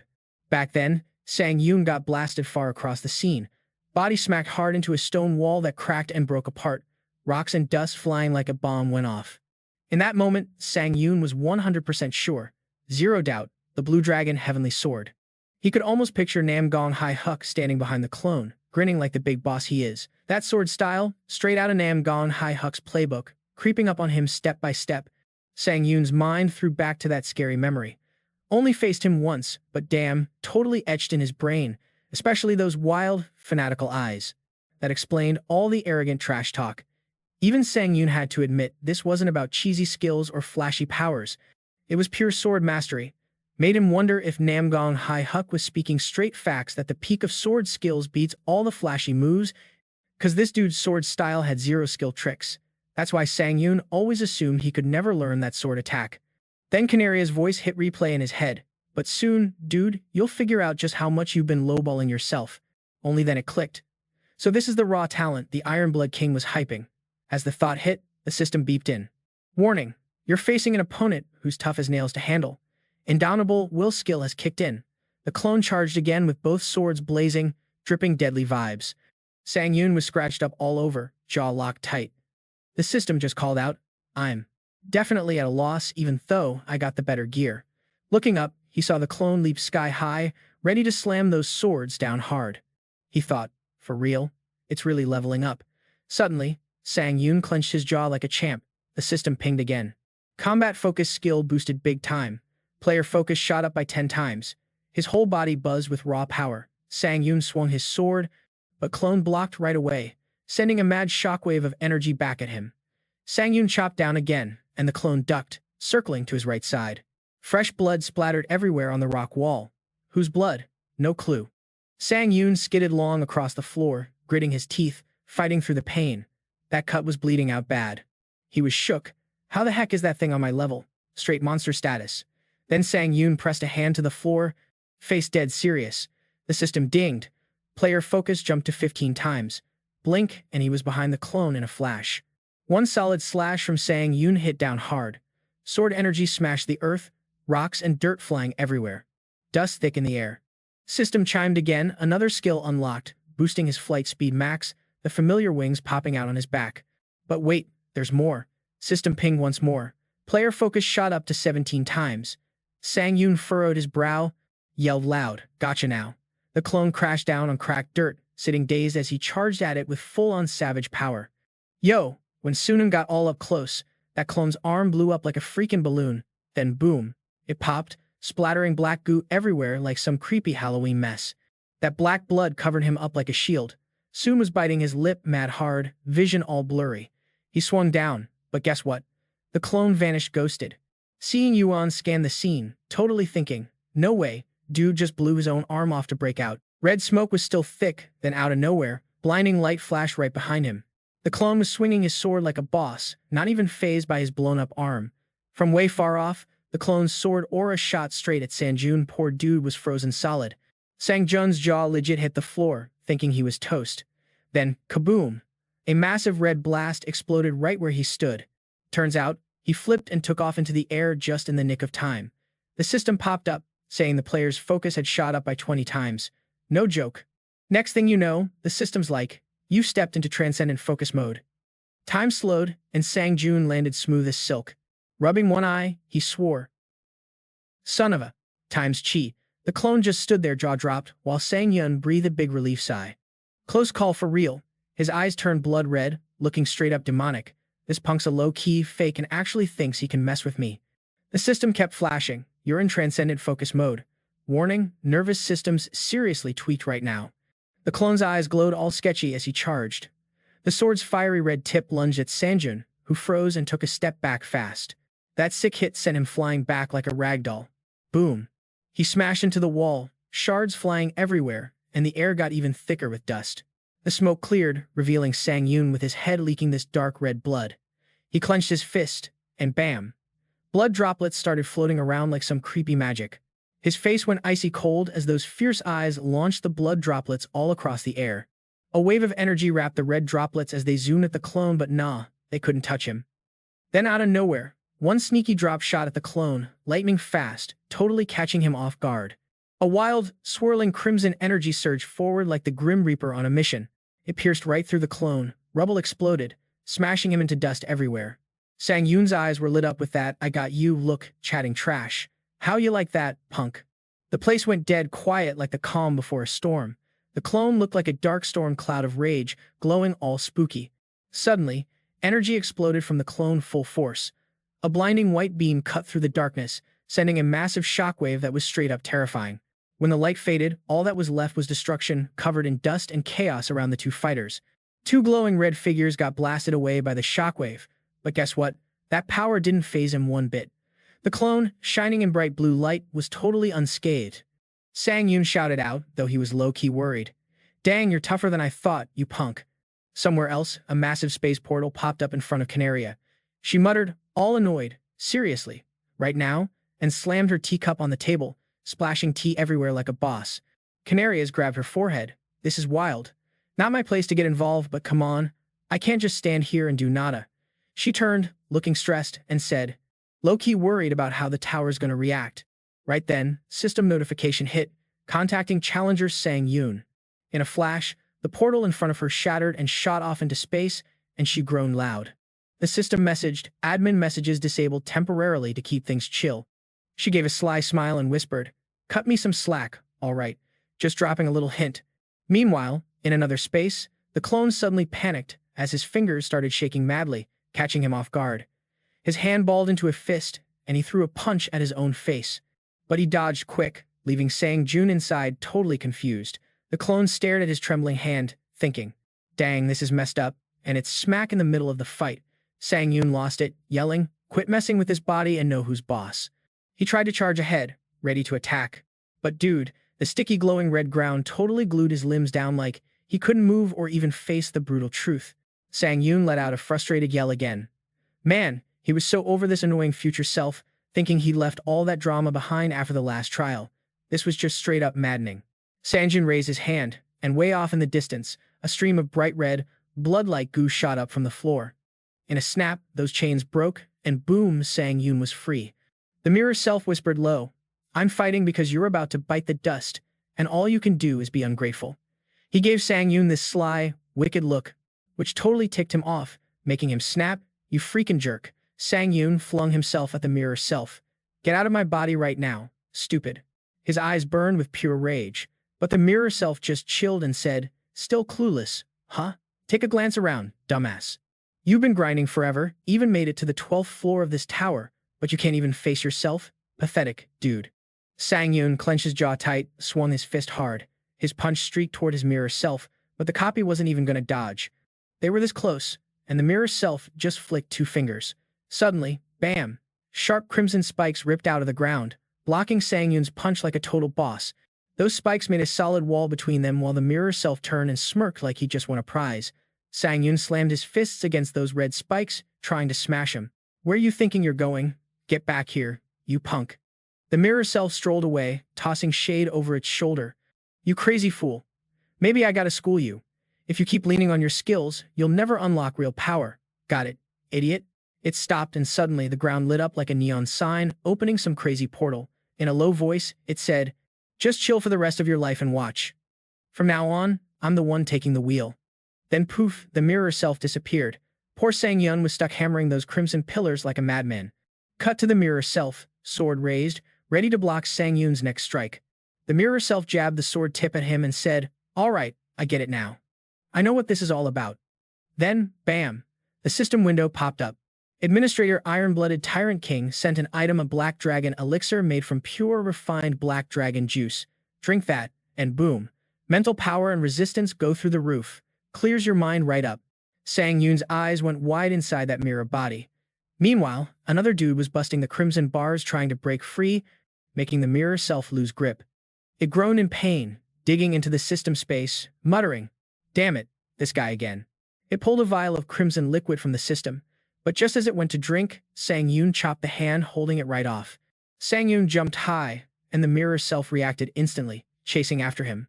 Mid-air, Sang-yoon bit the vial, shattering it, and drank the liquid. He landed smooth and backed off safe. Mirror self couldn't hide the shock. Calmly, it spat out the broken vial shards from its mouth.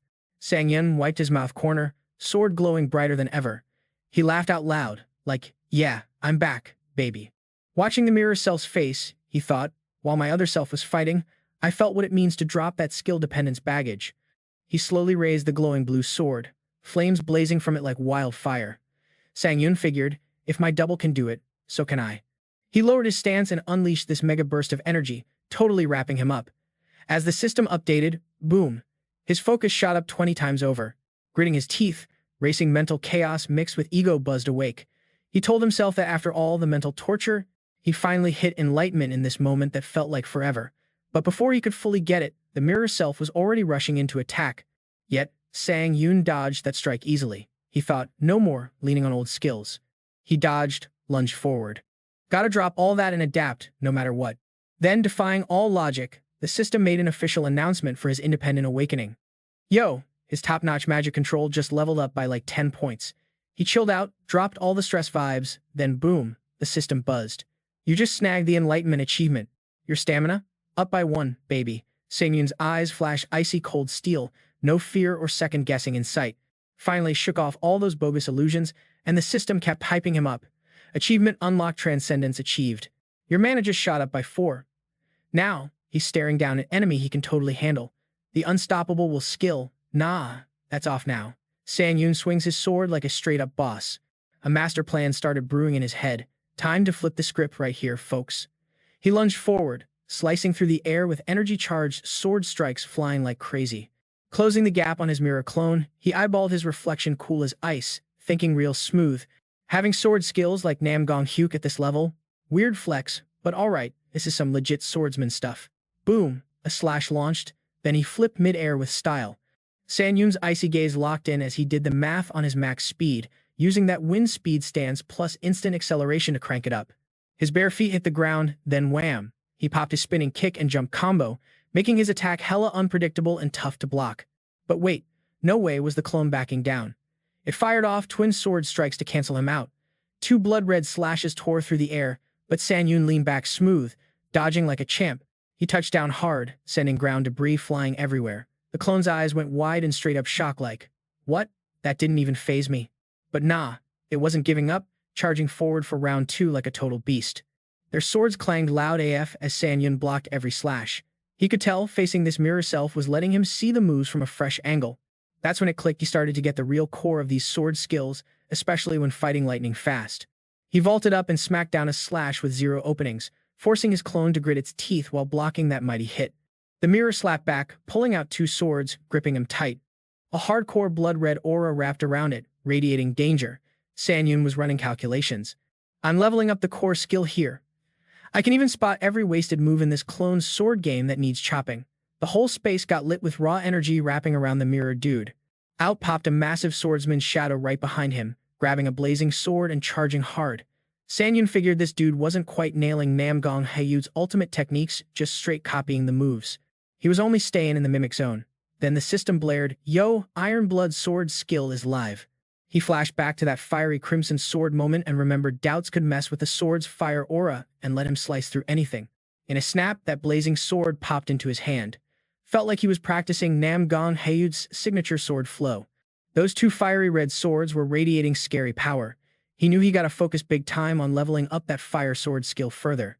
An explosive burst of angry energy blasted the mirror clone flying back like 100 meters. A sharp slash nicked its shoulder, drawing real blood. Then the system hyped up. Bloody True Claw Seeker skill activated. Sanyun threw up his hand, a blinding light wiped the scene clean.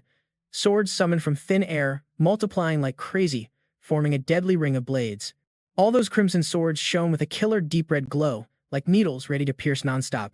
The mirror clown's eyes blazed with fear but dodged fast enough to avoid the fatal strike, making the crimson swords rain down in one spot like a crazy waterfall.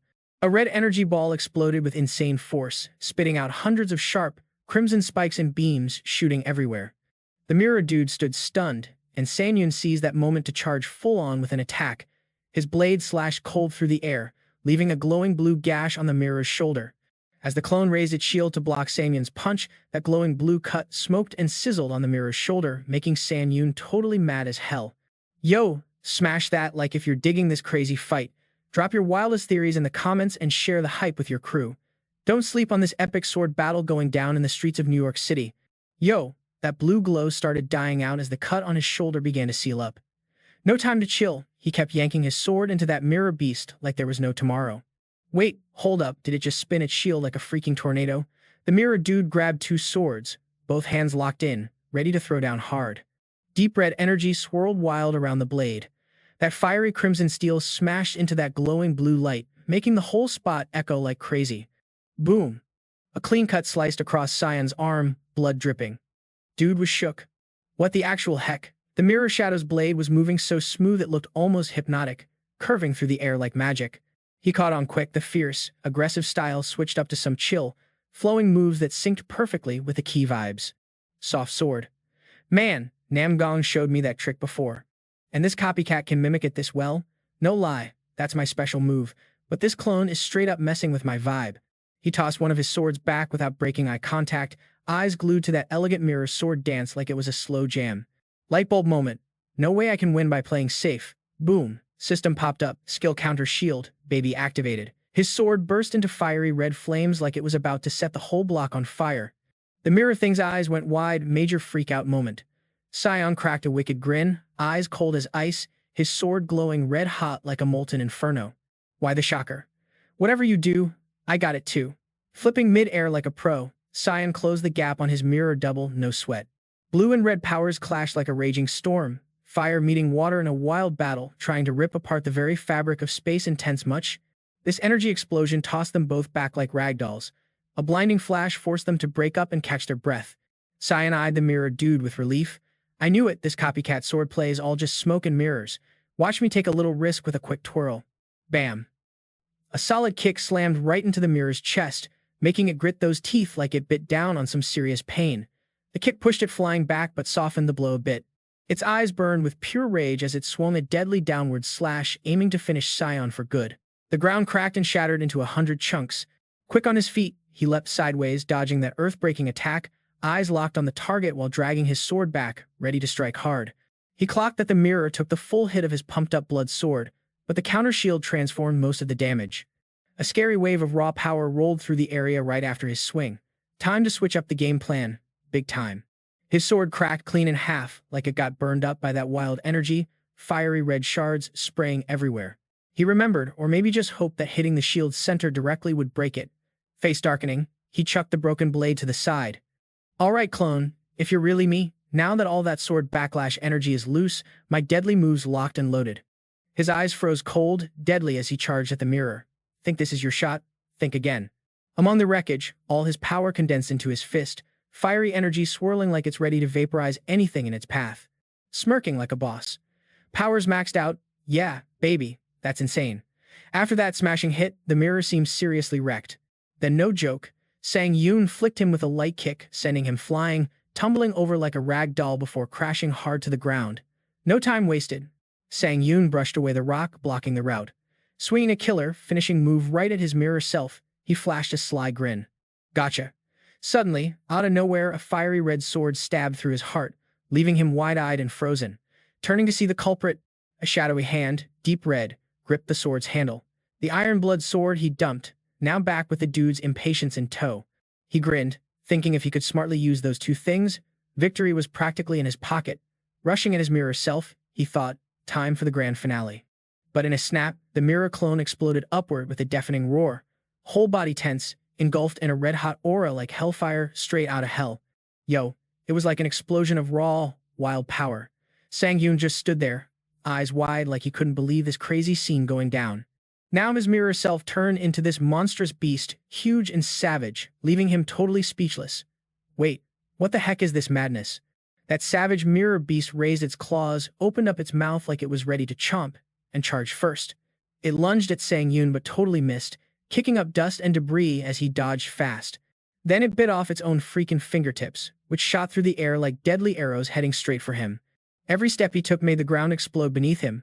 Boom sounds like a freight train crash echoed. He glanced back thinking, yo, what kind of freaky monster is this? Even its attack moves switched up.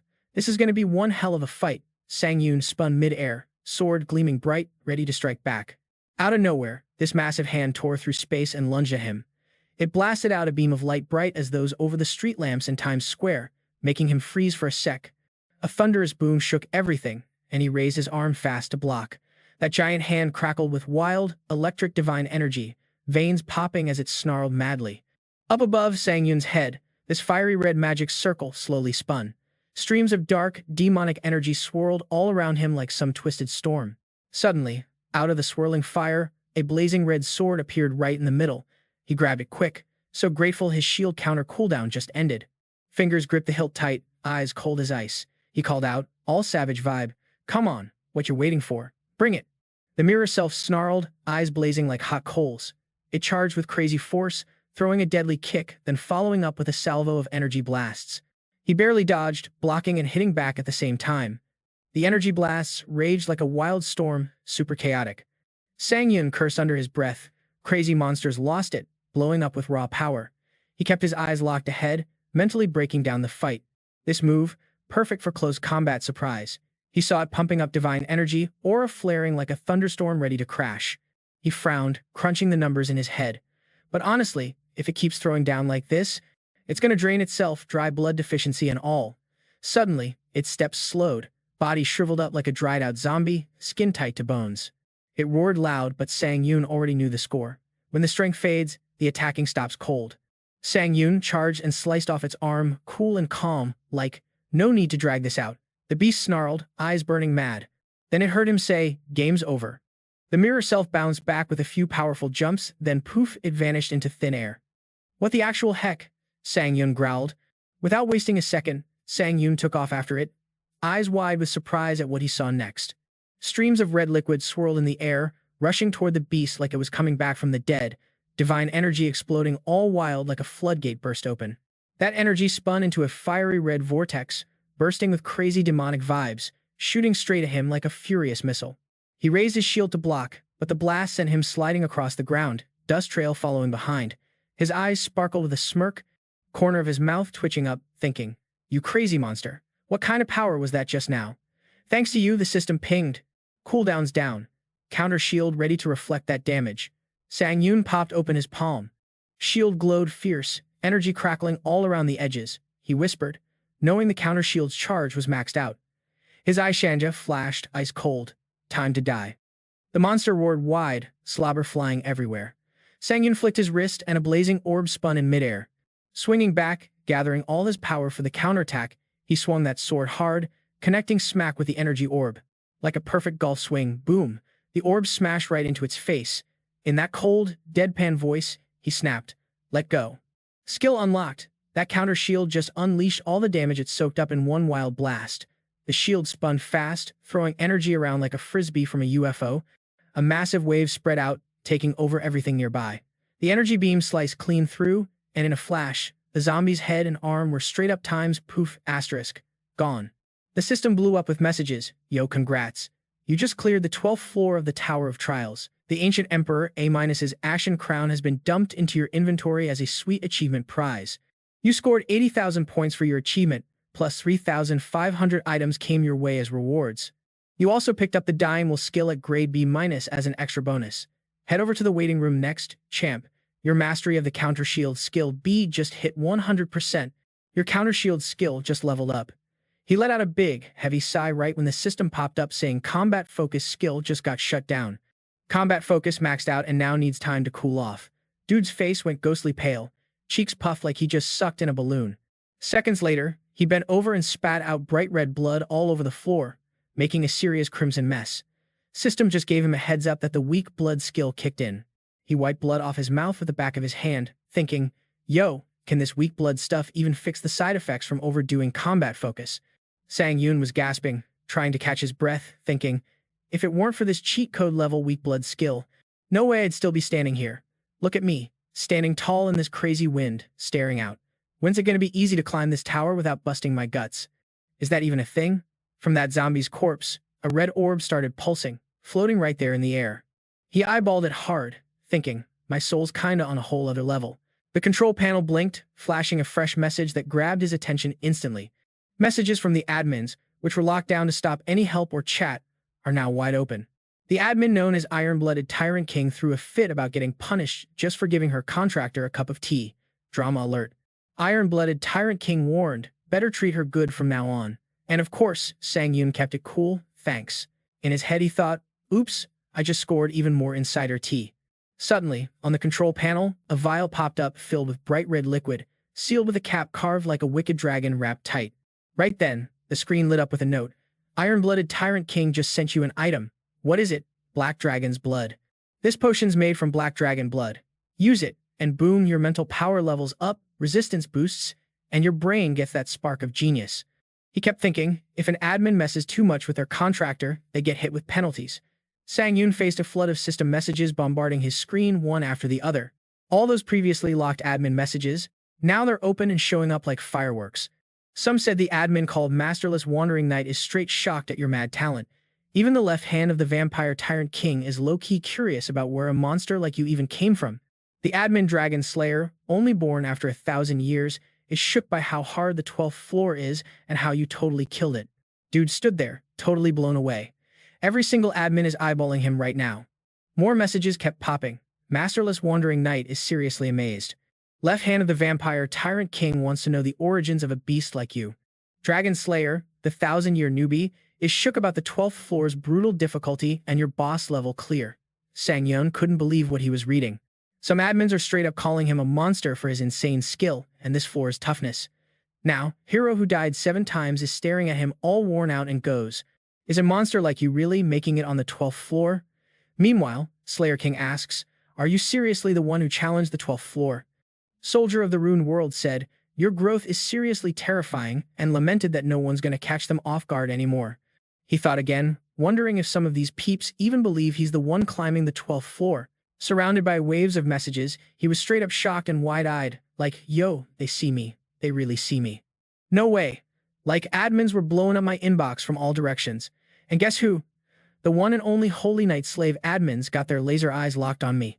Then there's the admin, that fallen blood demon cult descendant, just staring right at me like, no chill at all. Oh, and the admin who's all about that divine life. Yep, they're expecting big moves from yours truly. So Sanun leans in real close, trying to catch all that tea, and then it hits him. Admins usually just ghost after spitting random stuff, so why are they all dropping me messages like I'm some VIP now? He looked up all puzzled, straight up asking, "Yo, why's everyone on my case now?" Quiet for a sec, just thinking Sang Yoon's face goes cold like a midnight chill, wondering, why me out of everybody? I already sealed the deal, signed that contract and all, so why the sudden fan club? Then it dawned on him, wait a min, and bam. Loads of system messages flickered like magnets attracting metal. He's poking through those bits like a hacker. Dang, do the admins now got some upgraded system to shoot requests straight to me? Their vibes totally giving me the chills. And it's making my gut say, yep, my suspicions are legit. Sanun's grinning like a fox. Damn, this is some next level drama. Eyeing all those messages with those annoying little dots, he's like, wait a sec. If the system grows bigger, it's gonna seriously hook up the admins who ain't got contracts yet. He throws his hands out, laid back but dead serious. Yo, y'all really think it's cool to just bombard me with a flood of messages like this? Chill. Sanun's straight up telling him what's up. Hook me up with the special skills I'm asking for so I can remember who's MVP when this system blows up later. The system ain't playing. 3 messages pop up back to back like fire. First, Admin Dragon Slayer, born 1,000 years later, all annoyed by this challenger's big mouth. Then the Fallen Blood Demon Cult admin just throws shade. No chance, buddy. And the Ruined World Soldier admin's like, dude, too full of yourself. Know your lane, Sang Yoon, smirking like he owns the place, straight up defiant. He throws down the rule, you know the drill. First come, first served. I'm only taking 3 skills. After that mic drop, the admins go silent for a hot minute. But then, the same 3 critics flip the script and come back with some good vibes. Like, the Fallen Blood Demon Cult admins added a special skill to my exclusive shop, no cap. Same with the Ruined World Soldier admin dropping another special skill in the shop for me. And the Dragon Slayer admin from 1,000 years later, you bet they threw in a special skill too. Sanun smirks like he just scored a touchdown. He peers to the side, divine energy still flowing in like nonstop. Now, only one big thing left to deal with. That orb just keeps sucking in power like it's got no chill. Sanun's watching the whole absorption game, deep in thought. This ain't just some stats game, enemies rocking skills and unique moves. What's gonna pop when I snag their soul? He reaches, ready to grab the orb, when bam, a notification slides in. You just absorbed the fake challenger Hansoon's soul. Proficiency just shot up by 28%. Plus, it says the fake Hansoon's soul merged perfect with the real challenger Hansoon. Now, the Holy Power unique skills got its activation conditions met, and it's trying to pull out that divinity juice. Sanun's like, hold up, extract divinity? What kind of wizardry is this? Standing in front of the screen, he's loud and confused. Yo, what is this madness? Turning divinity into mythic status? Ridiculous. Is this 6C plus Holy Power unique skill tattooed deep in my soul or what? Watching that fake dude with sprouting wings, Sanyun's thinking, no clue how to use it, so I just kinda ignored it. Suddenly, a magic circle pops up behind him, chest glowing with that divine juice, holy power. Baby, could this finally be it? The system chimes in. Welcome to the 13th floor waiting room. System expansion is kicking off now. All nationality-based communities merge worldwide. You can jump into any difficulty community now. No more country walls in these unified trials. And heads up, global national rankings are going fully integrated. Now you can peep ranking boards across all difficulties. Sanun reaches out calm as ever, thinking, dang, looks like I'll be squaring off with some foreigners in these trials next. Yo, it's just the system leveling up. His face got all dark and serious as a bunch of planets popped up around that virtual Earth like crazy. Like Sung Yoon's brain was about to mash all these dimensions into one. Then boom, a silent news flash hit his eyes, showing some rankings from the 12th floor trial. Look at this SSS rank Hunter, SS plus rank Grand Archmage, SS rank Kim Hun, SS rank Catherine Bennett, and SS minus rank Blood Crazed Sword. Talk about heavy hitters. SS rank Witch of the Time Tower, S plus rank Takowski. Sanangjun's robes fluttered wild as he climbed the stairs, burning up inside, wanting to be the top dog. Maybe that's why I'm pushing up this tower, it's straight up my endgame. He stopped, saying, one more step closer to owning that crown. Gotta be the strongest among all Earth challengers, at least. His brain kept replaying and sizing up his rivals. But, you know, places like Cali and the Martial World been grinding the Tower of Trials forever. Of all the infinite planets he knew, that Earth he's thinking about, man, it's just a fresh dimension, also the weakest link in the chain. Sanjin's mind flipped to someone. Unless Earth's average squad level powers up, we're just feeding time for those other dimensions again. But on that day, he lowered his gaze, fist tightening a bit. 'Cause right now and forever, what I need is that killer, Unmatched power, no one else has something to shut down anything in its tracks. He raised his hand to tap the screen and said, "Inventory, bring it up." Sangun scanned the info flashing up. Ashen Crown of the Ancient Emperor, charm boost by 30%. This bad boy was used in some old dark god ritual by the Ancient Emperor himself. Wear it, and you get crowned as the Spirit King. Heads up, it's a one-time use item. Once its durability hits 0, poof, it's gone. He paused, eyebrows knitting. Spirit King. Huh. Judging the item's grade, it smells powerful, but the description's kinda shady. He muttered to himself, next up, bonus reward for finishing the quest. Near-death skill, B, minus rank, 0% proficiency, basic effect. This baby lets you dodge fatal damage. But here's the catch, it burns 88% of your stamina, and you gotta chill for a whole week to bounce back. Bonus though, senses go super mode for a bit, and your other skills get a serious glow-up. Sanjin's eyes got big as he soaked this in. A skill to cheat death one time, count me in. Yeah, a week cooldown sounds long, but with those perks, that's no big deal. He busted out a cheeky grin. Plus, in this trial, besides the loot, I snagged some dope unique skills from the admin's request and confirmation panel. Pick your poison, Iron-Blooded Tyrant King or White Crane Swordmaster. You went with the Patronage unique skill, Supreme Blood Technique. This bad boy costs 3,000 points. Here's the tea. Power gifted by the gods themselves. Whoever grabs this becomes a hero across ages, unless you sign any shady god contracts. It mostly blocks divinity and cranks up your luck. Next up, Grace of a Hero, C+ rank, also 3,000 points, and Rapid Mana Recovery, same rank and price.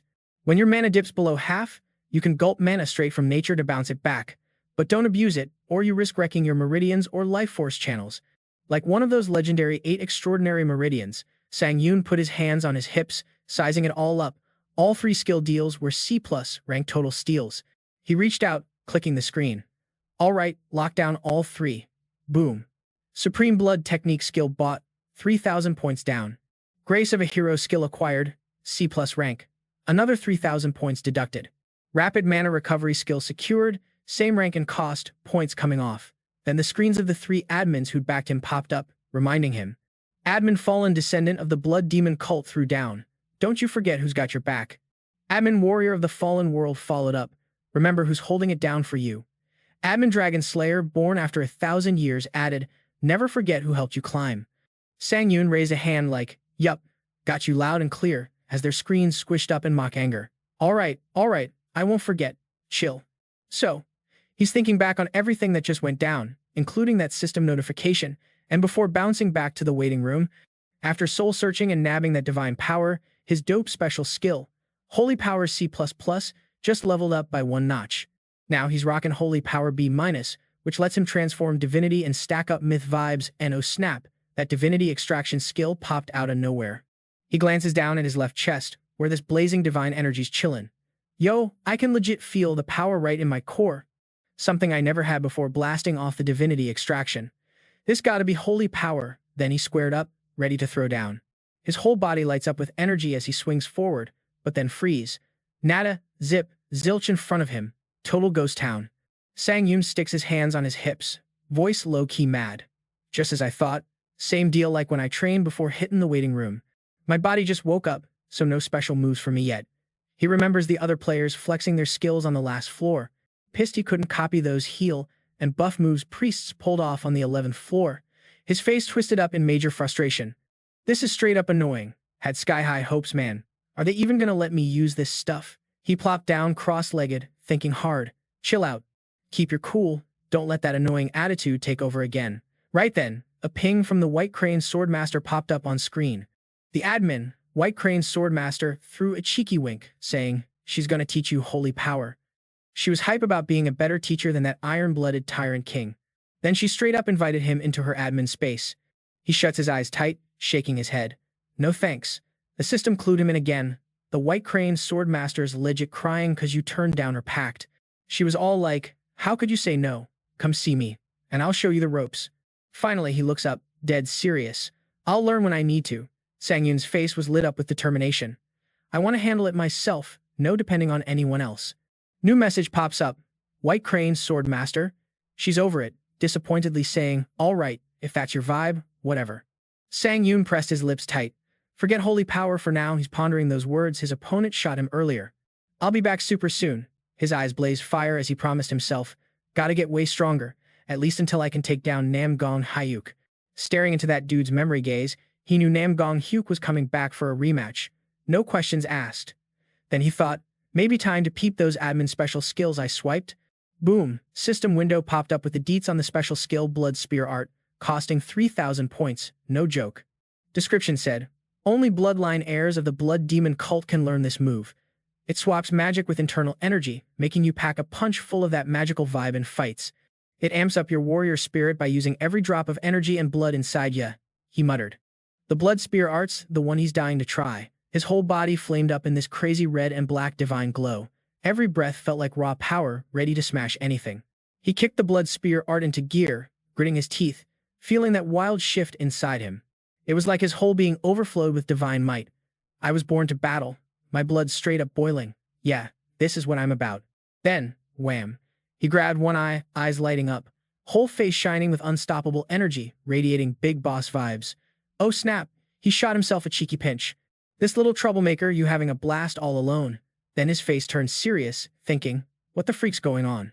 How does this crazy personality pop up in my body at the same time? Never seen this happen before. A flaming red sword materialized in his hand. He yelled, get wrecked, you fiery beast. Then a blue sword appeared in his other hand. The two swords clashed hard. Sangun shouted, if I'm going down, you're coming with me, you wild man. The other side's vibe got all cocky and shot back, dummy. If I can't have you, I'll just wreck you instead. Sangun clenched his jaw tight, brain buzzing. Dang, didn't see this coming. What's the move now? Out of nowhere, that blue blade in his right hand started smoking white. Dude realized the sword was soaking up the blood juice from his blood spear moves. Oh snap, the system popped up telling him when you hit the fire, sword level and max out your blood power, the ultimate ability pops off. His eyes flashed straight up glow red like some sort of demon. Yup, that was the ticket.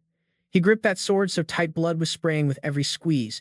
The two blades split apart as Sangun hoisted the right sword way up behind his shoulder. He cocked his head, eyeing his left shoulder, and shoved that sword tip right in like he was stabbing the evil twin, Sangun. Sangun yelled as the glowing sword floated over his shoulder, the tip lighting up with some crazy divine aura. Patterns swirled all over the blade, wild and fierce. The deal was done, the full power of the blood spear was unlocked, baby. The system beeped in with a name change. The sword's new title, True Supreme Blood Demon Sword. Sangun's jaw legit dropped. Blood-sucking spots just showed up on the blade. He took a stance, checking these rad new features out. His eyes went icy blue, powered up by divine energy. Fire Dragon Incarnation skill kicked in. The updates kept coming. True Heavenly Blood Demon Sword with an A- rank. It boosted reaction speed by 15%, attack speed by 15%, and here's the kicker, when you kill someone with this sword, it pulls their blood into the blade, making it stronger. Plus, it randomly hooks in a skill from the victim. Up to 3 skills can stack with this life, steal action. No extra cost on those skills except cooldowns, and if some challenger named Han Seong-jun tries using it, secret skills pop out. That vampire effect going big embed 3 skills on the sword, free except for cooldowns. He grinned from ear to ear. Growth item? Never seen one like this before. Boom. System throws up notifications, kicking off the 13th floor trial. Difficulty. Straight up hard mode. The mission. A strategy showdown with exactly 14 days left on the clock. To win, team up with your crew, beat the vampire count, and do it before time's up. Fail, either everyone's dead, or time runs out. Prize for winning. A random A+ skill book, y'all. Fail, and it's game over death penalty. No joke. Meanwhile, Kunnan notices this is a team trial and gets a little worried about his own skills lately. Man, I'm trash at team stuff, he thought. But that black-covered skill book on the screen. Oh, now that caught his eye. A random A+ skill book up for grabs. The map popped up, marking vampire turf, priests hiding out in the vampire city, and where the big bad vampire count is holed up. Squad set up, and Cyanan stepped up, slow but steady. This sucks. Gotta hunt down priests first. Why can't we just storm the city and take out anyone who shows? He mulled an alternative plan. Yo, I got enough muscle to wipe that city off the map. That should work, right? His foot hit the stone floor hard. System chimed in, confirming the team was locked. To keep it real, everyone's gamer tags showed up on screen. Takuski complained, I was wondering why the system went all wide area on us. So that's why team trial time. Meanwhile, Sakio just hit us with a polite smile. Well, look who's back, Sakio said, smooth. David shot back, smiling, always a pleasure. The dude's tag as Mage of the Clock Tower, definitely a name to watch. Sangun skimmed the rankings and figured these were top-tier gamers for sure. Sainan even recalled, I swear I've seen that Japanese guy's name ranked higher before. David turned, all serious-like. But yo, check this place out, he said slowly, emphasizing every word. I smell blood. Then bam. A zombie corpse drops from the ceiling, hanging upside down like it's messing with them. One team member asks, wait, is this the vampire's main hall or what? Just then, two zombies sneak up real quiet behind David. Don't forget to smash that like button, hit share if you're loving the chaos, and drop your wildest theories in the comments. We gotta talk about these epic twists. Stay tuned, fam, we're just getting started with these floor trials in the heart of New York City and beyond. He scoped the rankings and kinda recognized the names top-tier players all around. Sainon even recalled, I swear that Japanese dude's name was ranked even higher once. David swiveled his head. But here, he said slow and clear, I can smell that fresh blood. Out of nowhere, a zombie corpse drops upside down from the ceiling, chilling midair. One dude asks, yo, is this the vampire's main hangout? Then bam, two zombies sneak right behind David without a peep. Then out of nowhere, this creepy, gravelly voice snapped back. Yup, two zombies, one dude, one chick, both reared up their sharp claws at David like they meant business. They let out this spine-chilling, raspy laugh together. Dessert's here, thanks for the snack. Suddenly, a hand slams down on the guy's zombie's head, sending major kill vibes. Sakio zooms in like a ninja, popping up behind the girl zombie in a blink. Tuki and Sakio, they each took down one zombie with a single, slick strike. Boom. Sakio spins around and says, nah, I had a feeling. So you really rep Russia's biggest guild, huh? Takuzi swirls his sword and goes, no point hiding it, man. Yup, that's me. Andrei Tarkovsky, guild boss of KPDM. Sakio twirls a dagger, then slams it on the table for dramatic effect. Hands on hips, he says, I knew it. I'm Miyoto Sakio, an S-rank hunter rep in Japan's Hunter Association. The other guy chuckles, you've got more clout than me, bro. You're Japan's only S-rank hunter. Sakio narrows his eyes and shoots back, just call me Sakio. Keep it simple. He strides over to Un and the crew. All right, everyone strapped in. Vampires can definitely sense when their pals get taken out, so they'll be rushing here any second now. David speaks up, cool as ice. No worries. I already set up a magic barrier so those bloodsuckers ain't getting close to this spot. Sakio's mind is ticking. Dude's got experience. He asks, carefully, so, who exactly are you? The man brings a pipe to his lips and answers, David Taylor, a nobody mage from the clock tower. Sakio's curiosity spikes. Wait, that place? The strongest magic tower on Earth? Tuki jumps in with, you're a retired archmage who got pulled back into the tower? Talk about bad luck, man. The dude smiles low-key. Nah, I think it's pure luck for me. Mysteries like this tower, total dream projects for mages like me. Sanan throws his hat in the ring next. I'm Hanan, he says slow and steady, a C-rank hunter from South Korea. Meanwhile, zombie bodies are dropping all over. CNN chimes, heard stuff from the admins about that 13th floor trial. Even the weakest vampire wipes the floor with a C-rank hunter easy. Human bones are scattered like a graveyard, and there's this crazy guy screaming on a pile of corpses, CNN adds solemnly. Plus, vampires pack skills way beyond an S-rank hunter's reach. Their crazy regeneration makes them almost impossible to kill. The city folks here, not really human. They don't just walk, they leap and bounce around all wild. Sainon's voice stays cool. So, like the tower says, we gotta rescue those priests hiding out and get their help to finish this trial. He leans on the wall, whispering, but with vampires crawling everywhere in this city, how do we even get inside? Tuki, chilling in his chair, answers all cautious. Man, it's hella dangerous just to step in. Sakio sits next to him and nods. Yeah, we gotta plan this carefully. Sain stays quiet, soaking it all in as the crew debates their move. First up, Sakio. You sneak around and lure a small crew out. I'll set up a stealth barrier so we can wipe them all at once. Sounds like the smartest move to me. I'm with you. Sweat bead dripping as he listens to what's next. All right, if we're quick, we'll finish the 13th floor in 10 days, he thinks. But if we drag, no bonus rewards, so no slacking. He steps ahead, resting hands on Tuki and Sakio's chair backs. Guys, I think we're kind of missing the bigger picture. This trial plan, it's sloppy and slow as hell. David, puffing on his pipe, raises an eyebrow. Sloppy? You got a better plan, smarty? He chuckles. Heck yeah, the slickest plan there is. The other dude's eyes widen, choking a little. And that plan is? He looks back, curious. You got a secret move better than what we all agreed on. Sakio spins around with a cheeky grin. Damn, feels like a challenge from the world's top ranker. Got a hack to pass this trial? Sangun blurts out. Zip it, man, Sakio snaps. What? Zip it and what? David growls. What'd you just say?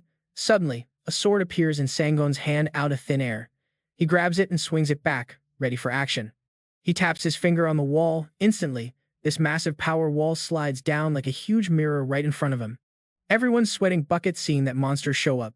Yo, a freaking massive mob of zombies was chilling right outside, like a total apocalypse squad. Our dude snapped his fingers and dropped the plan. Listen up, fam. We just zip it and charge straight in. Smash 'em all, and boom, trial done and dusted. These savage zombies snarled, Yo, humans, where'd y'all creepin' from?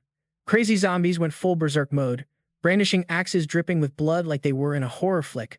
They yelled savage stuff like, who cares, just chow down. Fresh meat, baby. Screaming louder than a concert crowd. Saki grabbed his head, totally losing it. Dude, are you out of your mind? You seriously want to YOLO yourself? Sangun just smirked and was like, told ya, let's roll out this plan. Zombies nearby started leaping at them like it was no tomorrow. Saki's crew snapped to attention. The lead zombie swung an axe, but guess what? They reappeared right behind that beast. This one zombie caught on quick. The others freaked, shouting, he vanished. Alert, these humans got magic tricks up their sleeves. Tookie turned to call David, but then just zipped his lips. Man, his hand was glowing crazy bright, saying, hiding a whole squad, so damn tiring.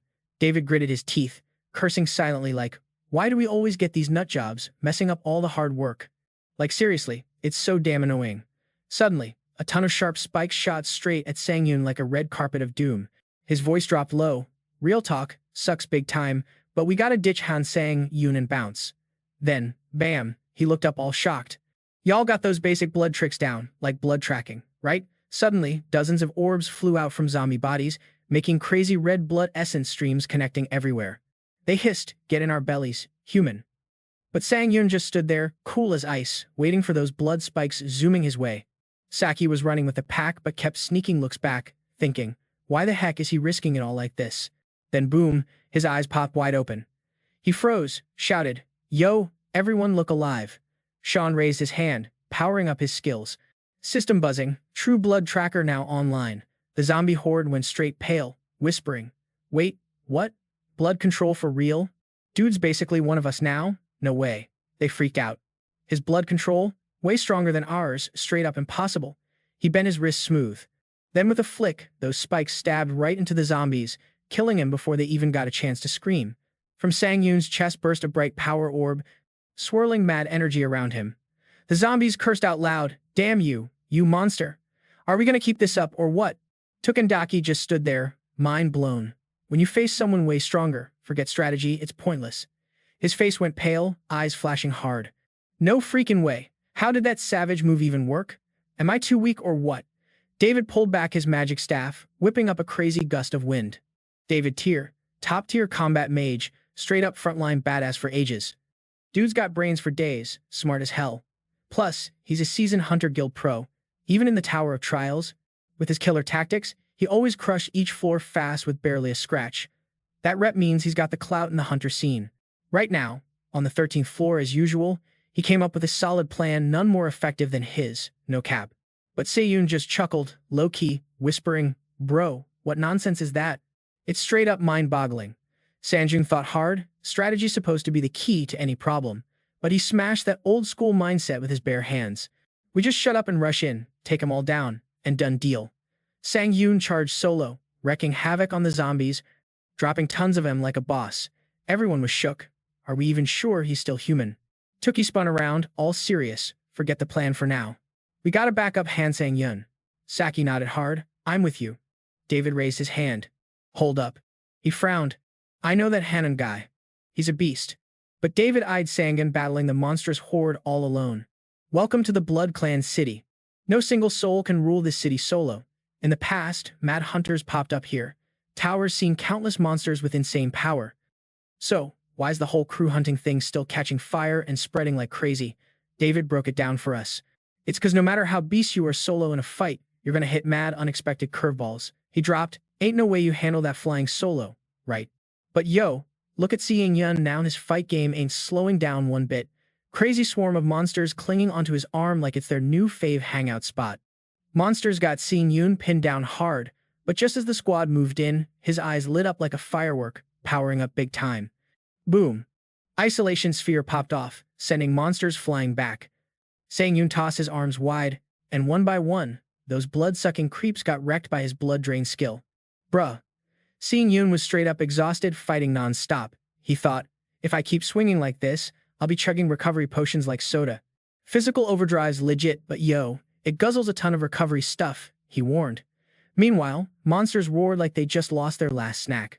How dare a human mess with our war god's power? One monster grabbed his noggin and wailed. An apostle. For real, an apostle. The squad was shook. Wait, what? And then suddenly, they clasped their claws, whispering prayers. It's an apostle, the human god's guardian sent us one. God's pissed because we wiped out their city humans. War god, save your peeps. Sang frowned hard, totally confused. An apostle of a god? Nah, just blood tribe delusions. Big bulky monster popped the preacher on the head. Get real, weaklings. He sneered, pointing fingers. Check him out, panting and tired. Monsters around started feeling themselves again. That human's beat. Time to jump him. But hold up, a glowing red orb appeared in Sean-yoon's palm, freezing the monsters dead. What's that thing? Sean-yoon, flexing hard, held 5 orbs at once, grinning like a total boss. These? He stuffed them all in his mouth, crunching them down and instantly exploded with insane power. System panel chimed in, yo, these are your own tribe's souls. Using blood, tribe's souls just restored your stamina. And yeah, your mana's back too. Seon-yoon's eyes sparkled with crazy hype. Recovery on point. Let's get back in this crazy brawl. Monsters started howling like they just realized their snack in trouble. Pumped and powered up, Seon-yoon charged forward, wrecking the monster horde like a boss. Meanwhile, Saki hovered above, watching cool and calculating.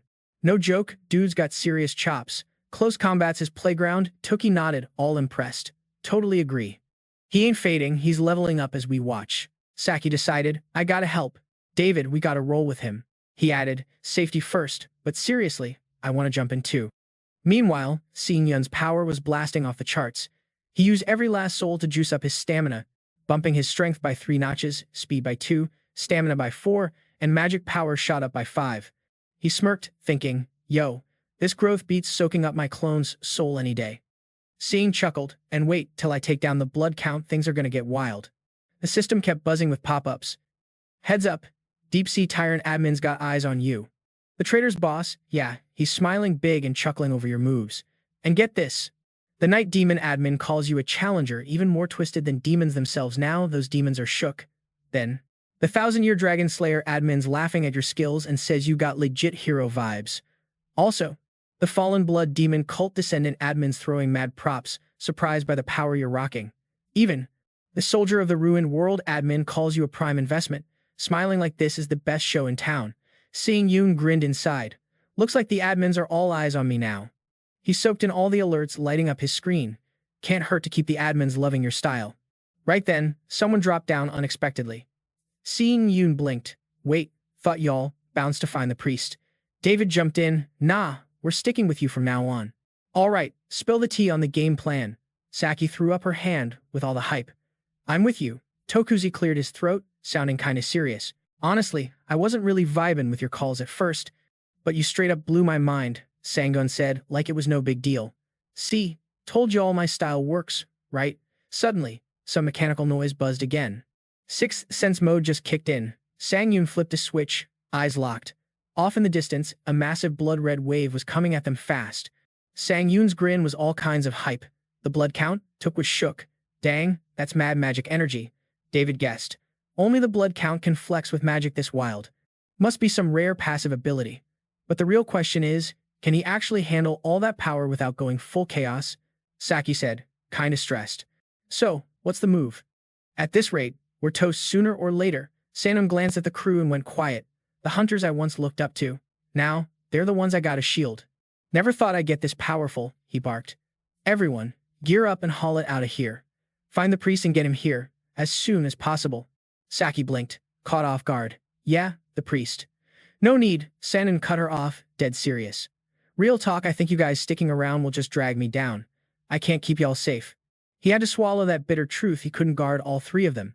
He turned to face that raging red wave head on. I gotta hunt down the blood count solo to snatch his soul. The more I chip away, the better my shot at stealing that power. Took started to bounce. We're with you. Even if being a darn useless spectator kinda sucks, David reminded him. We'll find the priest. Just hang tight. The trio bolted like their lives depended on it, ditching Sangun solo. Dude stood his ground, staring down that monstrous power rushing in. Alrighty, time to show what I got. Sun dropped into stance, firing up his magic. Combat focus mode active. Brain powers cranked up 5 times over. Special move. Supreme blood technique activated. He raised both fists and yelled, blood trackers forcibly online. It's gonna mess with every blood control trick in this zone. Power exploded way beyond the vampire castle's turf, blowing everyone inside's mind. The dude inside clenched fists and roared, "You think just some human's gonna stand up to me?" The tidal force kept building, wild and fierce. "I busted my ass to keep this city intact for our future," he yelled. "But today, I'm turning this place into freaking hell." That crimson wave slammed the castle hard below. Sangun was low-key surprised, way stronger than he thought. A twitch hit his lips. "Can't front, I'm kinda screwed here." Nearby, folks gathered, offering a massive tray of grapes to a giant hand. The dude casually popped them like snacks. This huge, white-maned noble? That was Sen, the vampire count. Flashbacks hit. No clue when it started. Just kept battling non-stop. Sen kept stacking wins. Fighting became life, like every other power-hungry soul. Woke up one day, all I saw were heaps of corpses, and my hunger for power was sky-high. Mechanical buzz echoed. God of Combat picked Sen to be his prime student. He stared far ahead. My species' Hashem goal? Crush the human four-nation alliance. Then war erupted. We wiped out tons of humans, crushed 3 nations till the core of that alliance, the monument of life, was soaked in blood. Blood-red spears stabbed the sky.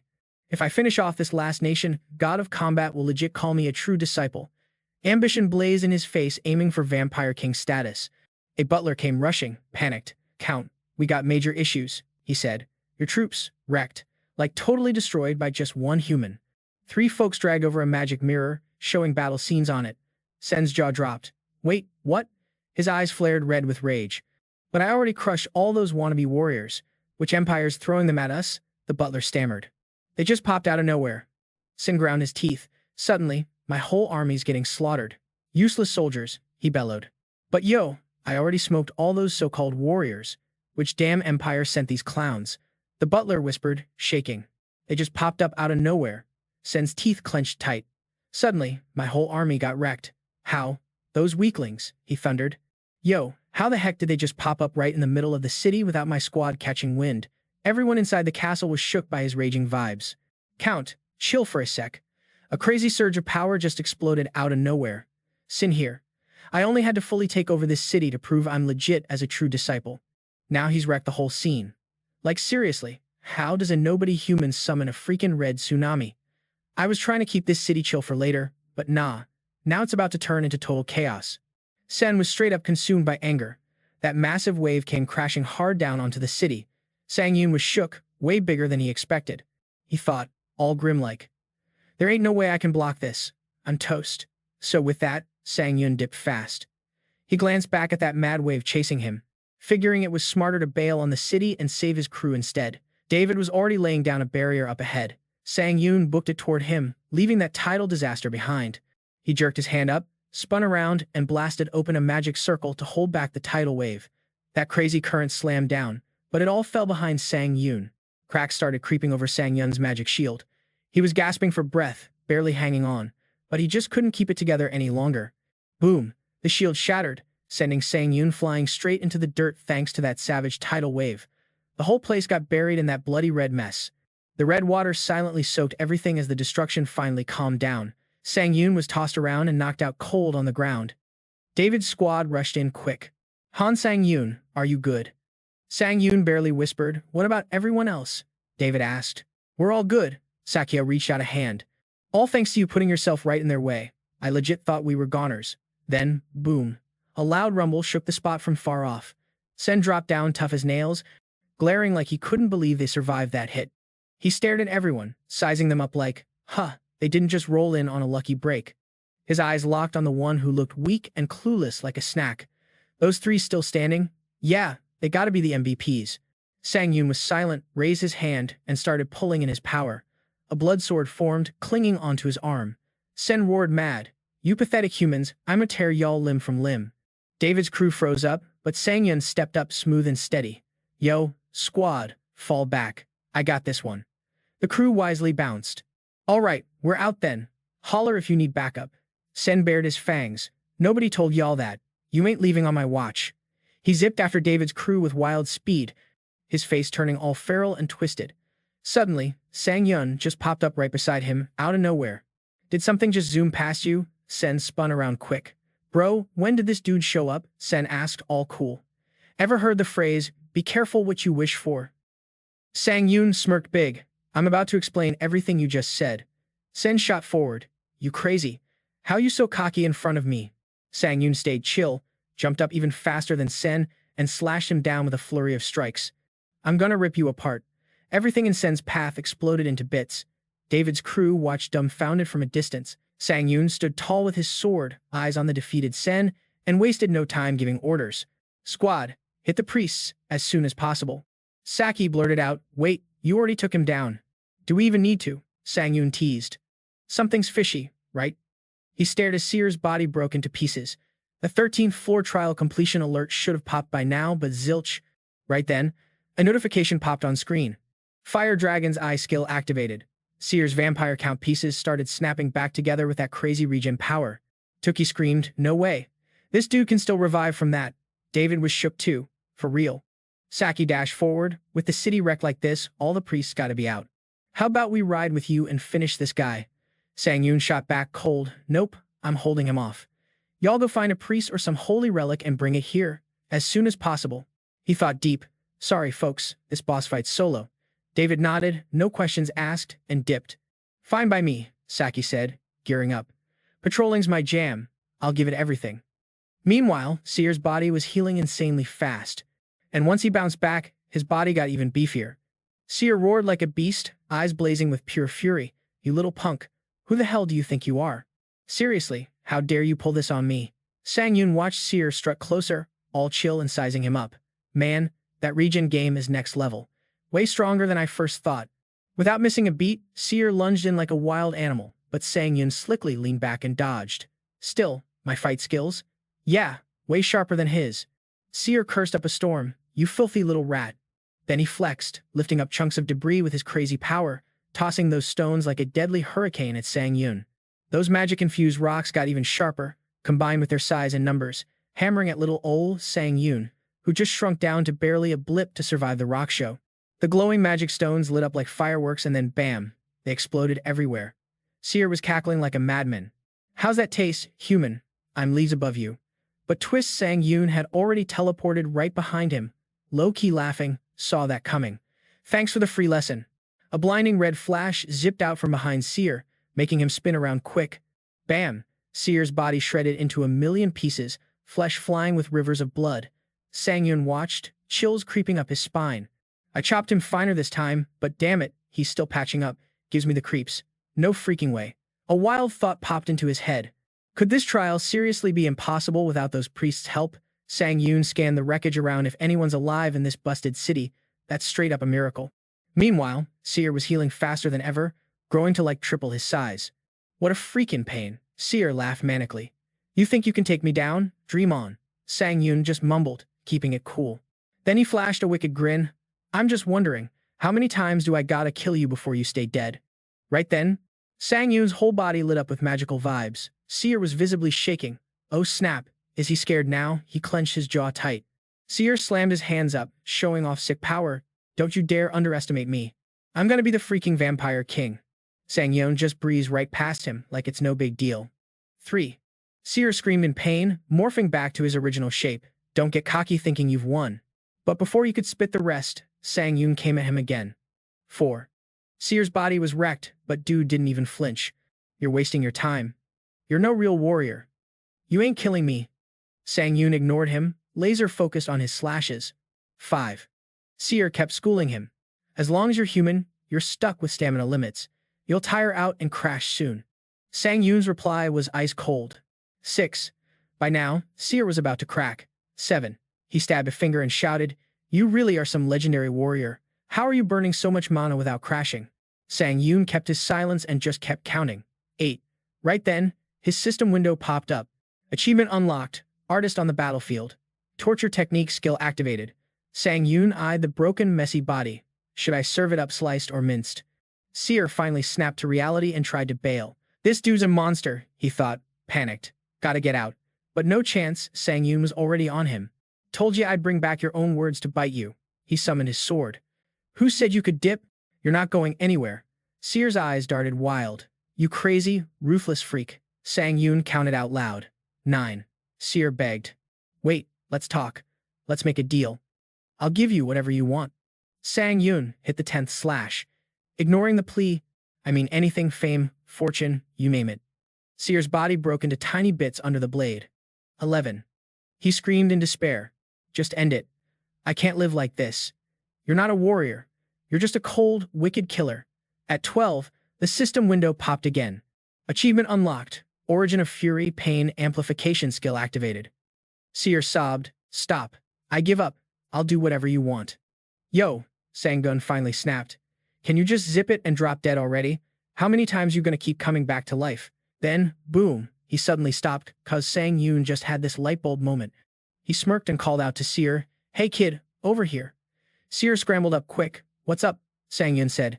I got a way to set you free, no cap. If you play along, I'll hook you up with death. What you sayin'? Seer's eyes popped. Say less. What's the move? Just then, the system popped a message, Counter Shield skill activated. Out of nowhere, this massive beam of magical light blasted down on the land like a wild remix of the Counter Shield. It's a counter scarecrow.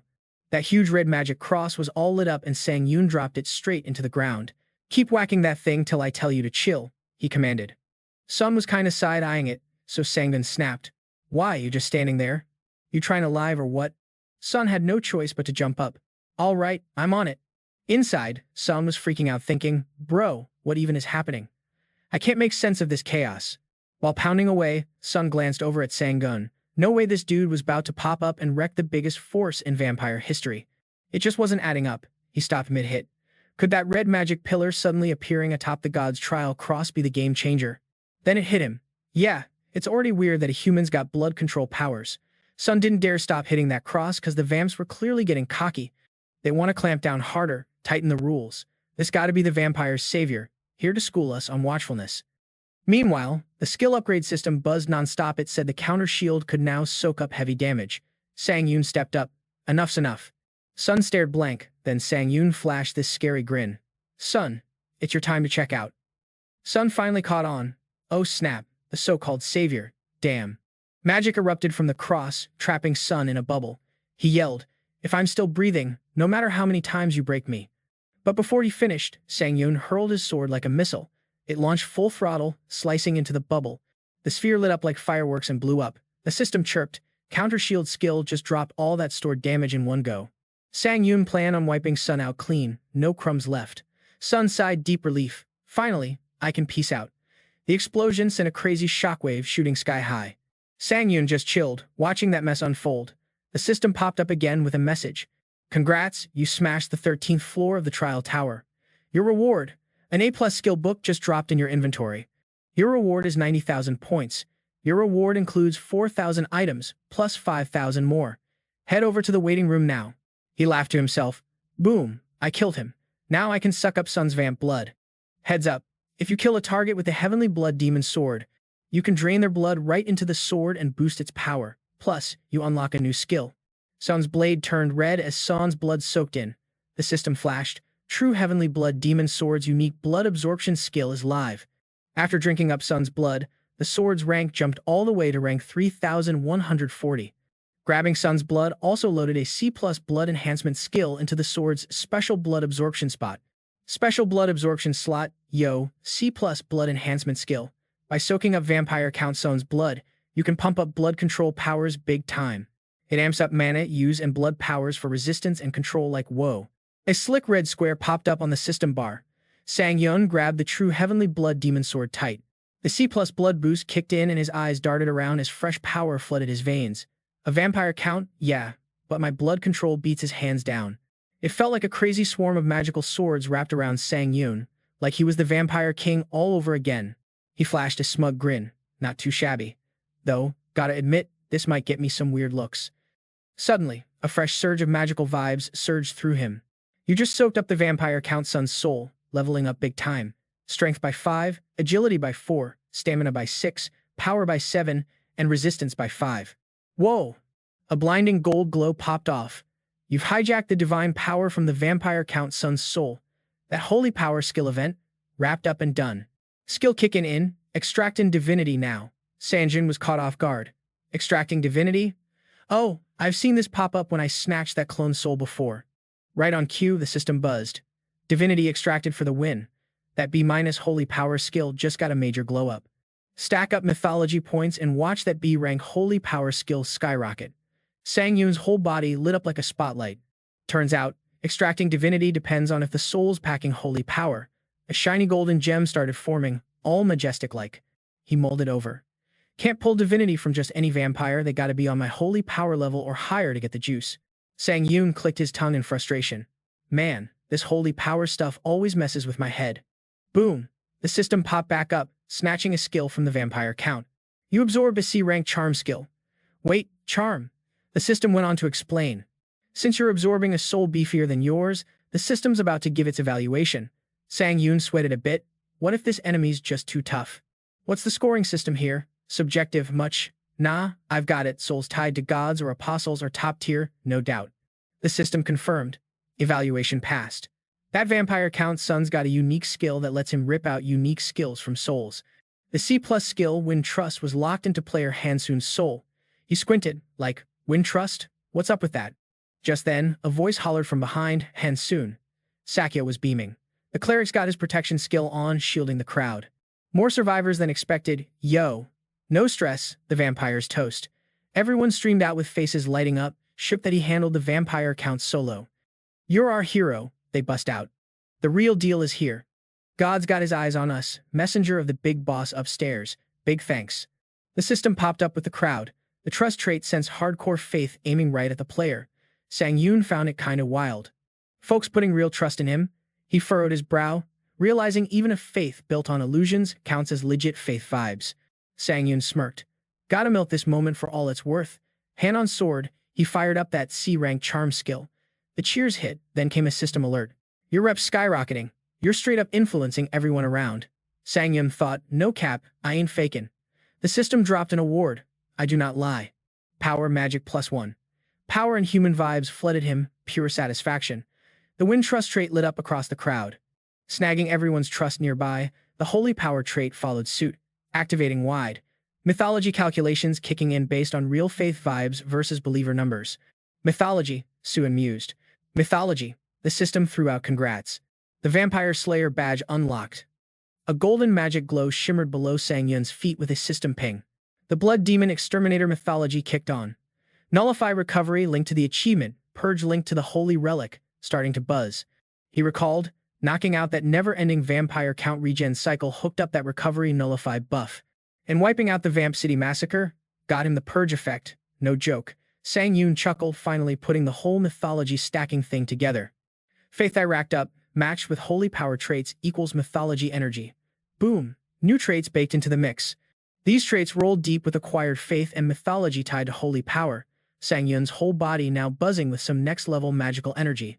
Yo, even though I'd never tapped into it before, seeing that holy power just flood naturally, it's like when I fire up a myth, that holy juice in my heart gets totally drained. The system hit me with a warning. Yo, you ain't got enough legend and faith. Chill, the faith you got will stash away for your next myth. I just smiled, thinking that's kinda cool. Looks like the faith grind is donezo. The system flashed a message. The trust trait you gained? Yup, it's been switched off now. All the survivors before Sang Yun bowed down like total respect. He was stoked the floor wrapped up without drama. Saki and Tuki bounced too, saying their piece to head back to their zones. David, who'd been chillin' behind, suddenly dropped some truth. Man, I used to think you were just some clueless punk, but I might have slept on your skills. He reached out his hand. Let me make that right. Sang Yun accepted it smooth as butter, no biggie. Then boom, the ground started freaking out. The god of war caught wind of his would-be disciples' deaths. Sang Yun got slammed, dropping to his knees, crushed by the system's heaviness. David looked shook. Yo, what's the deal? The god of war clocked your vibe. Your holy powers got him mad, salty, so his hate meter's climbing. Sang Yun's whole body was under hardcore pressure. He grit his teeth tight. God of War vibes. The earth straight up cracked under all our feet. Sangun yelled, "Hit the deck, now." The system kept throwing warnings. You stepped into God territory. Ain't nobody escaping this. Sang Yun's head was spinning, wondering what kind of madness this was. Teeth clenched, he powered through. This trial? Definitely donezo. David got caught in the crowd madness, trapped with lava pillars erupting everywhere, blocking escape routes. "My portal," he screamed. Out of nowhere, Sangun popped up. "British-made dude. Let me grab your hand one more time." Grabbing David's hand tight, Sangun flung him through the space gate. David watched him jet, smiling like, "Dude's kinda rough, but gotta admit, his style's effective." Molten lava kept bubbling right under our feet. Sangun dropped down, "Move aside." Bam. He punched the ground, firing up his counter-shield skill. The ground gobbled up a massive blast of Sangun's power, instant and fierce. David couldn't help but feel some kind of way watching that. No clue if he's actually a warrior or not, but if there's still a hero left in this messed up world, David said, voice thick with feels, he'd for sure look just like Sangun. David slipped through the portal. "Hope you make it out safe, hero of Earth." On the flip side, Sangun was hustling, trying to get everyone out of there fast. "I can't hold this much longer." "Get through the gate, pronto," he sighed heavy. "Guess I was hoping for way too much." No one was dropping any more faith vibes. Total time waster. I still gotta get through that gate myself. The system shot another warning. The God of War is pissed that a mere mortal's rocking divinity. People started flipping out, clutching heads, screaming. "My head's about to blow." The whole place spiraled into bloody chaos in a blink. Blood splattered on his face, leaving Sangun frozen for a sec. Then he saw only a bleak wasteland, dead and empty as hell. Sangun stayed quiet while the system flashed a message. "The God of War says the Tower of Trials livestock dared to cross the line." He muttered, "Cross the line, huh?" Seung-yun's eyes got icy with rage. "You're the real line crosser, jerk. As long as the tower's got my back, you ain't touching me, got it?" "If all you've got is a lame goodbye," the system announced. The God of War's grinning like a maniac. Sang-yun spun and walked through the gate. "Gotta level up." The system popped up again. "The God of War said he's itching for the death that's waiting on you." So basically, even the gods can't afford to slack with me around. Warning popped. He just stepped into the waiting room for the 14th floor. The system's leveling up. Exclusive gear from the challenge floor just hit the contractor's secret stash. A bunch of potions just landed in the contractor's private inventory. Your XP will keep stacking. Sang-yun thought back on the chaos from earlier. Wiping blood off his face, he let out a soft sigh. At the end, it's just some space the tower made. I can't let my feelings get twisted over something that might not even be real. Sanguin's eyes got thoughtful. The God of War, huh? Guess I'm beefing with the God of all humans now. He replayed those words in his mind. Don't put your trust in any other gods, they'll just see you as a foe. Sang-yun went quiet. So, this is probably how it all goes down, huh? From behind, his figure looked totally alone. Whatever. Gotta stop stressing about things out of my control. Gotta focus on what I can actually handle. He lifted his hand, staring at the stone he got. Ditching that old shirt too. Contractor's private stash points dipped by 11,500. Skill category. Special skill category. Contractor's item lineup. Iron-blooded Tyrant King and White Crane Swordmaster. You just snagged the swordsman's special skill path for 10,000 points gone. Price tag on the swordsman's special skill path, 10,000 points. Here's the lowdown. For folks stuck between grinding to get stronger and just living to get that strength. This one's tailor-made for sword slingers. You get to build your own sword-related skills, and reaching that next level sword enlightenment becomes way less of a pain. Next thing, in another dungeon run, he stepped inside a lush bamboo forest, all green and vibey. Seo was chillin' there already with a smile. "Long time no see, right, Sang-yun?" He plopped down next to her. "Heard it from that jade lady, you pissed off the young boss of the Namgong clan, huh?" Sang-yun stared off into the distance. "Yeah, that's pretty much how it went down." So Hoel in a soft voice, "You spent points on my special skill, 'cause of Namgong Hui, didn't you?" Sang-yun nodded quietly. "Yeah, that's right." She grinned. "Good call. Honestly." Siu broke it down. "To say it straight, I'd call you a straight-up genius, Sang-yun. You can pick up sword moves naturally without any fancy enlightenment path. It's more than just copying, for sure." She remembered Sang-yun bossing it during the 12th floor trial fight. "You didn't just catch the sword intent, you switched it up and turned it into a legit dual-wield style." He thought, "I'm just kinda good at mimicking, that's all." Seo summed it up. "Since you improved just by catching a glimpse of Namgong clan's footwork, I'm telling ya, you're gonna be a total grandmaster someday." Sang-yun was shook.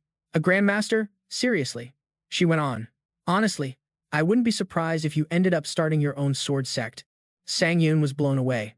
For real? Like that big? So smiled wide, hyping him up. Choosing that special skill was straight fire because whatever you learn and figure out will turn into major tower game upgrades. I'm here to teach you all the tricks. She blushed a bit. But there's one catch, So said. You down to be my disciple and set up that master-disciple vibe? Sang Yun didn't even blink. Heck yeah, I'm taking you on as my master. Seo Hoa looked kinda shocked. Hey Sang Yun, chill, I'm not pushing you. Take your time to think it over. He waved his hand like, no big deal. Nope, decided already. So turned away coolly. If that's your call, I'm not turning you down. Sang Yun had his reasons. The White Crane sword master, who'd made it up to the 40th floor of the tower, was no joke. No way he's saying no to a master like her. So tossed out a reminder. Don't go regretting this later. Sang Yun shot back. Wait, you planning to be so harsh that I'll regret it? That your game? Sue was straight up. Nope, she said serious. A master's a one-time thing, especially in our martial world where honor is king, so I really hope you won't regret this. If you're that worried about it, then consider it done. I won't regret a thing. Sang Yun's brain kicked in. Honestly, how many people in the martial scene even deserve to be my master? Seo stood up. All right, let's get official. I'll introduce myself properly before we do the disciple ceremony. She got all serious, dropped the formal vibe. I'm the 17th head of the Bayak family sword sect, the top master of the last gen. Name's Beek Si Hoa. I'm gonna be your master. Bam! Sang Yun was straight up stunned, the #1 master of the martial world. He bowed deep before her while his mind processed everything. To break it down, martial arts split into internal arts and external arts. Internal arts? That's all about refining and pulling in mana inside your own body. After you polish that mana up, it turns into internal energy. External arts? Those are moves using your body, like anti-gravity tricks and the sword work syncing with your foot moves. That right there, the heart and soul of martial arts. End of scene, fam. After refining, mana inside flips into pure internal energy.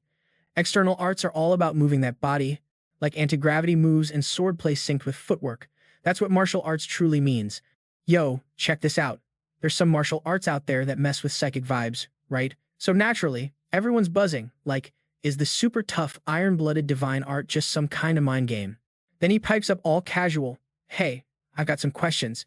If I want to whip out another mental skill I already know, that cool with y'all. Sayo's mood snapped quick.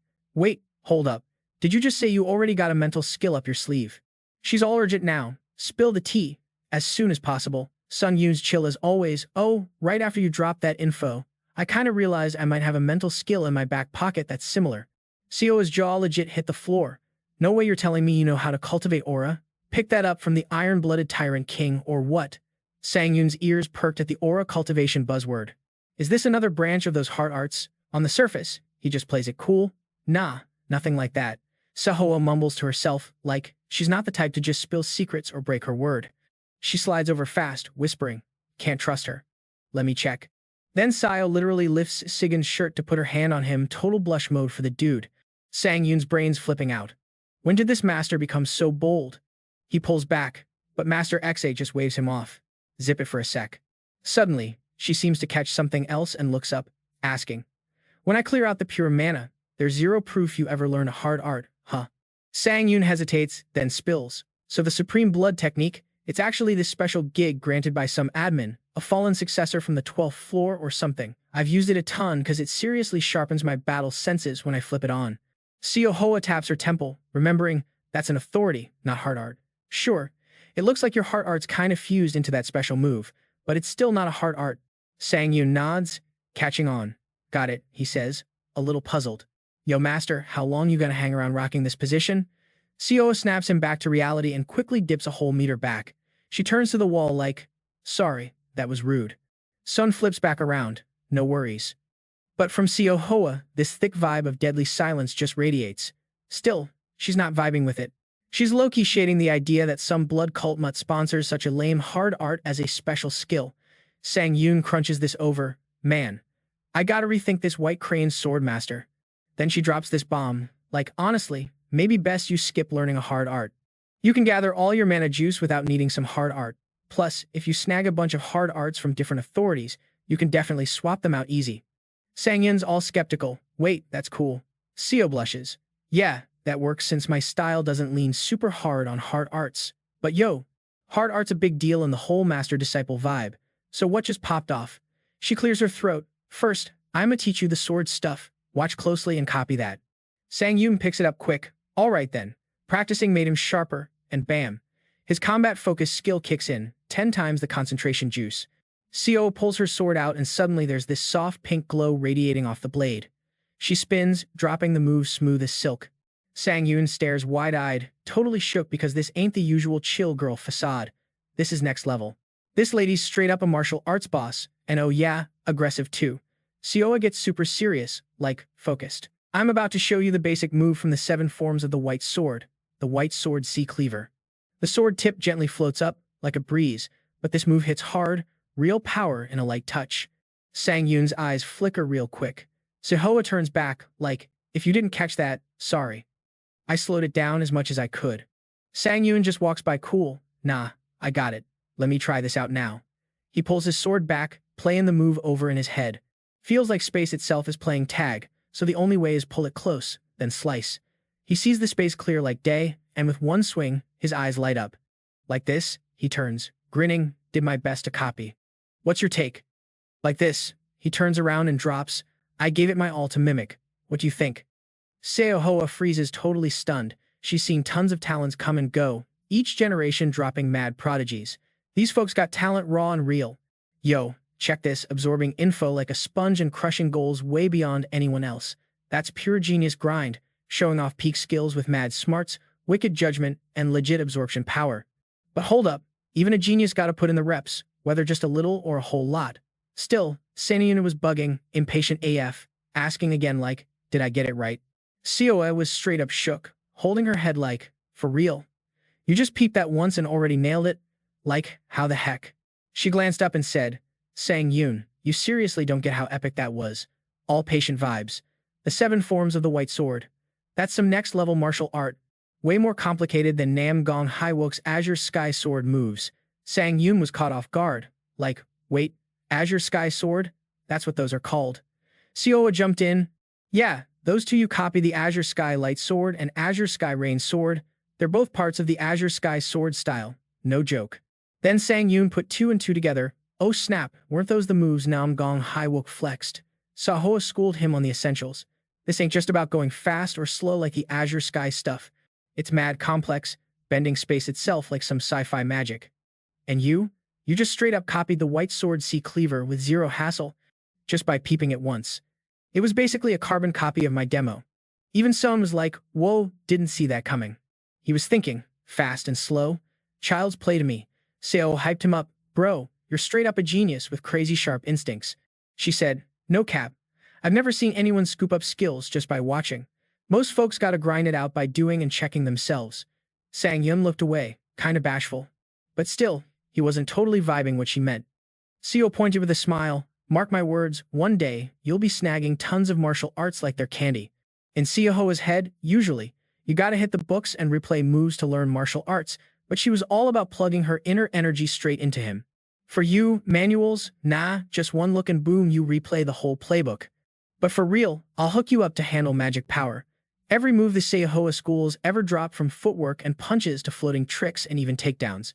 I'm gonna soak up every bit I can. And hands down, the one she knew best and loved most, the 7 styles of the white sword, no contest. Sangyun slowly got the hang of it. Each swing flowed smooth AF. That sea-cleaving white sword, it grabs space, slices it clean, no dodging allowed. Then the space-piercing white sword, a beast of a thrust, can punch through any wall of defense, no cap. The void-breaking white sword, defensive swagger that messes with the space around you. Seo was on the sidelines, clapping like a proud mom, showering him with hype. Sangyun beaming ear to ear, yo, I've learned mad stuff.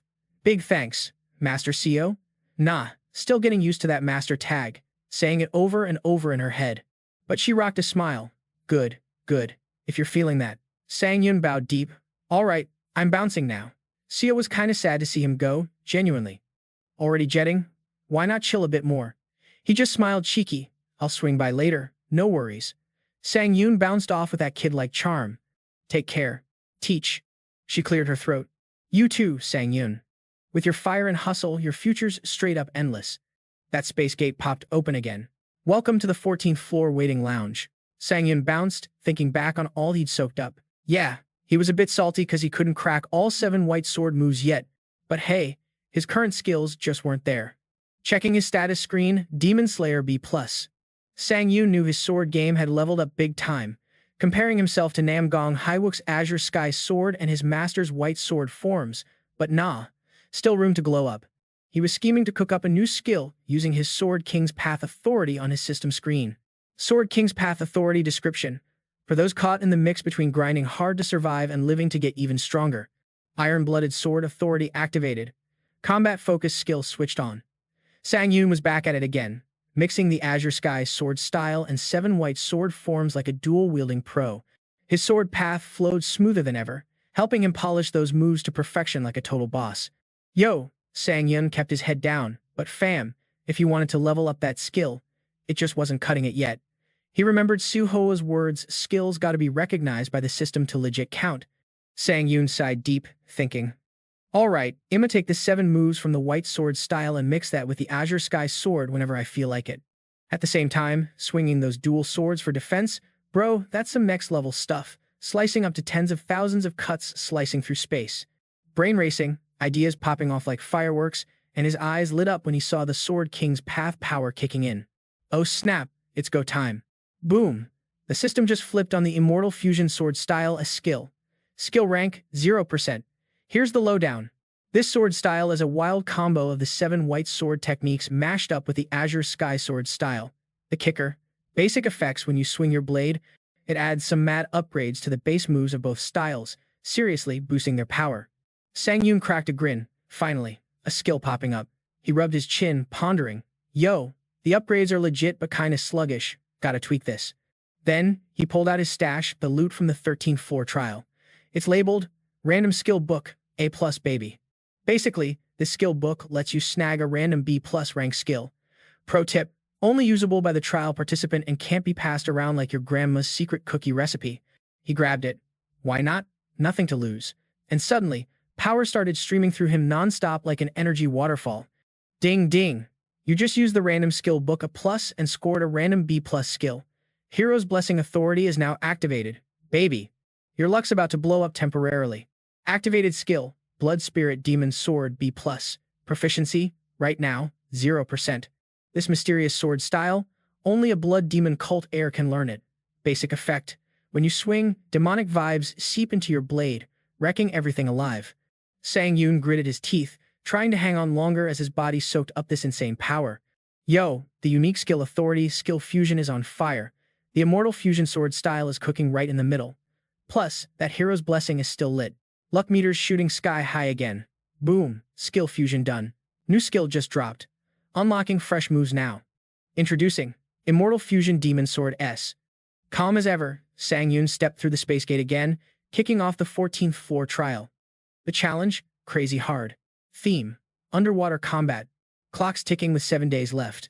Mission: hunt down every single monster lurking at the lake's bottom before time's up. Fail: if you get eliminated or time runs out, it's game over. But clear it, and you snag Boots of the Wind Spirit, rank A+. Warning flashes: fail this trial, and you're dead. No cap. Suddenly, the system drops this alert. You're facing one tough customer that's player-level nightmare material. The Indomitable Will skill just powered up. From across the gate, a shadow appears, voice dripping with menace. How much longer you gonna make this young master wait?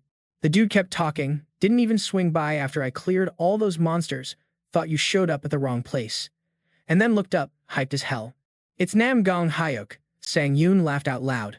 Suddenly, the instant acceleration skill kicked in. Combat focus mode activated. Skill Grace of the Wind just got lit, boosting speeds by 70%. Skill link status, full house, 7 out of 7. Those C+ speed boots, straight up boosting your turbo speed. Sangun gripped his sword tight and zoomed forward like a rocket, clashing swords with no chill. During the fight, Hyuk spots the fire sword and straight up asks, Yo, how you even pulling that off? Sangun just chuckled. Why the surprise so soon, bro? Then swinging hard, Sangun said, the real party's just starting. His slash barely missed, slicing a line along Hyuk's cheek. Seizing the moment, Sangun dropped a fierce palm strike, sending Hyuk flying like a rag doll. Slammed into a stone wall but bounced back quick. Meanwhile, Sangun was already on the second wave. Sword slashes flying rapid fire, striking Hyuk and smashing the stone floor to bits. Hyuk slammed his sword sideways real quick to block that hit. Sangun bounced back like, "So, how's that hit you, huh?" He glanced up at the busted rock chunk above, totally cracked and smashed, and threw down. "What you think about that S-rank sword play I just dropped on you?" The system popped up, shouting the skill Demonic Fairy Sword Style, saying it's like a mashup of the sickest martial arts, all mixed into the ultimate demon sword move. Special perk alert. Twin Strike might just pop off randomly, shooting an extra wave of sword mojo straight at your foe. Breaking down Sangun's top move, Twin Strike shoots out 2 to 3 more streams of fairy sword energy all at once with the main slash. Every single energy strike hits just as hard as the main one. He grinned, thinking, dang, this move was already beast mode, now it's next level. Sangun pointed like a boss. "That scar on your cheek? Bruh, that thing's gonna haunt you till your last breath." Hyuk bundled up some spirit vibes in his palm and laughed low-key. Over a little scratch like that, Hyuk charged like a maniac again, and they clashed swords a bunch more times. Hyuk was heating up mad. "Yo, the sword skills and that slick footwork. Those are all Miram Alliance moves. Why you hiding all that fire before?" Sangun shot back, voice dripping with shade. "Ain't no hiding, man. I legit thought I'd get wrecked fighting you, so I just picked all that stuff up yesterday." That line knocked Hyuk off guard and sent his anger into overdrive. "You're just a loudmouth liar." He lunged in again, talking like you learned all those dope moves in one day. "Bro, you're straight up nuts." Sangun just smirked like, "Believe what you want, but somebody once called me a martial arts prodigy." They clashed again, sparks flying everywhere. He laughed. "Oh, and that ain't even the half of it. I got a ton more tricks." Sangun's speed cranked up to ludicrous mode. His sword strikes got everyone shook. Hyuk's eyes popped. "This sword style is..." He clenched his jaw. "You punk." His face turned full-on rage mode. "No shame at all, huh? You sneak in and learn the Namgong family sword style?" Sangun taunted him. "Maybe stop whining and blame yourself for making it so easy to copy. Is it my fault you could mimic it after one quick look at me?" Sangun tossed fuel on the flame. "Your only screw-up? Not mastering the Namgong sword style properly." Hyuk bellowed, furious, power going through the roof. This made fighting back even tougher for Sangun. "Damn, for real," he muttered. His sword skills, footwork, even his weird moves changed big time. Sangun smirked, confidence on full blast. "But guess what? You never thought you'd be schooling me on the real advanced stuff right now." He chuckled. "I'm gonna soak it all up so I can return the favor later." Hyuk raised his hand, kicking off the massive myriad swords battle formation. Sangun ducked low. As giant swords rained down all around Hyuk, the system flagged that this formation creates a fight zone like a 100-foot radius. No one but Sangun and Namgong Hyuk can step inside this zone. Magic holds the whole thing together. Hyuk laughed like a madman.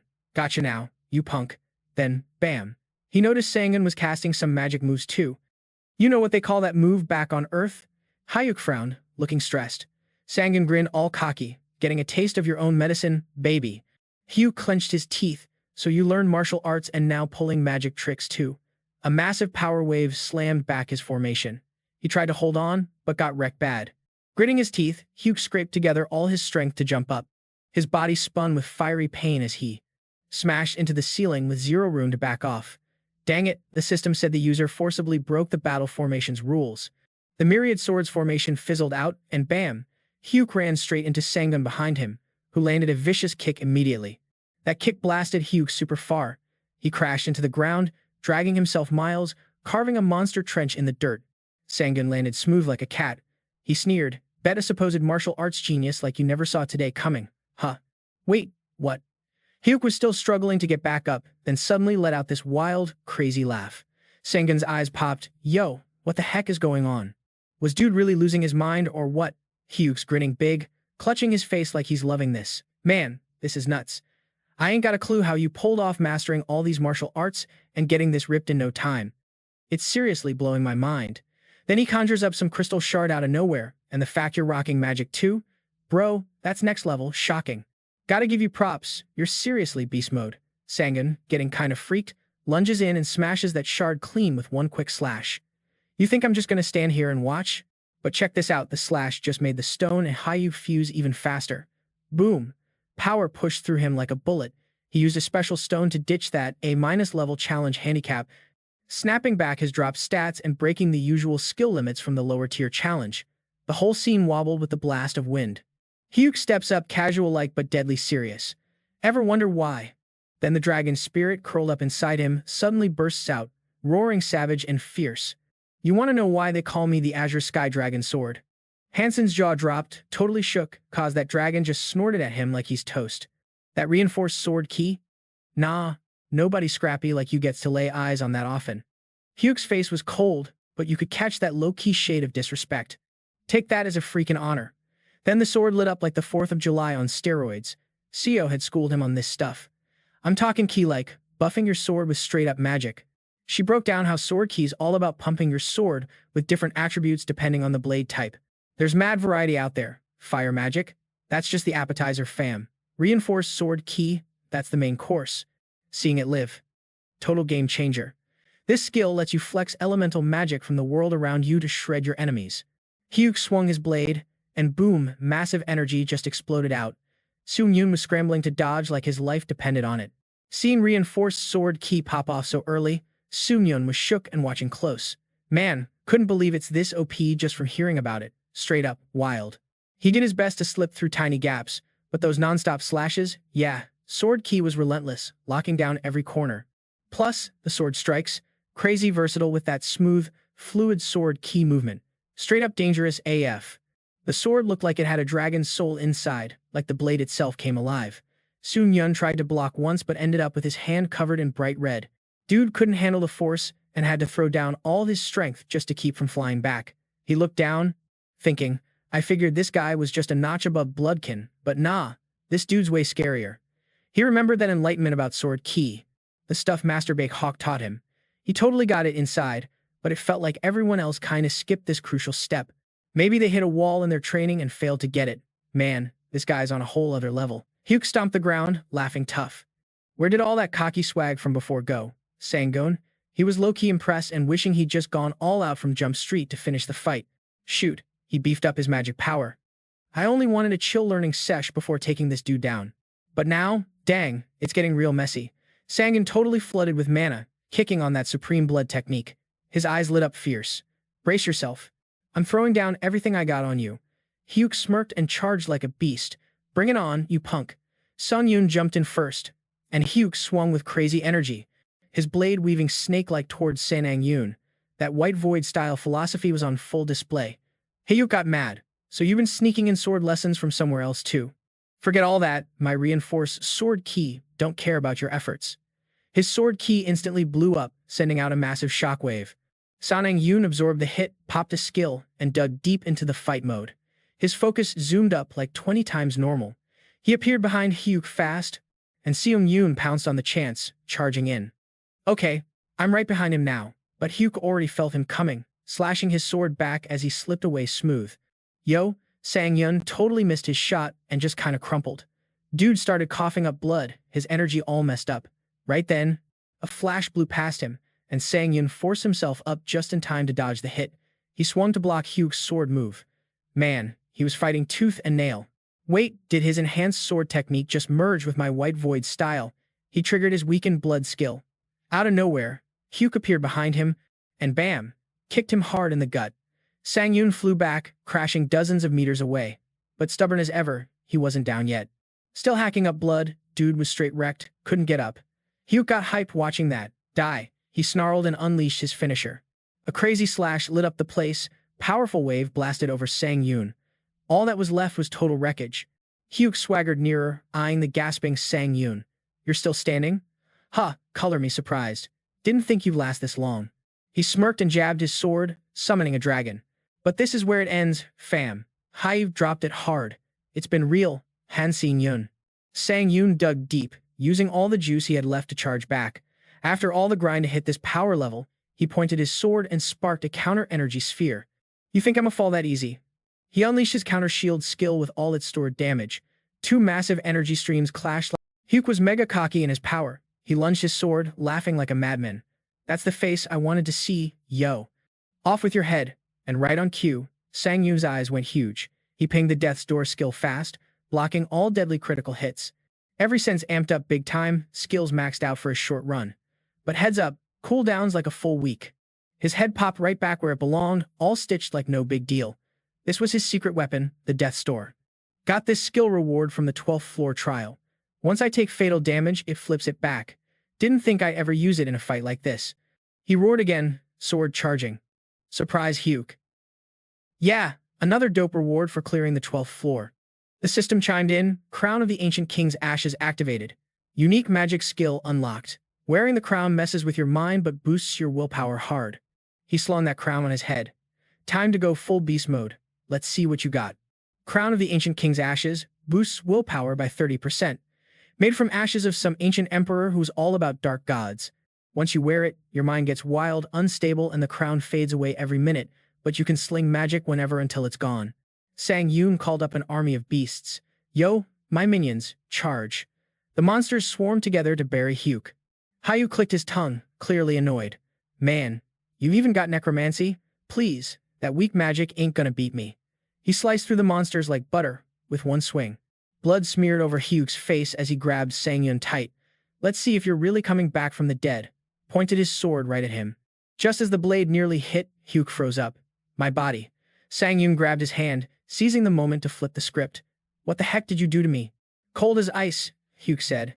I told you, that scar's gonna haunt you till you die. Suddenly, monsters rose behind, scrambling to get to Hugh. Somewhere inside a house, loud arguing going down. He ain't even got basic stances down. How does the Namgong clan spit out such a clueless kid? The dad pointed, yelling, Is this really my own kid? Young Hugh just gripped his sword tight, too scared to say a word. His body tensed up, remembering those rough training days. I just like swinging my sword, man. Before learning forms, you gotta walk the sword path. Out of nowhere, an old man appeared. Straight genius. That was the first time Hayuk ever met his grandpa. Finally found his safe zone. After that, my grandpa raised me the best swordsman of the time. But nah, things actually got way worse. Man, my sword skills got straight up savage. Then Hayuk just yells, ha, laughing all happy like, I've wiped out all those creepy blood cult freaks, hiding as tourists. Hayuk's brain was buzzing with hype. Yo, Dad, check it out, your boy's turned beast mode. But his pops just hit him with that cold, stone-cold tone. Get rid of those ugly freaks already. Why you slaughtering so much lately? How about channeling some of that madness into sharpening your mind and soul? Then he just dipped, walking away like it was nothing. Unless you want to turn into some bloodthirsty demon. Hayuk's anger got bottled up till tears dropped, and after that, man, his eyes were pure rage and hate. The system blares, yo, the crown of the ancient emperor's ashes, just totally busted, durability gone. It's destroyed. One by one, the monsters got dunked into the water. Finally, Sangun could chill. He walked over like, yo, you still alive, just chillin' in the water. Hayuk snaps back all mad. Quit fooling around, Hansen, finish me already. But dude just sits tight next to him. Then Sangun speaks up. Isn't it wild? Normally, you and me, worlds apart. But here we are, two total strangers from different dimensions throwing down like this. He remembered all the pain and struggle. But funny enough, he laughed a little. Yo, this is kinda lit. His tone was chill but low-key amused. Sangun goes all casual. If we were homies, we could have been leveling up together for real. That's what ran through my mind. Hayuk shouts like it's a joke. You soft-ass weakling. Who thinks like that climbing this damn tower? Hayuk's voice cut sharp. Let me drop some real knowledge, he said flat. I didn't bounce from climbing just cause I'm into killing. Nah. My life's already hell. Got divine powers and became enemy number one for a bunch of gods. They tried snuffing me out, kicked off a war. Chosen ones gotta wield divine power to survive. And when they do, they face all kinds of crazy gods. Hayuk sneered hard. You're gonna be just like me soon. But if you keep climbing with that dumb vibe, even with divine power, he cleared his throat, all threatening like, you ain't stopping those gods from wrecking your whole earth. Sangun cut in, nah, forget that. Anyone trying to trash my home's going down by my own hands. He raised his hand, magic flaring, and clenched his fist. Hayuk just blew up. Skill blood tracker activated. He howled in pain like it was tearing him apart. System upgrade announces, congrats on crushing the 14th floor of the Tower of Trials. You got Wind Spirit Boots grade A+ dropped into your inventory. You scored 10,000 points, plus 4,000 coins for taking down a tougher challenger. And there's more. Another 4,000 coins added, plus the heaven-shattering sword A+ just popped into your inventory. Head to the waiting room. The basics for myth creation are done. Power and divine power are maxed out, calculating the myth according to your real deeds and the faith from your followers. Sangun's whole body started glowing bright. Dude was pretty shook. Another fresh myth? A new wave of power wrapping him up. The myth of the badass challenger warrior got completed. It's stacking divine energy, binding the unbeatable boost to Challenger Hansen's divine control. From here on, reversal powers are tied to Challenger Hansen's divine control. All combined tight. Everything fused with him, sucking up Challenger Namgon Hayuk's soul. Skill mastery jumped by 47%. His necromancy attribute hit perfect 100%. Necromancy B leveled up to necromancy A. Baby. Hansen grabbed his sword and bounced. When challengers from other worlds die, their bodies usually vanish. Now that the penalty for creeping into off-limit floors is lifted, will they still disappear? The sword lit up fierce.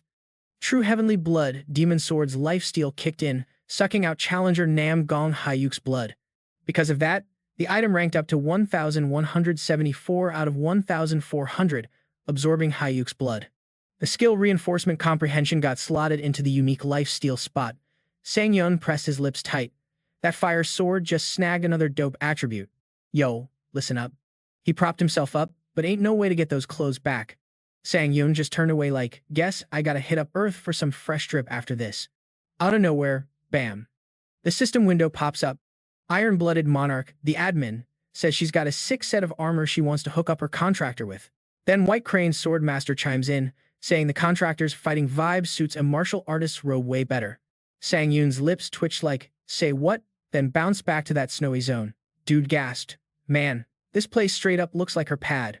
He swings the door open and steps in. Canary's already chillin', waiting. She goes, yo, Han Sanjin, nice work. Long time no see, and slides him a necklace. Congrats crushing that huge mountain, she says. This gift's all yours. Sanjun's like, wait, I thought you said armor? Canary smiles, nah, just charge this necklace with some mana, and boom, armor will pop up ready to wear. She clasps her hands, all cute. Sang-yun's like, do me a solid. First time try this armor outside the tower, yeah? Safety first. Thanks, I got you, he says, bouncing back to the bamboo forest. Then boom, Sang-yun shows up in front of Seo Hua. The master's straight up shook. Sang-yun's mind's doing the replay. Seo Hua sighs deep. Thought you'd come to me first, but nah, you went to visit that other lady. Kinda disappointed, not gonna lie. Sang-yun bows low. Please chill your anger, master. Seo Hua pouts, thinking hard. It ain't about that lady, but master, I gotta ask for permission first. Seo blushes hard. I want to cut your hair. Sang-yun's eyes pop. Wait, what? Didn't you know that cutting hair and prescribing meds need pros? No way. You don't even got tools. Seo's face darkens. I only need the first art of the white sword. Stay still or you'll get hurt. Sang-yun waves his hand like, nah, hold up. Chaos breaks loose with a wild bird flurry. He bows down, checks out the mirror. Smirks, yo, you actually got skills. Seo turns away like, that was close, phew. She shoves Sang-yun back. Sang-yun, this thing helps you rock the martial artist robe way easier. Use it outside the tower, capiche? Gotcha. Seo waves, good luck bro. Sang-yun's brain's all scrambled. What's up with her? Feels fishy, like big time. System buzz, you're now chillin' in the 15th floor waiting room. The system's cooking up an update. Quest feature unlocked. Now challengers can grab quests straight from the admins. These quests swap out your personal trials, and they tie into the admin's backstory. Finish him and snag sweet rewards from your quest giver. Heads up though, you can only take on one quest per floor. Sang-yun's like, quests, huh? He's catching on fast. So that's why the admin's been all lovey-dovey trying to get me on board for quests. Sang-yun scrolls through his screen, eyes wide. Man, so many things to handle now. Gotta think this one through slow. He decides, first, let me check this myth I just grabbed. System's firing up myth mode. The challenging warrior myth just kicked in with the indomitable effect, tying to divine power suppression. This effect lets your body go beast mode no matter what's going on. Then there's the reversal effect, also bound to divine power suppression. When this thing kicks in, you get way more buffs than debuffs in fights. Sang-yun grins. Man, the exorcism boost from the Vampire Slayer myth was cool but limited. Challenging warrior, straight up way more practical. He mulls it over, and wait, there's this special skill slapped onto a rank necromancy. It's called the Unique Attribute System Necromancy. Effect number 7. The Grim Reaper's quality just leveled up big time. He wonders, what's the deal with this? The Divine Power Authority evaluation panel lights up. He sighs hard. Even if it's on, feels like nothing's changing. Sang-yun drops his gaze, says, Grim Reaper, whatever. Time will spill the tea. He summons his sword like a boss. Heaven-shattering sword legendary A+/power pumped up by 10%. Lethality, attack speed, magic damage all boosted by 10%. This sword's the ultimate demon-slaying beast, made just to wreck the heavenly realm. The harder the target to break, the stronger this bad boy gets. When mana flows through it, the unique heaven-shattering effect triggers. At that moment, the sword gains the destruction attribute, leveling up its destructive vibes to the max. Boom! The sword's power is fire, ready to smash through anything that stands in its way. Yo, every swing packs a deadly punch and some serious mana vibes mixed in. When you max out your sword skills, bam, the one-of-a-kind power called Sword Sense kicks in. At that sweet moment, you get this dope skill tailored just for you, always perfect for whatever crazy situation you're in. So, Sangun gave it a whirl. The heaven-shattering move vibes super well with Sword Sense. The attribute window popped up, and guess what? Sword Sense ain't locked down by skills anymore. That means it bends and grows based on what you're made of. Dude was hyped. These extra perks, straight fire. Probably because he took down Nam Gong who was way tougher than the trial level. Naturally, the system hooked him up big time. Since he beat a beast way above the challenge level, notification popped. You just scored a bonus reward. It gave the sword mad props. You reach true harmony with your blade. The heaven-shattering sword's special power, Sword Sense, is now live. You can turn that sword's signature power into your own skill, no cap. His eyes sparkled, decision locked in. Sword Sense skill at A+ rank, fully absorbed, baby. Sword Sense uses left, 1 out of 2. Sangun laughed like, yo, this stuff actually works. He double-checked, thinking, I just leveled up by snagging that extra effect. Thanks to Sword Sense, dude pulled in 3 more skills straight into his arsenal. Description rolling for Heaven's Shattering Sword's signature effect? You bet. Sword Sense is straight up activated. You can make the sword's unique effect your own signature move. Decisions final. A+ rank. Heaven's Shattering Sword skill, all in, absorbed. Now, with 2 uses of Sword Sense left, this killer sword power is totally tapped out. Sword Sense's energy, gone for good. Sword Sense, the heaven-shattering sword's exclusive effect, is history now. Sangun's buzzing to try it out. Now that he's mastered that skill deep inside the sword, it's all his when he needs it. His skills, skyrocketing thanks to soaking up the challenger's soul straight up. Nam Gong Hu, yeah you. Your stats keep blowing up, strength up to B, agility rocking B, stamina hitting S, magic power boosted to B. Endurance locked at B. Sangun looked kinda bummed. No more skills to absorb.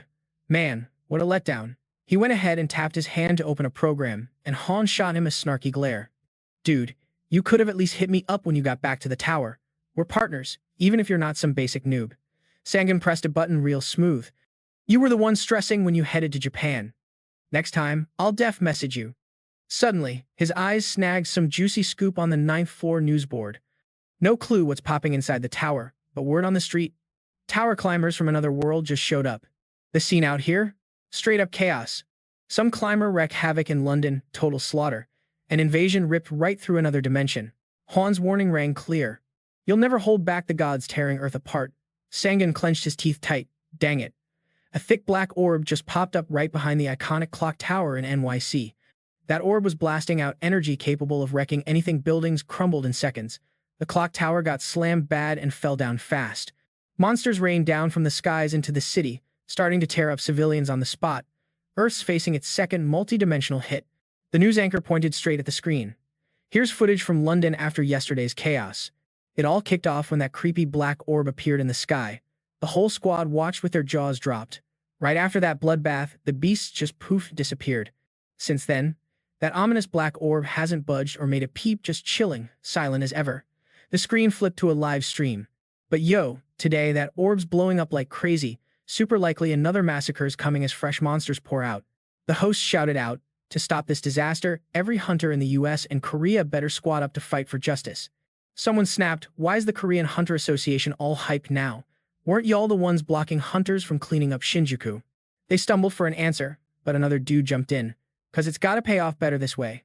Everyone turned eyes to him, no joke. South Korea's global rep's gonna shoot up after Shinjuku, letting their Hunter Association rake in mad cash, for real. Yo, the moment Sanjin showed up, folks started whispering like, wait, is that the demon's sword? Like the same one from that crazy Shinjuku showdown? No way, that's gotta be him. Dude just switched up his hairstyle, but after the meetup, Sanjin looked all sheepish like, hey, it's been a minute, huh? My bad for storming the tower solo without giving you a heads up. A chubby little dude crouched down low, all nervous. Got it. Out of nowhere, A monster sneaked up behind him and lunged. Kid freaked out big time. Sangun grinned. Right here. While Han was still trying to wrap her head around that, a squad support guy piped up. Anyone down to squad up for gate duty in London? Roll with me to the transports, all right? We need mad volunteers. Sanjin started to bounce, but Hyun was like, nah, hold up, we good this time. She pulled Sanjin aside. See, I scored some fresh gear myself climbing the tower. On the rooftop, peeps were cooking up a magic circle. I learned this wild subspace control magic. It was brutal to master, no lie. Hyun smirked. With backup, I can literally teleport on the spot. Plus, the Magic Association gave me the green light. Sanjin was totally shook. Teleportation alert popped up. Heads up, you're targeted by support magic. Get ready to zap to the designated spot via teleport. From the ground, a bunch of magic circles started popping again, turning into a swarm of monsters. Yup, more magic freaks are rolling in. Everyone sprinted to the front line like, second waves drop in soon. Protect that magic tower, fam. The monsters charged with savage growls. The defenders were grinding hard to keep them at bay. Focus up on the gate. If those alien creeps get inside that tower, we're screwed. Chubby Kid crouched low, whispering, Roger that. Suddenly, a monster creeped up behind him and lunged. The boy lost it, pure panic mode. But boom, magic circle kicks in, trapping the monster and Kid in its spell. The beast drops like a sack of bricks. Right after, Han and Sanjun appeared inside the magic circle, looking around all surprised. What's with this massive magic monster party? The chubby kid ran up, bowing. Sorry, we're still short on the squad. Hyun waved it off. No stress, lucky no one got hurt. Then she dashed off. So, when's the main attack popping off? Sanjun was hot on her heels. We're here to help. The crew was mega thankful. Thanks for rolling through when stuff's hitting the fan. This is raw danger, so forgive us if the welcome is low-key. You guys got the front lines now. You two, head to the squad and back 'em up, he ordered. Take 'em downstairs. Then the dude bounced quick, right this way. They dipped down the hall and out of the tower, where a serious meeting was going down below. Sangun was stressing. For real, the World Association must have sent a squad of hunters this time. He scoped the vibe. Why are the English magic tower mages acting so stiff and cold? Sangun sat down, thinking. Folks out there are busting their butts, and here the big shots are just sitting around like it's a tea party. Same old story, right? The dude in the chairman's chair looked up shocked. No way, you're David? He was hype. Didn't expect to see you here, man. Real honor to catch you again. He was like, Mr. Han Song-yun, and Sun suddenly got it. Wait, isn't that the old mage I bailed on the 13th floor? Hyun whispered. You know this guy. Jaw-dropping murmurs sparked. So that giant black orb has a shield that only works when hundreds of mages pour magic into it. Now it's Sangyun's turn in the hot seat, negotiating. You were this close to smashing it when it was just a small orb before it soaked up wild magic power. That first attack fizzled, 'cause of the blast, right? He pressed, and after that orb got juiced up and grew monstrous. Nothing we threw at it worked, huh? Yeah, right, David nodded low. Exactly. Crowd buzzed, doubting their ears. No way he handed over the top spot to that rookie. Who's that guy? I know him. Didn't he head to Japan? Did they cross paths in some trial? David bowed, thinking. Giving up the top seat or even bowing down? That's nothing, bro. Who's that dude? I know him. Wasn't he the hunter who went to Japan? Did they cross paths during some trial? David nodded, thinking. Giving up the top seat or even kneeling ain't nothing. As long as England's saved from this crazy mess, y'all might not get it, but trust me, I do, he thought with a cheeky grin. I know just how beast this young dude is, David threw out, trying to kiss up. So, what's the move to handle all this drama? Sanguin's voice was solid. I'm about to wreck that black sphere. David's jaw dropped. Wait, you can actually do that? People whispered. Isn't the elder going too far? Like, chill. Sang-yoon cut in. But hold up, I got one condition. David blinked in confusion. A condition, huh? Sang-yoon's face flipped cold real quick. If everyone here showers me with a proper reward, I'll smash it. As soon as he said that, the whole room exploded with laughter. Seriously, what a joke. Who do you think you are? David muttered, frowning. That's pushing it, he said. Gotta run this by the other reps first. Sangwon softly reminded him, I'm cool waiting, but let's be real. If we drag this out, London's gonna be toast. His face turned serious with a thought. In a crunch, I might act without cash, but dude, I gotta grab all I can get, every bit I'm owed. David strolled over to the door, peeped the chaos outside leveling up, and made the call. All right, I'm in, David decided. Go ahead and wreck that damn thing. Just as he spoke, the crowd yelled, Elder, you can't just drop a bomb like that. Sang-yuan chuckled low-key. Challenge accepted. His necklace blazed up. Sang-yoon instantly dropped into fighting mode. Two weapons drawn, low crouch, then bam, he smashed through the window and dove right out. Hyen darted through the crowd, worry plastered all over her face. Sang-yoon just flashed a grin. I'll be back in a sec. Then he zipped off using the system. The A+ wind spirit shoes kicked in, and bam, steps appeared for him to bounce across. Everybody's jaws dropped wide open. Almost there. For real, a human can do this? Sun's feet landed on the sphere's surface. He whistled low. Man, this thing's massive. Soon pulled out his sword. The system flashed the skill A+ Heaven Slaying Sword. 0% mastery. Effect. Use mana to add destructive power to your body or weapon. When active, damage spikes big time. Details. You can slice through anything, but the tougher the object, the more mana you gotta burn. Sang-yuan raised his blade. Let's hunt this rat down. More alerts popped up. Heaven Slaying Sword skill is on. All limits on destruction, gone. Sang-yun swung fast as lightning. Boom. A massive explosion, magical light cracked the ground, open chains burst out. Sang-yun couldn't hide the hype. A skill that cuts through literally everything? Heck yeah. He grinned ear to ear. Scored a killer skill. He gripped the sword tight, slashing hard, leaving a beastly gash. The sphere cracked wide open, bursting in blazing light. A bottomless pit appeared below. Sang-yun stepped down easy. The system pinged. You've entered an undefined magic zone. That caught him off guard. Magic zone? Sang-yun raised an eyebrow. Is this like another dimension inside the barrier? System beeped. Spirit Eye skill activated. Terrifying monsters popped up everywhere, all too real. If you ain't the owner of this turf, you get stuck seeing nasty illusions that no skill can erase. Non-masters get totally disoriented, losing sensory powers. Not being the boss here means your stats drop by 18 points. Monsters charged Sang-yuan nonstop, but he sliced them up quick with his sword. The monster's huge jaws freaked Sang-yuan out for a second. These illusions hit so hard they mess with me physically. The system flashed again. Bedrock skill activated. Magic Zone's nasty effects lifted. Part of your skills is unlocked thanks to magic resistance. The 18-point stat drop? Gone, all because of breakthrough power. A crazy bright light cut through the monsters. Sang-jun's glow caught their eyeballs big time. He jumped up and landed smooth. Sang-yun smirked. Looks like my suit heals fast when I pour mana in. Nice and handy, huh? Yo, out of nowhere, this dude pops up from behind, all cold-eyed and creepin'. Like, seriously? Someone that strong just breezes through my magic zone in the reverse dimension? Unreal. Sang-yun spins around and throws down a crazy attack. The dude hits the floor but just cackles like some villain in a cartoon. Low-key. I had this all pegged from the jump though. Then boom. A blinding beam of light hits, forcing Sang-yun to duck for cover. The system chimes in like, yo, the legend of the untouchable warrior just kicked in. Miracle mode activated. That unbreakable vibes live. The ultimate comeback power? Oh yeah, that's firing up too. Meanwhile, Senno's throwing off illusions like there's no tomorrow. Holy powers? Dude, are you some kinda apostle? No way there's gods hanging around this whack reverse dimension. Sang-yun mutters, flicking his hand and conjuring some wild magic stream. Senno's jaw drops big time. That's gotta be fake. Sang-yun's hand starts glowing hardcore, launching power straight at Senno like wham. Poof, illusions. Gone. Senno sneers. Even if you really are some god's messenger, whatever. You just cross into my magic zone, bro. Sang-yun squints, calling him out. Looks like you're the faker here. Where's your real body hiding, huh? Senno waves his hand and summons a freaking monster mob. No escape, homie. Monsters rush in like they're at a mosh pit. Spirits trying to blow up, Sang-yun swings his mace like a pro, activating his counter shield and tossing them all aside effortlessly. Those spirits bounce right back. Sang-yun shoots a look at Sino, thinking hard. Is this dude just stalling for time? His weapon starts glowing and flips into his sword. His moves ain't tricky, but nah. This is definitely some next-level trap. Yeah, it's kinda rough around the edges, but his eyes, straight up dangerous. Let's clean house.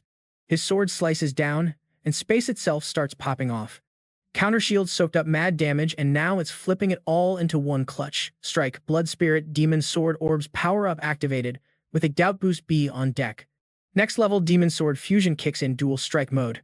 The ground explodes underfoot, dust and smoke masking the battlefield like a smoky BBQ in Brooklyn.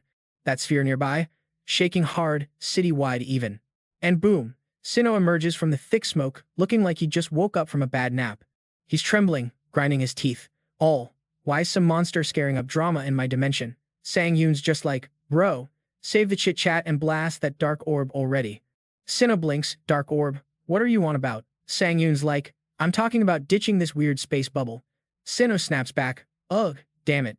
You don't get how much blood, sweat, and tears I put into crafting this space? The system pops up again, blood manipulation skill activated. Your pain? Yeah, it's about to double. Seno's shaking like a leaf, crumpling to his knees, all humiliated, while Sang-yoon's face darkens like a New York thunderstorm. Undo this now. Seno glares back, ice cold. Yo, you little punk. You know who you're messing with, future Empire Archmage right here. Sang-yoon hits him again, pain shooting through the guy's body. His voice, Ice Queen levels of icy. Undo it, Seno's begging. Hold up, wait, sniffle. Damn, I can't undo this, not in my power. Sang-yoon isn't buying it. He pulls out the system skill, Fire Dragon's Eye, scans Seno, and confirms. Yep, dude's telling the truth. Alright, spill it. What's your home dimension's name? And why you crash Earth's tiny little party? Seno thinks a sec. Can we cut a deal first? Bet it'll be a win-win for you. Sang-yoon just stomps on his head like, zip it and answer my question. Seno's stuck, so he drops it. I'm from Ares, named Seno. Why Earth? To gather faith, dude. That answer rings some alarm bells for Sang-yoon. Faith, he barks. Don't tell me you stumbled here clueless. Sang-yoon stomps again. Stop nonsense talking. Seno's all hurt but spits facts. Wait, let me explain. First, take your foot off me. He's biting back the pain real hard. Saw these records in an ancient ruin. It said mages and knights can break their limits through faith. He keeps going. Human faith builds up divine power inside you. Then you reach the 6th circle level, a higher magic tier, and boom, you become an archmage. Sang-yoon's eyebrow is raised, so wouldn't helping folks be better for gaining faith? Seno's like, fears, faith too. I figured scaring the heck out of humans would speed up faith gathering. Sang-yoon tossed the question again. Why pick Earth? Sendo wasn't playing. According to ancient scrolls, a mage can't level up using divine power in spots where other gods chill, so he came to this tiny, god-free dimension. Sang-yoon frowned hard. So basically, you slaughtered folks just to stack up faith. Sendo shrugged. Yep. That made Sang-yoon blow a gasket, kicked him several times. You're straight up nuts. Chill out. He glared hard. Next, you heard about the god of proof or the god of war. Sendo panted. No clue who those gods are. System beeped. Fire Dragon's Eye skill shows target is fibbing. Sang-yoon eyed Sendo sprawled on the floor and thought, just asked randomly, but dude definitely knows about those gods. He grabbed him by his collar. Alright, I know you're playing it close, especially when this info is hot. System popped off, torture skill activated. From now, make fear hit harder and break targets down easier. And bam! Torture techniques just got a solid 10% boost in effectiveness. Sendo's body, instant agony, like someone cranked the pain dial up to max. Sang-yoon's eyes flashed with that scary vibe. Let's see how long you can actually take this. Moonlight sneaking in through a crack, and there's Sendo, all dried up, barely able to get words out. Just end me already. Quit patching me up. Sang-yoon shot back. Why make this a whole drama when you could just spill the tea? Later, Sang-yoon spilled the beans. Sendo dropped some mad knowledge on me stuff about divine power, magic, the god of proof, the god of war, and even some juicy secrets about the Ares dimension. He glanced around. Yo, I think I've been here for like 7 hours straight, torturing someone this long? Man, that's some serious mental exhaustion. Tilting his head like a curious puppy, Sang-yoon said, Now, divine power? I'm starting to get what that's about. Long story short, having divine power doesn't automatically make you a god, Kipiss. But, to gather divine power, the martial world fighters gotta unlock their dungeon, while mages need this thing called a mana circle chilling around their heart. That power ball? It's liquid smooth, like water, the purest energy out there, vibing perfectly with your will. So, the base form of mana? Pure divine power, baby.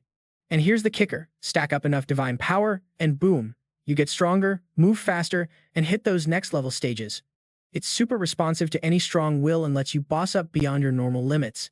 Sang-yoon thought aloud. Still gotta figure out the controls, though, cause I can't mess with divine power using the sword key. Turns out, there are 2 legit ways to stack divine power in this realm. First, you've got the grind method, breaking down and refining mana bit by bit. Spoiler, it's mad tough and takes forever. The other route? Faith. Comes in 2 flavors, worship or fear. Once you rack up enough of that, the one receiving it soaks it up right through their heart. That's the scoop I got from Sendo, he shouted suddenly. There's a prophecy, though a secret prophecy that must never see the light, he whispered. Remembering, some priest who worships the god of war laid it on me. I swear it's legit. According to the prophecy, I gotta hunt down divine power info hidden in ancient ruins texts. Fists tight, Sang-yoon snapped, the god of war. Can you believe he's getting this hands-on? The system pinged him, don't trust other gods.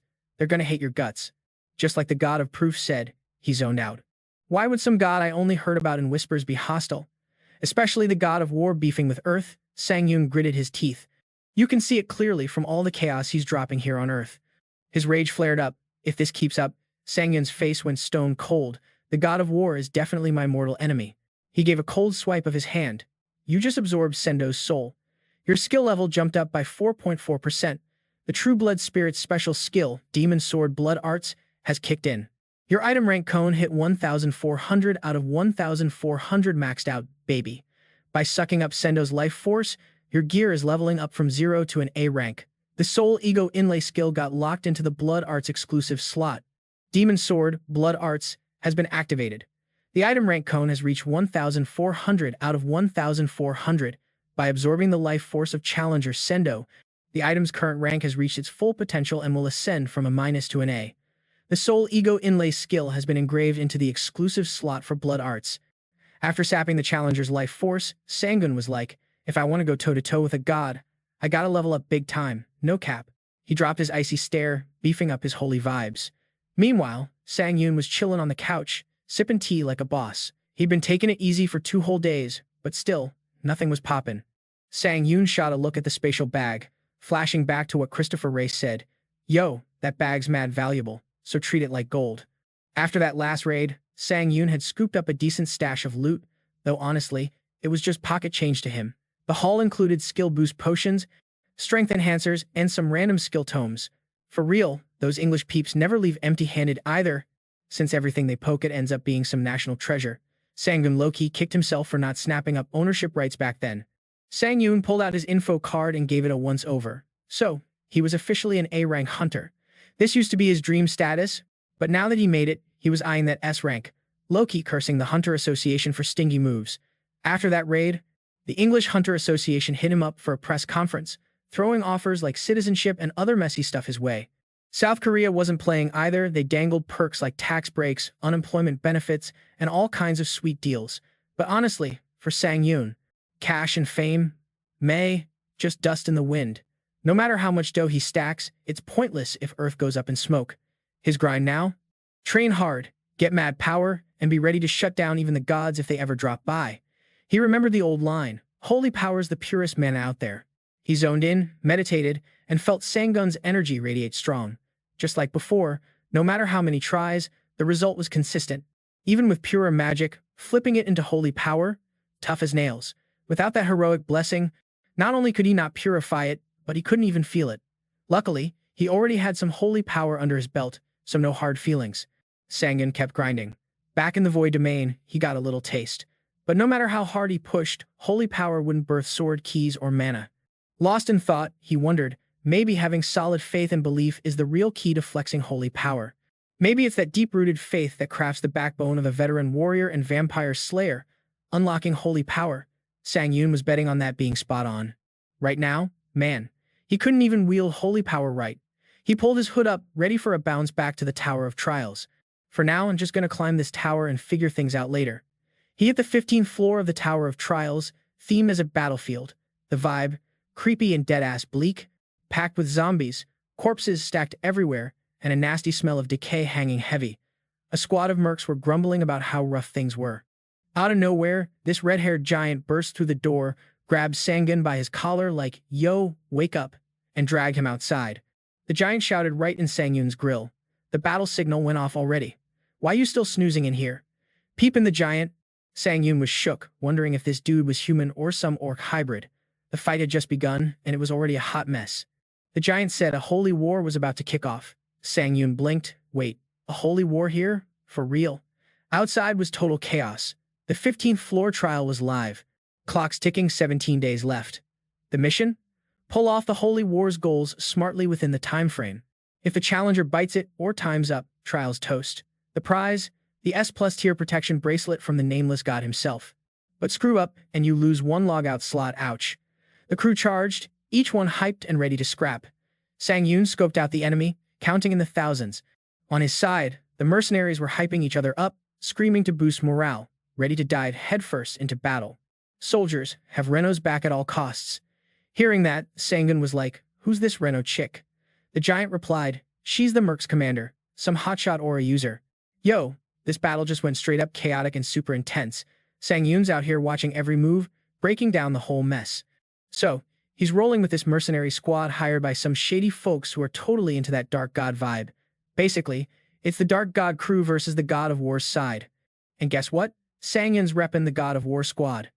Just thinking about that got him hyped, and bam, a little smirk popped up on his face. Now, the system threw down a bonus quest called the Path of the Guide, where Sang's gotta prove he's an epic leader to this mercenary gang. Complete that mission, and there's some sweet rewards after smashing the trial. The commander, Renol, leads a mid-sized merc group and is super hungry for sword mastery. She ain't from fancy roots, Renol's battlefield born, living through crazy life where death scraps her whole life. Thanks to all that, she leveled up to aura user status, a rare step only legit knights hit. But here's the tea. Her old-school aura teachers never gave her the full game plan, so she's kinda capped skill-wise. So, with no one else to guide her, Renol dove back into the fight, chasing that big enlightenment glow. Even though her actual fight mojo is a bit limited, girl ain't no joke, she's dropping enemies left and right without catching a breath. But man, there's just too dang many of them.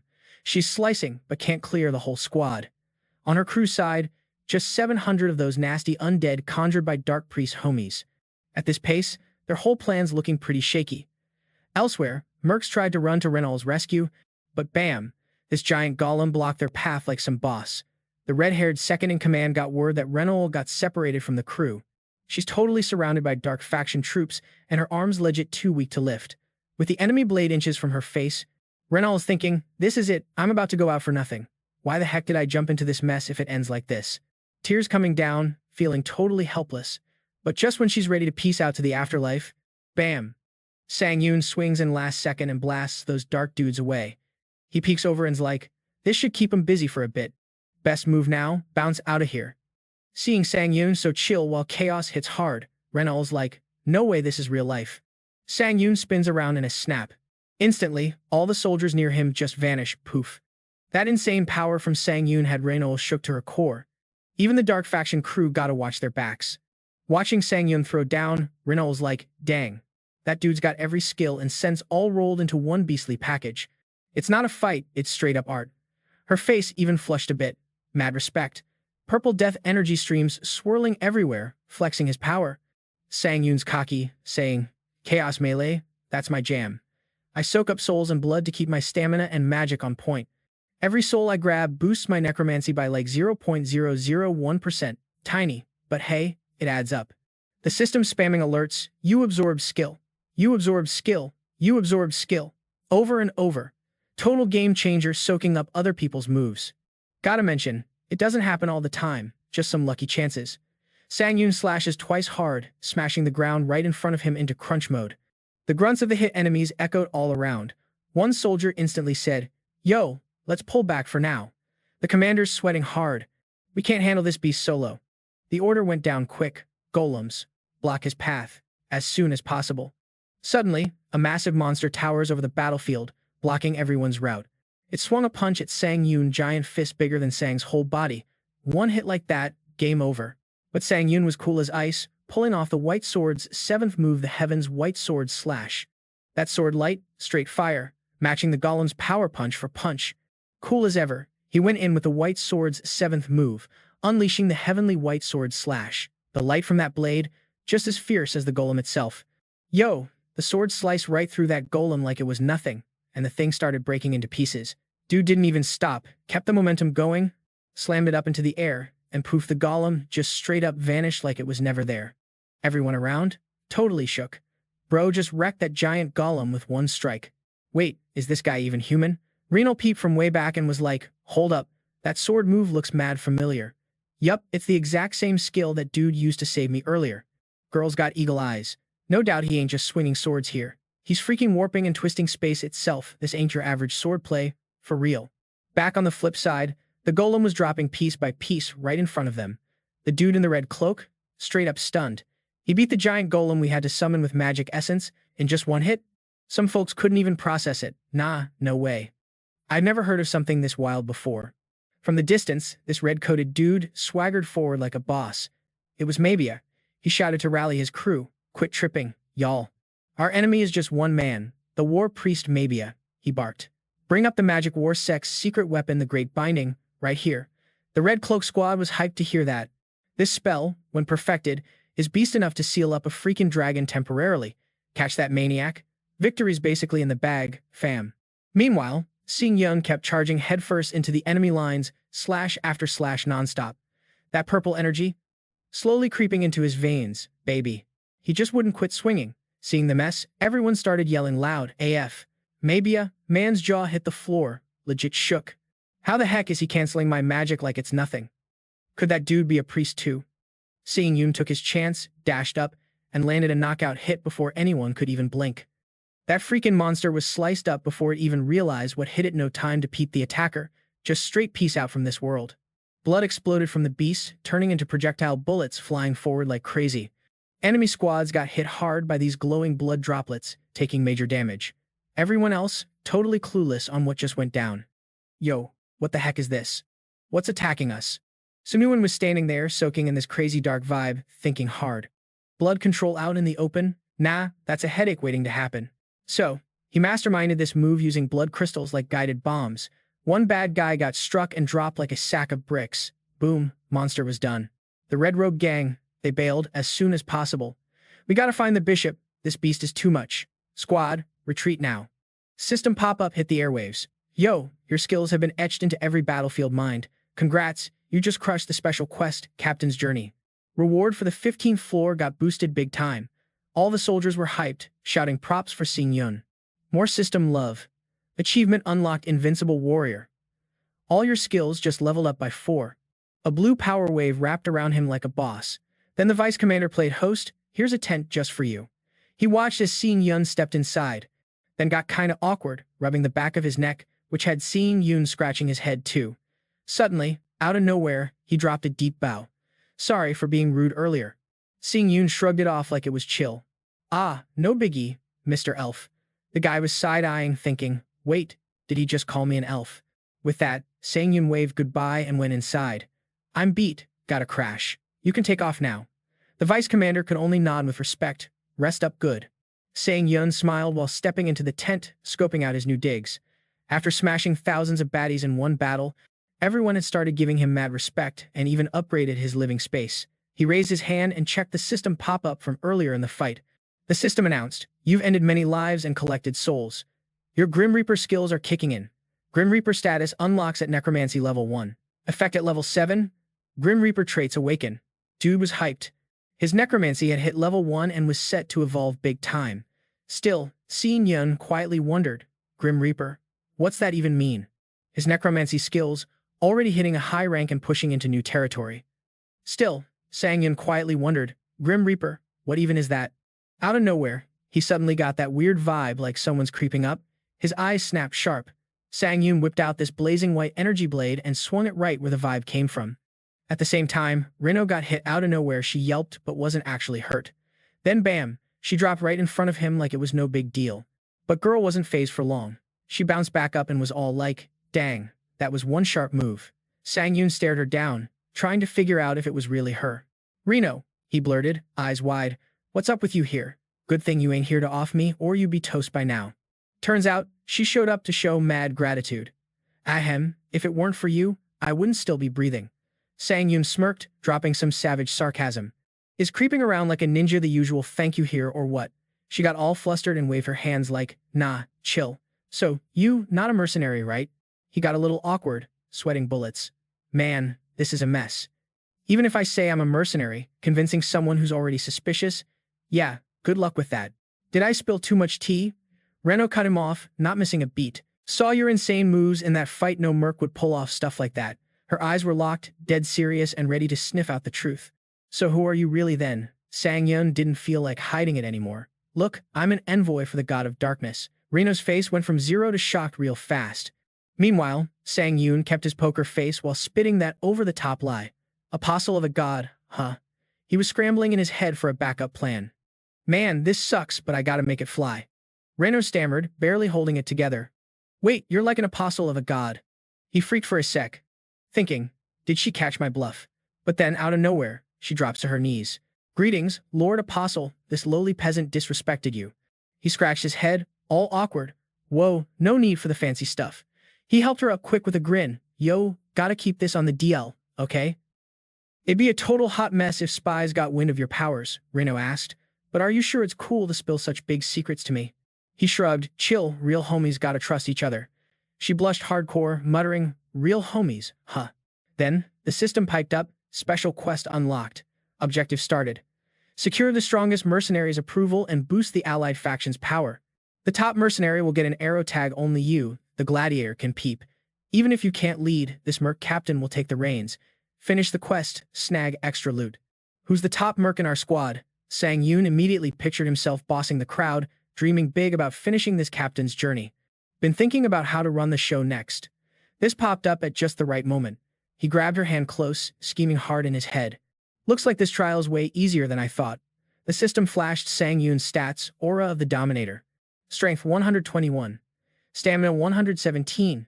Agility 115. Mana 114. Endurance 163. Trait Necromancy, Prerogative. Skill Synthesis Authority. Extra deets. Skill info.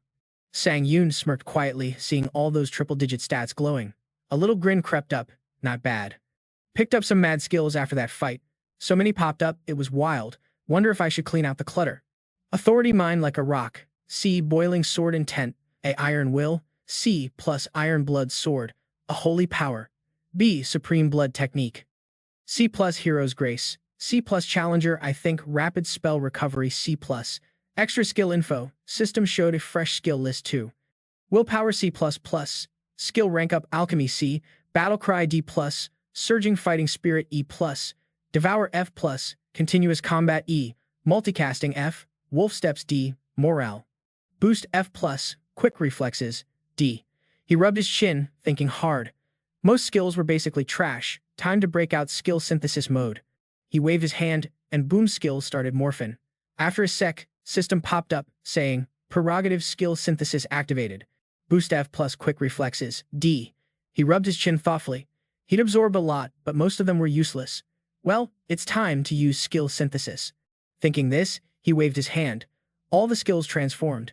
After a moment, the system displayed a message, Prerogative Skill Synthesis has been activated. Yo, Hero's Grace just kicked in hard. He was kinda shook because this move boosts your luck, but just for a bit. A beam of light shot out from him, super bright and fast, unlocking new skills. Absolute Charm B, Black Wolf Steps, and Blood Absorption B+. He grinned, thinking back. Same power he triggered when mixing those demon swords earlier. So, Hero's Grace, this thing's actually useful? Then boom, Sangun's mind flashed to someone. Oh snap, I got that too. The system popped up with a bunch of glaring red icons. Imbuement Skill, Bloodline Enhancement C+, Aptitude Enhancement B+, and Soul Transfer B+. He clicked to peep the Soul Transfer B+ details. This skill was snagged from that challenger. It pumps his soul straight into a shield or item. Basically, when the soul goes in, part of it chills inside the item and the skills riding with it vanish. The soul inside grows and backs up its master as much as it can. Sangun smirked and mumbled, so, the skill poofs after I use it. Since Blood Absorption was already in play, he popped out the true Supreme Blood Demon Sword, activating Soul Transfer B+. System was like, pick the shield or item you want to plant the soul into. He got deep in thought, then waved at the floating swords, one red, one blue. Transferring a soul is like housing a boss inside your gear. This ain't a joke, gotta be careful. The system chimed, you chose the true Supreme Blood Demon Sword, A for Soul Transfer B+. Sangun's heart did a little happy dance, staring at the fiery red blade in his grip. The Supreme Blood Demon Sword was the perfect fit since it could level up. He powered up the sword, and a fiery light burst out fierce. That blazing red blade lit up with sick patterns. The Master Soul, the Seven Blood Demon Gam Chunu, slid into the Supreme Blood Demon Sword. A wicked laugh echoed from inside it. Man, I've been trashed and tortured way too long. Sangun wondered what the vibes were coming through from inside the sword. Bow down, worship me, and hype me up. I, Blood Demon GM Chungu, am back. Sangun was low-key surprised but also hyped. Oh snap, the wild dude's now living in the Supreme True Blood Sword. Meanwhile, on the battlefield, a gray-haired kid in a purple shirt was going ham with some skeleton mobs. Purple light was flashing everywhere. Then boom, he transformed into a terrifying skeleton. Bone combo skills are next-level crazy. Suddenly, someone sidled up, saying, Yo senior, you're insane. Crowds nearby spotted Sangun and started whispering, Wait, isn't that the butcher strolling by? That doesn't even look like him. Nah, you ain't seen him in action. He's a total monster out there. Took down thousands without batting an eye. Another voice was like, dude, let's bounce. That's bad luck for us. Sangun caught that gossip and thought, bro, I really don't want to hear y'all right now. The moon was riding high in the night sky. As he walked, he thought, man, it's such a chill and pretty night. But then the sword's voice shrieked, yo, are you messing with me? How dare you ghost my words? You got no clue how many folks are dying to chat with me. He frowned, thinking, this scene would be lit without this annoying dude. The voice kept on, so rude. How disrespectful to snub me, the blood demon, Gayam Chunu. I'm talking to you, homie. The sword trembled, pure mad vibes. Sangun rolled his eyes like, dude, now you're just bragging. Chungu went on, thought I busted out of that hellhole at last, but end up with some lame master. Sangun shot back. I'm not lame, I just don't vibe with pointless chit-chat. The demon felt a bit happy hearing that. Finally, you're starting to talk. Sangun looked around, no one was watching them anymore. Chungu's voice was dripping with mockery. You dumb. Don't know how telepathy works? Thought you were my kind, Sangun admitted.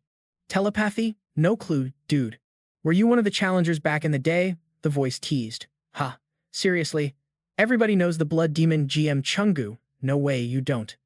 Hey squad. If you're loving this wild ride, smash that like, drop your thoughts below, and don't forget to share the drama with your crew. We're repping from New York to LA, keep it lit. The sword was shaking like it caught some mad rage, and he thought, yo, now he's flexing on himself. Chungu chimed in. I thought I finally escaped that hellhole prison, only to get stuck with such a lame master. He fired back, lame? Nah, I just hate wasting time on dumb talk. Hearing that, it showed a flash of happiness. You're finally chatting with me. Sangun noticed, no one around to spy anymore. Chungu's tone was dripping with mockery. Dude, you can't use telepathy. I thought you were on my level. He laughed, clueless. What's telepathy anyway? Never heard of it. Were you maybe a challenger when you were alive? The voice teased again. Ha. Seriously. Everyone knows the blood demon GM Chungu's name. He shot the question straight up. Yo, what floor you hit? The reply. All cocky. I made it up to the 41st floor. Man, he was shook to his core. The 41st floor? Huh? Sanun smirked like he just struck gold, calculating big moves. If this dude's legit, then oh boy, that's some prime info.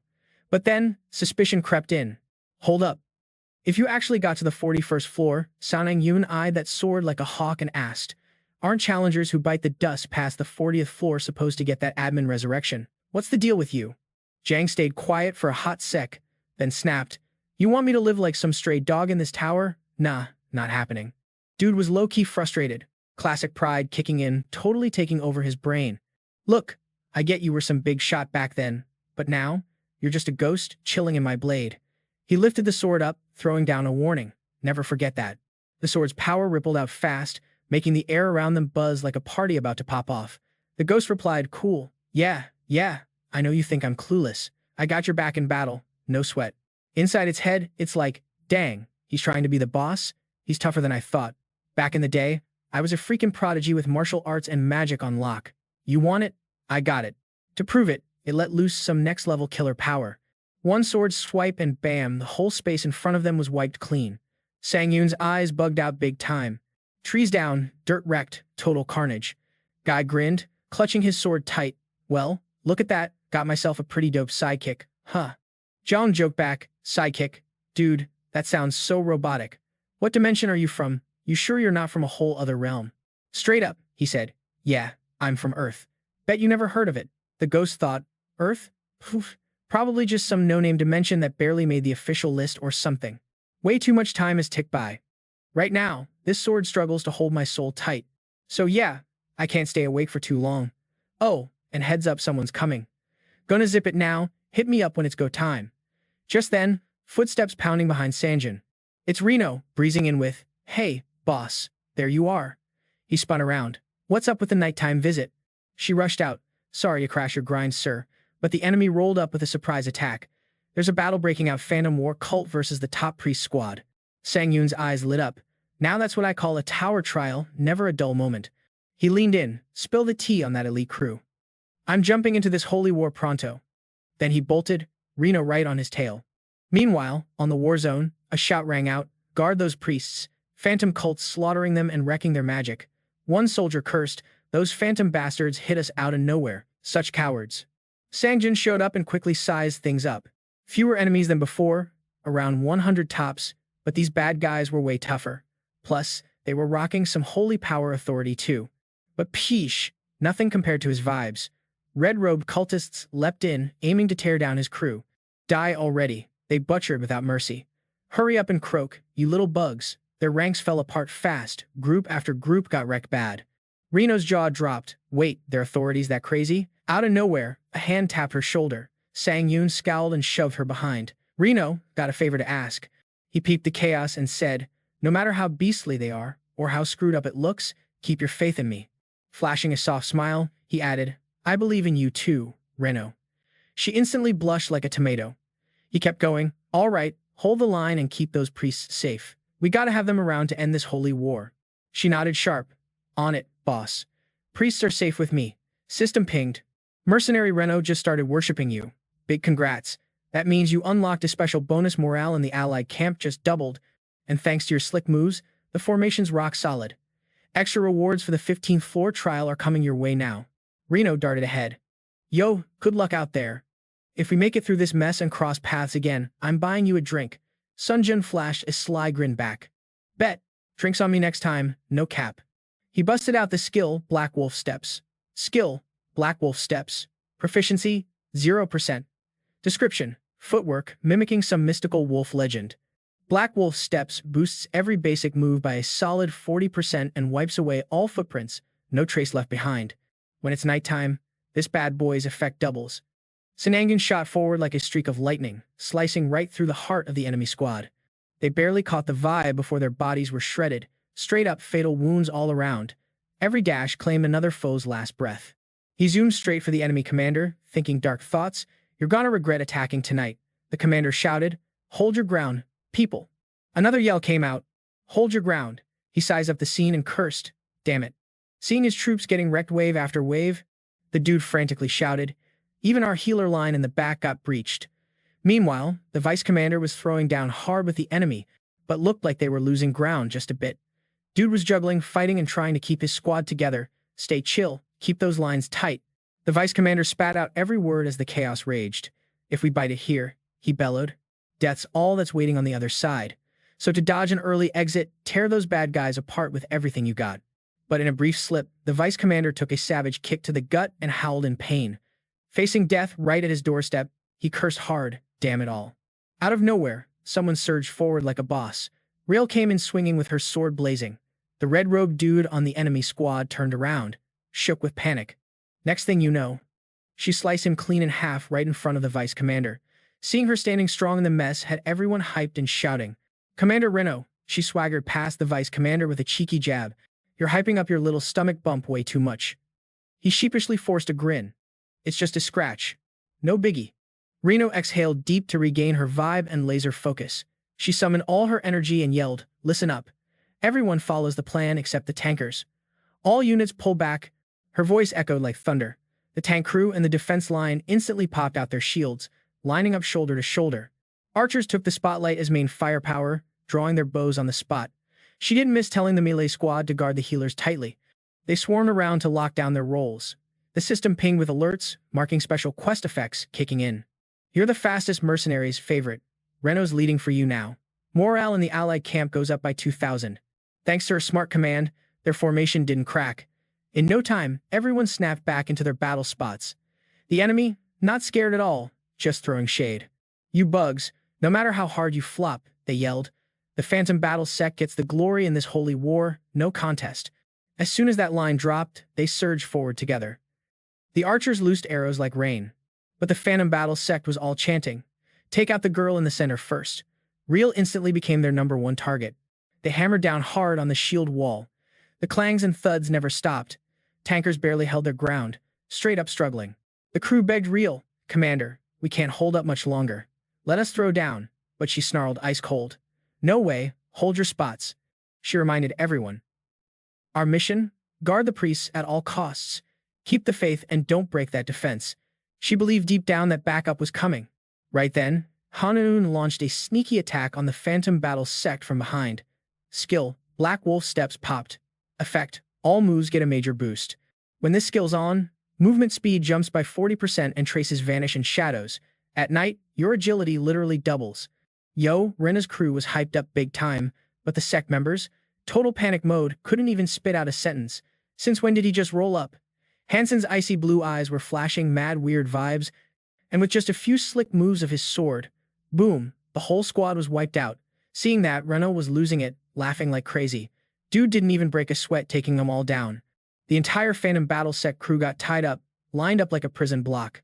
All they could do was trash talk with nothing to back it up. Man, this is nuts. Out of nowhere, Chungus's deep voice boomed. Using me just to chill instead of fighting? Please. He kept roasting with that cheeky grin. But hey, I gotta say, you crush your enemies with zero mercy, and I kind of vibe with that. He snorted in surprise.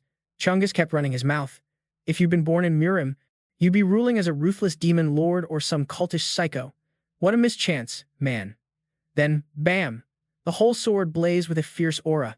Hansen tilted his head in pure awe, whispering, "What's up with these magical sparks?" Some quiet buzzing slid into his ear. Gazing at the spark dancing next to him, he muttered, "So this is that telepathy thing you mentioned, like mana-powered word vibes." The sword's hilt eyes lit up bright as a lamp, and shot back in shock. "Wait, you learned telepathy that fast?" Hansen kept his chill, but yeah, it was kind of both a question and a flex. "Isn't this basic stuff anyone using mana should get?" Chungus was shook. "If you're right, half the grown-up martial masters in Murim should be called dumb." Suddenly, the blade started shaking, buzzing annoyed, then burst out laughing like it just hit the jackpot. "No doubt, whoever I put my soul into is a straight-up genius." Hansen just stared, not knowing whether to roll his eyes or bow down to that confidence, so he simply threw a half-hearted, "Yeah, sure." After some chit-chat, Chungus yawned, "Man, I'm beat. Gotta catch some Z's and recharge. Don't hold me back, just hit me up when you need me." Then this mysterious dude slid up behind him, saying all respectful, "Sir." Dude's eyes were low-key, spooky but serious. "Follow me, please. The Archbishop's calling you, no joke." Hansen was kinda caught off guard. Next thing he knows, he's standing in the main hall. An old guy chilled on a throne, speaking smooth. "Butcher, thanks for rolling through. Make yourself at home," he said chill. The other replied smooth, "No need to get all fancy calling me that. That name, it's got that vibe both here and not. Bet even the Dark God digs a dude like you." Hansen stayed professional. "Appreciate the shout-out." Old man didn't waste time, got straight to business. "Nameless, you know why I called you, right? To talk about your reward." Hansen got it, replying, "Yep, assistant priest filled me in on the way." Keenan was grinning wide. "Awesome. Let's cut to the chase." The dude's face stayed mysterious, like he was cooking up something shady. Keenan nudged. "So, what's your price for all this?" Hansen paused, then threw it back. "Hang on, Archbishop. Lemma ask you first." His eyes lit up with some sneaky vibe as he asked, "How much are you ready to drop on me?" Right then, that absolute charm skill kicked in. Even though Hansen's skill was 0, its base effect made any smart being feel super chill toward him, plus all charm stats got a boost. But hey, if a target's got beef with you, it might not work. As soon as it fired up, the system shouted out that Archbishop Keenan hit a freaky state of pure fear. The dude's judgment got all fogged up. Keenan looked like his soul dipped out for a minute. His voice shook as he said, "This will be the best reward I can offer with my Archbishop powers." The dude even teared up, like ready to hand over the rarest holy relic in the Dark God cult's stash. One of his guys freaked out, seeing his boss about to cause a major blow-up, and barged in trying to stop him. "Archbishop, we can't just hand our sacred relic to some outsider." Keenan shot back, looking all tough like a kid getting picked on. "Zip it." Then he glanced at Hansen, who was giving off major boss vibes. Keenan laid it out. "In this fight, he's the real MVP, leading us to that W." After saying that, dude, he hung his head low like he just saw some scary stuff, like legit trying to dodge a nightmare. My heart, totally skipping beats. No joke, this dude was giving off some serious bad vibes. Honestly, the only way I can put it is like staring down a legit evil dragon. Kenan looked like he was about to shrink away. Dude knew with his power alone. His crew didn't hesitate and whipped out the family's ancient heirloom. Kenan kept going, dropping gems. "A holy relic. That's not your average trinket. It's packed with divine juice." As the crew passed the relic to Hansang Yuan, Kenan made sure to hype up the cult's ultimate prize, their darkest dream. "Handle it with care." His eyes flashed Dragon God mode right when he flexed his fire. Dragon's Eye skill, turns out. These two goodies were top-tier SS rank worship seals. This seal, gifted by the Dark God to the Pope type who's all in for the cult, stamp it on your hand's back, and boom, you get the worship skill locked in. Then the relic seals up and ghosts away. The other piece, an SS rank shroud they call the Fallen Devouring. This holy cloak's a dark beast. It can swallow up anything, even the legendary primordial flame. When its owner finally bites the dust, the night shroud kicks in no matter what. All the owner's divine mojo gets poured into bringing them back, and after rising, they're straight up immune for a bit. After it's popped, poof, the shroud vanishes. But heads up, if the challenger, Han Senon, dips off the 15th floor trial, the relic bounces, too. He eyeballed the gear, and man, his silent grin was priceless. Yo, SS rank? No way.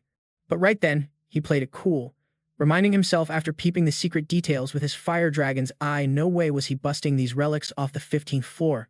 Also, Sangun got it, that uneasy vibe. Nothing here's random, especially in this trial tower jungle. Getting handed 2 freaking SS rank relics instantly screamed big boss fight ahead, the kind of challenge that demands serious firepower. Life's a quick flash like a shooting star, man. Han Sang-yoon gave a salty little smirk. Wild irony, right? He snatched up the seal quick. Kenan stepped up, dropping some real talk. Nameless, holy war just kicked off. Show some muscle worthy of this epic reward. Just a heads up though, if you bail, the Dark God's wrath ain't no joke. Sun shot back, grinning sly. A mortal packing a holy relic? Nah, no way I'm running. He spun around, waved by like a boss. All right, I'm out of here. Kenan looked torn but couldn't stop him, nodding with worry on his face. The minute he vanished, it was like the Archbishop's soul got snapped back into his bones, shaking and mumbling about his sacred relic like a man possessed. Gun bounced off humming a chill tune. Then out of nowhere, a voice pops up behind him. Hey, sir. Ren rolled up all chipper. How'd your chat with the Archbishop go tonight? Looking at that tough little firecracker, he shot back quick. Good, and I gotta thank you for that. Then Han Sang-yoon paused, kinda curious. Wait, you been hanging around this whole time? Ren flushed, then sheepishly said, yeah, pretty much. She tried to switch gears fast, all shy. Well, I did promise to buy you a drink, you know. Her face was red as a fresh tomato as she added, plus, there's something I want to ask you. Son gave a suspicious look. You want to ask me something? Not long after they chilled side by side, Ren knocked back a crisp barley brew, then slammed her mug on the table, letting out a happy sigh. Han took a silent mental note. Wow, that's actually pretty solid. But peeping his mug, she wondered, wait, this actually supposed to be strong beer? 'Cause I'm feeling not a buzz. But seeing Ren faceplant on the table made him think, for me to feel buzzed, it'd have to be alcohol strong enough to kill ya. My body's way beyond human now. She pouted.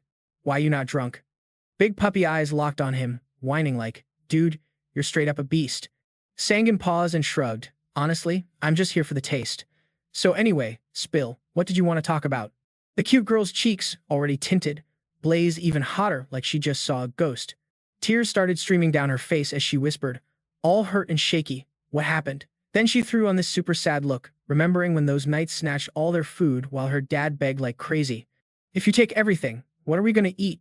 But the knights just shoved him aside with zero mercy, hurling insults like, you pathetic lowlife. Little Renal, totally freaked out, called for her dad, then grabbed onto some other knight's leg, straight up calling him out. How dare you lay a hand on my dad? What kind of knight thinks they're all that? Her fam tried to calm her down, but the dude just kicked her away like she was air, ripping into her without mercy. You crazy little brat, what's your deal? The pain crushed her, but all she could do was cry through it. He sneered like he owned the place and threw out, if you don't like how you're treated, go become a knight yourself. Then he dipped, muttering nasty stuff about her family. That memory lit a fire under Renel's anger.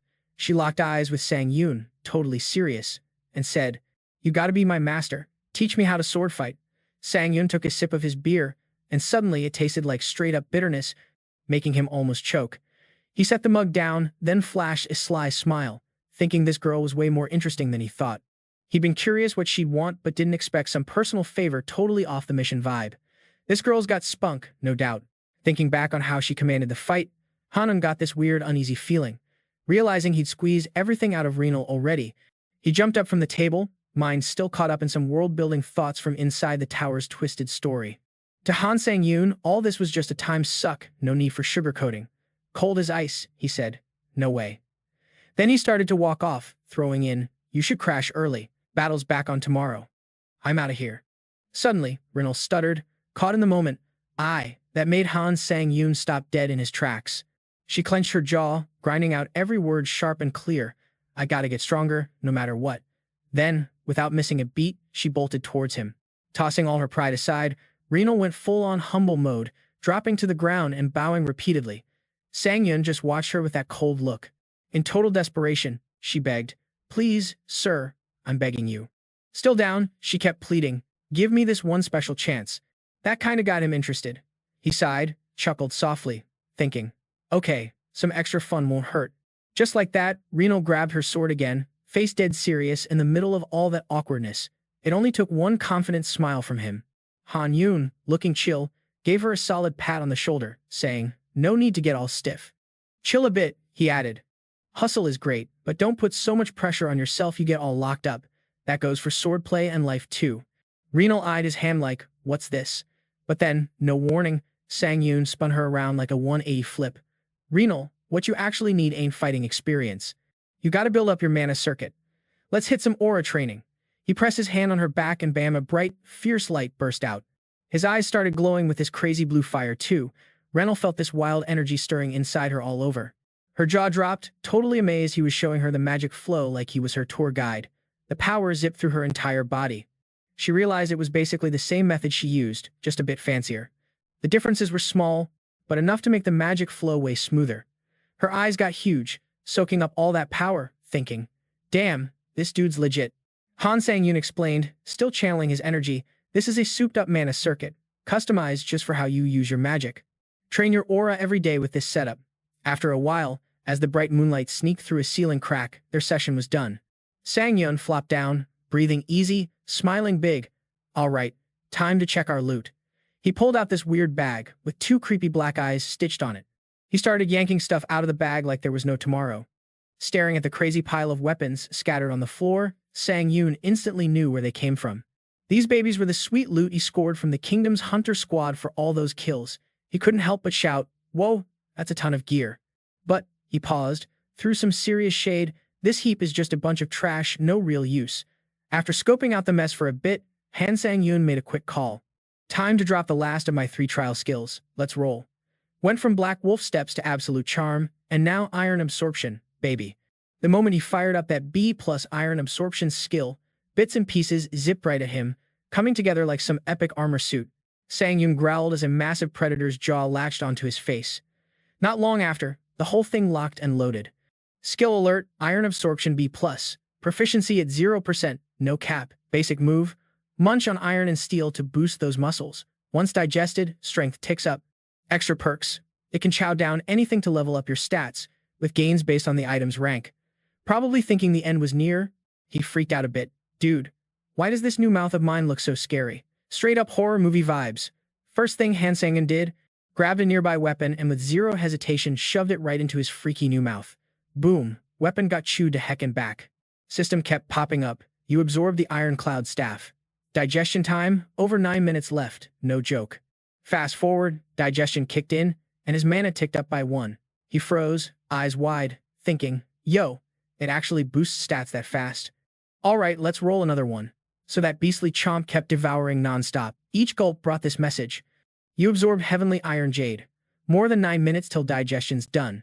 After coughing up some blood, boom, digestion complete. After absorbing iron, your body's strength leveled up, pushing out 0.8% toxic gas.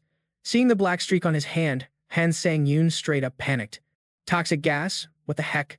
Then he gasped as his body felt way lighter. Oh snap, that's what peak physical upgrade feels like. He was hyped, didn't expect miracles from such a scary mug, but damn, this is fire. No way I'm gonna hate this. Han Sang-jian kept munching through his stash, hyped AF about how tasty these items were. Never thought munching loot could be this lit. Notifications kept flooding in. You absorbed 8 more iron-based items. You're maxed out. No digestions left, fam. Over 20 minutes till digestion wraps. He checked the pile on the floor, tired AF, thought, so I can only gobble up 8 at a time? That's kinda lame. Iron absorption skill cut off. Han Sang-gon plopped down, brain spinning. But compared to the speed of growth from this skill, this limit's no biggie. He quickly dug into his bag again, holding tight to something. A question popped in his head. Been wondering about this forever. It's the SS rank worship seal. The black stamp the dark god drops on his most devoted pope. Slap this seal on the back of your hand. It brands you with that worship magic. Once stamped, the item gets locked and absorbed right into the mark. But heads up, the effect fades after Han Sang-gyeon finishes his personal trial on the 15th floor. After mulling it over, he decided, let's carve this SS rank seal into my skin. Maybe it sticks even after I bounce from floor 15. Yeah, carving something on my body sounds wild, but hey, gotta try. Without hesitation, he went for it. The SS rank worship seal's unique effect is now engraved on the back of your hand. Items touched by the mark get absorbed and totally disintegrate. Out of nowhere, a vivid purple glow blasted from the stamp. After an intense moment, it died down. A lone wolf image stood out crystal clear. The system popped up saying, "This mark on your hand? It's here to stay." Then, a bunch of trippy images flashed by. Han Sang was totally shook. Like, wait, hold up. Every admin popping up on these virtual pics, different peeps dropping comments. And get this, the admin Dragon Slayer from 1,000 years back, straight up scared stiff when they spotted that worship seal. Then, the admin warrior from some distant world blurted out, "Yo, who gave you the guts to rock the worship seal like that?" Meanwhile, the admin divine seeker was all like, that tower tossing him the seal. They seriously crossed the line. The moment he read these messages, Han Sang locked eyes on that lone wolf tattoo on his hand, worry creeping in hard. Quiet had ruled for a minute, but as soon as he stamped that seal, boom, the messages blew up again.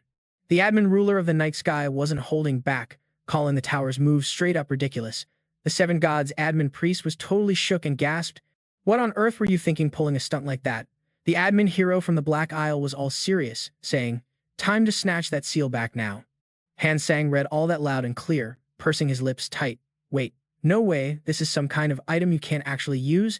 These admins are acting super sus. His face flipped to pure panic once it hit him. The tower must have handed him something it definitely wasn't supposed to. Lucky for him, the images didn't vanish into thin air during his freakout. Instead, fresh lines took their place. Unauthorized info leak detected. The admin's messages got iced out temporarily. The Tower of Trials was sending a serious warning. If another info leak happens, those admins get booted from watching Challenger Han Sang-yoon's trial. He balled up his fist, thinking, dang, this secret relic stashed here? Way bigger deal than I thought. Han Sang-yoon's eyes flashed with danger, his killing vibe ready to burst out like a firecracker. Lifting his mark hand high like a boss, waves of steel determination washed over him. All right, let's see just how lit this thing really is. Right then, the exclusive worship effect on the seal kicked in. The system popped up like, hey, you can toss any talent, skill, or treasure to a god. His eyes shot wide open, heart pumped with rebellious fire. He went, wait, offering stuff to a god? How do I even know they won't turn on me? What's the point of offering anything? But then, he shook it off. Han Sang said, forget the worries, I gotta test this out myself. He grabbed that weird bag again and gripped his staff tight. Among the junk absorbed by iron absorption, the system chimed in. You've picked to offer a treasure to a god. Pick the treasure to give the god. Without blinking, he lobbed in the staff, thinking, let's throw this lame stick in and see what shakes out. Then it said, you've chosen the D and G minor sorcerer staff. Another notification popped up, pick the god to offer this item to. But dude, everything started glitching hardcore, leaving Han Sang scratching his head, like, okay, what's going on here? Different text showed up, error, no trace of a god in your divine power. Then this bigger panel popped, you've been marked as one with divinity. Meaning, the treasure's getting offered to yourself.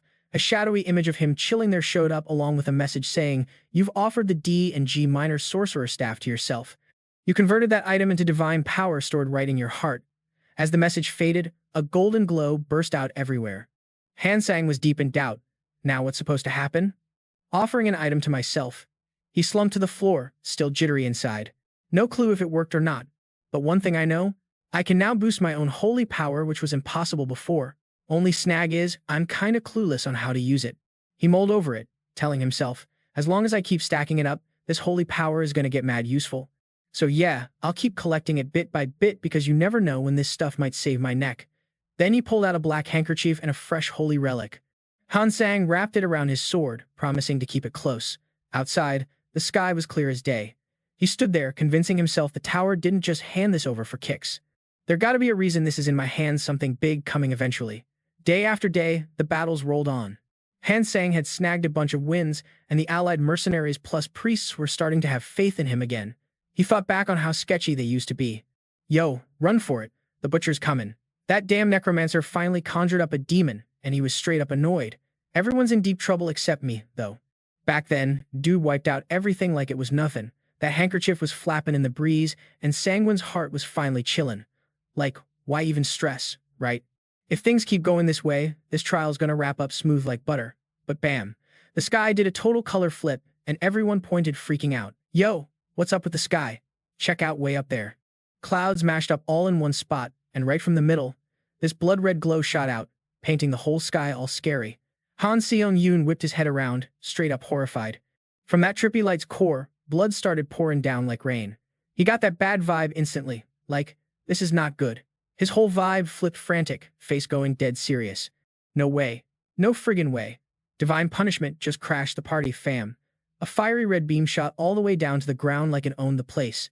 That red beam was totally targeting the folks below. Sang-yoon caught the warning sign. He threw his hand up like, counter shield, bring the max power. Two mega forces about to wreck each other. Boom. The ground cracked like crazy. When the dust settled, Han Seong-yoon slowly appeared, eyes locked and worried, stare heading somewhere else. Where that beam smacked down, a massive crater now. Anyone stuck in that mess was basically donezo. He clicked his tongue, mad annoyed.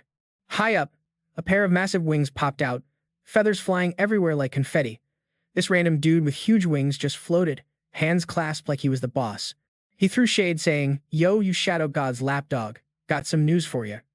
John flashed that wicked grin, puffed up his chest, spread out those wings, and yelled, "God's mercy." He looked all nasty and amused, dropping, "You just got hit with divine punishment, straight up gifted to you." Soon went quiet, picking himself up, thinking, yeah, I knew he felt it from the jump. He gritted his teeth as system messages popped up again. The God of War just sucked up a ton of holy juice to pull off a half-baked descent, but while chillin' here, no myths or godly powers for him. By landing on Apprentice Apostle Jernavia, he's stuck not fully flexing that divine power. The challenge for Han Sang-yoon's solo trial just got turned up to crazy level 15. He sized up the situation, thinking, okay, God of War's in the mix. The trial tower officially says the difficulty for Sanwin's challenge is cool. No cancellations, folks. This show's gotta go on. Reading this official memo, he was all, really? No heads up for me. Meanwhile, Jurhan, now God of War possessed, kept hurling mad trash talk. This is my shot to personally kill this jerk. His eyes were straight up blood red, like some killer beast, spitting curses, death wishes, and regrets for ever messing with a god. Hanan did some quick math, thinking, no way I'm holding back or I'm toast. So he slammed that instant acceleration skill into gear. Then bam! Grace of the Wind kicked in, speed jumped by 70%, skill stacks jammed full, 7 out of 7. Focus mode activated for max combat mode. Dude's focus was like 20 times stronger now. The blood spear art wielded its power. Sun gripped his blade tight, his whole body glowing with sacred energy. His eyes went full red alert. Sun nodded like, all right, this is looking sweet. I can finish this real quick. But before he could even blink, the God of War blinked right in front of him. One hand snatched his face, slammed him face first into the dirt while the other raised up high. He conjured a razor-sharp arrow that pierced deep through his chest pain so fierce, not even a peep came out. All he could do was watch helpless as he bled out hardcore. Blood splattered all over the ground. Then boom. A notification popped up, you have died. Sang-yoon felt himself falling into this endless void, cold, dark, and freakishly familiar. He drifted deeper and deeper into that abyss. Eyes popped open and he thought, right on cue. A cold voice echoed, the God's apostle killed you, dude. Right in the middle of Hans Sannon's chest was this huge hole poking all the way through. Some thought, yeah, I'm legit dead. Memories of his crazy climb up the tower flooded his mind. So many wild ups and downs on the way up, but hey, I beat 'em all. Until now. Faces from his past flashed through his mind. Man, thanks to that wild ride, I met a ton of different folks. Han Sang-yoon sat there, deep in thought. Win or lose, I always went all in. That's just how life rolls. He could still feel that nagging sting from the fatal hit in his chest. Yep, it was real. Gotta just deal with it. Han Sang-yoon cracked a faint smile, juggling that mix of pain and hopelessness. So, this is what the end feels like? Or maybe my brain's just fuzzy right now. This never-ending pitch blackness carried a weird kind of calm. Then bam! Out of nowhere, a figure showed up all slim and rocking tight black threads. It was the God of Darkness swooping in, wrapping Han Sang-yoon up from behind. He freaked out, spun around, then dodged her grip fast and faced her head-on. The God of Darkness grinned, chill, kid. I'm not here to mess with you. Han Sang-yoon blinked. Who are you? For real? She whispered, this is just a slice of me in this little simulation. But dude, You don't even recognize me after I kicked off a holy war for you. Kinda hurting my feelings. That's when Han Sang-yoon snapped, wait, could this be? The god of darkness.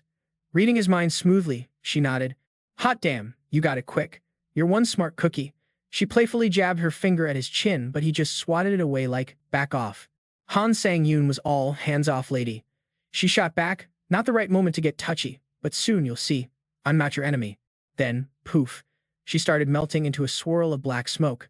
The tower is onto me, gotta bounce now. The more you vibe with me, the stronger you get, she said just before a blinding flash lit up behind Han Sang-yoon. Once your eyes pop open, darkness is done for.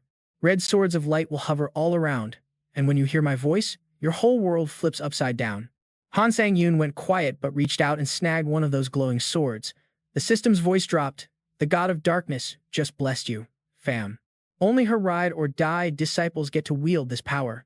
Meanwhile, in meat space, the god of war stood towering over Han Sang-yoon's body, looking pissed and arrogant.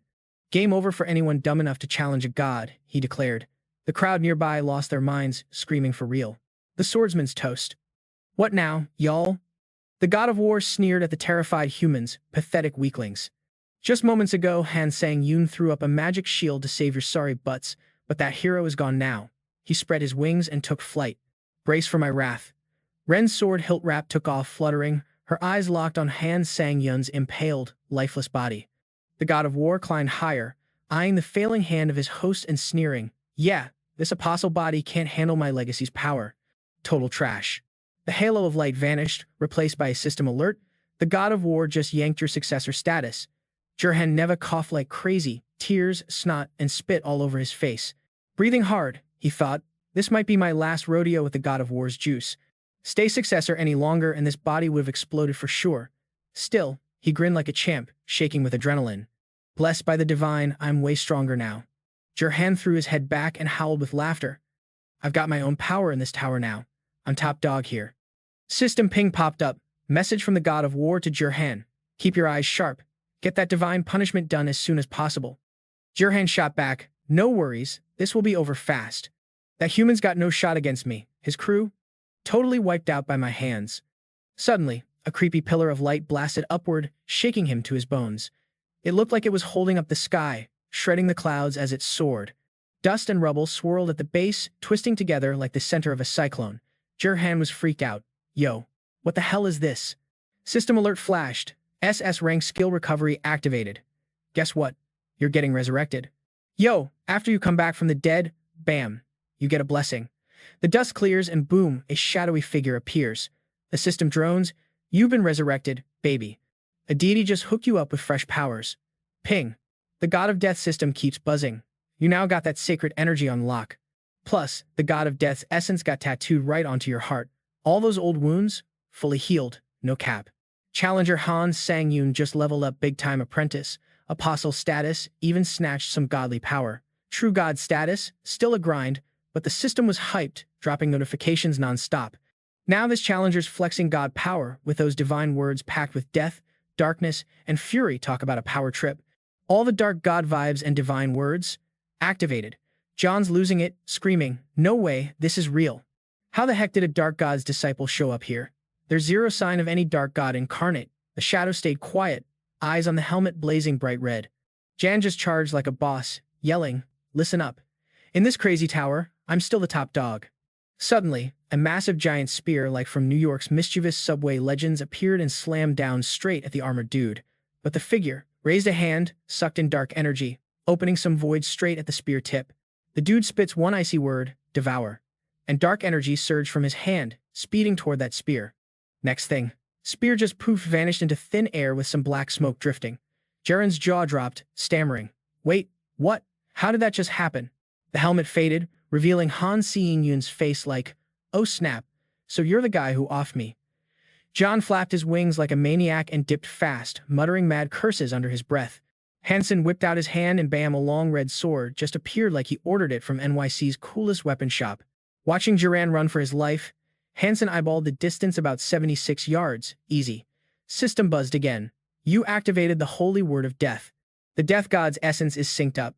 That holy death word just gave your dark divine powers a mega boost. Dark power surged through his sword like lightning in the Big Apple. Hansen didn't mess around past a death sentence. Die. His slash cut John clean in half, top to bottom.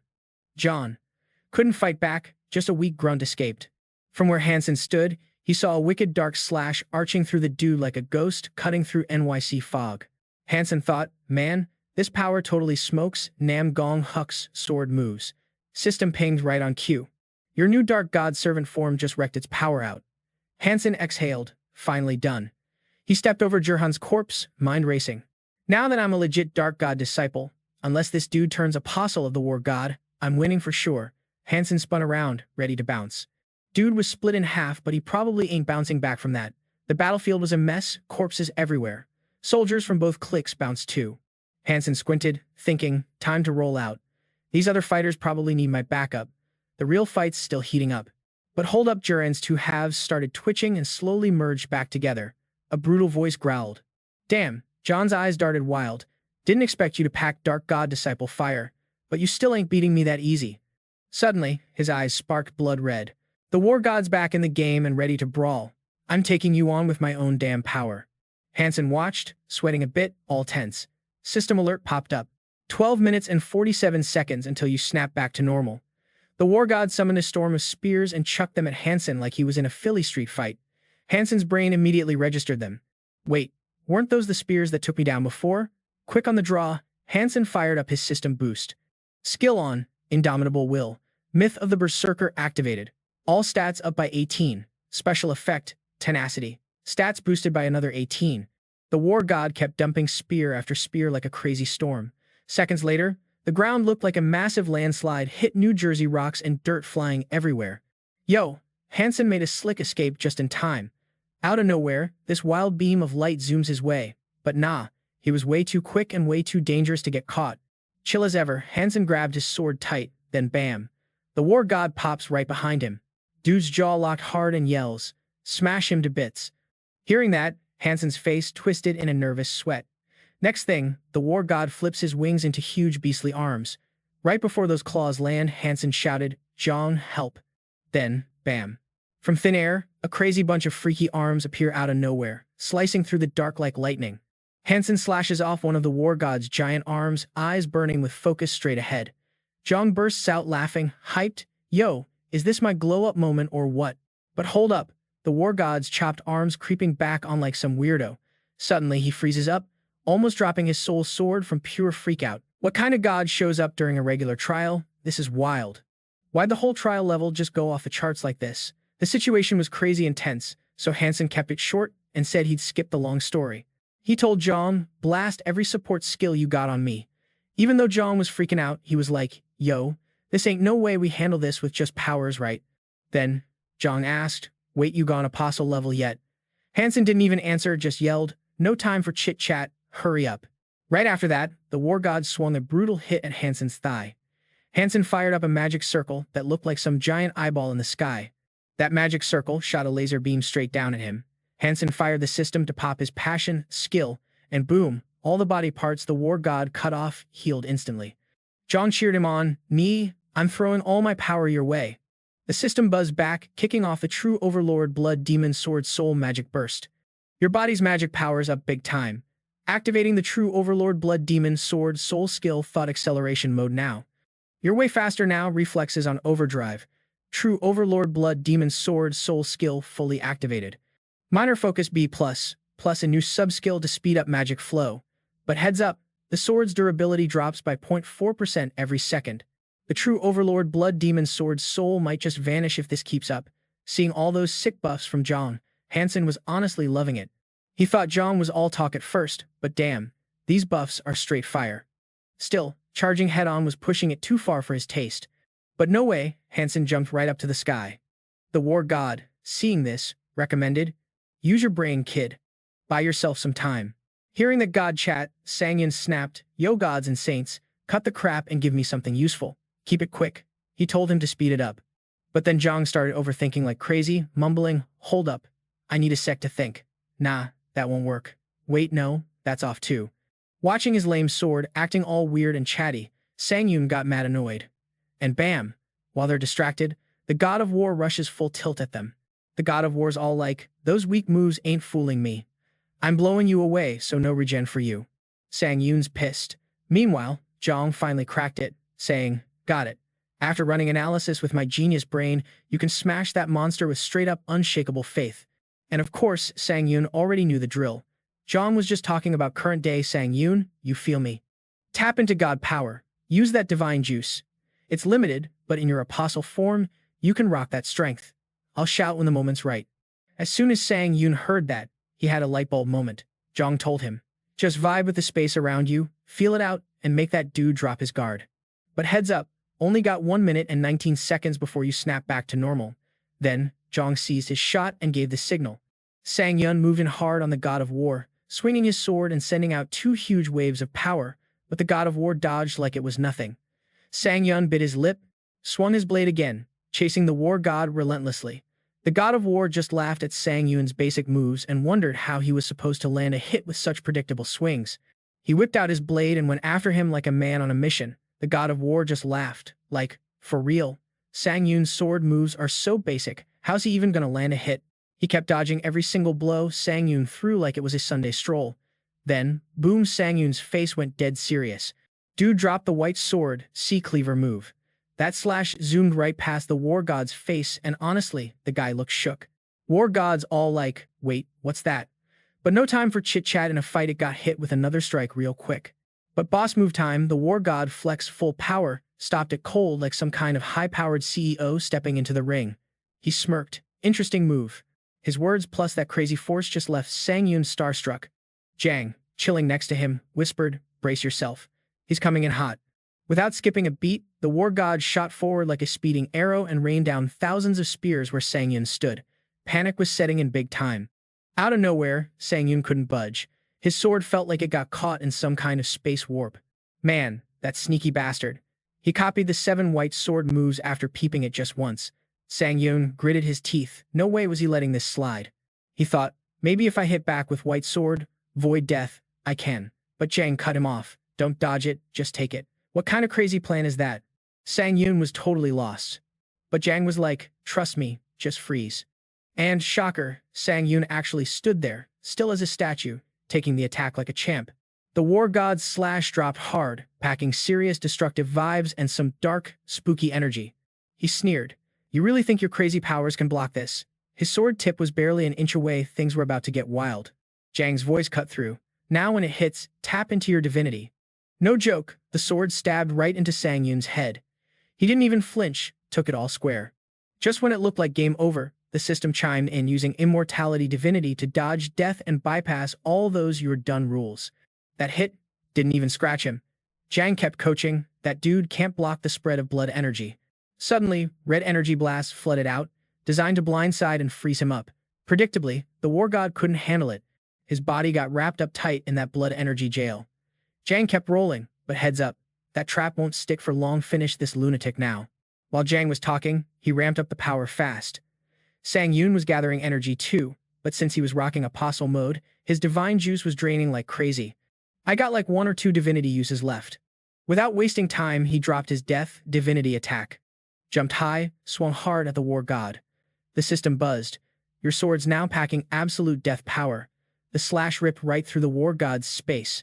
Death divinity tore a massive hole, wrecking the enemy inside big time. Zhang barked, now's your shot. But the War God was no joke, he started pushing back. The blood energy cage was breaking fast. He powered up and blasted the blood energy prison to bits. Zhang was shook, like, wait, what? The War God's voice echoed, mocking them all. This is just a slice of my divine power. You really thought a divine being's limits matched some mere mortal? Realizing that, Sang Yun hit him with flawed time perception and unleashed Scythe Twin Strike. The system shouted about the divine sex sword skill going special. Scythe Twin Strike activated hard. 2 sick blue beams fired right at the War God. He raised hands to block, but something fell off. Shocked, he stammered, hold up. Then boom, the blades sliced him in half. He grumbled, never seen power like this on the 13th floor. The system chimed, congrats. You just cleared the 15th floor of the Tower of Trials. Completion bonus, S-rank Nameless God's Protection Bracelet added to your inventory. You earned a reward of 100,000 points plus 5,000 items, and that's not all. You also got an extra 5,000 items. Yo, as a bonus for crushing it, You just snagged the S-rank divine gem of the nameless god straight into your stash. Now hustle over to the waiting room, as soon as possible. When Sangun peeped that alert, he knew it was game over for real. A thick cloud of smoke swallowed up the whole scene in the twilight, signaling that floor was shutting down. He landed hard on the busted-up ground, and bam! The system dropped the rebirth achievement on him, boosting all his stats by 4. Then, boom, he scored the rebellion achievement, leveling all stats up by another 4, followed by a heads-up that all powers from the True Supreme Blood Demon Ego just got switched off. The True Supreme Blood Demon Sword's durability took a nosedive down to 9.4%. Without missing a beat, he asked, "You good?" Silence for a bit, then finally, John let out a salty hell no. "You think I'm chill? We just had to throw down with a god who dropped in hardcore." Just then, this black-haired lady shows up and goes, "Count yourself lucky it wasn't a full-on divine descent, or we'd both be toast." Seeing her form, Sangun was shook, like, "Wait, John, you're a woman but sound like a dude. Bro, what's good with that?" Straight-up confusing vibes. Jong snapped back, "Don't come at me with your gender stereotypes. I run the damn blood demon cult. That's what counts." Sangun just rolled with it. But hold up, was she able to pull off that form right from the jump? She was like, "Nah, fam. No clue why, but bet it's cause your vibe and that divine juice in you synced up with mine. Just a hunch though." She added, "Anyway, I can't keep this form long, so let's get down to the real action." Then Jong shot both hands up and started absorbing blood like it was Black Friday. Blood energy droplets started pulling in from all around. The True Supreme Blood Demon Sword's absorption skill kicked in, slurping up the potential Apostle Jervivila's blood. The sword's rank jumped all the way up to 2,800 out of 4,800, thanks to draining that apostle's blood. Plus, that B-rank divinity amplification skill plugged itself into the vampire-exclusive slot Supercharged Baby. After a hot second, Jong broke the silence. "This right here? My OG blood absorption style." Even Sangun could feel the skill flexing way harder than before. Jong suddenly looked sleepy, yawned big, and said, "Yo, explain why you had to beef with a god later. Cool." Then poof, she vanished like a ghost. Moments later, Sangun spun around, jaw on the floor. The god of war's dead body started moving. Wait, he's still breathing? For real? But didn't I just get the trial complete alert? A tiny sun-shaped glow popped up over the war god's head. Slowly, it rose up, and bam, a massive eye cracked open inside it. The war god pushed himself up and shouted, "Damn you, how?" Just then, the system dropped the trial completion criteria. Finish the holy war within the time limit. Now Sangun got it, the tower called it done since this dude was basically out of moves. Oh, and he recalled a message about some serious divine power spent. When the adjudicator god slid into his DMs, the god of war had to blow a huge chunk of divine power to show up, so using any more would be way over the top. The giant eye snapped wide, and the war god fumed with rage and venom. "I swear, I'm gonna kill you. Don't even think this is over." Sangun had learned one thing since becoming an apostle. Anybody snagging divine power without a god's mark can level up to god status. That's the vibe he was catching. So no wonder the war god's salty. He's scared stiff about a fresh divinity coming up. Sangun gripped his sword tight. Everything just clicked. It was time to smash this dude for good. The war god used his descent trying to off me. "You just some tower lapdog," he spat. Before ghosting, the war god warned, "You're gonna regret chasing divinity." That just fired up Sangun's willpower hardcore. Anyone who's an enemy, they're done. All it took was one clean sword slash cutting through everything. System chimed in. The heaven-piercing sword just obliterated some crazy tough stuff. Rank upgraded to ace 8,700 out of 1,000 before vanishing. The war god, steaming with hate, growled, "Next time, I'll rip you apart." Sangun slammed his sword down using Devour, flipping on his dark divinity mode to chow down on the chosen dark target. Burning with pure rage, he snapped, "Next time, I'm gonna tear you apart for real." Sangun slashed down with his sword, activating this dark divine power called Devour to zero in on his shadowy target. Sangun straight up devoured that shattered eyeball like it was snack time. After he was done, the system buzzed in. "You just absorbed the soul of a future apostle, fam." Jernavia's skill level just jumped up by 7.7%, just like our boy predicted. That soul, used as a vessel for a god's descent, straight up priceless. And nope, the war god was definitely not dead. The system spit out, "Since you absorbed a stronger soul, it's time for authority, extraction, judgment." Boom. Success. The authority locked inside the future apostle Jernavia's soul is legit, confirmed. We're pulling that authority right out now. A solid B-rank ability flash just got stitched into Sangun's soul. Now, you can zap anywhere within your sight instantly.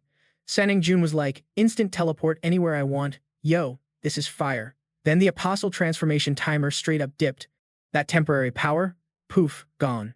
He stumbled hard and dropped like a sack of bricks. The hype keywords like divinity of death and immortal darkness started fading fast.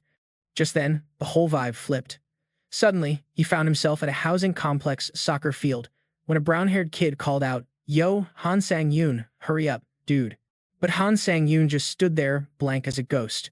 Meanwhile, a perfect goal was scored, and his homies all jumped together, cheering like maniacs. Out of nowhere, this crazy huge dark red hand the size of a skyscraper slammed down, cracking a giant chunk of concrete. Jun's eyes got super dark, totally baffled, sweat trickling slowly down his face. Looking closer, the giant beast was majestic AF, like it blocked out the whole scene with its massive body. The giant casually swung its arm, wiping out tons of people like they were nothing. Jun froze, hearing screams for help everywhere. Han Sang-yoon screamed in pure terror, watching it all. Nope, nope, nope. Next thing, he's jolted awake in some assigned room, panting hard with sweat pouring down. He jumped up, yelling, "Dude, what a nightmare. Did I pass out or something?" Then the system chimed, "Thanks to the authority, your mind's solid as a rock now," all those emotional shakes fading away. Jun stepped out of the tent as the sunlight hit, cooling him down a bit. Outside, Reno and the allied squad were waiting like, "Yo, what's good?" Everyone erupted in cheers. Our boy, the hero who saved the Dark God cult and vice commander, rubbed the back of his neck like, "Hey, sorry y'all. I was a jerk before. Forgive me, alright?" Commander Reno filled me in on everything. Suddenly, someone's voice from behind cut through the hype.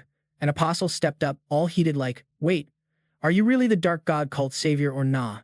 Kenan, sweating bullets, shot back, "Yo, apostle of the Dark God, why you ghosted us all this time while we were getting wrecked?" Jun kept quiet for a sec, then hit him with, "Everything's got its time, dude." He locked eyes with the apostle of the blood demon cult and grabbed his shoulders tight, pulling him in. Had no choice, man. Hansen smiled, all calm and cool. "Now, the glory of this holy war belongs to our Dark God cult, hands down." Seeing Kenan dazed like a lost puppy, Hansen added with a chill vibe, "Quit the tears, alright?" Then he mentally flipped on that absolute charm skill. This whole thing, the Dark God's plan. I'm just playing my part, no cap. System alerts kept popping off. The crowd suddenly got majorly weird. They're hit with worship status. Under that effect, their judgment is trash and they can feel your presence hardcore now. The apostle of the God of Scrutiny was shook and said, "Yo, your trick game is next level."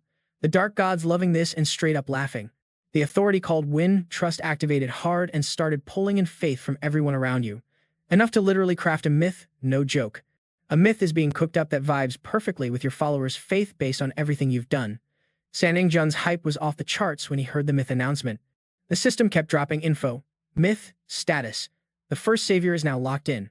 The first savior myth is blending into your holy power right now. When Challenger Hansen triggers this myth, you get that sweet salvation boost. Every time you do some good deed, saving a weaker soul, all your abilities get a little upgrade. And when Challenger Han Sang-jun fires up this myth, the Path of Faith bonus kicks in.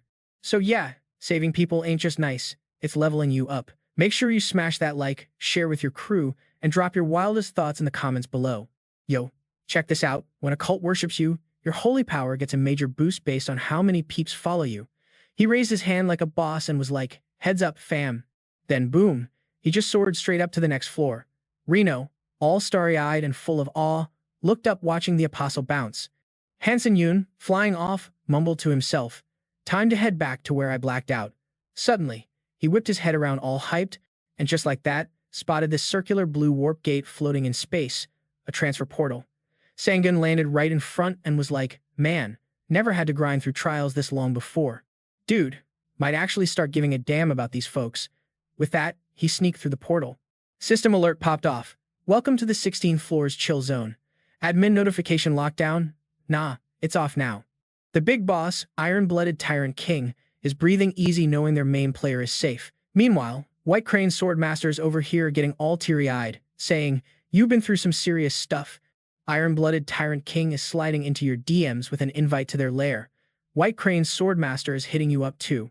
Catching all these dope invites, Saiyans like, "Sorry for stressing you out, but I'll catch you later." He bowed low, zoning out on the holy power thing. It just stacks up in my heart like some kind of concept, traded for a cost, and bam, it's good for myths, authority, and all kinds of crazy upgrades. Then out of nowhere, a tiny black light flickered on his chest. Sangun flicked his finger, sending out magic vibes and grinned like a champ. Through my apostolization, I went full-on pseudo-god mode and can now handle holy power like a pro. After a hot minute, my holy power went pitch black. Heard that's got something to do with the god of death's skills. He packed his strength, swinging his arm to see what his new power's all about. Hannon channeled all that juice into a punch, smashing the wall up. Then he caught on the waiting room walls that usually fix up right away after you hit them. Weren't fixing as fast, like they were straight up slow. That's the S+ divine orb of the nameless god for ya. This orb was blessed with divine juice by the nameless god while he was alive. When you lock onto a target and blast it with this juice, it triggers the absolute seal effect. Once that absolute seal pops off, you can shut down your foe's strongest skill. But heads up, it only works once and the seal doesn't last forever. Both these powers are S+ rank though, so yeah, they're legit. System heads up, you just snagged the soul of rising superstar Apostle Jurhan Nevia. That means all your stats just got a serious permanent glow up. Strength +4, agility +6, durability +4, magic power +7, and stamina +3. Stealing a skill from this rising apostle hooked me up with a B- skill called the Roar of the Mighty. Sangun murmured, man, this ain't worth the hassle I went through. But hey, I'll dump it on the altar later to boost my holy power. Then bam, system pinged again, pulling divinity from Jurhan Nevia's soul. The divine authority conditions are met and now active. The extraction was a success. He felt his own divinity level shooting way up. He checked his quests, instantly clicked on 7 missions from different admins. The big guy, ruler of heaven, threw down the quest. The ruler of heaven's island. Dark Hero chimed in with a quest called the island's disaster, plus a bunch more. Saiyan chuckled, geez, the admin squad is flooding me with quests. Whatever, more quests equals more chances. He then eyeballed this quest from the warlord of the ruined world admin, called Savior of the Apocalypse. The reward? You get to gem an item with the unbreakable absolute attribute up to 2 times. Sweet deal. The catch? You gotta make a choice you won't regret. Funny timing too, I was just thinking how to fix the durability on this heavenly blood demon sword since the Soul Master kinda pummeled it this round. Luck's on my side. He jumped on that quest as soon as possible. System chimed in, saying, other admins are blocked from watching this trial, only a handful of VIP admins are allowed to peek in. Kicking off the 16th floor trial with 48 days on the clock. The theme this round, warrior completion conditions, make choices you'll never regret while you're in it. The prize, the power is slap an unbreakable absolute attribute on an item, but heads up, you can only do it twice max. Boom. He zapped straight into the trial, but no lie, as soon as he lands, some serious pain hits him like a freight train. Sun's body screaming agony. The system drops the news. Here comes the savior of the apocalypse quest. Heads up, your gear options are now limited, and some stuff got shuttled straight into your stash. All your stats, locked at 50, no tweaks, till this trial's done. But don't trip, any skill growth you pick up will recalc once you're out of here. Out of nowhere, Sangun bolts up and dashes outside, where a girl's chilling, waiting on him. She goes, finally awake. Huh? What's the sitch? Right then, a sharp pain pops up, freezing him in place. She's looking all worried and says, seeing you like this, don't go all out yet. I'll call the crew over soon. They'll be here. Just hang tight. Nu stares at his reflection in the water, totally confused. Meanwhile, Sangun peeks down, checking his current look as the system pipes up. The admin warlord of this ruined world is giving you the dead stare. Welcome to the Savior of Apocalypse quest trial, where I'm rocking the role of Nu. I sized it up cold, my body's a mess, plus my main weapon, the heavenly blood demon sword and all my armor. Sealed tight. No using any of that. Yeah, it's gonna hurt, but playing Nu's part all in beats, fast-tracking recovery with weak blood. Lucky for me, I've got the backup gear I picked up, just in case. The blindfold. Out of nowhere, the system speaks up. B+ enemy detection, with 92,000 points, lets you sense any kill vibes aimed your way.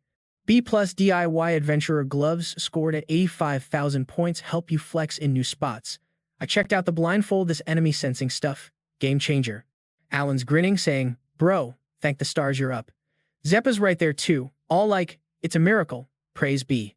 As expected, with the chosen apostle of the dragon god, Sangun just waves it off, faking the hype while telling himself to keep that cool act tight. Then bam. System shouts a warning, tons of enemies inbound. He's shook and suspicious. Blindfold fires up instantly. He's scanning all around like, yo, where they at? The warriors next to him ask, Nu, what's good? You okay? The system flashes a message. This blindfold's exclusive effect auto enemy detection activated. you'll see baddies glowing red in your vision. Right away, the three who just acted all concerned are bathed in a fiery red glow. Still playing that worried card. Still not all better, huh? Maybe chill a bit, get some rest. Sangyun's jaw drops. Wait, hold up. All my homies are actually enemies.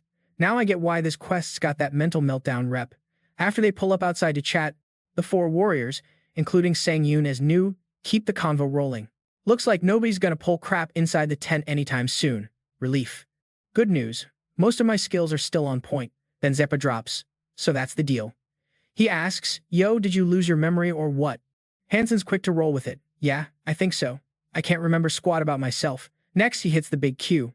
What the heck am I even doing here? Dia, the one who found him, chimes in.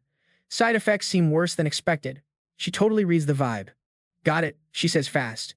No time for chit-chat, so here's the short version. You're a warrior, the only disciple in the Heavenly Dragon Order, and your mission. Save this messed up world. You know we're on a mission to take down the great demon king, and you got wrecked bad fighting him. Hansen's brain clicks. So that's why I'm rocking amnesia. Dia nods, carrying on. The demon king serving some demon god, trying to summon that big bad. If he pulls that off, it's game over for us all. Bottom line, only a god-blessed warrior can drop the demon king for good in this world. So, check this out. Hansen was seriously banged up but got dragged into this wild ride anyway. As a warrior, dude had to face mad enemies all the way to the demon king's lair, trying to get his powers back bit by bit. Meanwhile, Dia kept the story rolling. Since you're up and about and we spilled the tea on the big stuff, we'll drop the rest of the deets on the way to the demon realm. On the road, the four warriors were hustled in a carriage heading to the closest spot. Inside, Alan threw a question at Hansen. Yo, you dealing with amnesia or what? Hansen just hummed like, meh. Alan pointed at himself. And you don't even remember my name? Hansen hummed again. Battle side effects wiped your memory? Who I am doesn't ring a bell. Alan just sighed, then dropped his intro. Name's Alan Nick, but just call me Alan. Also, chill on the formal talk, bro, casual vibes only. Next to him, the other warrior tossed in. Maybe it's the amnesia, but you're way calmer than before. Hansen threw back a, what's your name? He said Zeppa da. Just call me Zeppa. Old mage vibes, you do you. Hansen got it instantly. Gotcha. Alan scratched his head with a playful grin. World's ending and my stomach's still clockwork, no joke. Then he yelled, hey, let's grab some grub with a hunt before we bounce. They'd lost all their chow, so it was eat or starve, simple as that. Dia chipped in. You just chill, we got the dinner run. Super quick, they wrapped up the hunt. They snagged a little something for Hansen too, but honestly, it was just a field mouse. That night, by the fire roasting meat, all you could hear was crackling wood and their munching. Someone threw out, if he's not cut out to be the warrior of salvation anymore, folks will say we made a bad call. But they hyped themselves up. We're right, even if it seems wrong. This is the only way to save the world, said one, nibbling on some meat. Just send him off so he doesn't croak, then hand him over to that dude. Nobody had a clue who that guy was yet. Dia seemed on board too. Yeah, for real. That's the move. Zeppa nodded too. Exactly. He ain't no warrior now, just a tool to save the planet. Up in the trees, eavesdropping, Hansen wasn't shocked. Calmly, he had a savage thought. You dirtbags. Should I just take you all out? But then he shook it off. No, no. He suddenly remembered the mission rules, stopping him from flipping out. Rushing would just make things worse. Hansen peeped the crew below. If it was just those three, I could take him, no cap. Even like this, I got time, so I'll just keep tabs. Meanwhile, his pals kept hopping out to hunt while they rolled. They bagged tons but didn't share a bite with the hurt dude. Hansen muttered, well, thanks to them, I got all the time in the world to break out of this carriage jail. While pacing, he thought, nice. They won't catch me that way. Means I can level up right here. Suddenly, a huge beast shadow loomed over Hansen, jaws ready to snap him up. He thought, did I get in too deep? But bam! Hansen took down the giant green beast quick. He bit the meat and thought, tastes like chicken, not bad. Time for a body check. Even without grub or sleep, I'm good to go physically. But eating that nasty mouse. Oh, even for me, that was gross. He remembered. It ain't just the food the way that dude bangs on pots all night. These clowns acting like kids, I'm over it. He stood up and strode through the woods, looking nothing like a hurt guy. Hansen thought, time to step up. He activated his blood-weakening skill, speeding up healing big time. Nearing the carriage, he saw them chilling and said, just took a little stroll. Looks like y'all got back early from the hunt today, huh? Dia popped up quick and shouted. The system went off. Multiple enemies detected near the player. The B+ rank exclusive eye patch's auto enemy detection skill kicked in. The three approached, looking all mean and ready to throw down. Dia snapped. No way, you should be roaming around before you're healed up. Don't forget to smash that like button, hit subscribe, and drop your wildest theories in the comments. We're all about those juicy conversations. Stay tuned, squad. Catch you next time from our spot in Brooklyn, New York, keeping the drama real and the vibes chill. Hansen totally caught the vibe right away.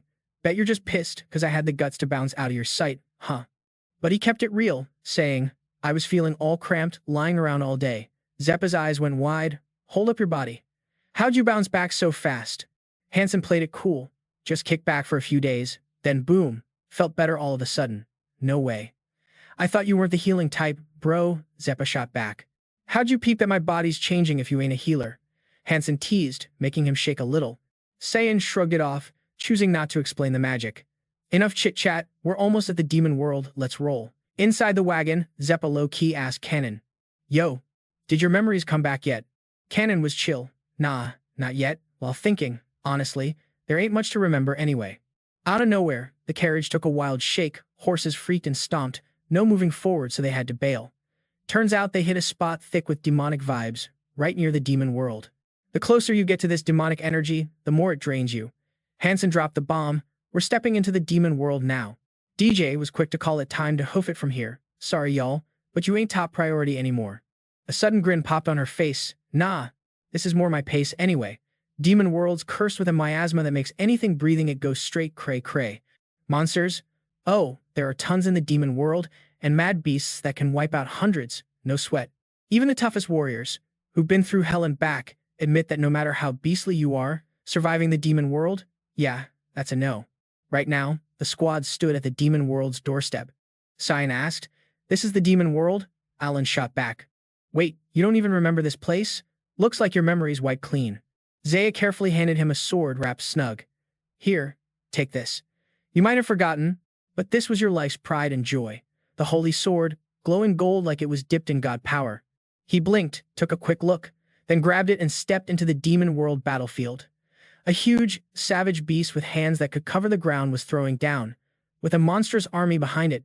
Han Yun eyed the brutal horde, sweat streaming down clearly in the thick of a fight. He thought things got easier over time, but just thinking about those rough days made him want to facepalm. This was the OG owner's memory. Back then, he was weak as heck and just begged for his crew's trust and help. Then Nu screamed out in rage.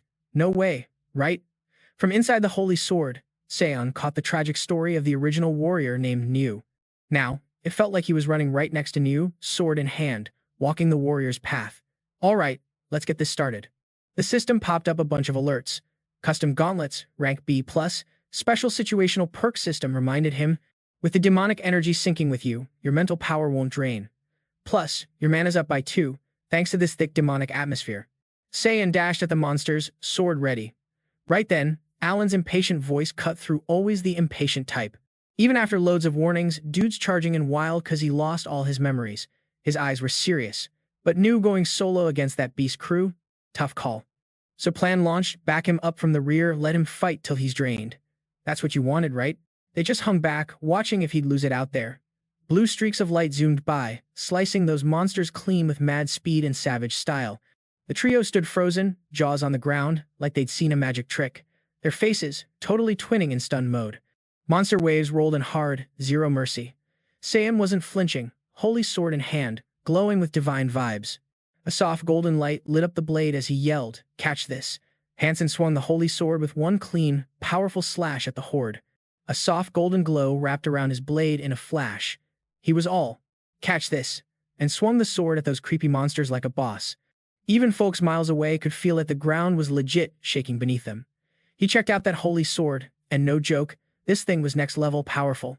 He was pumped, thinking, yo, maybe I'll unlock some crazy new ability during this trial. Meanwhile, the trio was chilling by a fire somewhere remote. If he totally forgot us, he'd probably lose some of that battlefield edge too. So yeah, we had no choice but to do what we did. DJ asked again, what's y'all's take on this? But ain't it wild? We sacrificed his memories and powers to the dragon god, right? Zeppa was hella worried. Even though he doesn't remember jack, dude still acts like he's clocked decades of fight time. The more Alan heard, the more he got ticked. Man, why now? Why you gotta keep leveling up now?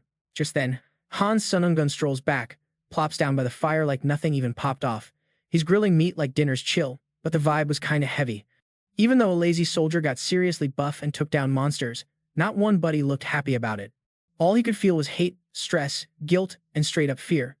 Hanon's picking up nothing but bad vibes. After chow, everyone just ghosted to their tents, no chit-chat. Dead nighttime rolls around and Han Sang-yun snaps awake, sensing something off. He jumps up like, should I bounce up there? He flexes his instant acceleration, and the system's like, holy power used instantly, heading to your sight target now. Cooldown's 10 minutes, by the way. Zoom. Han Sang-jun's on that mountaintop in a blink. That spot's like 30 miles away, but he covered it in one slick move. Instant acceleration? Bruh, that skill's straight up insane. Hanongdu's face snapped from chill to ultra-focus real quick. Meanwhile, he spots his rival, firing off blink, teleporting somewhere he can see, eyeing the far side of the forest. Distance, about 30 miles. But that's nothing for him. He's done teleporting before. Sangun remembers a past fight this move's got a catch. A wall or barrier blocking the way. No go, teleport denied. Still, in battles, this move's clutch for counterattacks and a slick escape when things go sideways. Sang-yun's pumping his fist, grinning big he just scooped up some next-level powers and crazy skills. He's up in the night sky, fires up his fire dragon's eye, and peeps that holy sword is an S-rank dragon blade with a sweet 40% boost to damage, crit, chance, and magic power. This ain't just any sword, it's blessed by the dragon god himself for the hero. Only evil gets judged when this baby goes full beast mode. But wait, that's just the basics. The fire dragon's eye spills the tea, the sword's special moves pop off when charged with holy energy. Say a heartfelt prayer to the holy gods, and bam, blessings activate. If you sacrifice to the dragon god, you score temporary godlike power. Plus, fighting demons or monsters, unique punishment mode kicks in. Punishment mode. Stats go crazy like 7 times boosted when you're up against demonic baddies. But heads up, the system warns the sword shatters when challenger Sang-yun dips from the 16th floor trial. No using it beyond that. Sang-yun's mind is blown by just how OP this sword is. But hey, it's a one-and-done deal for the 16th floor. So, he gotta sharpen that sword's sense and soak up its power slow and steady. Walking the talk, Sun-yun swings his blade, firing up the true chaser move. He drops down on those monsters like a ghost, totally snagging them off guard. Holy sword, way stronger than he imagined. One-hit test subjects wiped out. Next, Sang-yun storms forward, pulling out a mega-long sword. This bad boy's an A+ heavenly blade, packing an A-rank Devourer skill and A-rank mastery. Its sick trick, absorbing unique sword skill effects. Sang-yun's brain's ticking, the holy sword's got 3 unique effects, and Devour can soak up 2 of those. Victory? Man, it's basically in the bag. Grabbing the 2 dopest skills on deck was a no-brainer. Right away, Sang-yun popped that Devour skill, swinging his sword to push those freaky monsters back. The system popped up, telling him he could soak up 1 unique sword-type skill. It then gave a thumbs up to Sang-yun's pick. Boom. Holy Light skill fully sucked in, leaving just 1 Devour use left. Then he wrapped up by absorbing the S+ rank punishment skill. All the leftover Devour charges poofed away. At the same moment, the system dropped the news to Sang-yun he blew through every Devour charge, and now that skill was toast. Sang-yun swung his freshly powered-up holy sword. Yeah,